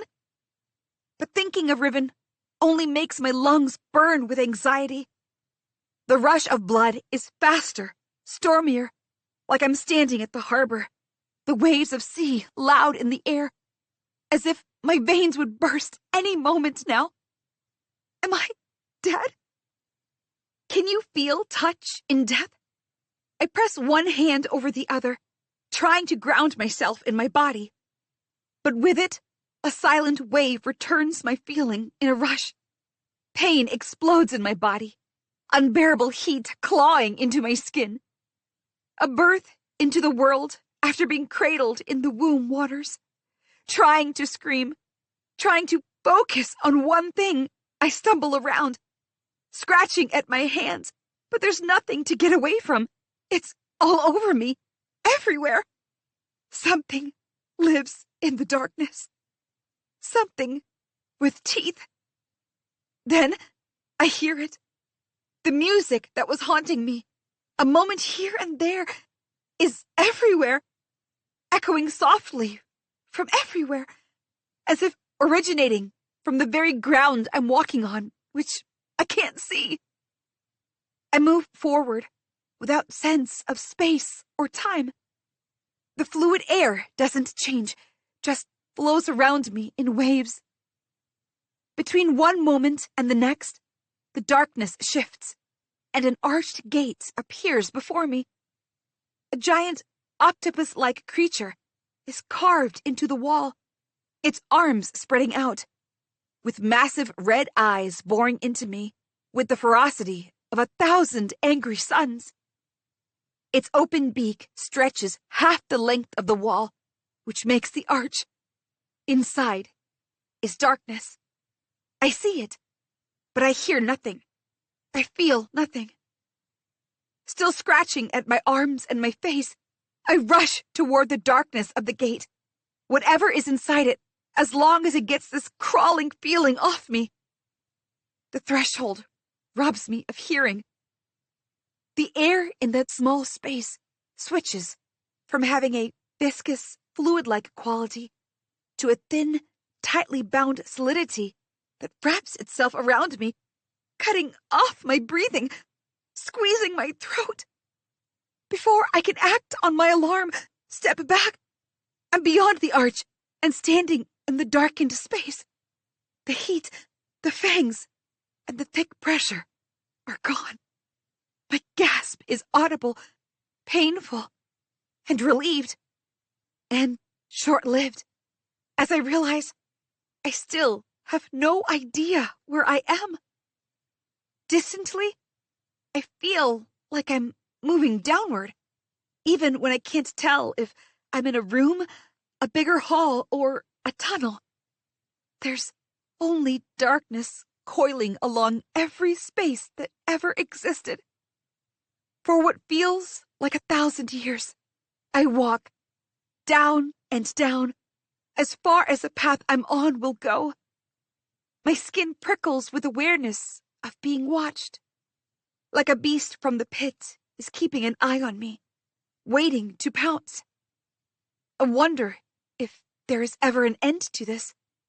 A world that has always been the rocks of the island, the ocean, and the mines.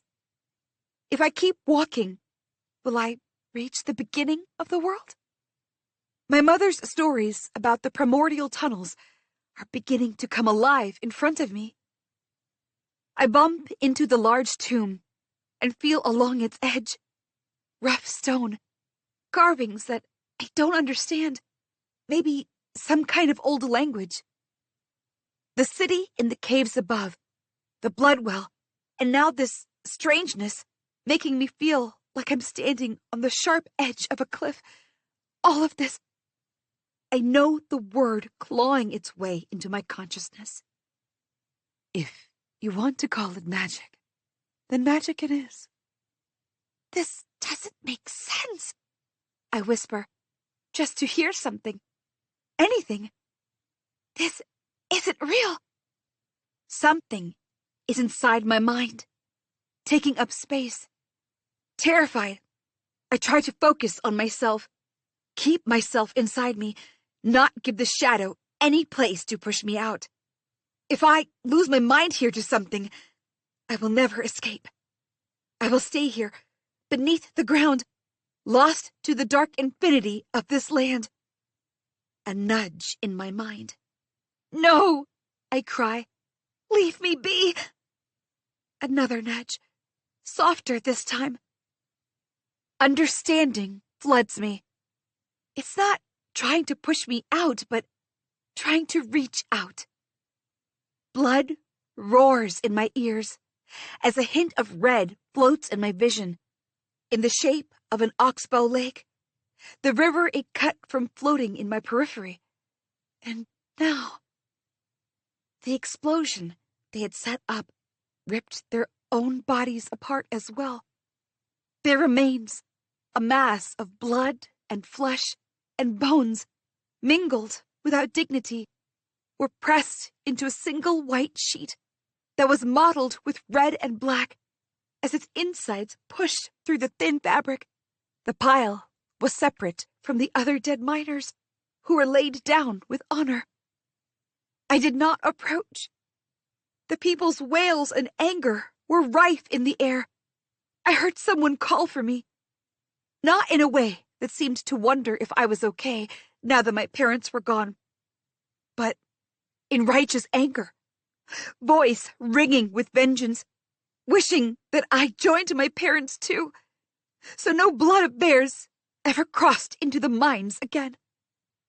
My body is frozen in its place in the real world, but this memory is as real as it was then.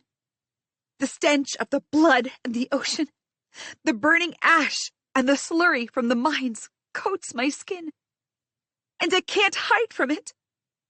Murderers! Someone wails. They killed everyone! I'm sorry.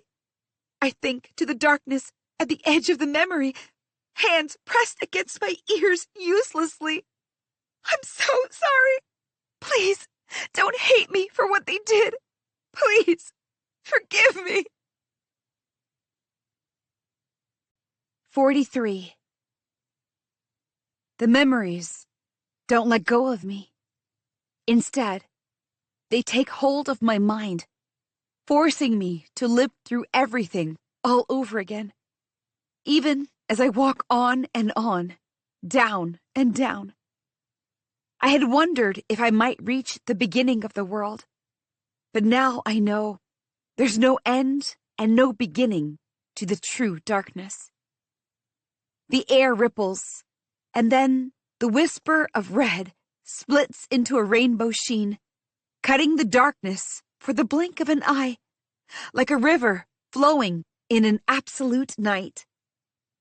There's a shift in the space in front of me, the darkness undulating like the curtain of light, edged with the rainbow.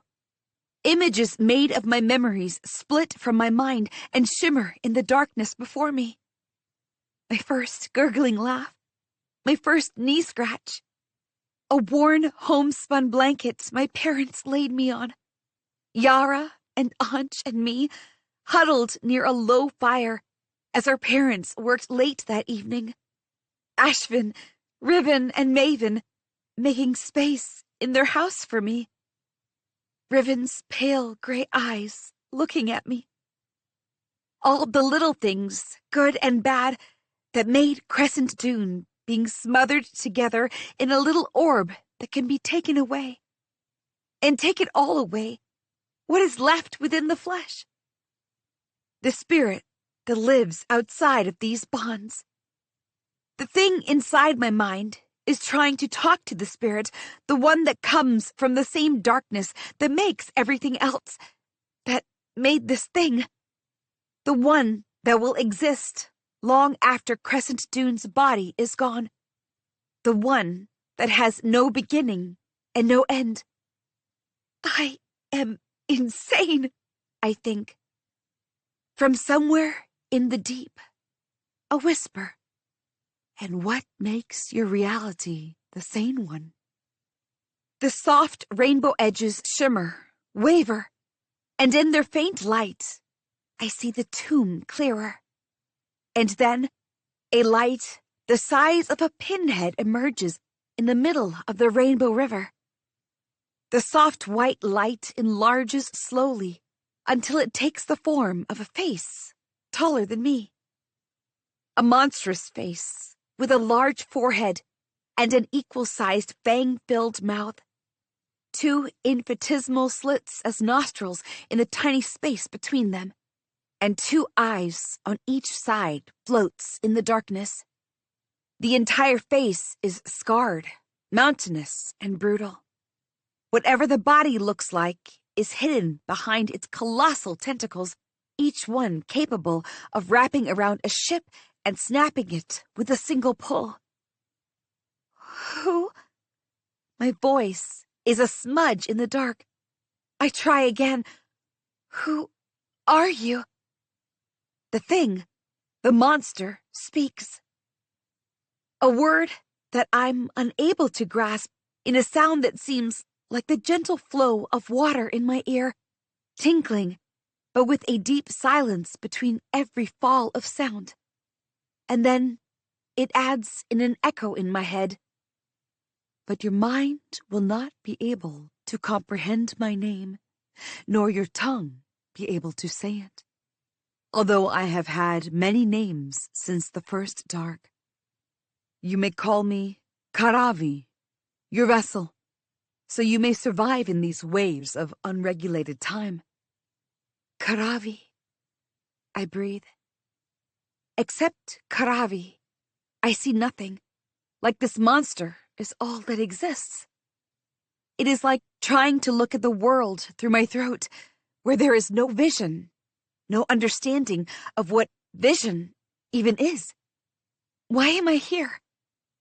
The face looms over me, comes closer. Its tremendous fangs could cut through my head and feet at once. I hold my ground. In my mind, Karavi shows me. Long ago, when the very first star was still a swirl in the river of time. Cosmic beings walked this world with immense powers to bend stone, twist air, move water to their will. They commanded gravity as the ground would. They knew attraction as magnets would. And they pressed air to wind as the skies would. Along with the first ones, there lay nameless things beneath the water of the world, beneath even the deepest lows, in eternal darkness. It was a nameless being that dug too deep and fractured the abyss, protecting this world of all water. From the fracture came the new ones who fought the first ones. And though the first ones were powerful, they were not many. The new ones poured into the world of water in a deluge that never stopped until every first one was bound and brought down. Their bodies were broken, their bones flattened, and their god's blood flew freely. The spirits within them, however, scattered, looking for a form to cling to once more, to preserve their minds and their innate selves, too. The bodies of the first ones did not drown beneath the great ocean, but stayed afloat. Ribs and hearts and bones, rock solid, until they grew stagnant as islands in the world. Their god's blood, a viscous, shimmering silver fluid imbued with the cosmic powers, flew from all islands toward the fracture in the world. There, it all came together in the well that connects to others, a network that both sustains and imprisons the first ones in their slumber where they lie. There it lies, the blood well, filled with powers even as the new ones vanish, losing the battle against time and the waters of the world.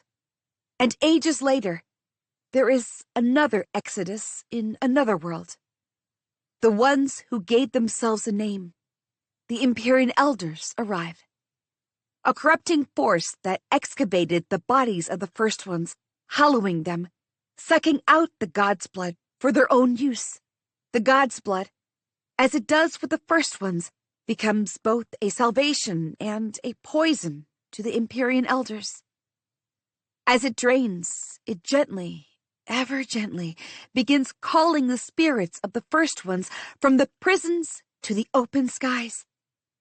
It is then, when this god's blood reemerges above the islands, that the spirit demons of the first ones arrive, attracted to the scent of powers running through the god's blood. The demons are vicious creatures, rudder-like tails at the end of powerful bodies, horns growing from the head, fangs and claws to cut and tear. The original among them lives still, inhabited by the spirits, and use their physical forms to give birth to more demons, to carry the spirits anywhere in the world when needed. The Empyreans called these the Merry Stags. And a demon descended from the one that carries the spirit of Karavi has bonded with a human girl who belongs neither here nor there. A girl who fights and breaks and screams and loves and cries. A girl who has no limits and feels everything. And in her, the spirit of Karavi found a kindred, awakening the memories of hundreds of thousands of millennia. The monster called Karavi is not a monster at all. This image of a spirit is truly what the world of the Empyrean Elders would call a god. What had the Shade Man said?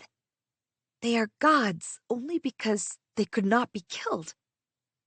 I stagger backward, catching on the tomb, and fall. A piercing ache explodes in my head, a blinding light, and my mind is chaos. Breathe, I try to tell myself, gasping for air.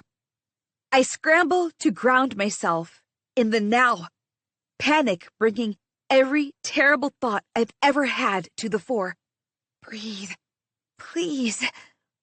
My mind wars with trickles of love and light within me, fusing together, building into a crescendo that burns within me. A gasp escapes me, and I fall to the ground, bent over, crying. The sharpness of the pain dulls, and my sobs become soundless. When I came down here, I came looking for a key to my freedom, to get away from this island. But now I know there is no running in this world of islands. Every island in this ocean is the body of a god. And here I am, in the clutches of one of these gods, who stares at me lying on the ground with the force of 1,000 fiery storms. Now you are here, roaming inside us, disturbing us, a descendant of our enemies who keep us trapped here.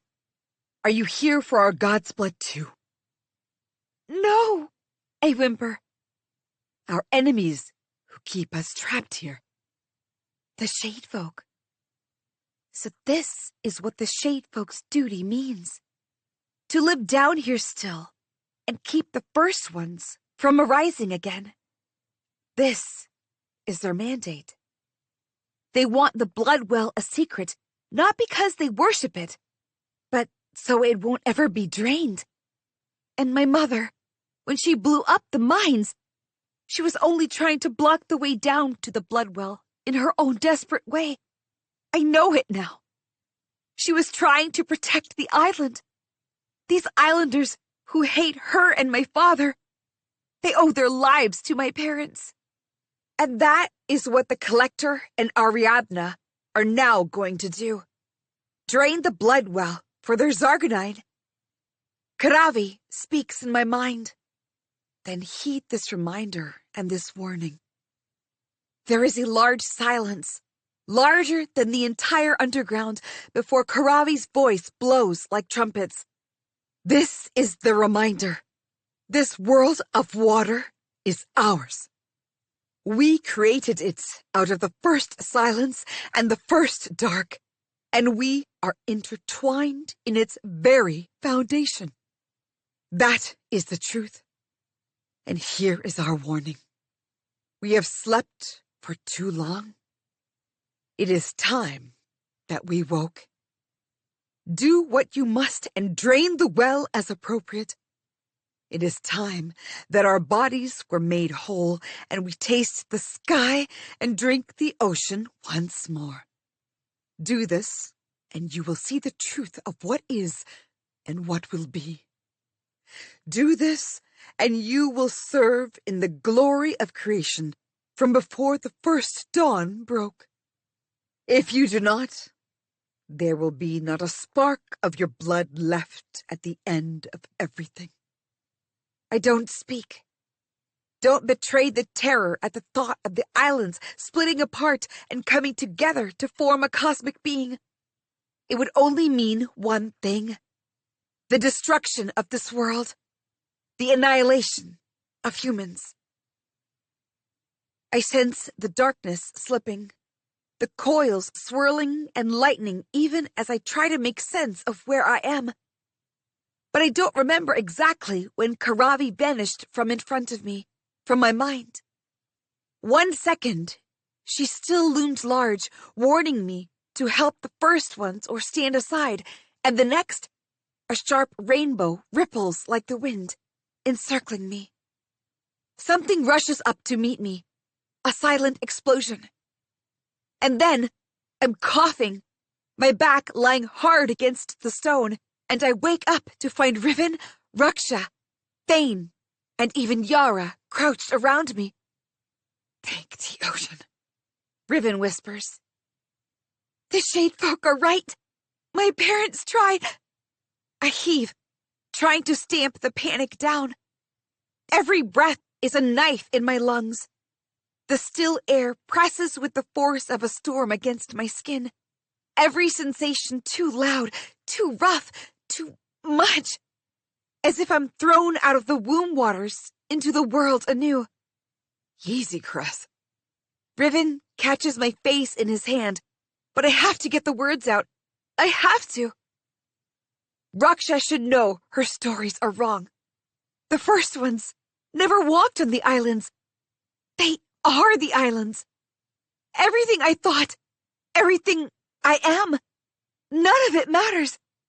The fights, the blood, the mines, the mountains, this very world. We have to stop them.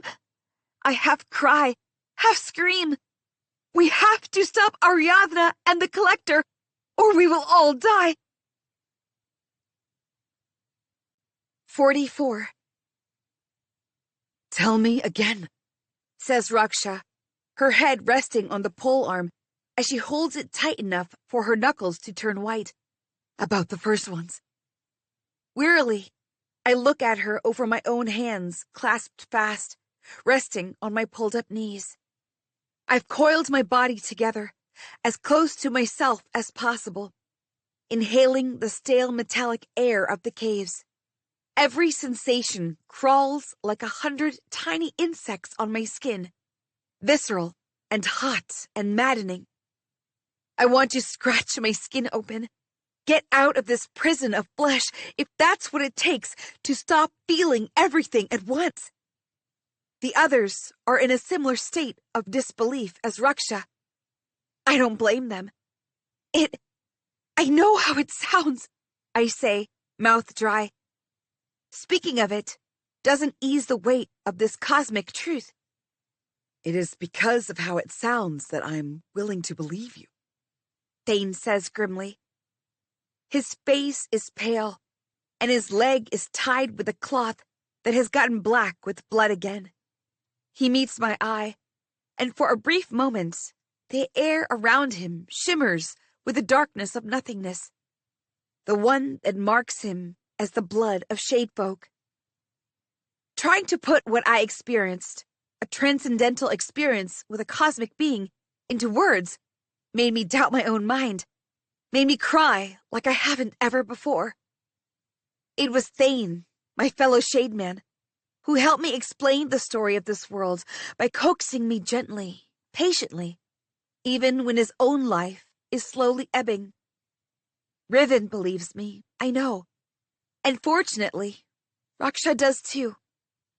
Yara locks her hands in front of her and sits across from me next to the broken bars. She watches me with a glint in her eyes, like she's assessing how hard I hit my head when I fell.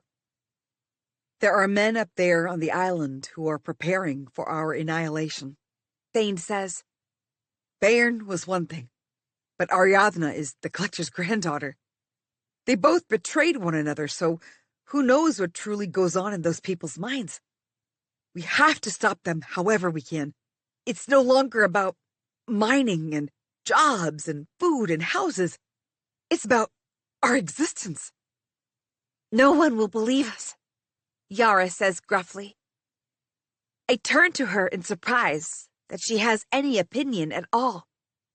She watches me like she's daring me to say something.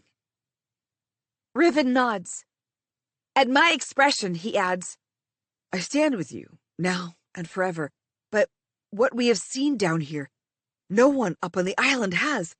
That smoke, the shadow demon, whatever it was, those things are not normal. Others would want more than our words to trust us. Heron will trust us. Raksha cuts in. He's one man, Raksha, Thane says. What happens when they deem us insane like the others? Heron wouldn't be able to do anything. So what do we do? We can stall them, make up things, but for how long? Raksha says, frustrated. Those people haven't controlled our lives for so long by doing nothing. They can and will destroy us. After my parents died, I wanted to escape this island and its chains exactly because I know the destruction the collector and his people can wreak. But now, everything is backward. We stand deep in the ground, beneath the sea pressing on us. We can still get lost in here, or a monster attacks us, and this time, having given so much already, we can't defend ourselves. And if we survive, Ariadna will be ready for us. If she won't kill us, then she will cast us aside, make liars of us, anything to ensure the discovery of the blood well comes out in the open. The Landers are selfish and malicious. They have never once extended grace to the miners. For them, everything exists to serve them. The collector and his granddaughter will not once stop to think that they are breaking apart the land we live on. For them, the gains come first. Ariadna even heard the Shade Folk, but she would call them villains and profiteers who want to keep the well for themselves. The truth of our world will become a lie designed to keep them from exploiting the miners' flesh and blood. I'm not an idiot. I can't stop them all. Not forever. But I can stop Ariadna. I have to get out of here and make sure no one comes down the mines again, or there will be no salvation anywhere I go in the world. We have to get the miners to stop digging too, I say. Everyone, I know what you're going to say. I hasten as Raksha opens her mouth, but we have to start somewhere, and fast. Raksha stares at me for an elongated moment, then lets out a long scream. She swears and swears until she's run out of breath. No one does anything. We all feel the same way. Raksha straightens and loosens her shoulders. Right, she says. We take turns in helping Thane. We take no chances and no shortcuts. We move east and we move quick. It's time we get out of here. The travel upward becomes strangely, maddeningly easy. Tunnels open up, chambers give way, and no creature accosts us even when the scurries come too near. It is as if the creatures are driven out of our way.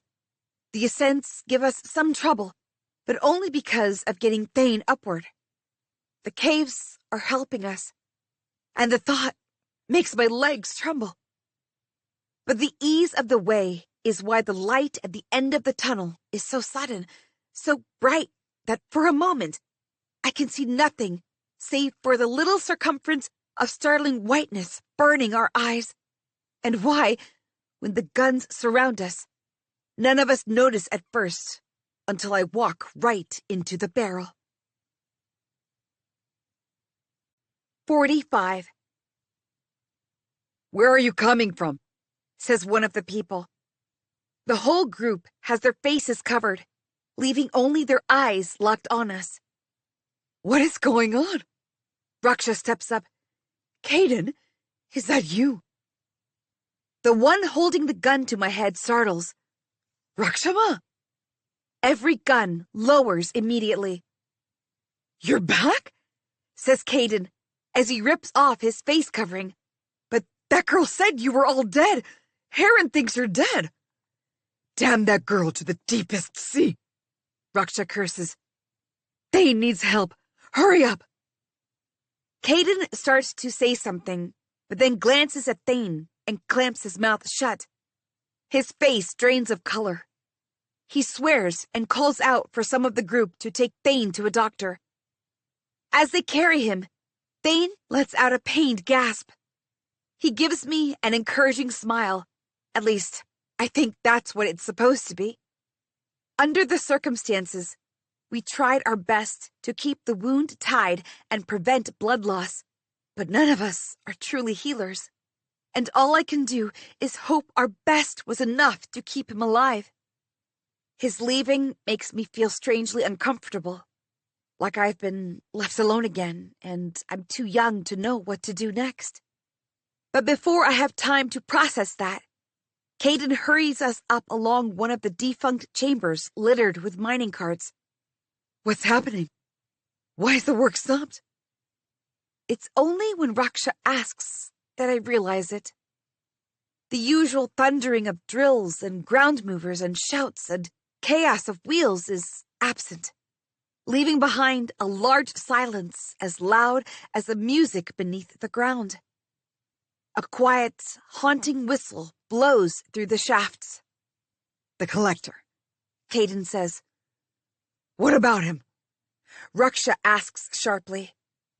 Out of the horrendous underground, she's transformed into the veteran miner that she is, automatically a leader. She stands straighter. Her voice is stronger. The strength of her focused gaze could wither the sun. Someone like Bairn could never match her. He's coming, Caden says. For what? I ask. There's only one thing I can imagine the collector wants, to drain the blood well. But how can that happen so soon? He would need massive machinery and endless labor only the full strength of Kar Atish's miners could provide. Caden narrows his eyes at me. I know Yara and Riven, but you're not a miner. She's fine, Raksha says. Thane and I vouch for her. Okay, Caden says. With one last glance up and down at me, he turns to Raksha. In any case, I'm glad you're here, Rakshama, because Heron is trying his best, but we don't know what to do. The collector wants us ready by dawn tomorrow. He's bringing in his army, and he wants us all to invade the mines. We emerge from the mines into a different world. It must be late afternoon, and the sun burns. Even worse now that we've stayed for so long in the dark. Everything is cast white hot, my skin stinging raw and red as if any moment it will catch a flame. The smell of water and ash overwhelms my senses, dust running with claws down my throat. I have to force my eyes open, even as the corners of my vision darken. Has it always been like this? The face of the mine stands empty. At the top, though, the same uniformed miners who were busy working when we went in are now armed with every type of weapon. Pole arms like Raksha, close-range guns, daggers and spikes, and all kinds of blades. Near the face, a pile of sticks of Zargonine is amassed. A crowd of elder miners sits there, hunched over, sharpening the blunt sticks into even more weapons. Not that any of this would matter in front of the collector's sophisticated weapons. Caden and the group take us through the armed miners toward the back of the open space, where the black cliffs fall abruptly into the sea. The row of squat gray chambers of the collector's officers has been converted into gathering places. We duck into the last one, which is also the biggest. Inside, the gray cement walls keep the oppressive heat and ash trapped despite the large window looking over the sea. Even with footsteps marking the floor, everything is layered in dust and soot. 4 elderly miners and 1 younger, around Caden's age but older than me, pack around a table. The first thing I notice is how rickety it is and how fragile everyone looks.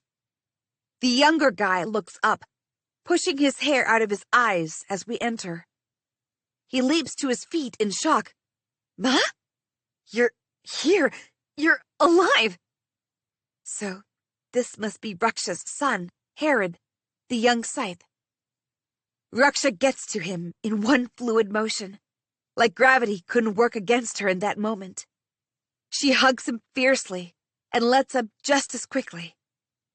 The tightness in his face reduces a little as Raksha takes his place, and he steps back from the table with no more questions to stand at her shoulder instead.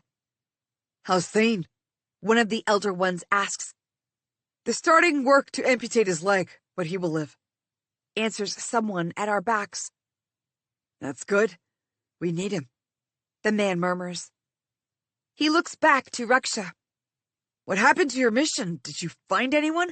It seems like the moment your company left, there was a sudden influx of the collector's men swarming around.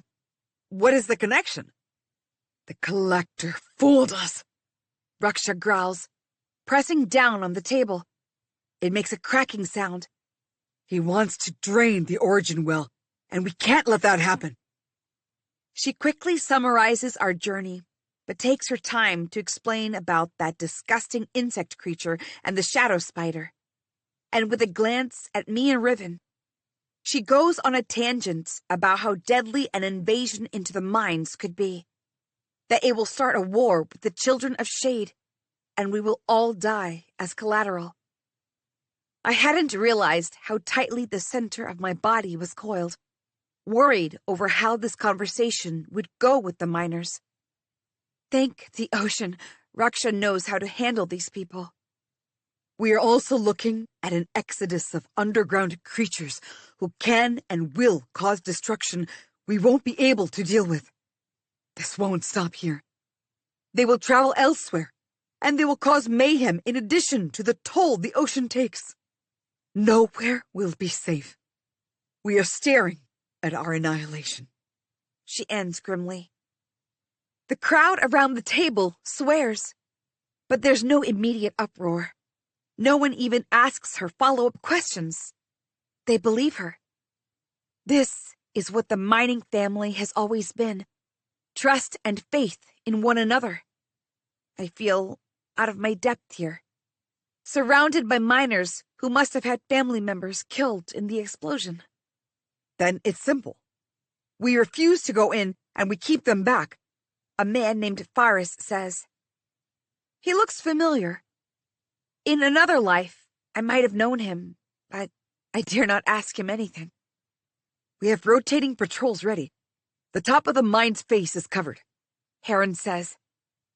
Caden and his group are scouring the side entries and dead shafts. Ashvin and Maven have a team down by the shore. What? Riven steps up, face drained of blood. Well, what did you think? Heron scowls. They were going to sit by and wait? Just be glad they weren't here when that Ariadna girl said you were dead. The shore has beasts from the sea, too. And they know that. This is madness, I want to say.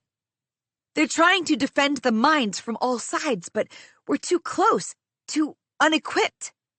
And like Riven says, fighting alongside the ocean is a death sentence. That kind of movement along the shore will bring out predators. It's not like when I used to play along the shore, just a child quietly, but a large horde of prey just waiting to be ambushed. They keep arguing back and forth, the others joining in too. In the heat, everyone is getting more and more frustrated, losing grip on our immediate situation. Here we are, getting backed even further into the corner. I shout, "You're all focusing on defending. We need to attack them before they can reach the mines." A sudden silence, punctuated by the wild ocean down along the shore, sinks into the small room. We can't let them cross the red water, I say. The ground gets softer the farther in they get down this side. They can blow it up to get below. The spires will break, and the falling rocks could cause a blockade. And we have old niches the whole way, if they find even a single way in. I know who you are, Heron says, annoyed, and I freeze. You're one of Badger's fighters. No, yes, that's who I am, and I know how to fight. What's that supposed to mean? That this is not a battle you'll win cowering in a corner. These are monsters we know better, Heron says. No, you don't. I slam my hands down on the table, almost ready to grab Heron by the shoulders and shake him so he can see the reality. We cannot match the full strength of the Collector's army, even less so if Salonia gets involved. I look at Riven, who stands there with his hands crossed over his chest, glaring at Heron.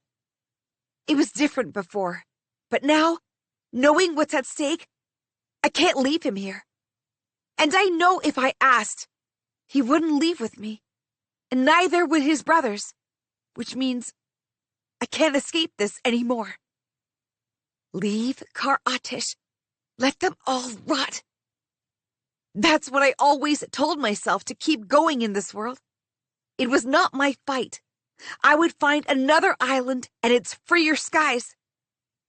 But if Ariadna succeeds in invading the mines, starting a war, and breaking our land, how long will any other island remain safe? Is this what I have spilled blood? My own and that of those innocent creatures, for in the pits of the arena? For hiding in a corner while the world shatters because of men's greed? I'm done trying to run. I deserve the same place on this land as anyone else. When I turn back to the table, fire licking through the ash within me, ready to start screaming, I find Faris staring at me, eyes narrowed. And before I have time to prepare myself, he speaks. Jar. His voice is a whisper carrying a storm. You're Jar's daughter. The silent air plummets faster than I can breathe. I was thinking you look familiar. How? He rises, the table overturning with the force, fists clenched at his sides, reddening rapidly. One by one, the others realize too, and hysteria explodes. Caden and his group, who were at the entrance of the room, roar and stomp right into the middle. I step back hurriedly, never taking my eyes off any of them. Which of them would hurt me first? Probably Caden and his group. Damn the ocean! They have weapons! I gasp, air refusing to help. Riven closes a hand on mine, stepping up next to me, shielding me with his half-turned body. I look up at him wildly, and he meets me with a ferocious gaze. I won't let you face them alone, it says. Raksha's words, loud and clear, cut through the charged air. Stop this nonsense! We need her! No, we don't! Two of the elders snap together. Kinkiller! Faris spits. That word, fire, rips through me as I speak. While you waste time coming up with creative names, the Collector's army is advancing on us. There is no us here. Heron lets out a frustrated breath, then turns to his mother. Why have you brought her here? Because none of you know the real danger we are in, I shout. Heaving, I step up, not breaking eye contact with Heron because I can see he might be young. But if I don't win over him and Caden, we might as well let the first ones rise this very minute and end everything in this world. Heron opens his mouth, then closes it. Anger hardens his features.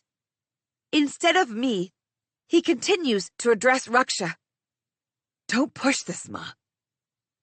Raksha stamps down her pole arm so hard, the gray walls of the chamber vibrate. You think I don't remember watching your father get blown to pieces in front of my eyes? You think I don't remember the taste of his blood as it spattered inside my mouth? Heron pales. Ma. But he has no words, and neither do any of us. For a terrible, elongated moment, all of us stand still, staring at Raksha. She has her fist closed around the ring on the chain around her neck, so tight her bones stand out. Heron looks away, anguish burning in his eyes. Before I found out about the first ones, I could have still believed that miners can fight their own fights, that I had no place with them beyond the underground mines. It had been all that I was looking forward to, a life away from here. But now, I know my parents tried to protect these people, failed to protect these people, and that still doesn't change what Raksha has gone through. It is the brutal truth, and I cannot turn away from it. I look at Riven and Yara, then at every other person in the room, meeting their angry and incredulous eyes. That rebellion you keep talking of, trying to build us all a better world, it will die tonight if we don't stop what's coming. The weight of everyone's gaze is heavier than I anticipated. I swallow my fear, my shame. It wasn't my fault, I say softly. Incredulity runs swift among those assembled, but I raise my chin and repeat, meeting each of their gazes one by one. What happened was not my fault. I was a child. It was never my fault. There's no apology I have for them, which is what I know they truly want to hear. They don't want to hear that my parents died trying to save the world, to give me a fighting chance to live in a world that wouldn't end. Now, I have to finish what they started and risk everything for. No backing down now. So I tell them what they need to hear. I can't change what my parents did, but if we let the collector move beyond the Redwater, it will be our end for always. If the mines are drained, what use would we have to the landers in Salonia? They will destroy this island. We will die the death of mute beasts. Forrest looks like he wants to say something, but at the last moment, his gaze drifts somewhere over my shoulder instead. To Raksha. So, Raksha says, if we must attack first, the valley over Redwater is our best chance. 46. By nightfall, the news has spread. The miners are marching to battle against the collector's army. Everyone is divided in groups. Several older miners stay behind, keeping a defensive boundary around the entrance and all the nooks they know of from experience. We can't do anything about the brute force, but anything that can delay an onslaught, even if for mere minutes, is precious. At the center of the pit, the scorched earth is where my parents were burned. Every other miner who died that day was buried in the ocean with the respect the dead deserve, save for Jar and Katya Dun. I kneel at the edge of the marks on the ground. Despite the constant activity, I can sense people slowing down, giving me sidelong glances. The minor elders have grudgingly accepted me in the fold for now, but it doesn't change anyone's feelings. They've spent almost a decade building up their hatred against my parents, and what can I say to vindicate them? Their actions may have had noble intentions, but the results did not fulfill those intentions. And yet, they're the same parents who held me when I scraped my knee, helped me raise little creatures and then released them back in the sea, sung me lullabies, and told me bedtime stories. The pressure of reconciling all of it almost brings me to tears again. But I won't cry in front of these people. Let them see that I am not ashamed of my parents. I can't forgive them, but I can stand with them. Let them see me as whoever they want to. I am who I am. The dark skies and silent rocks watch me as I bring my hands together, bow my head, and, for the first time, whisper the words of the final ritual for my parents. May the water horse watch over you. May you sail the ocean of stars. May you find the home of elders. May the end begin once more. Will you guys hurry? Maven says, as Riven, Ashvin, and I fit in weapons. The brothers have gone for guns.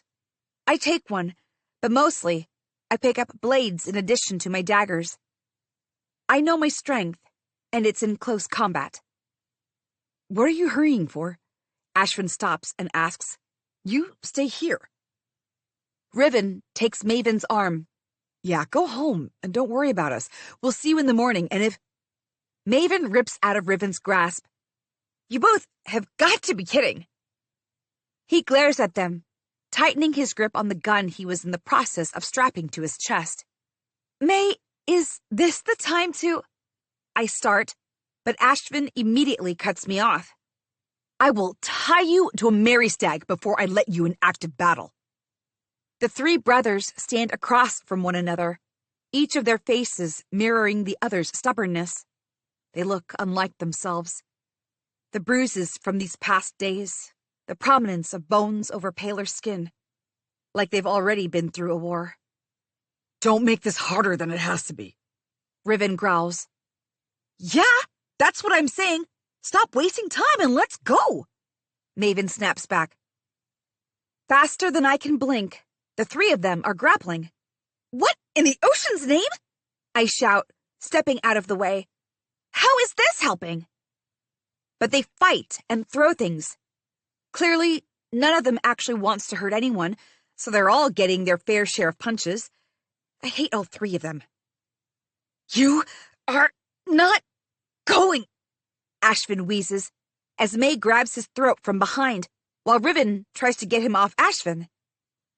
The fighting and shouting draws others to us, near the mouth of the mine. Half of the younger miners just start hooting and egging them on. And just then, in a fit to get himself out of Riven's grip, Maven kicks fast and hits Ashvin, who crashes into the pile of guns with a loud gasp. He tries to disentangle himself from the pile, but his leg slips.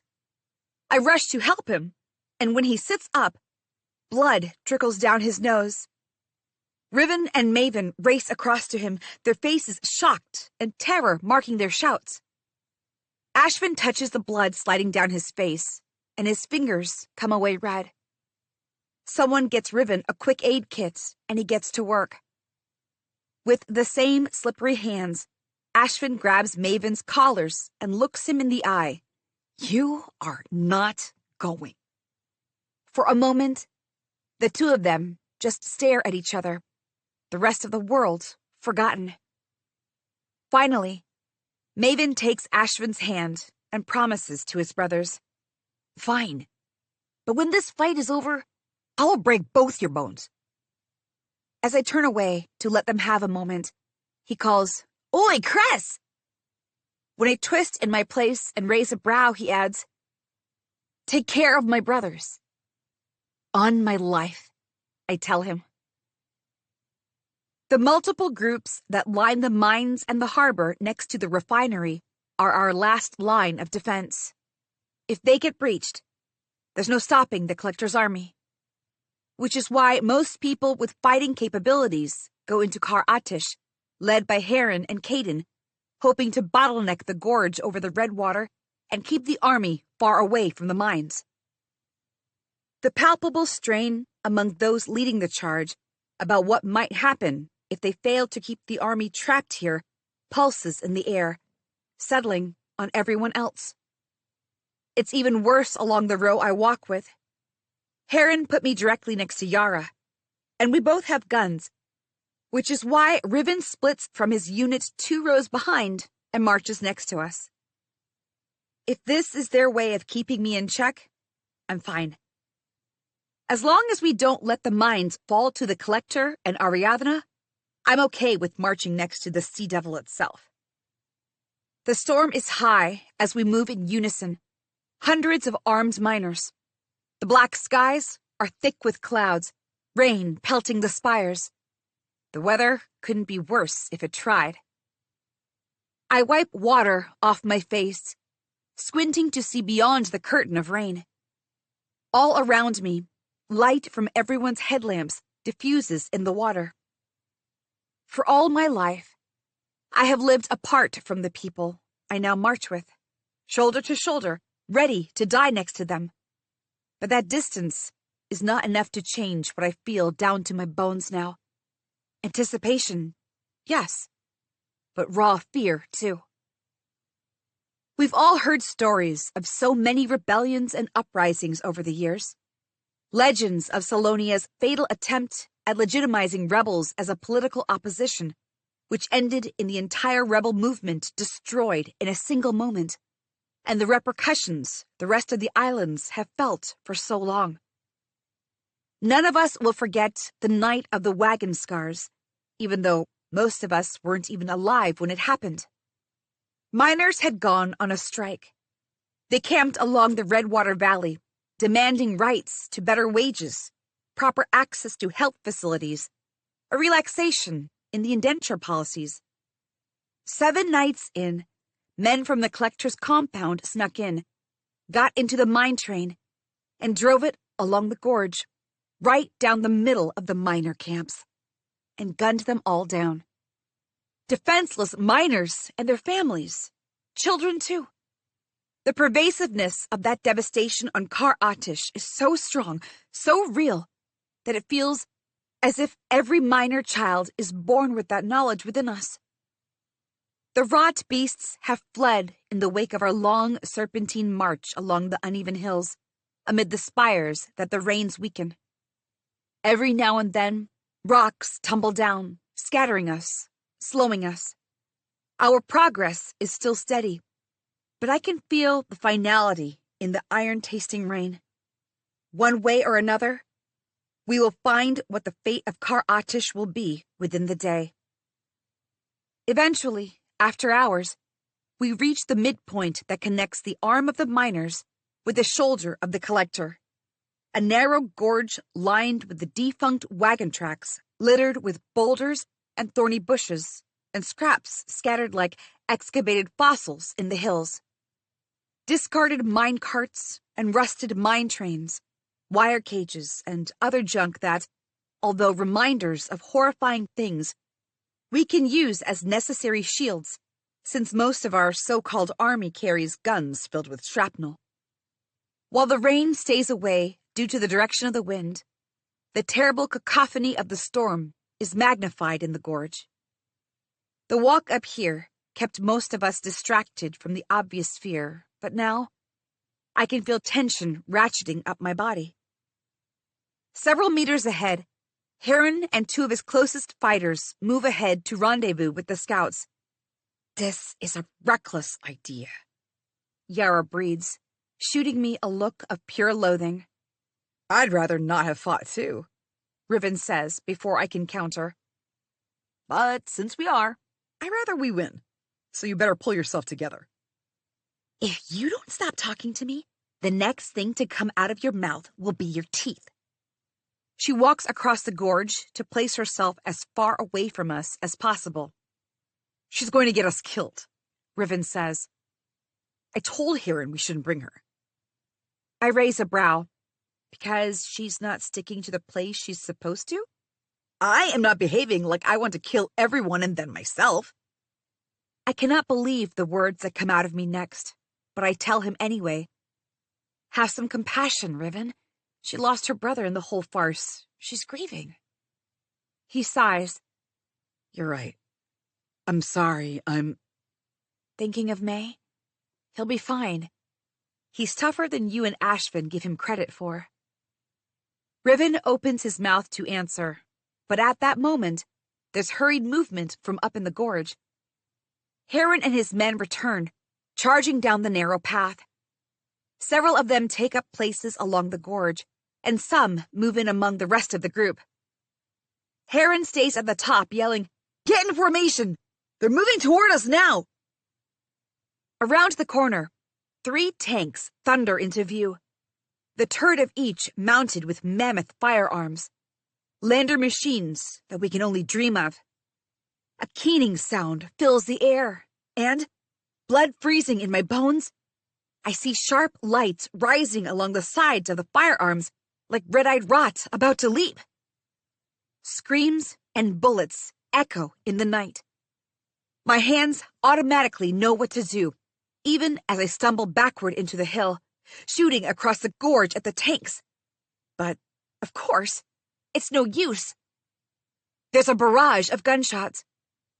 Bangs and white smoke, and the sweltering gunpowder streak into the air, chaos on their heels, turning everything into a death game in the narrow pathway. Wildly, I slam back into a nearby boulder. They weren't supposed to be here before dawn. Get back! I add my voice to the chorus, begging friends and family to get out of the way, to retreat, please. Heron, back down! Someone yells. Something heavy clangs against the ground, causing a ringing in my body from toe to head. Blinking rapidly, I try to look for the source. Instead, I see Heron standing in the center of the gorge, limned in strange light, as the rain blows in the changed wind against him and emptying rounds of bullets. One of his men flees, and then a sound gun blows the other one backward in the air. Heron howls against the wind and storm. "Krez!" Riven shouts, grabbing for my hand, but I'm out of his reach. Get back! We need to retreat! "Where's Raksha?" I yell back. I don't know! For everything I owe Raksha, I make a run for it, and it seems Yara has the same thought. We crash into Heron together, slamming down with him painfully as a bullet whizzes past him and grazes the top of the boulder next to us. Heron's eyes widen. "What are you?" At that moment, a blast tears through the gorge, sending the world up in flames. 47. The harsh whistle in my head is deafening, robbing me of every sense and leaving me floating in sharp, painful whiteness for several moments. In a startling, dizzying rush, touch comes back first, searing through my body, and fire storms into my lungs, which are laboring as hard as they can, and with it, pain everywhere. Gravel sticks to my tongue, sanding it bloody. I try to spit it out, but only end up scratching my gums and retching as the reek of gunpowder cuts through. When I raise my shaking fingers to the side of my face, they come back red too. My heart beats painfully, struggling, as I lift my head and look around. Next to me, Heron and Yara are faring no better. We push ourselves up slowly, holding on to one another, and sit up with our backs pressed into the boulder that saved us. One boulder. Or we would be lying dead like the scores of bodies now spread down the gorge. About 10 steps from me, Riven is pressed into the wall of the hill, alive. It's the only thing I can focus on as my vision stabilizes, the whistling in my head still far too loud. Flames crackle along the thorn bushes, punctuating the gasps and cries of the dying, the overpowering smoke and dust dancing like wraiths over the dead. The darkened bodies are scorched, like they breathed in raw Zargunine, separated from us by a pool of blood and torn limbs. Rain pours sideways in sheets now, splashing into the pool and diluting the blood, which slowly runs down the gorge in dark rivulets. Riven waves a hand, catching my attention. His mouth moves. Don't leave your place. And I give him an incredulous look back. Where will I go? The storm intensifies, taking away whatever little ability to see I had gained after shaking off the dizziness. Heron moves to stand, his knees visibly shaking, and I pull him back. What are you doing? You'll get killed. You're the one who dragged us here, Yara hisses from his other side. We need to attack. And you must be delighted we might fail. We wouldn't have if we stayed at our home, but you wouldn't know much about that. Do you not see how prepared they are if they bomb to the mines? Stop it, both of you, Heron snaps. We fall quiet, glowering at one another. But whichever one of us is right, it doesn't change the fact that right now, barrels are still flashing from the top of the hills ahead. A cruel silence prowls, and every time there's even a slightly recognizable movement, guns go off. The blood of miners seeps down this gorge and into the island, into the mouth of the gods beneath. I shudder at the thought of this somehow strengthening the one I saw. Karavi. Her face, if it was her face, slips from my memory, even as I try to recall it. It's going to be light soon, Heron says. We can't stay here like fish waiting for bait. We move, we die, I say. And I can't let that happen, not to Raksha's son. Then, someone calls in a voice broken as a rusted hinge. Heron! In the distance, a girl tries to get up. She can't be much older than me.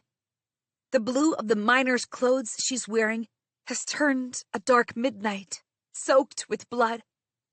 She reaches out, and immediately, a barrage of guns screams against the fading night.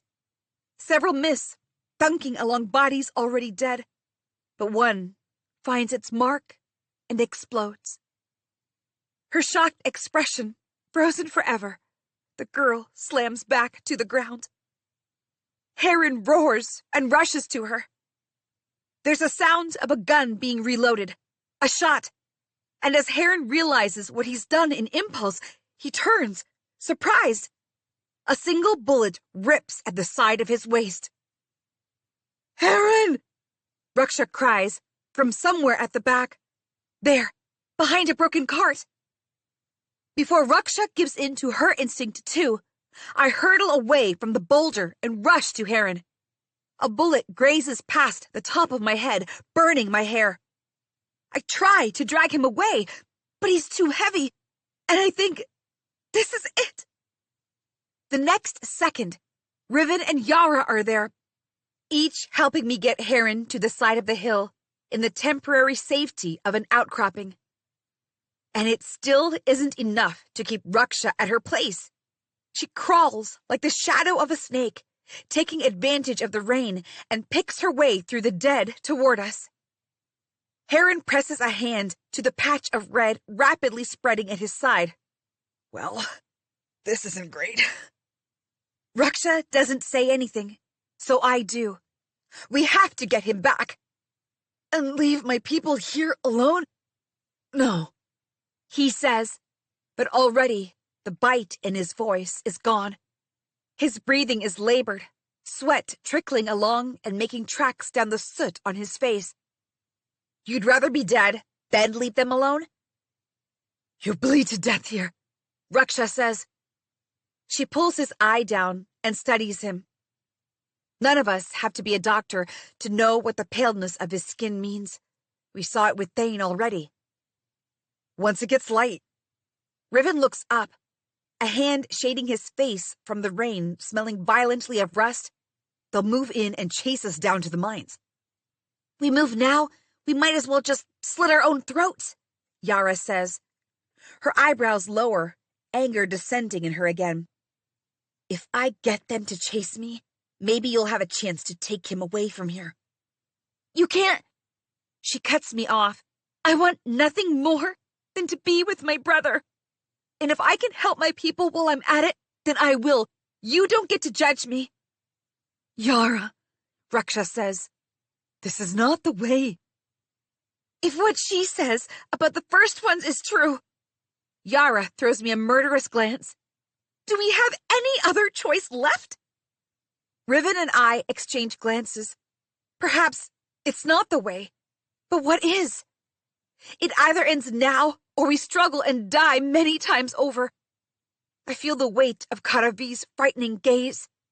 The first ones want to awaken now. No wonder the land seems to give us no respite. I have to do what Jar and Katya Dune tried to do and failed. No, it is not the way, I say. But there is another. The Collector. Riven closes in his eyes with understanding. The landers here operate entirely under the Collector's command. They are forbidden to act against and without his will. We get him, this all ends. Yara stands. Stop it, Yara. Heron breathes, a bloody hand reaching out. But he's losing strength, and his hand falls back as he gasps. Raksha presses on his wound, trying futilely to prevent the blood loss, and looks back at Yara. Her gaze is heavy with a finality. Even if you're right about the collector, we're dealing with an onslaught here right now. Once the skies lighten, we will be massacred. So you do what you have to, and I will do this. Yara hoists her 2 guns along her hips. She looks at me. I will never forgive your family for what it did to mine. So don't think this is for your benefit. This is for the family that raised me. The one you will never be a part of. Then she adds to Riven, get ready to get Heron out. She turns then, no longer listening to Heron's weak protests, and steps out in the middle of the gorge. The shooting starts almost instantly. She directs her rage, screaming at the massive tanks blocking the path. The renewed battle noise startles everyone down the gorge, and even those half dying stop to wonder at her. Riven and I carry Heron in the dark shadows, unable to take our eyes off Yara. The guards atop the tanks had gone lax and are now scrambling to get in position, howling orders across the 3 vehicles. She's a dark demon, limned in the light from the tanks, crying and screaming, and giving back the landers everything they gave us. And then, her guns fall silent. She drops them, even as new gunfire erupts, and gets ready to die. 48. Look out! Someone yells from across the gorge. From the direction of the mines, a bright, blinding light. A mine train comes hurtling over the wagon track. As the remaining miners lying across the ground to protect themselves from the landers' firing get out of the way. Alongside the driver in the first cart, a man aims a multiple-barrel gun toward the tanks, rapidly firing. It comes to a stop a few feet from us, covering fire for Yara, who stands there, stunned like the rest of us. Ocean sits inside, his tattooed hands clutching the giant firearm. Get him out of there! Riven and I help Heron onto the cart, Ruksha climbing in behind him. As Ocean continues to cover fire, Yara hurtles back, and together we help the other injured on the train. And all throughout, the cacophony of bullets rings in the night. Riven, I say, ducking as the light of the firearm flashes and startles me. We have to go now! Yara comes stumbling toward us and takes over, covering Heron. We quickly exchange weapons, hurriedly confirm the route to get inside the mountains. Ocean! I shout, get them to safety! He looks at me, confused, before his eyes go wide with the realization that I'm not getting on the train. Where are you? The collector! Hold this gorge, Ocean! It's all we have! And with that, I take Riven's hand, and we step away from the wagon track. Getting away from the gorge isn't easy, but Riven and I follow Ruksha's instructions and crawl down the passage. From boulders to carts to the horrible wire cages, we take shelter as we move upward, closer to the collector's army, as bullets and shells rain down all around us in retaliation for the mine train. The old watchtowers crumble like decayed teeth on either side of the pass, narrowing the way out. They mark the turn on the island, beyond which miners cannot live anymore. But once they stood with all the majesty of legendary swords jutting from the ground, cutting the mists and looking out to the sea. I nudge Riven when we're close enough, pointing to the feet of the left watchtower. There's the gap in the hill that Yara spoke of. You ready? As ready as I can be. He starts to raise the lighter, then hesitates. We're sure, right? You didn't look great when you woke up in the mines. You're sure the first one won't find you, right? For a tempting moment, I am selfish enough to want to say Yes, I'm terrified. Let someone else go. But I wonder if the fear of destruction has scrubbed away the selfish bone from my body. The same fear that drives me to descend beneath the ground once more. Finish this before the battle takes a form none of us can contain. If anything happens to me... Nothing is happening to you, Riven says quietly, fiercely. I take his free hand. The mark of the wound peeking from his open collar reminds me that every moment is precious now, as it always has been, and I have never been more grateful for him. I don't know if we get a choice. You always have a choice. Riven breathes close to me, and then flicks the lighter on. I scowl at him, and by his smirk, I know he knows what I'm thinking. You did this on purpose. Immediately, we get our return signal. 3 flicks of a flame, tiny, and only if you knew where to look. A beat passes. Then, 7 guns from the back carts of the train fire simultaneously toward the top of the hill on the right. In that very startling, very violent moment for the collector's men stationed atop the hill, Riven and I make for the gap to the left. The world is a flash of rain and smoke and gunshots as we race. And the second we sweep inside the small gap, the darkness of the island greets me again. Pressed against the wall, Riven and I cough, wiping the rain off our eyes and mouths. Sometimes choices get taken away from you by the world, I say, head resting back on the wall, panting. The dark here is only partial, thanks to the slant of light from the gap, but it vanishes within a few feet. The wall and the floors are jagged, unlike the smoothness of the city cavern below. Then you find new ones, Riven says.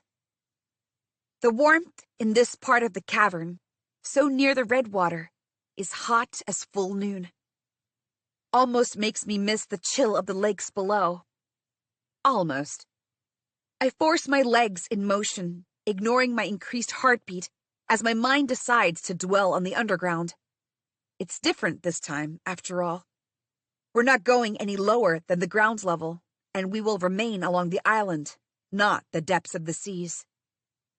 We forge farther down the tunnels, seeking the heat. This close, there are no creatures crawling around. It is tempting to let down my guard, but I don't trust the land I'm walking on anymore. After a while of silence, I ask Riven, does this world feel like it lets you find new choices? Not if you close yourself up to the chance. The world never gave me a chance. I stop walking. Its very foundation made sure I would never walk on a ground that will just let me be. My parents are gone. The Miners' Council hates me, and even when I try my best, I hurt people. Look at Yara, at Heron. Look at you here with me rather than with your brothers, who are also fighting a battle that we don't know if we'll ever win. Everything I want gets taken from me, so I'm left with no home and no love, and no one has ever... What do you think I've been doing all these years? Riven bursts out. Why am I not enough, Cress? I open my mouth and close it. Does he not know how much he is for me? Is that what he thinks? That I wanted to leave because of him? That I wanted to leave him? I'm sorry, He says. I'm being cruel. First that thing about Yara, and now this. I don't know what's wrong with me. His face is hollowed out. The last few days have changed him more than I realized. He's tired and jumpy and troubled. If there's nothing keeping you here, then go. But he followed me down the mines anyway. Even after he knew who I was, he never held it against me. He has been my family. I approach him, a step at a time, and he tracks my movement but doesn't back away. If I ever accepted that I feel more than what I let on, it would have tied me here. Because I wanted to leave. Isn't that what I have told myself repeatedly? And yet, every time I would wish for leaving, I would only imagine myself away from the hatred of this dark land, but my mind snagged on him, always. Shying away from the idea of leaving him, as if the thought should never even exist. And my dreams, never without him. I stop as close as I can, head tilting back as I look into his eyes. And I don't remember if, for all our closeness over the years, we have stood like this, baring our faces to one another. I don't want to lose you, Riven, I murmur. I can't think of being without you. But you're afraid. Very. Riven takes my chin in his hand and kisses my forehead. Then, we do what we came here to do. We find a way. 49. The rest of the way is dark, with only Riven's lighter for illumination.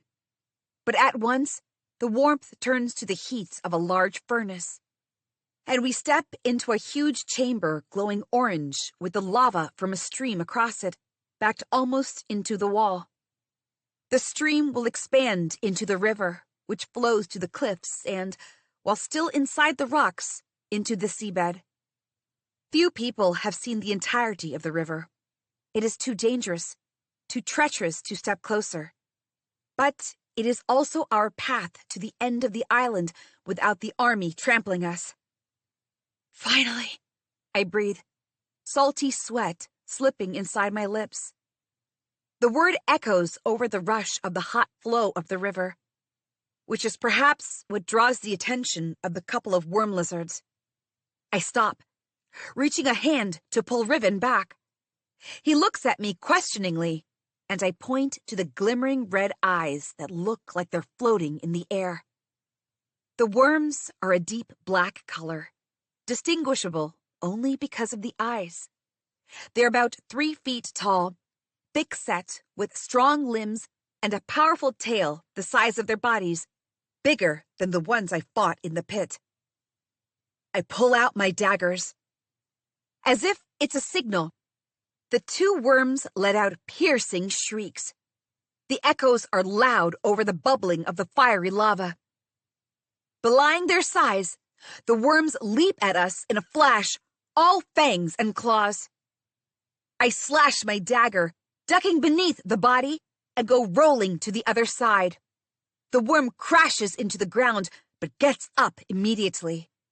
It curls into itself, forming a ball-like shape, and, for a second, it looks like it's retreating before it launches at me, its outer shell ringed with spikes. I flip my dagger backward, grasping the blade, and slam the worm with the bone hilt. The worm flies into the air, unfurling and screaming, and slips into the lava stream. Screeches fill the hall as the worm clasps at the edge of the stream and hauls itself back on the ground. It continues its pained shrieks and hurries back into the shadows. At my back, Riven is barely holding his own assailant at bay. The worm snaps at him madly, without thought, and Riven slashes at it with his lighter.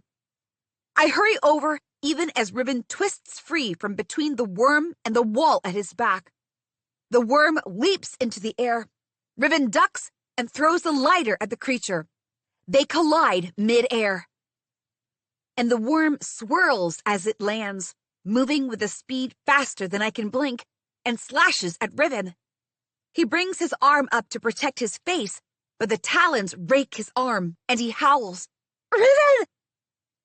But he doesn't turn, only charges at the worm, blood spurting everywhere, and slams it into the wall. Without the spikes out in its balled-up form, the worm screeches in pain as the sound of bone breaking against rock cuts the air. Riven drops the dead worm. He steps back, swaying. I finally reach him across the hall. "Show me your arm," bloody ribbons. That's what his arm looks like. My breath hitches. This is what I feel like every time you're in that damned arena, Riven whispers. I'm about to respond, to tell him it's not the same, when something happens. The skin on Riven's arm, red and frayed, begins to pull itself back. Beneath the skin, a red thread glows. A shocked gasp escapes me. What? Riven, staring at his arm, moves his other hand to the wound near his heart. The same red thread pulses there. What happened? I ask, touching the skin around his wound. It's warm. I don't know. When I woke up, I remember darkness, a labyrinth, until a red thread of light directed me toward the opening, toward light. He breathes deeply. It felt like the dream of a poisoned mind. But this, they gave you God's blood, I say. Perhaps that's what this is? What are the children of shade capable of? We're so caught up staring at this bewildering marvel that we miss the pack of salamanders creeping behind us. From beneath the rocks, they skitter out, hissing. 4, 10, 20. All of them about the size of my arm. Black bodies that gleam with scarlet veins, their bulging eyes reflecting the glow of the liquid fire flowing fast from across the chamber. Living, breathing embers of coal. Their claws are small, but they shine with the sharpness of new blades. Riven, I whisper. We can't fight so many of them. Run for it? I nod. There's only one way to run. Along the boiling, burning river. Go! We dash forward together, leaping over the scattered rocks as more salamanders rush from under the ground. I glance over my shoulder, and spits of living fire chase us, some of them plunging into the maw of flames, swiftly swimming along, as the stream expands into the river the farther we run. The red water burns furiously, aiding its spawn as they leap over the lava. We hurtle along, as far as possible from the hot shore, as the river skirts along the chamber. A sharp claw nicks at the back of my calf. Blood trickles against my hot skin. Run faster! The salamanders race up the walls and try to run ahead and circle us, but we manage to keep pace. And then, the chamber begins to narrow. The liquid fire bubbles up next to us, steam wraiths grabbing for us. Hot sweat pours into my eyes as the ground becomes treacherous and my speed slows. I want to hold Riven's hand, make sure he's next to me, but our hands are too slippery. The smell of fire and blood swells terrifyingly. The salamanders close in. If we can only keep running, keep breathing.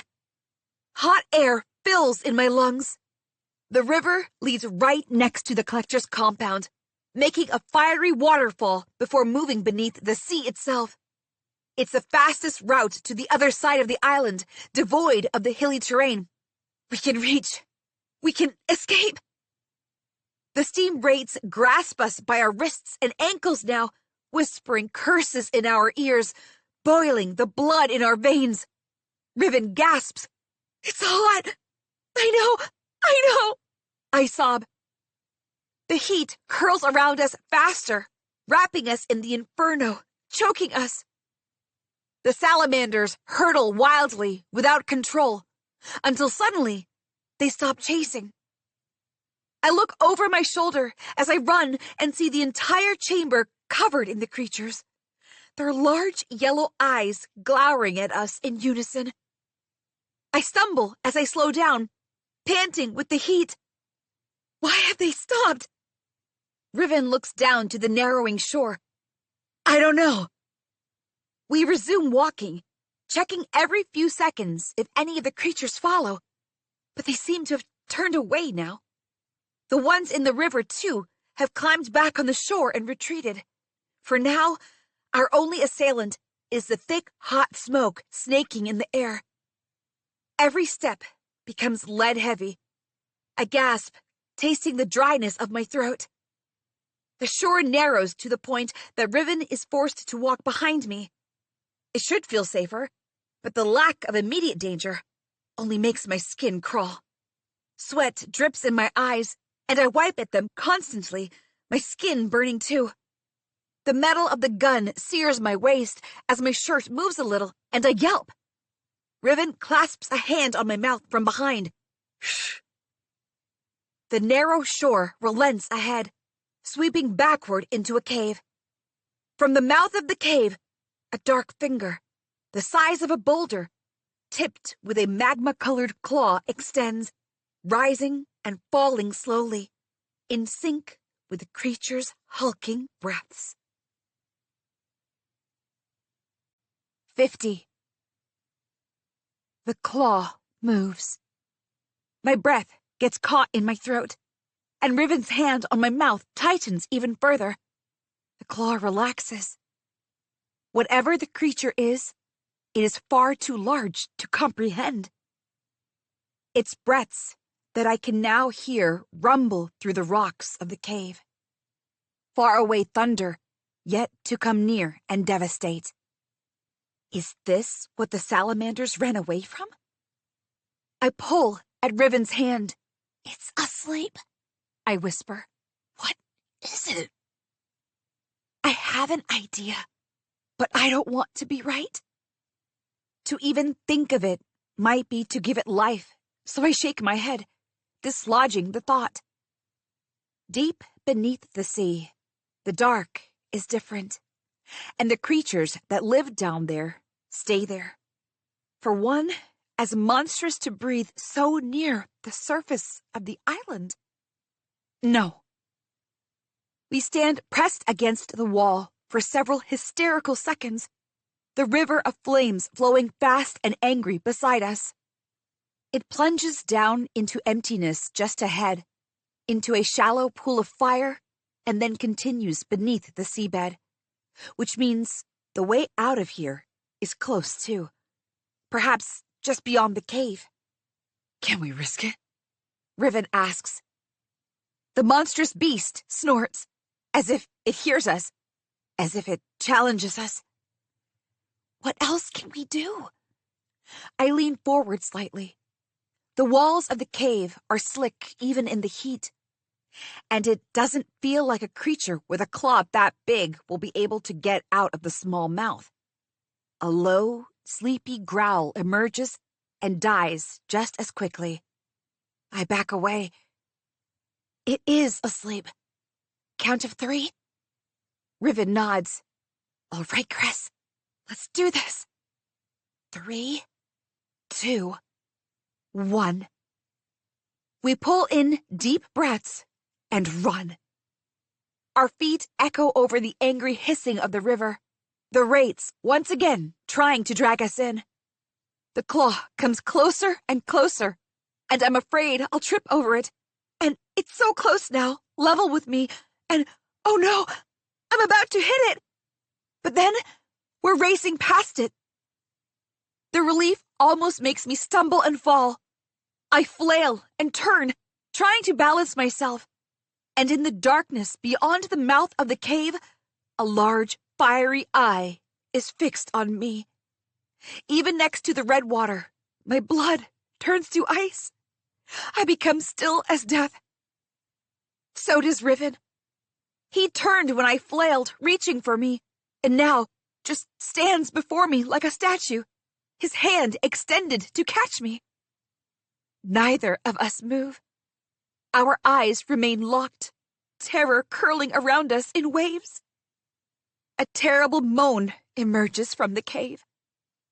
Something drags across the floor, the sound grating like 100 rusty steel rods scraping against flat stone. And then the scarlet claw snakes up between us. It taps the floor twice, as if searching for something, waiting.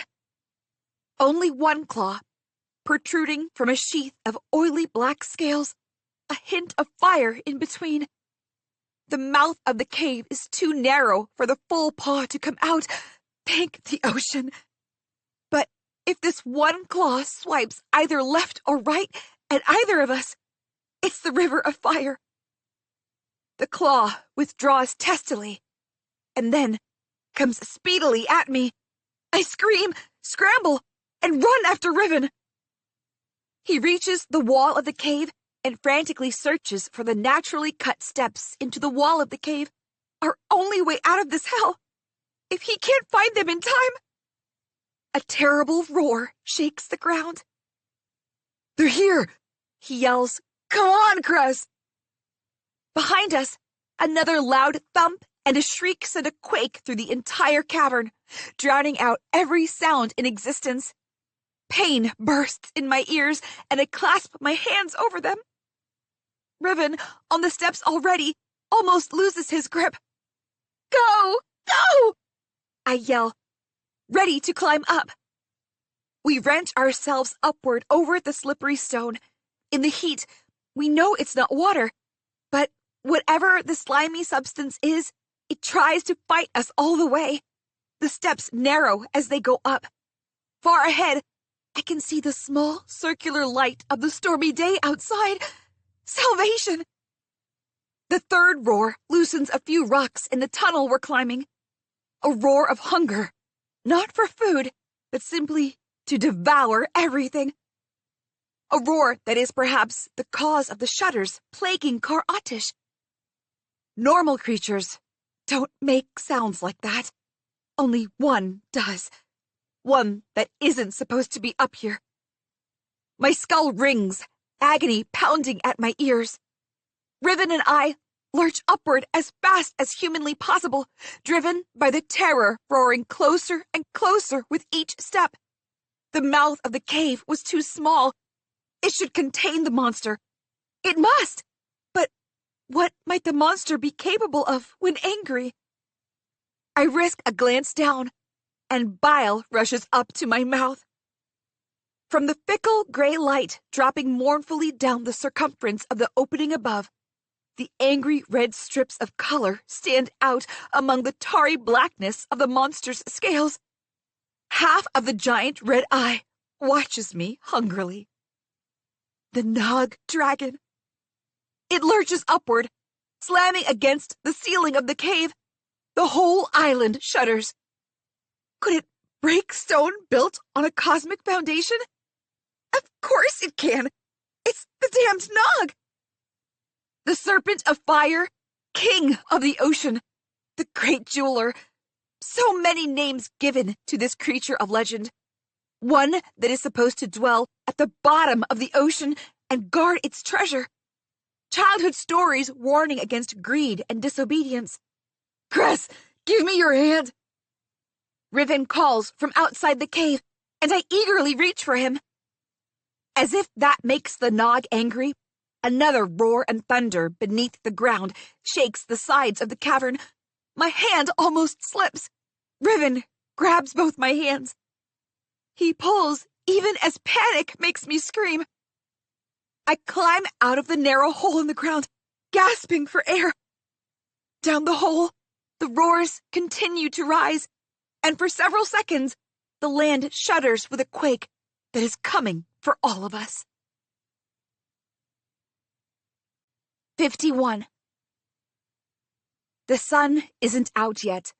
Only a single brilliant red edge of knife along the horizon, bloodying the storm. Today, the air, even in this part of the island, carries the smell of smoke and ash. The sea splashes angrily against the basalt pillars, and the sound of guns goes off at intervals as some desperate fool tries to make a run. Daybreak is here, and we need to hurry.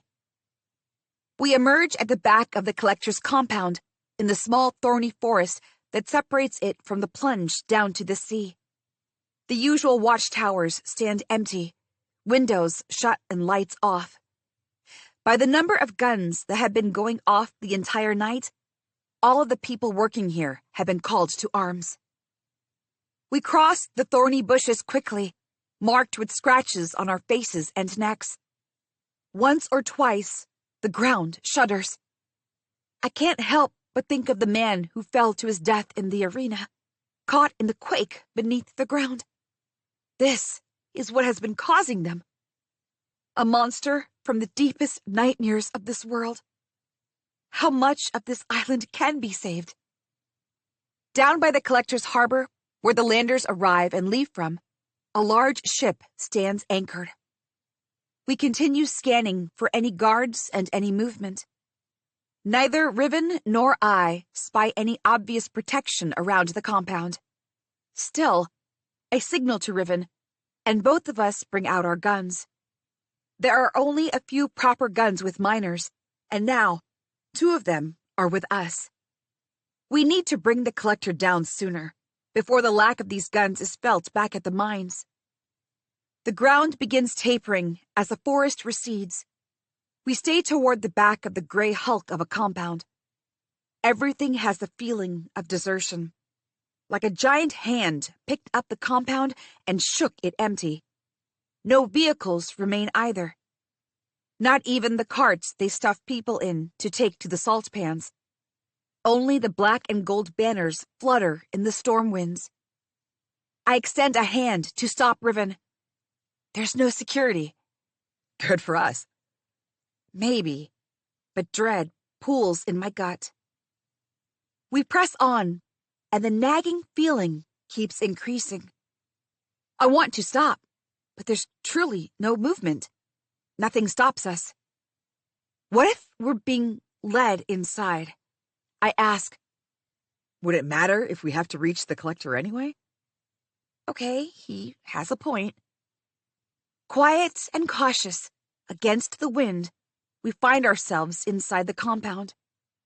It is full of giant pillars and dank shadows. At the entrance hall, the several doors leading to the many offices stand shut. The sight loosens the knot in my stomach. They're truly gone. I would think them foolish, but it is only their pride, I suppose. All of them out to take on an army of shrapnel and old tools, leaving their own homes unguarded. They cannot imagine themselves anything but invincible. At the back of the large entrance hall, 2 big staircases lead in opposite directions, and an elevator stands in the middle. It can only be accessed via a key that guards carry, so we take one off the staircases. The passage down is smothered in the dark, only a hint of light from the landing below. We descend into the compound with our backs to the wall. The collector's personal residence is 2 stories below. It's where we'll find him. And perhaps Ariadna. Gritting my teeth against how easily I believed her deception, I step off the staircase onto the floor. Riven and I dart with careful precision across the polished glass and marble halls of the compound, taking time to hide behind the large stamba pillars. There's wood, too, glossy and polished enough that we can see our faces reflected. It's likely to give us away, but also warn us of anyone approaching. A deep roar echoes in the distance. I almost leap off the ground, expecting the Nog dragon to burst out of the polished floor of the compound. Riven throws me a glance over his shoulder, about to open his mouth, but I shake my head and place a finger to my lips. The compound is deathly quiet, and the ease from before has given way to a strange roiling again. Perhaps it's the fear of the Nog. Or perhaps my mind is trying to warn me like it does in the pits. A row of passages and turns later, we arrive in a large courtyard with a single double door across. A sign marks it as the collector's office. This is it. Beyond the door is the man who can bring everything to an end. I raise my hand to bang on the door, but Riven catches me.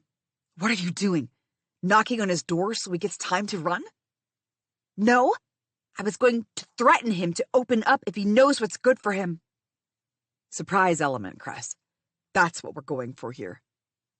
I make a face, but, of course, he's right. On the count of 3? Okay. We step back a couple of paces, then kick at the center of the door. It rattles loud, but stays.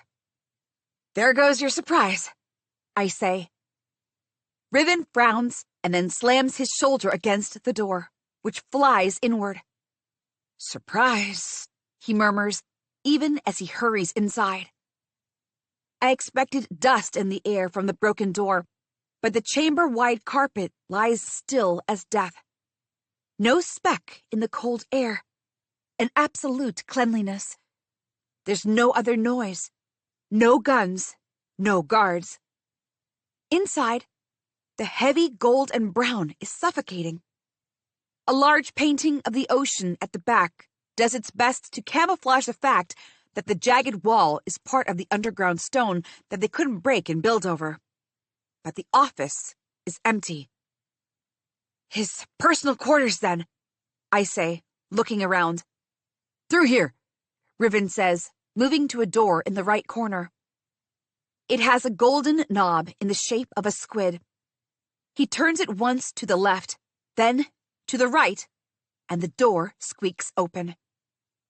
We enter a dark hallway with overhangs filled with plants that are shockingly green. At the end, the hallway opens in a large circular sitting room, lit dimly with lamps, with more hallways leading off to the right and the left. No one seems to be home. But we check anyway. First, the left ones, 3 doors, all unlocked and all empty. Then, the right ones. The second door down the right hallway stands ajar, and somehow, I know we'll find him inside. This room, too, is lit dimly, but it is warmer than the others. It smells lived in. Have you come to negotiate, Miss Doone? Comes the deceptively soft voice of the collector just as we step in. I whirl around, my gun pointed, and find the collector sitting on a thick chair with velvet arms. He looks so fragile, bundled in his coat, hair undone. He looks almost harmless. This man who has sent his men to slaughter my people. The only one negotiating here is you, Collector. I see Ariadna was right to join the company. Where Zargonine is involved, trust no one, she said. The Collector has the audacity to shake his head.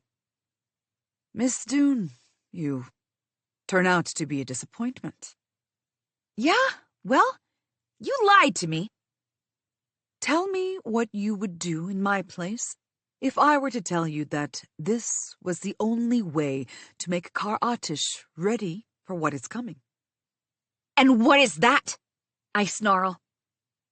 War, Miss Doone. The Collector says grimly. War. I exchange a surprised glance with Riven. A war with who? All the islands are governed together. You are going to war with yourself? The Land Master of Salonia will go to war with everyone else, he says, his face drooping. Salonia is all-powerful. But after the Hunter Girl's win at the Glory Race... She won? Ice forms behind my eyes. The Hunter Girl, Coral of Salonia, rides a merry stag that carries a part of Karavi's spirit. Their bond woke her up deep beneath the ground. And now, the girl and her merry stag have won? You don't know the real danger we're in. No wars among us are half as dangerous as what can be. I breathe. If I tell him, will he believe me? But no, I can't tell him.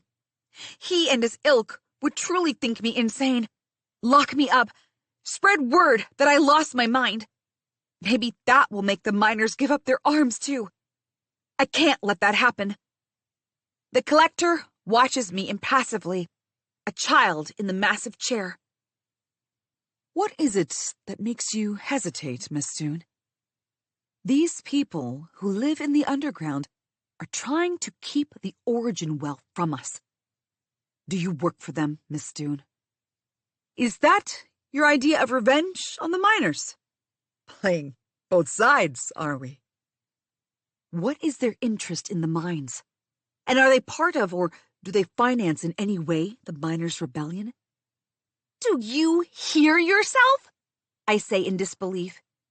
He has invented an entire conspiracy in his mind, motives and actions, with nothing but my silence. I don't hear an explanation for why someone who has such good self-preservation as you would be so opposed to this historic moment. His pompousness is so at odds with the way he appears, fragile and harmless. He has no idea he's sitting on a land about to erupt into fire. He simply believes himself and his men invincible. Frustration seeps into my veins. If you drain the well where the Zargonite originates from, the islands will shatter. The blood well has been holding everything together for a long time. Think of it like a foundation. If it's broken, we're looking at an apocalypse, at our annihilation. I see. The collector coughs, delicately holding a handkerchief to his mouth, then primly pats his lips. He faces me square and sighs. You have nothing to offer me except for insanity. There have been studies about the noxious gases addling brains. Are you aware? But between insanity and keeping my granddaughter safe, I may be inclined to spare your life. I should have let her die, I snarl. Call them off, Collector, Riven snaps. You're making a mistake. If only it were that easy. He gives us a pathetic, patronizing smile. That's it. I reach up and grab his collar. I will kill you here and now if you don't stop this madness. His eyes widen, and for a moment, I see myself frozen in them. Hair tied but dirty, loose curls sticking down the sides of my face with blood and sweat. It isn't a sight completely unfamiliar, but the fire running in my own eyes is. And perhaps the collector sees it too. If I were commanding an army, surely I would not be sitting in my bedroom sipping tea. He's lying. Riven rushes. You're the collector. You control them. The air is suddenly hotter and rippling in my vision. He isn't lying, I say. He's stalling. 52. Riven turns to me, eyes wide, then back to the collector. His face pales, and I realize that though this fight, for me, is about keeping the mines locked, for him, his brothers are out there, with their lives in their hands. One at the back of the gorge, the other at the mines. And if we don't do something soon... No, it can't all be for nothing. My mind whirs like a knife being sharpened over a wheel, sparks everywhere, and a second's distraction could mean blood everywhere. Dizzily, I walk back from the chamber. Think, Cress. If Ariadna is controlling the army, she has to be somewhere in this building. She won't be too far from her grandfather. They probably don't think we would have harmed him. After all, what's the use if he's not the one pulling strings? I find myself back at the office. With the ocean spread out below, the room is sickening in its luxury. My hair comes undone at that moment, slipping over my shoulder and becoming a nuisance. I sweep it out of the way, annoyed, and my gaze catches on the neat stack of 3 radios on the shelf. My heart pounds in my chest, my body already reacting to my racing mind. I grab one of the radios and hurry back to the collector's chamber. Riven, standing guard, looks up as I almost crash into him. The collector is surprised to see me back, his frown deepening, making the valleys of his loose skin even deeper. Without waiting, I switch on the channel and shove the radio at the collector. Call your demented granddaughter off. Tell her to stop. No. None of us have to die if you just do this, collector. I have to put my interests first, Miss Dune. Don't say I didn't give you a choice.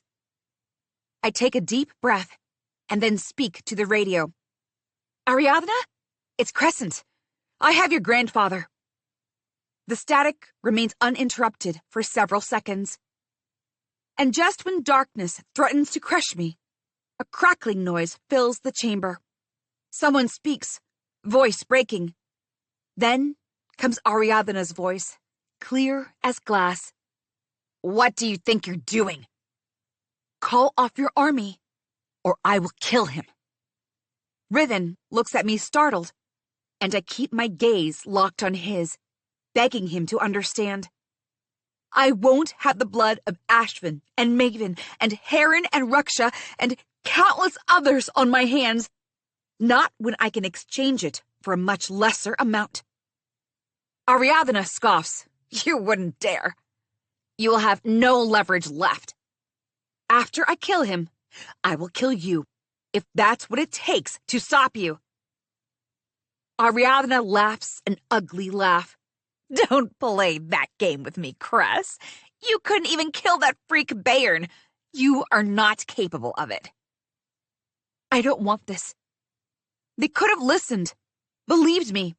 If they had called off their men, the miners wouldn't have needed to keep fighting and dying either. None of us needed to die if only these landers didn't treat us like we were specks of grime in their clean and shiny world. Riven steps closer, one hand raised to shield the radio. We need him for leverage. We gain nothing by killing him. Even as he's saying it, though, I feel a prickle down my neck. The same kind of feeling I get when a creature in the pits is about to have an upper hand. When I've left an opening. My stomach plummets, every fighting sense suddenly turning into a storm. Riven, someone's here. Someone turns into multiple someones. 5 of them, uniformed in absolute black, visors on their faces, storm through the door with guns at the ready. The collector chuckles softly, coldly. I raise my gun too. Let's everyone calm down, comes a voice from the back of the group. Ariadna steps out from the space between 2 of the soldiers, her radio by her side as she looks at us viciously. I'm so glad to see you both again. She turns to her grandfather. Dada, you're all right? Indeed, my love, the collector says. Stay back, or he won't be, I say. No, and now that we have that out of the way, Ariadna says, let me come to the point. What is your point other than being a greedy bitch who wants to destroy this land? I spit. See, that's where you're wrong. Thinking I want this only for myself, as if all 10 islands won't prosper if we increase our production and can supply the Zargonine at a faster speed. You're the selfish one here, Crescent, not me. You saw those halls and that stupa. You think we're the first people to be here? Why has no one else drained the well? Someone else's incompetence is not my problem, she says, then points to the soldier standing at the back. Get the collector, please. I step back and place my gun to the man's temple. One step closer, Ariadna, and you will regret it. Don't do something you will regret. Why don't you let me have a fair fight with these losers? I bark at Ariadna. Fair is what I decide, she says and smiles. What you decide holds no weight here, Riven says. If you think you can take us all out, you're in for a surprise. You're a pretty boy. You should maintain that illusion and keep your mouth shut. She sighs dramatically. Maybe it's a curse of pretty boys. Don't you think, Cress? I look away from her before I say something that will get me shot. Ariadna is playing with me, toying with me. I let her find my weaknesses, and this is what I get. My fingers curl even as I feel the blood flow slow down with my tight grip on the gun. Fine. If this is how you want to play. She waves a hand, and the guards train all their guns away from me and toward Riven. "Stop it, Ariadna!" I shout. Drop your gun, then. If I do that, they will take both Riven and me. If I don't, in both cases, we're doomed. Ariadna smirks. You were never capable of doing what is needed anyway. You have no idea what I'm capable of, I say, and throw my gun down. The collector, too, grins knowingly, like he's won a bet. With one move, I swipe the guitar out of my belt and across the collector's throat. His grin remains stuck in place for a second as the dam of his skin breaks, unleashing a red river and a gurgling scream, punctuated by Ariadna's harsh cry. "No!" He falls out of his plush chair and onto the carpet, his fingers pressing together as he tries to stop the flow of his blood. But it gushes and gushes, flowing over his hands and spilling onto the beautiful carpet. He convulses and gasps for his granddaughter. And Ariadna falls to her knees, screaming and screaming and screaming. 53.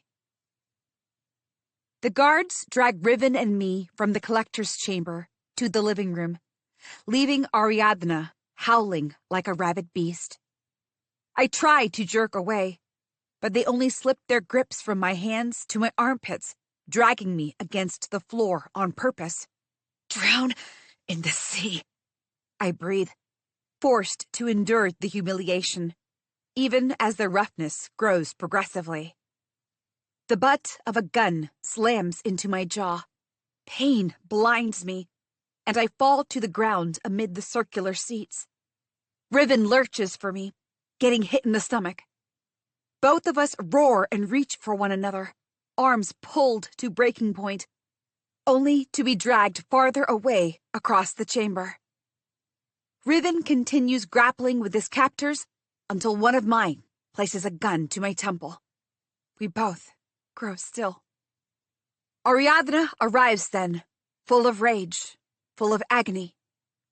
Her eyes are rimmed with red, and her clothes are soaked in the blood of her grandfather.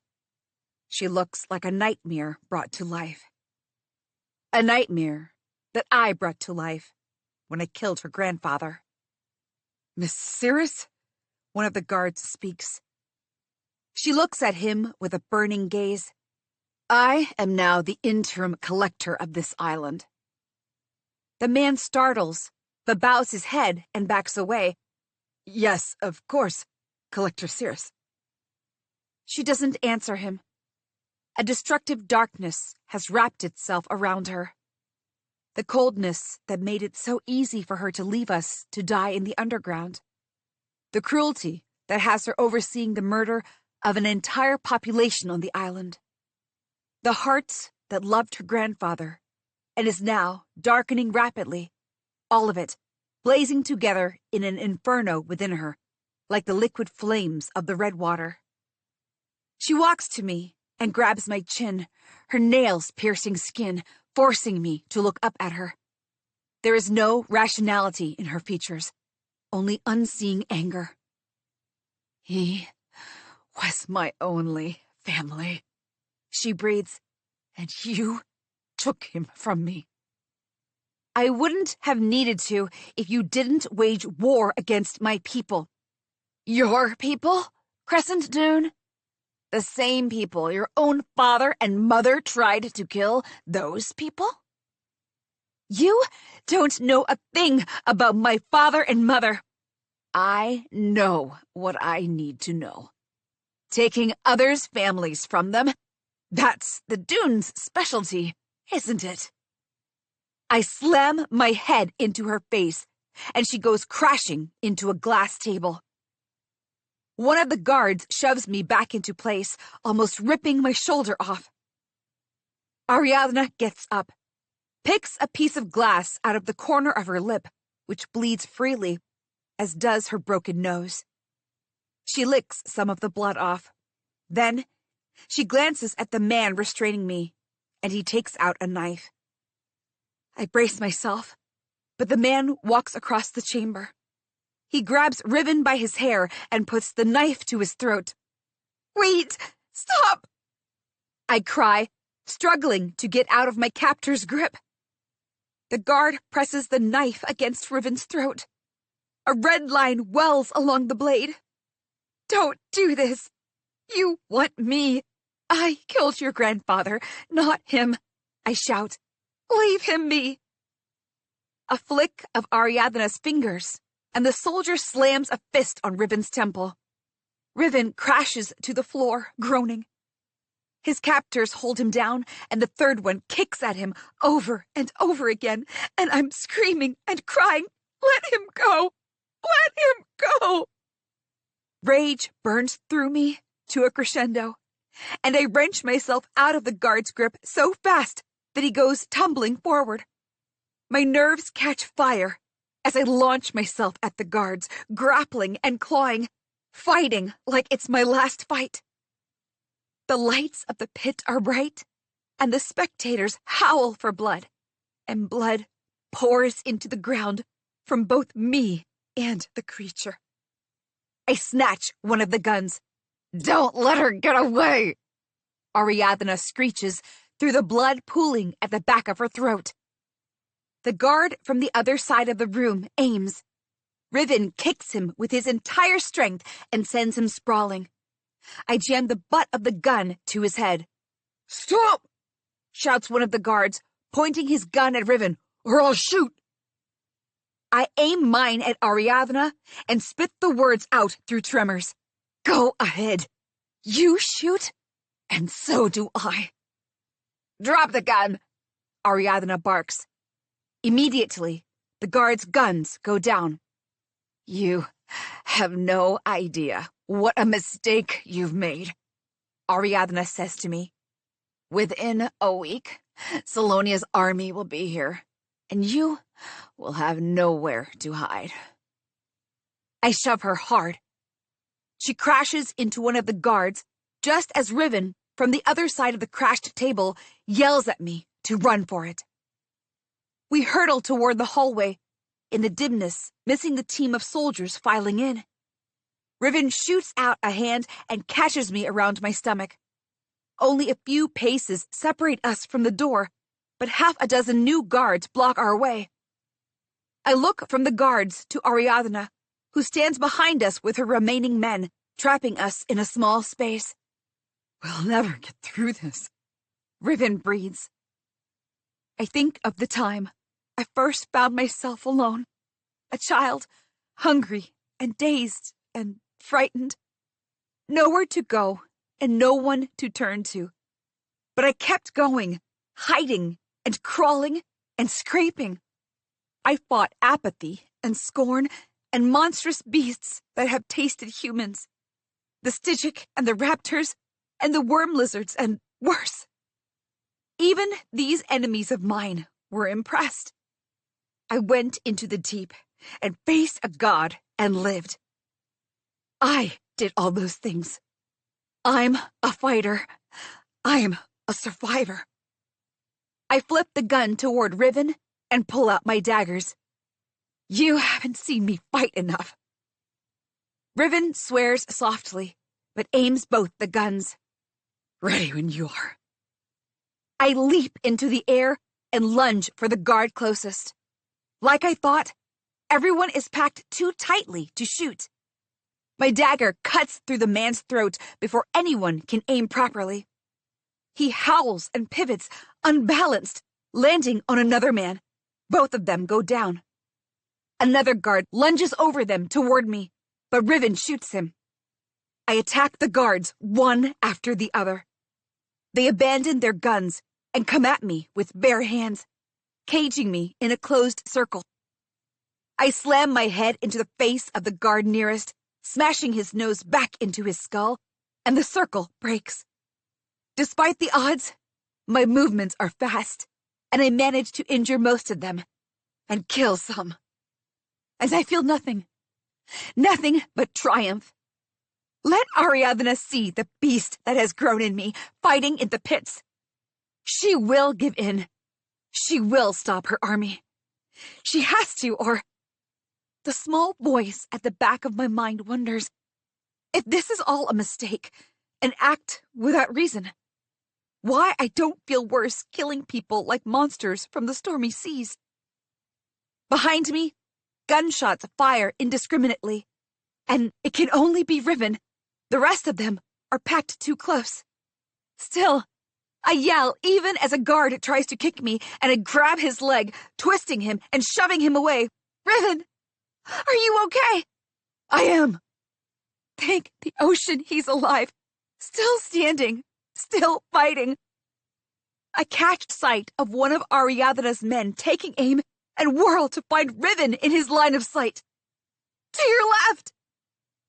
The warning has barely left me when Riven's bullet goes through the man's throat, spraying Ariadna with blood. Riven sprints down the chamber, still shooting. And it takes me and Ariadna almost the same instant to realize why. The door stands unguarded. She turns and runs. I want to block her escape, but in the precious moments I spent looking for Riven, the guards, still alive, 5 in all, regrouped. I adjust my grip on my daggers again. A slash here, a quick stab there, but this time, the guards, too, have nothing to fear. They forget their protocols and lunge at me. I fight and try to yank myself out of their grip, screaming and reaching for any bit of skin I can bite or claw or kick. I scream defiance, but they don't let go, only tighten their grip like I'm a demon from the bottom of the ocean that must be restrained. Riven roars as he realizes what's happening. Instead of pursuing Ariadna, he turns and is already moving. No! I shout, still twisting myself in the guard's grip. Get her! Riven, don't worry about me! But he doesn't listen. A guard pulls himself out of the group. Put that weapon away, or she dies. Riven meets my eyes, and my protests have no effect on him as he slides the gun to the guard without question. My gaze drops to his neck, where the cut from the knife has sealed itself already. The guard walks up to him and knees him in the gut, hard. Riven doubles over, teeth gritted, but gets upright. My shoulder joints are blistering, tired of being wrenched around. But I can't stop. It can't happen again. We were so close to getting Ariadna, so close. A sudden slap throws my face to the left, ringing in my skull. Ariadna stands in front of me. She flexes the hand she slapped me with, her chest falling and rising rapidly. Bring them to the office, she says, and marches through the crowded hallway. Riven and I are dragged behind and shoved into the office, one step closer to the island, yet so far. Ariadna stands below the painting on the wall, now crescent. At that moment, the whole building shudders, louder than ever before. A crack in the gold paint runs through the wall to my right, like a cannon has struck it. From the bottom of the building comes a terrible moan, then a grating worse than nails against rust. It is the sound of thousands of bones crunching together. The crack expands. Magma rises up in it, seeking the new air. The guard holding Riven nearest the door curses and stumbles away from him. Taken by surprise, my captors loosen their grip on me, too. I jerk away from them, snatching a pistol from someone's pocket and shoot. The bullet finds the mark on the first soldier's heart. Startled, as if not quite sure whether to run from the cataclysmic shaking of the building or the bullet in his heart, the soldier slumps, and the second one stares at him. Kill her now! Ariadna shouts, even as the corner of the room gives, debris flying in the air. The others who had surrounded Riven rush into action. Roaring, they aim all their weapons at me, backing me into a corner. I shift from one to another, 4 of them. If I shoot one, I'll be shot as well. I have to stall. Do what Ariadna did. Maybe the quake will scare them off. But my hand, clasped on the pistol tightly, trembles. And the soldier who was holding me, the one standing stunned, whips about. He slashes at Riven with a bladed weapon in rage. I scream, rushing forward, but the soldiers form a prison around me. Terror climbs up my spine. I thrash in the circle, growing smaller and smaller, looking for an escape. Blood roars in my ears, blocking everything else, even as I scream, "Let me out!" They shove me back, and I almost lose my grip on the gun, my fingers slipping from the trigger. So I swing, indiscriminately, hitting at the guards with the butt of the gun. My terror transforms into anger, unfurling, vibrant as the red magma burning in the walls now. I slam into the soldiers over and over, reaching for Riven over the linked shoulders, but they don't budge. Instead, they step forward again, fencing me in tighter. I forget every sense of self-preservation and throw myself at the soldier directly in front of me. Destabilize their locked grid. Like a cornered animal, I writhe and lash and keep moving, never letting any of them get a firm hold of me, keeping them all busy with me. No one notices when the red threads beneath Riven's skin burn and glow, when his arm stops bleeding. In a flash, he's up and dashing across the room behind the guards who have all converged on me. Ariadna's panicked scream is too late.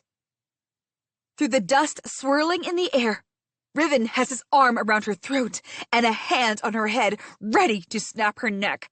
His grip tightens. Say the words, Collector Cirrus. You can't. You have no idea what I'd do to make sure Cress walks out of here alive.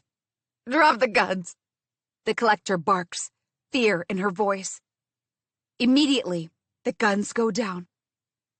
Now get out of here and run before this building explodes, I tell them. Only one of them waits to look at their new collector before they hurry out. I turn to her. This wasn't in your plans, was it? The apocalypse. Don't be absurd, Crescent. Ariadna growls, her frantic gaze casting about, blood dried across her face like a maze. And let us out before... She stops to stare at the red crack in the wall. Whatever is happening spills over. Riven shoves her free and crosses the room over to me. He cups my face, gaze roving all over.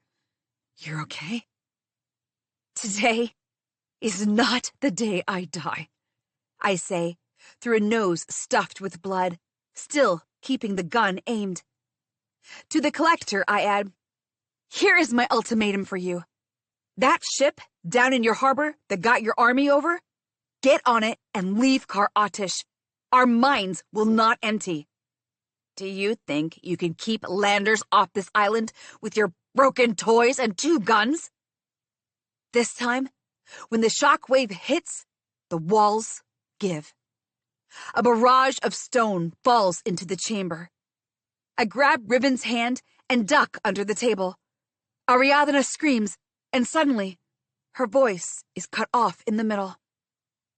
Over the desk, dust bellows over the falling debris, beneath which half of Ariadna is buried now, just like Thane was down below. She wails in pain, the dust transforming the Golden Princess into a child of the mines.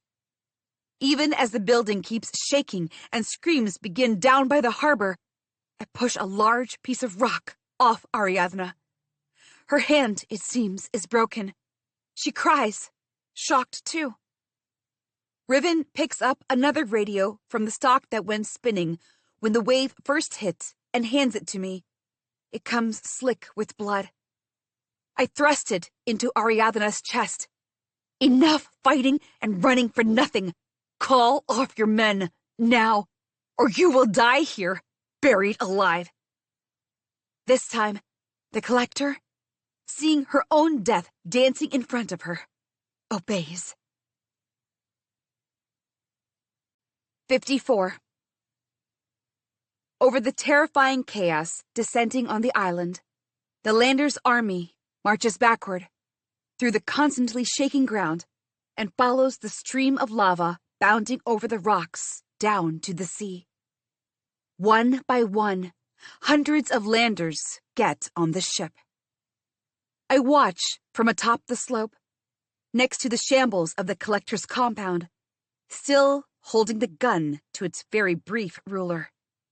There is no way I will let this girl escape us until every lander is gone from this island. When her turn finally comes at noon, the collector turns to me. Her face has hardened to stone.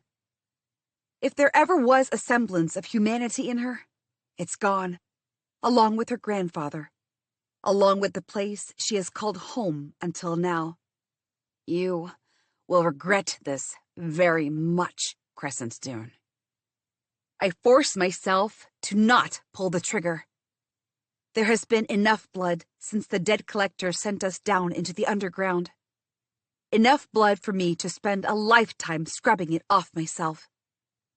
Letting your grandfather and the ones who came before rule us and ruin us is the only regret I have. Riven steps next to me, the blood crusting on his face, looking worse in daylight, and we watch Ariadna Cirrus descend the slope.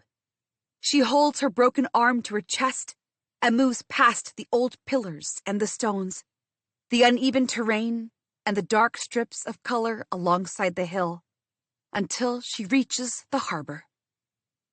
They're not going to take this defeat and sit quietly, you know, Riven says.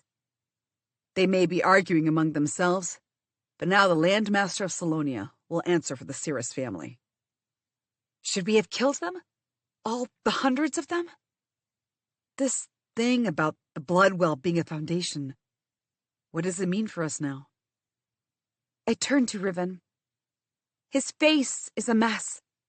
The dark wound on his chest, a reminder of what he went through and what courses through his veins now.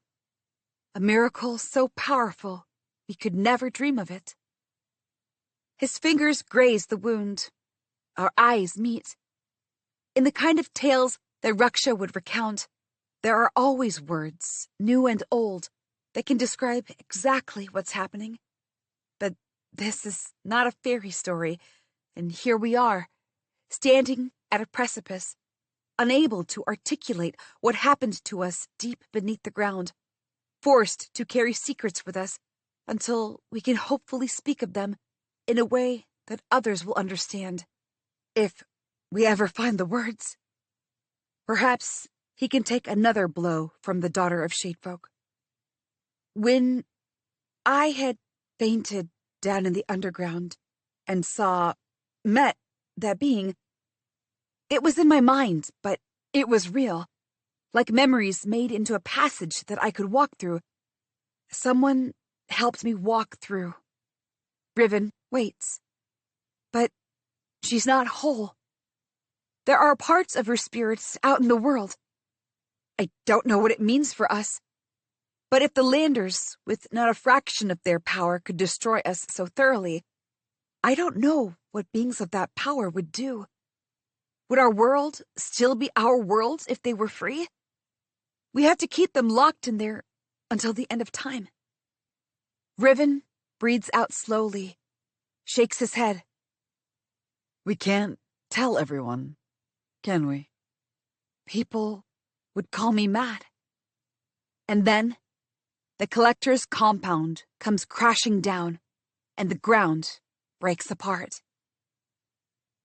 The waves of the Black Sea crash into the tall basalt pillars, through the dark storm whirling madly around the island, almost halfway to the top of the hill. Below, deep in the water, something is moving and shifting and changing the course of the ship, which undulates viciously. Riven curses. What is it? The ship desperately tries to steer away, caught in a storm that gains more strength within the water. They must be trying to get back to the harbor, but they're no match for the monster that crashes out of the waves. Two scarlet horns, livid like fire, on a large head with a bigger lower jaw, powerfully lined with fangs that could pierce through the body of the ship. The Nog dragon continues to rise above, to curses and roars of disbelief. Its giant but slender and serpentine torso is lined with fiery red between the black scales. Its 4 limbs and massive spiked tail are all bigger than the torso itself. Biggest of all are the 2 unfurling fin wings, to swim, to fly. The powerful fin wings pound sharply with a roaring beat, slicing through the storm, unyielding, merciless, fast as a bolt of lightning. The Nog slashes in the air, bellows so loud the fiery wind arising from its mouth parts the gray clouds. A powerful and searing sun blazes down from the skies. The screams are hellish, and for the first time, I find myself wishing the ocean was somehow even larger, so no monster like this could ever escape it. Riven's voice is hoarse as he says, That can't be. Yes, it is. The Nog broke free. The dragon plunges into the water, for a moment disappearing entirely from view, and before I can take another breath, it spears through the ship. The vessel breaks apart like a toy, crashing everywhere into the sea, its parts flying in the air. Like ants, the landers on the ship spill into the water, screaming and lashing and dying. The Nog attacks the ones desperately trying to escape, but there's nowhere to go but its jaws. Every lander who knows what happened on this island is on that ship, sinking to their deaths. The ocean save us, Riven whispers. I drop to my knees, hands pressed to my mouth. The red eyes gleam in the sun, peeking through the broken storm clouds as the Nog rampages across the water. It slashes with its large fin wings, grabs people from the water, and devours them whole. Snake shadows float along the gray-black waters, blood that cannot shine red enough. And when it's had enough, the Nog takes to the air, even as horrified roars run wild, its powerful fin wings spreading wide. A burning ember made out of cosmic matter itself. And when it reaches high enough, it turns downward. It speeds down like it wants to crash into the ship again, but at the last moment, it breathes out fire from between its fangs. A fountain of violent red fire burns everything in its path. A living volcano, it engulfs the very air along the harbor. Massive roils of steam erupt, blowing toward the island, and I'm forced to raise my hands and squint against the heat. The parts of the broken ship, still above water, go up in flames, and so do the desperate people trying to reach safety. There's only one creature that has ever defeated the Nog in stories, the water horse. And the water horse has never answered prayers. There is no safety anywhere now. 55. When the Nog plunges back into the ocean and the dust settles, the collector's compound is a wreck of rubble. The gold interiors, the polished wood, none of it survives, except in broken reminders of what used to be once. A beam here, a pillar there. At the far side, trapped beyond the lava falling into the sea, blocking the usual path up, are the bonded people of Kar Atish, hundreds of them, packed together along the salt pans, watching it all unfold with eyes wide and hands clasped. Heron sends armed miners to gather them all up safely, and when they do, it takes me an hour to find Cyril's sister, and another several minutes to find her niece. They weren't letting the mother and daughter work together. The little girl's face is gaunt, hair bleached from being in the sun, and when she sees her mother, equally as bony and stone-faced, she just stays rooted to the spot. Cyril's sister runs so fast to her daughter that she becomes a phantom wind. The two of them cry and cry and cry, holding so tight to each other that not even air could pass between them. For a moment, I wish the collector's compound was still standing so I could break it with my own hands again. I wipe my tears and clear my throat. Shira? She looks up, her eyes. They're Cyril's eyes. I'd visited Thane at the doctor's room, and he asked me to do this. But now, I find my words stuck in my throat, and I wish he were here. I never did learn to express my feelings properly. Shira stands, holding her daughter close to her still. Her hands are ruined with the labor. I hold out Cyril's backpack. Your sister. Why can't the ground open up and swallow me whole? Why could Cyril not be here? Maybe I can just make something up. Tell this broken woman that her sister has gone off to another island for some work. She sent me to make sure they know about it. But Shira interrupts my thoughts. Where is my sister? A lie would be a poor way to honor Cyril's memory. But how much would the truth hurt this woman? How can I lay the burden of Cyril's death on her shoulders by telling her why her sister went down the deep in the first place? Some truths, as I know, should remain unsaid. Your sister was so brave. She went down the underground to help us all get rid of the collector. She fought for you and all of us until the last. It takes Shira a few moments to comprehend. Then, her face shatters at once. She shakes her head, hands clutching her daughter even tighter. I push the backpack, containing the pale rock, to the two of them. Shira clasps it to her chest, buries her face in her daughter, and howls. And all I can do is sit with her there, beneath the sky, and listen to her cries. For Cyril. Everywhere around us, smoke rises from the island. The lava waterfall still sears through the cliff into the sea, and chaos reigns. Testament to what I did today. Killed humans, not just beasts. Even if they would have killed me if I didn't. I have blood on my hands I can never wash away now. When the tears start, I don't know who I'm crying for anymore. The space in front of the collector's compound is now being used as a temporary setup while a group of miners inspects the premises inside and sees what can be salvaged for ourselves. In a way, the old stupa beneath the ground has had better luck with time. I'm studying the carvings on a piece of a shattered pillar when someone mutters annoyed. What's he want now? I turn. Badger. He walks ahead of a group of his men.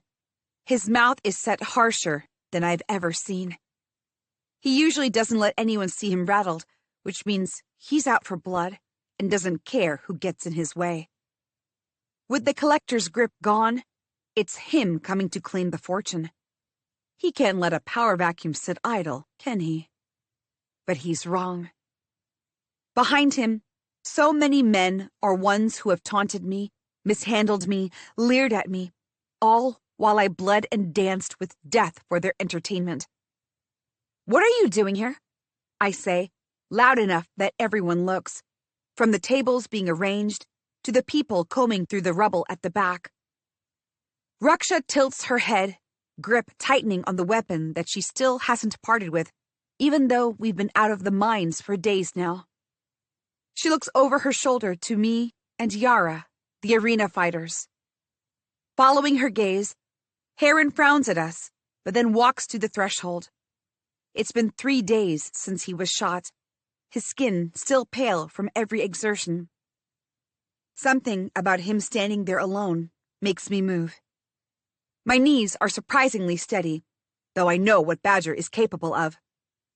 You betrayed minors, Heron says slowly. I stop several steps behind Heron. Even bloodied and bandaged, he cuts a figure of authority that fell on him quite suddenly, if he's to be believed. Badger flicks his calculative gaze to me. It's not the kind that would have frightened me before for its sheer sharpness, but the kind that I know I will have to meet unwavering. I said what I was told, young Scythe, he says in a mocking tone. Heron laughs. That makes you either a liar or a fool. Badger's jaw clenches. You're a child. Get someone in charge to talk. I am what you get, so speak. Badger glances over at Raksha, and next to her, where Thane and the others sit at the tables. Thane should be resting, but despite the pain, he insisted he should be here for any decisions regarding the mines, so they dragged his recovery bed here. I'm glad for it. I may not be able to speak on any council of miners, but he can, and I trust him. When none of the elders seem to be reprimanding Heron for speaking for them, Badger knows he's lost before he's begun. He still tries. You people don't own the mines. When no cargo leaves the island for over a week, what do you think will happen? They will send in more guns and boots here. I tell him, we will deal with them too. Badger laughs. So, the daughter of the kin killers gets a say in the future of our island now?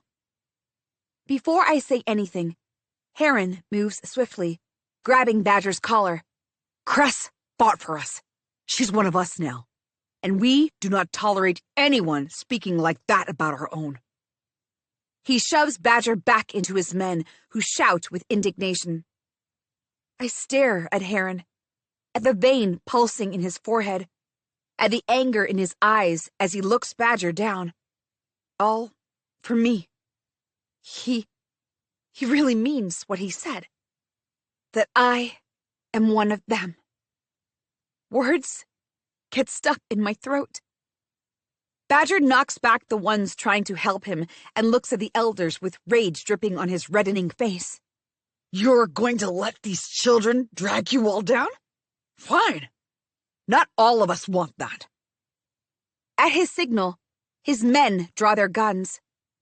Unlike the miners, who were forced to steal from the collector and his people, Badger has always had his own firearms ready for whichever way the wind blows.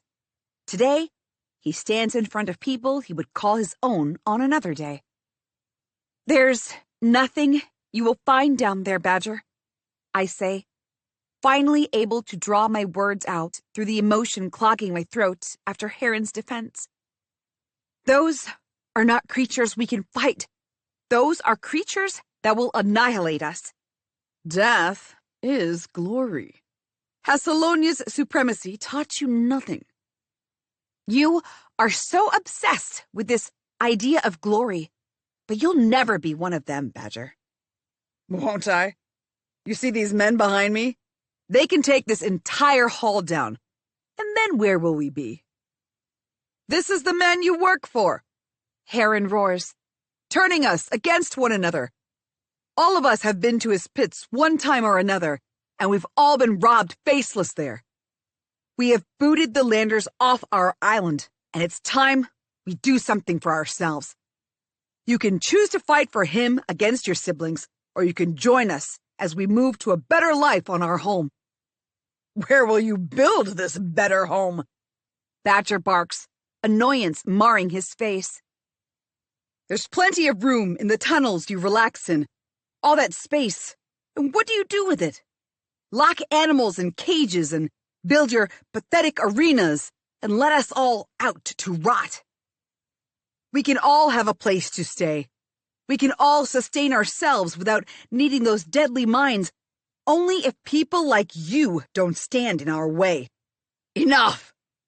Badger bellows, snatching for a gun from the man directly behind him. But the gun never gives. The man holds onto it, and he asks, What will we do for food if we don't trade Zargonine? We have salt pans. We have fish and seafood. We grow algae and seaweed. It is enough to sustain us, but we will keep trying for more, so none of us has to want anything again. And for the rest of it, that's what we're asking everyone to collect for. We will find solutions. Together. None of us will be left behind this time. The man considers Heron, then looks at me. He lowers his gun to Badger's shocked face. One after another, the others lay down their weapons too. The winner, I tell Badger, is not you. He lunges, and Heron throws out an arm, catching him by the throat. Leave, Badger. Get away from Kar Atish. Enough of you and your bloodletting. I laugh. And you thought you'd chain the Nog and make it fight in your pathetic pits? Your dreams are revolting, and you have nothing good to give this island. Badger shoves Heron's arm and pins me with a glare, wrath burning in his eyes.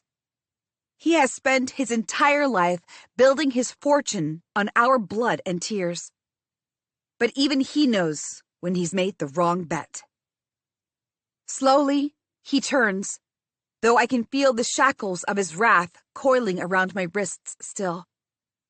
His men part to let him pass by, and that is the only mercy any of them seems to have for him suddenly.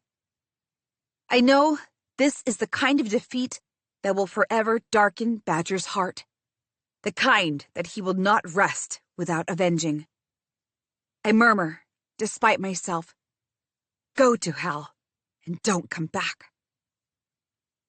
Hours later, when Ruksha calls for Yara and me to go and release the beasts before the miners can inspect Badger's warrens, no one can find her. Damn that girl, Ruksha growls. Where has she disappeared? To most others, only Ruksha's annoyance is visible. But I hear the underlying worry.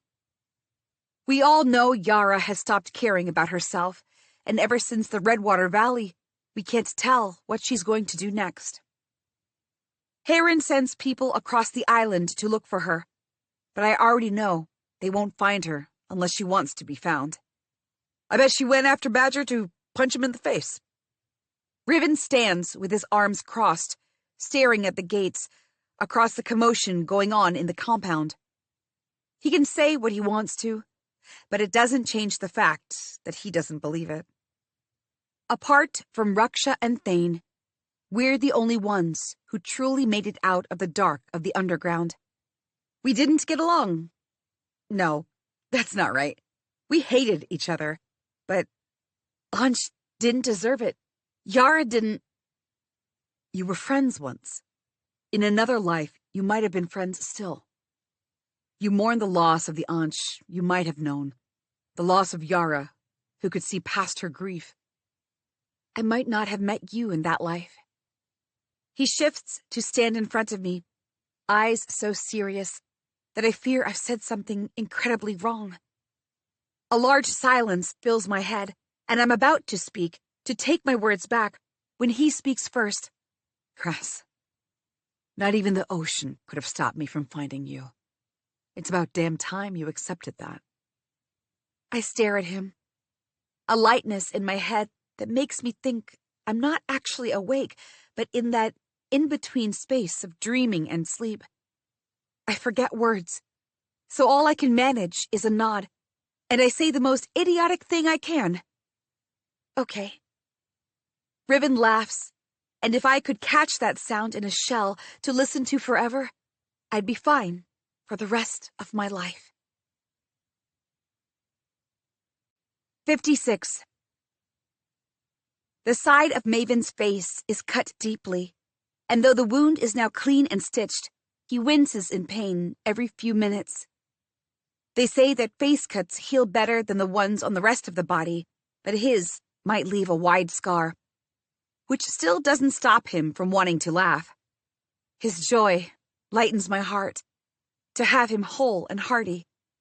I don't know what would happen to Riven if either of his brothers were hurt in a more permanent way. He would blame himself, for one. And I couldn't live with myself for causing him that pain. Not now. I wish I was there to see Badger's face, Maven says. No, wait. Atlas Creer. Ashvin snorts. He stole that name too, I bet. Found a dead lander somewhere, robbed his body of clothes and name. I laugh, imagining Badger's face when he finds out the things people are saying about him behind his back. Ashvin and Maven are making the most of this whole situation. With Yara gone, the three brothers and I have been sent ahead to scout through Badger's entire network, the tunnels and the arena, his personal warren of halls. We are to map it all out while the Miners' Council begins the slow, long process of withdrawing from the mines, figuring out what to do with the Zargonine already mined and now lying protected, the allocation of housing and resources, stuff of nightmares from which I was the first to get out. Maven jogs forward and turns toward us, still moving. What do you call a nog? I don't know, May. What? Ashvin says. Nothing. Don't just stand there calling a nog anything. Run! Ashvin and I roll our eyes, and Riven snorts. I step through the back door of the arena. In the dark, the chamber looks halfway to a grave. Walls peeling and shadowing, boards of wood littered everywhere that we used for sitting and relaxing. That it was all the worst conditions cramped together isn't news to me. But I wonder what Ashvin and Maven are seeing in this room now. It makes me self-conscious. Riven steps out of the front door. All clear, come on. We parse through the arena and its surroundings, checking for any Badger loyalists still remaining, but most have fled. Those who remain are collecting their own things and moving out. No one who has stayed here in any permanent capacity gets to keep that place simply by virtue of having lived here. It's going to be a tough road ahead, but it is fair. And after getting out of Badger's absolute shadow, the people working here understand that too. The beasts are down here, I say, pointing down the staircase at the end of the tunnel. You two go on through the other side. You'll find Badger's office and residence there. Then, Rivet and I move down into the belly of the tunnels, toward the hatcheries and the dens that have made Badger's fortune. The stone steps are slick with blood and water, and there's nothing to hold on to except the rough walls.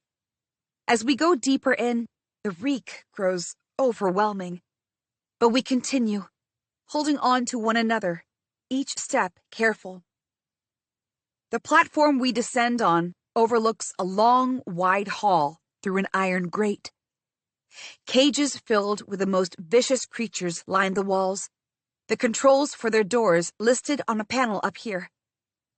With thick chains and locks and the absolute lack of fresh air, the hall is choking on its own misery. I've only been here once, and back then, I was desperate. But I can see now the horrible conditions these beings have lived and grown in. Their only respite is the pit, where they must fight and draw blood. I don't realize how long I've stood still, staring through the iron grate, until Riven places a hand on my shoulder. I reach and take his hand in mine, never more grateful for him than now. Let's release them, I breathe. Riven raises a brow. Will that not be dangerous? Where will they go? I'll give it to Badger. He thought of everything when he inherited the fights. The gates lead far down the cliff, away from the island and into the sea. Together, Riven and I wield the lever, and at the far end of the hall, the portcullis grinds upward. A sea breeze wafts in, carrying thick storm and soot. There's a quiet growl here and there, confusion rising. One by one, we push up the levers on the control panel. With great juddering noises, the cage bars draw up. And as they do, I feel my nerves crackling, a strange, light energy filling me up. The sound reverberates throughout the hall. For a moment, no beast steps out of their traps, used to leaving only for blood and fights. Then, tentatively, a chirping noise comes from a cage. The Circe steps out, looks up at me, and, as if she recognizes me, she barks. Without taking my eyes off her, I press the off button on the collar's remote control. The collar clinks against the floor. The other beasts' collars follow suit. Slowly, testily, the beasts begin rushing out. Half-grown scythe crabs, mutated aquabats swooping through the hall, one-horned dorinos, a baby capricorn that is stunted and emaciated, beak-mouthed ruins of marble, fend archers, biotors, and raptors, and at the end, the Circe, hissing and flicking her tongue by turn, rushes through the hall and into the free air. I push back the sleeves of my tunic, exposing each tattoo, freeing the memory of every beast that is marked on my skin. Tears well in my eyes. Not the kind I shed on nights I shivered in the cold alone, nor the ones of wounds and humiliation, the only kind I had known for so long. Not even the ones I wept just hours ago, ones of fire and blood, but tears of relief. Riven holds me for a long time, and I listen to his heartbeat, chastened. I fought him at every turn, fought my own feelings, all the while afraid it would weaken my resolve to leave, worried it would break his heart. Irrationally, I believed my salvation lay far away from him. But he's the bright light, always illuminating my way out of the darkness of tunnels and graves and coldness. Always. Where would I go if I left him behind? What are you thinking? His voice is soft, and he raises a finger to tuck my hair behind my ear. His hand lingers beneath my jaw, and that touch leaves flames in its wake. He takes my hands in his, kisses them, despite the blood of people and beasts on them. He saw me kill people. He was forced to kill people for me, and none of it has changed his behavior. The chamber was much larger when we walked in, but right now, it feels like nothing else exists save the space where we stand, a cocoon of warmth and calm. I don't know if he moves first or I do, only that we collide hard and become bound in an absolute embrace. No space for fear or doubt or confusion between us anymore. As if the act of freeing the creatures from their confines was the last thing I needed to truly believe there was a chance to turn everything around. free of the fight within and the need to escape. Light and life break the dams around my heart.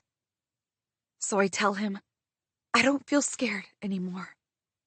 He whispers my name over and over, filling his mouth with it, until I don't know if his voice comes from him or deep within me, until I don't know if I am me or if I am him. And then he kisses me until the weight of the world slips off my shoulders. My hands run into his hair, and I never want to stop this, never want to let go of him, never. Don't hate me for interrupting, Comes a voice. I did wait as long as is polite, but this is getting out of hand. Like lightning, Riven and I part. From the darkness, the Shade Man steps forward. In the flesh, inside Badger's warrens, with half the island swarming around us. My hands are still around Riven, his around my waist, and every breath is hard and fast, so all I can do is ask dazed, what are you? My people are under the impression that because we traveled together as hostage and kidnappers, we're friends, and you might be more receptive to me. Someone could see you. How are you even here? And what in ocean's damned hell did you do to me? Riven asks. A thank you for saving your life would suffice, The Shade Man says. And as for how and why I am here, we have our ways. Nothing happens on this island that we don't know about. Also, the Nog's destruction has broken open ways that have stayed shut for ages. What? I let go of Riven and face the Shade Man directly. In the distance, voices grow as the chambers in the warren begin getting emptied. Yes, The Shade Man says, growing sober for once. the children of Shade want to remind you that you swore an oath, and we ask now that you hold to it. What oath? Riven says, even as his hand automatically pulls open my fist. He stares at the wound at the center, then brushes his own chest, where the threads of the healed wound stain his skin. With the oath and the god's blood, both of you now carry the deep with you, The Shade Man says. He meets my gaze and holds it. and I carry a message from all children of Shade. An age of gods and terror is creeping toward us. An age we never thought would exist in this world. We asked your mother this, and she failed. It is now you we must rest this hope on once more. Guard the way with your life, Crescent Dune, for the entire world. All around the warren, there are people milling about. Ocean leading the charge. Clearing old chambers and locks and chains. Tearing down the fences of the arena and opening the gates. Making space for everyone who has been left out so far. A new city. A new island. A new people. One that will withstand the might of Salonia, because Salonia will come for us. In some days or some years, but it will. Tonight, it doesn't matter. We have brought on the change that had seemed impossible, and whatever lives beneath my feet in the abyss of this land, in the walls, it can stay where it remains, locked in the deep for all eternity. Their time has come and gone. I have sworn that I will stay here for as long as I am needed, to keep the doors of those minds shut and keep safe my home. The children of Shade have charged me with the mandate, and I intend to uphold it. So my parents can finally rest in peace too, knowing that I am here. And if Salonia wants to threaten our world, this island will be ready. I will be ready.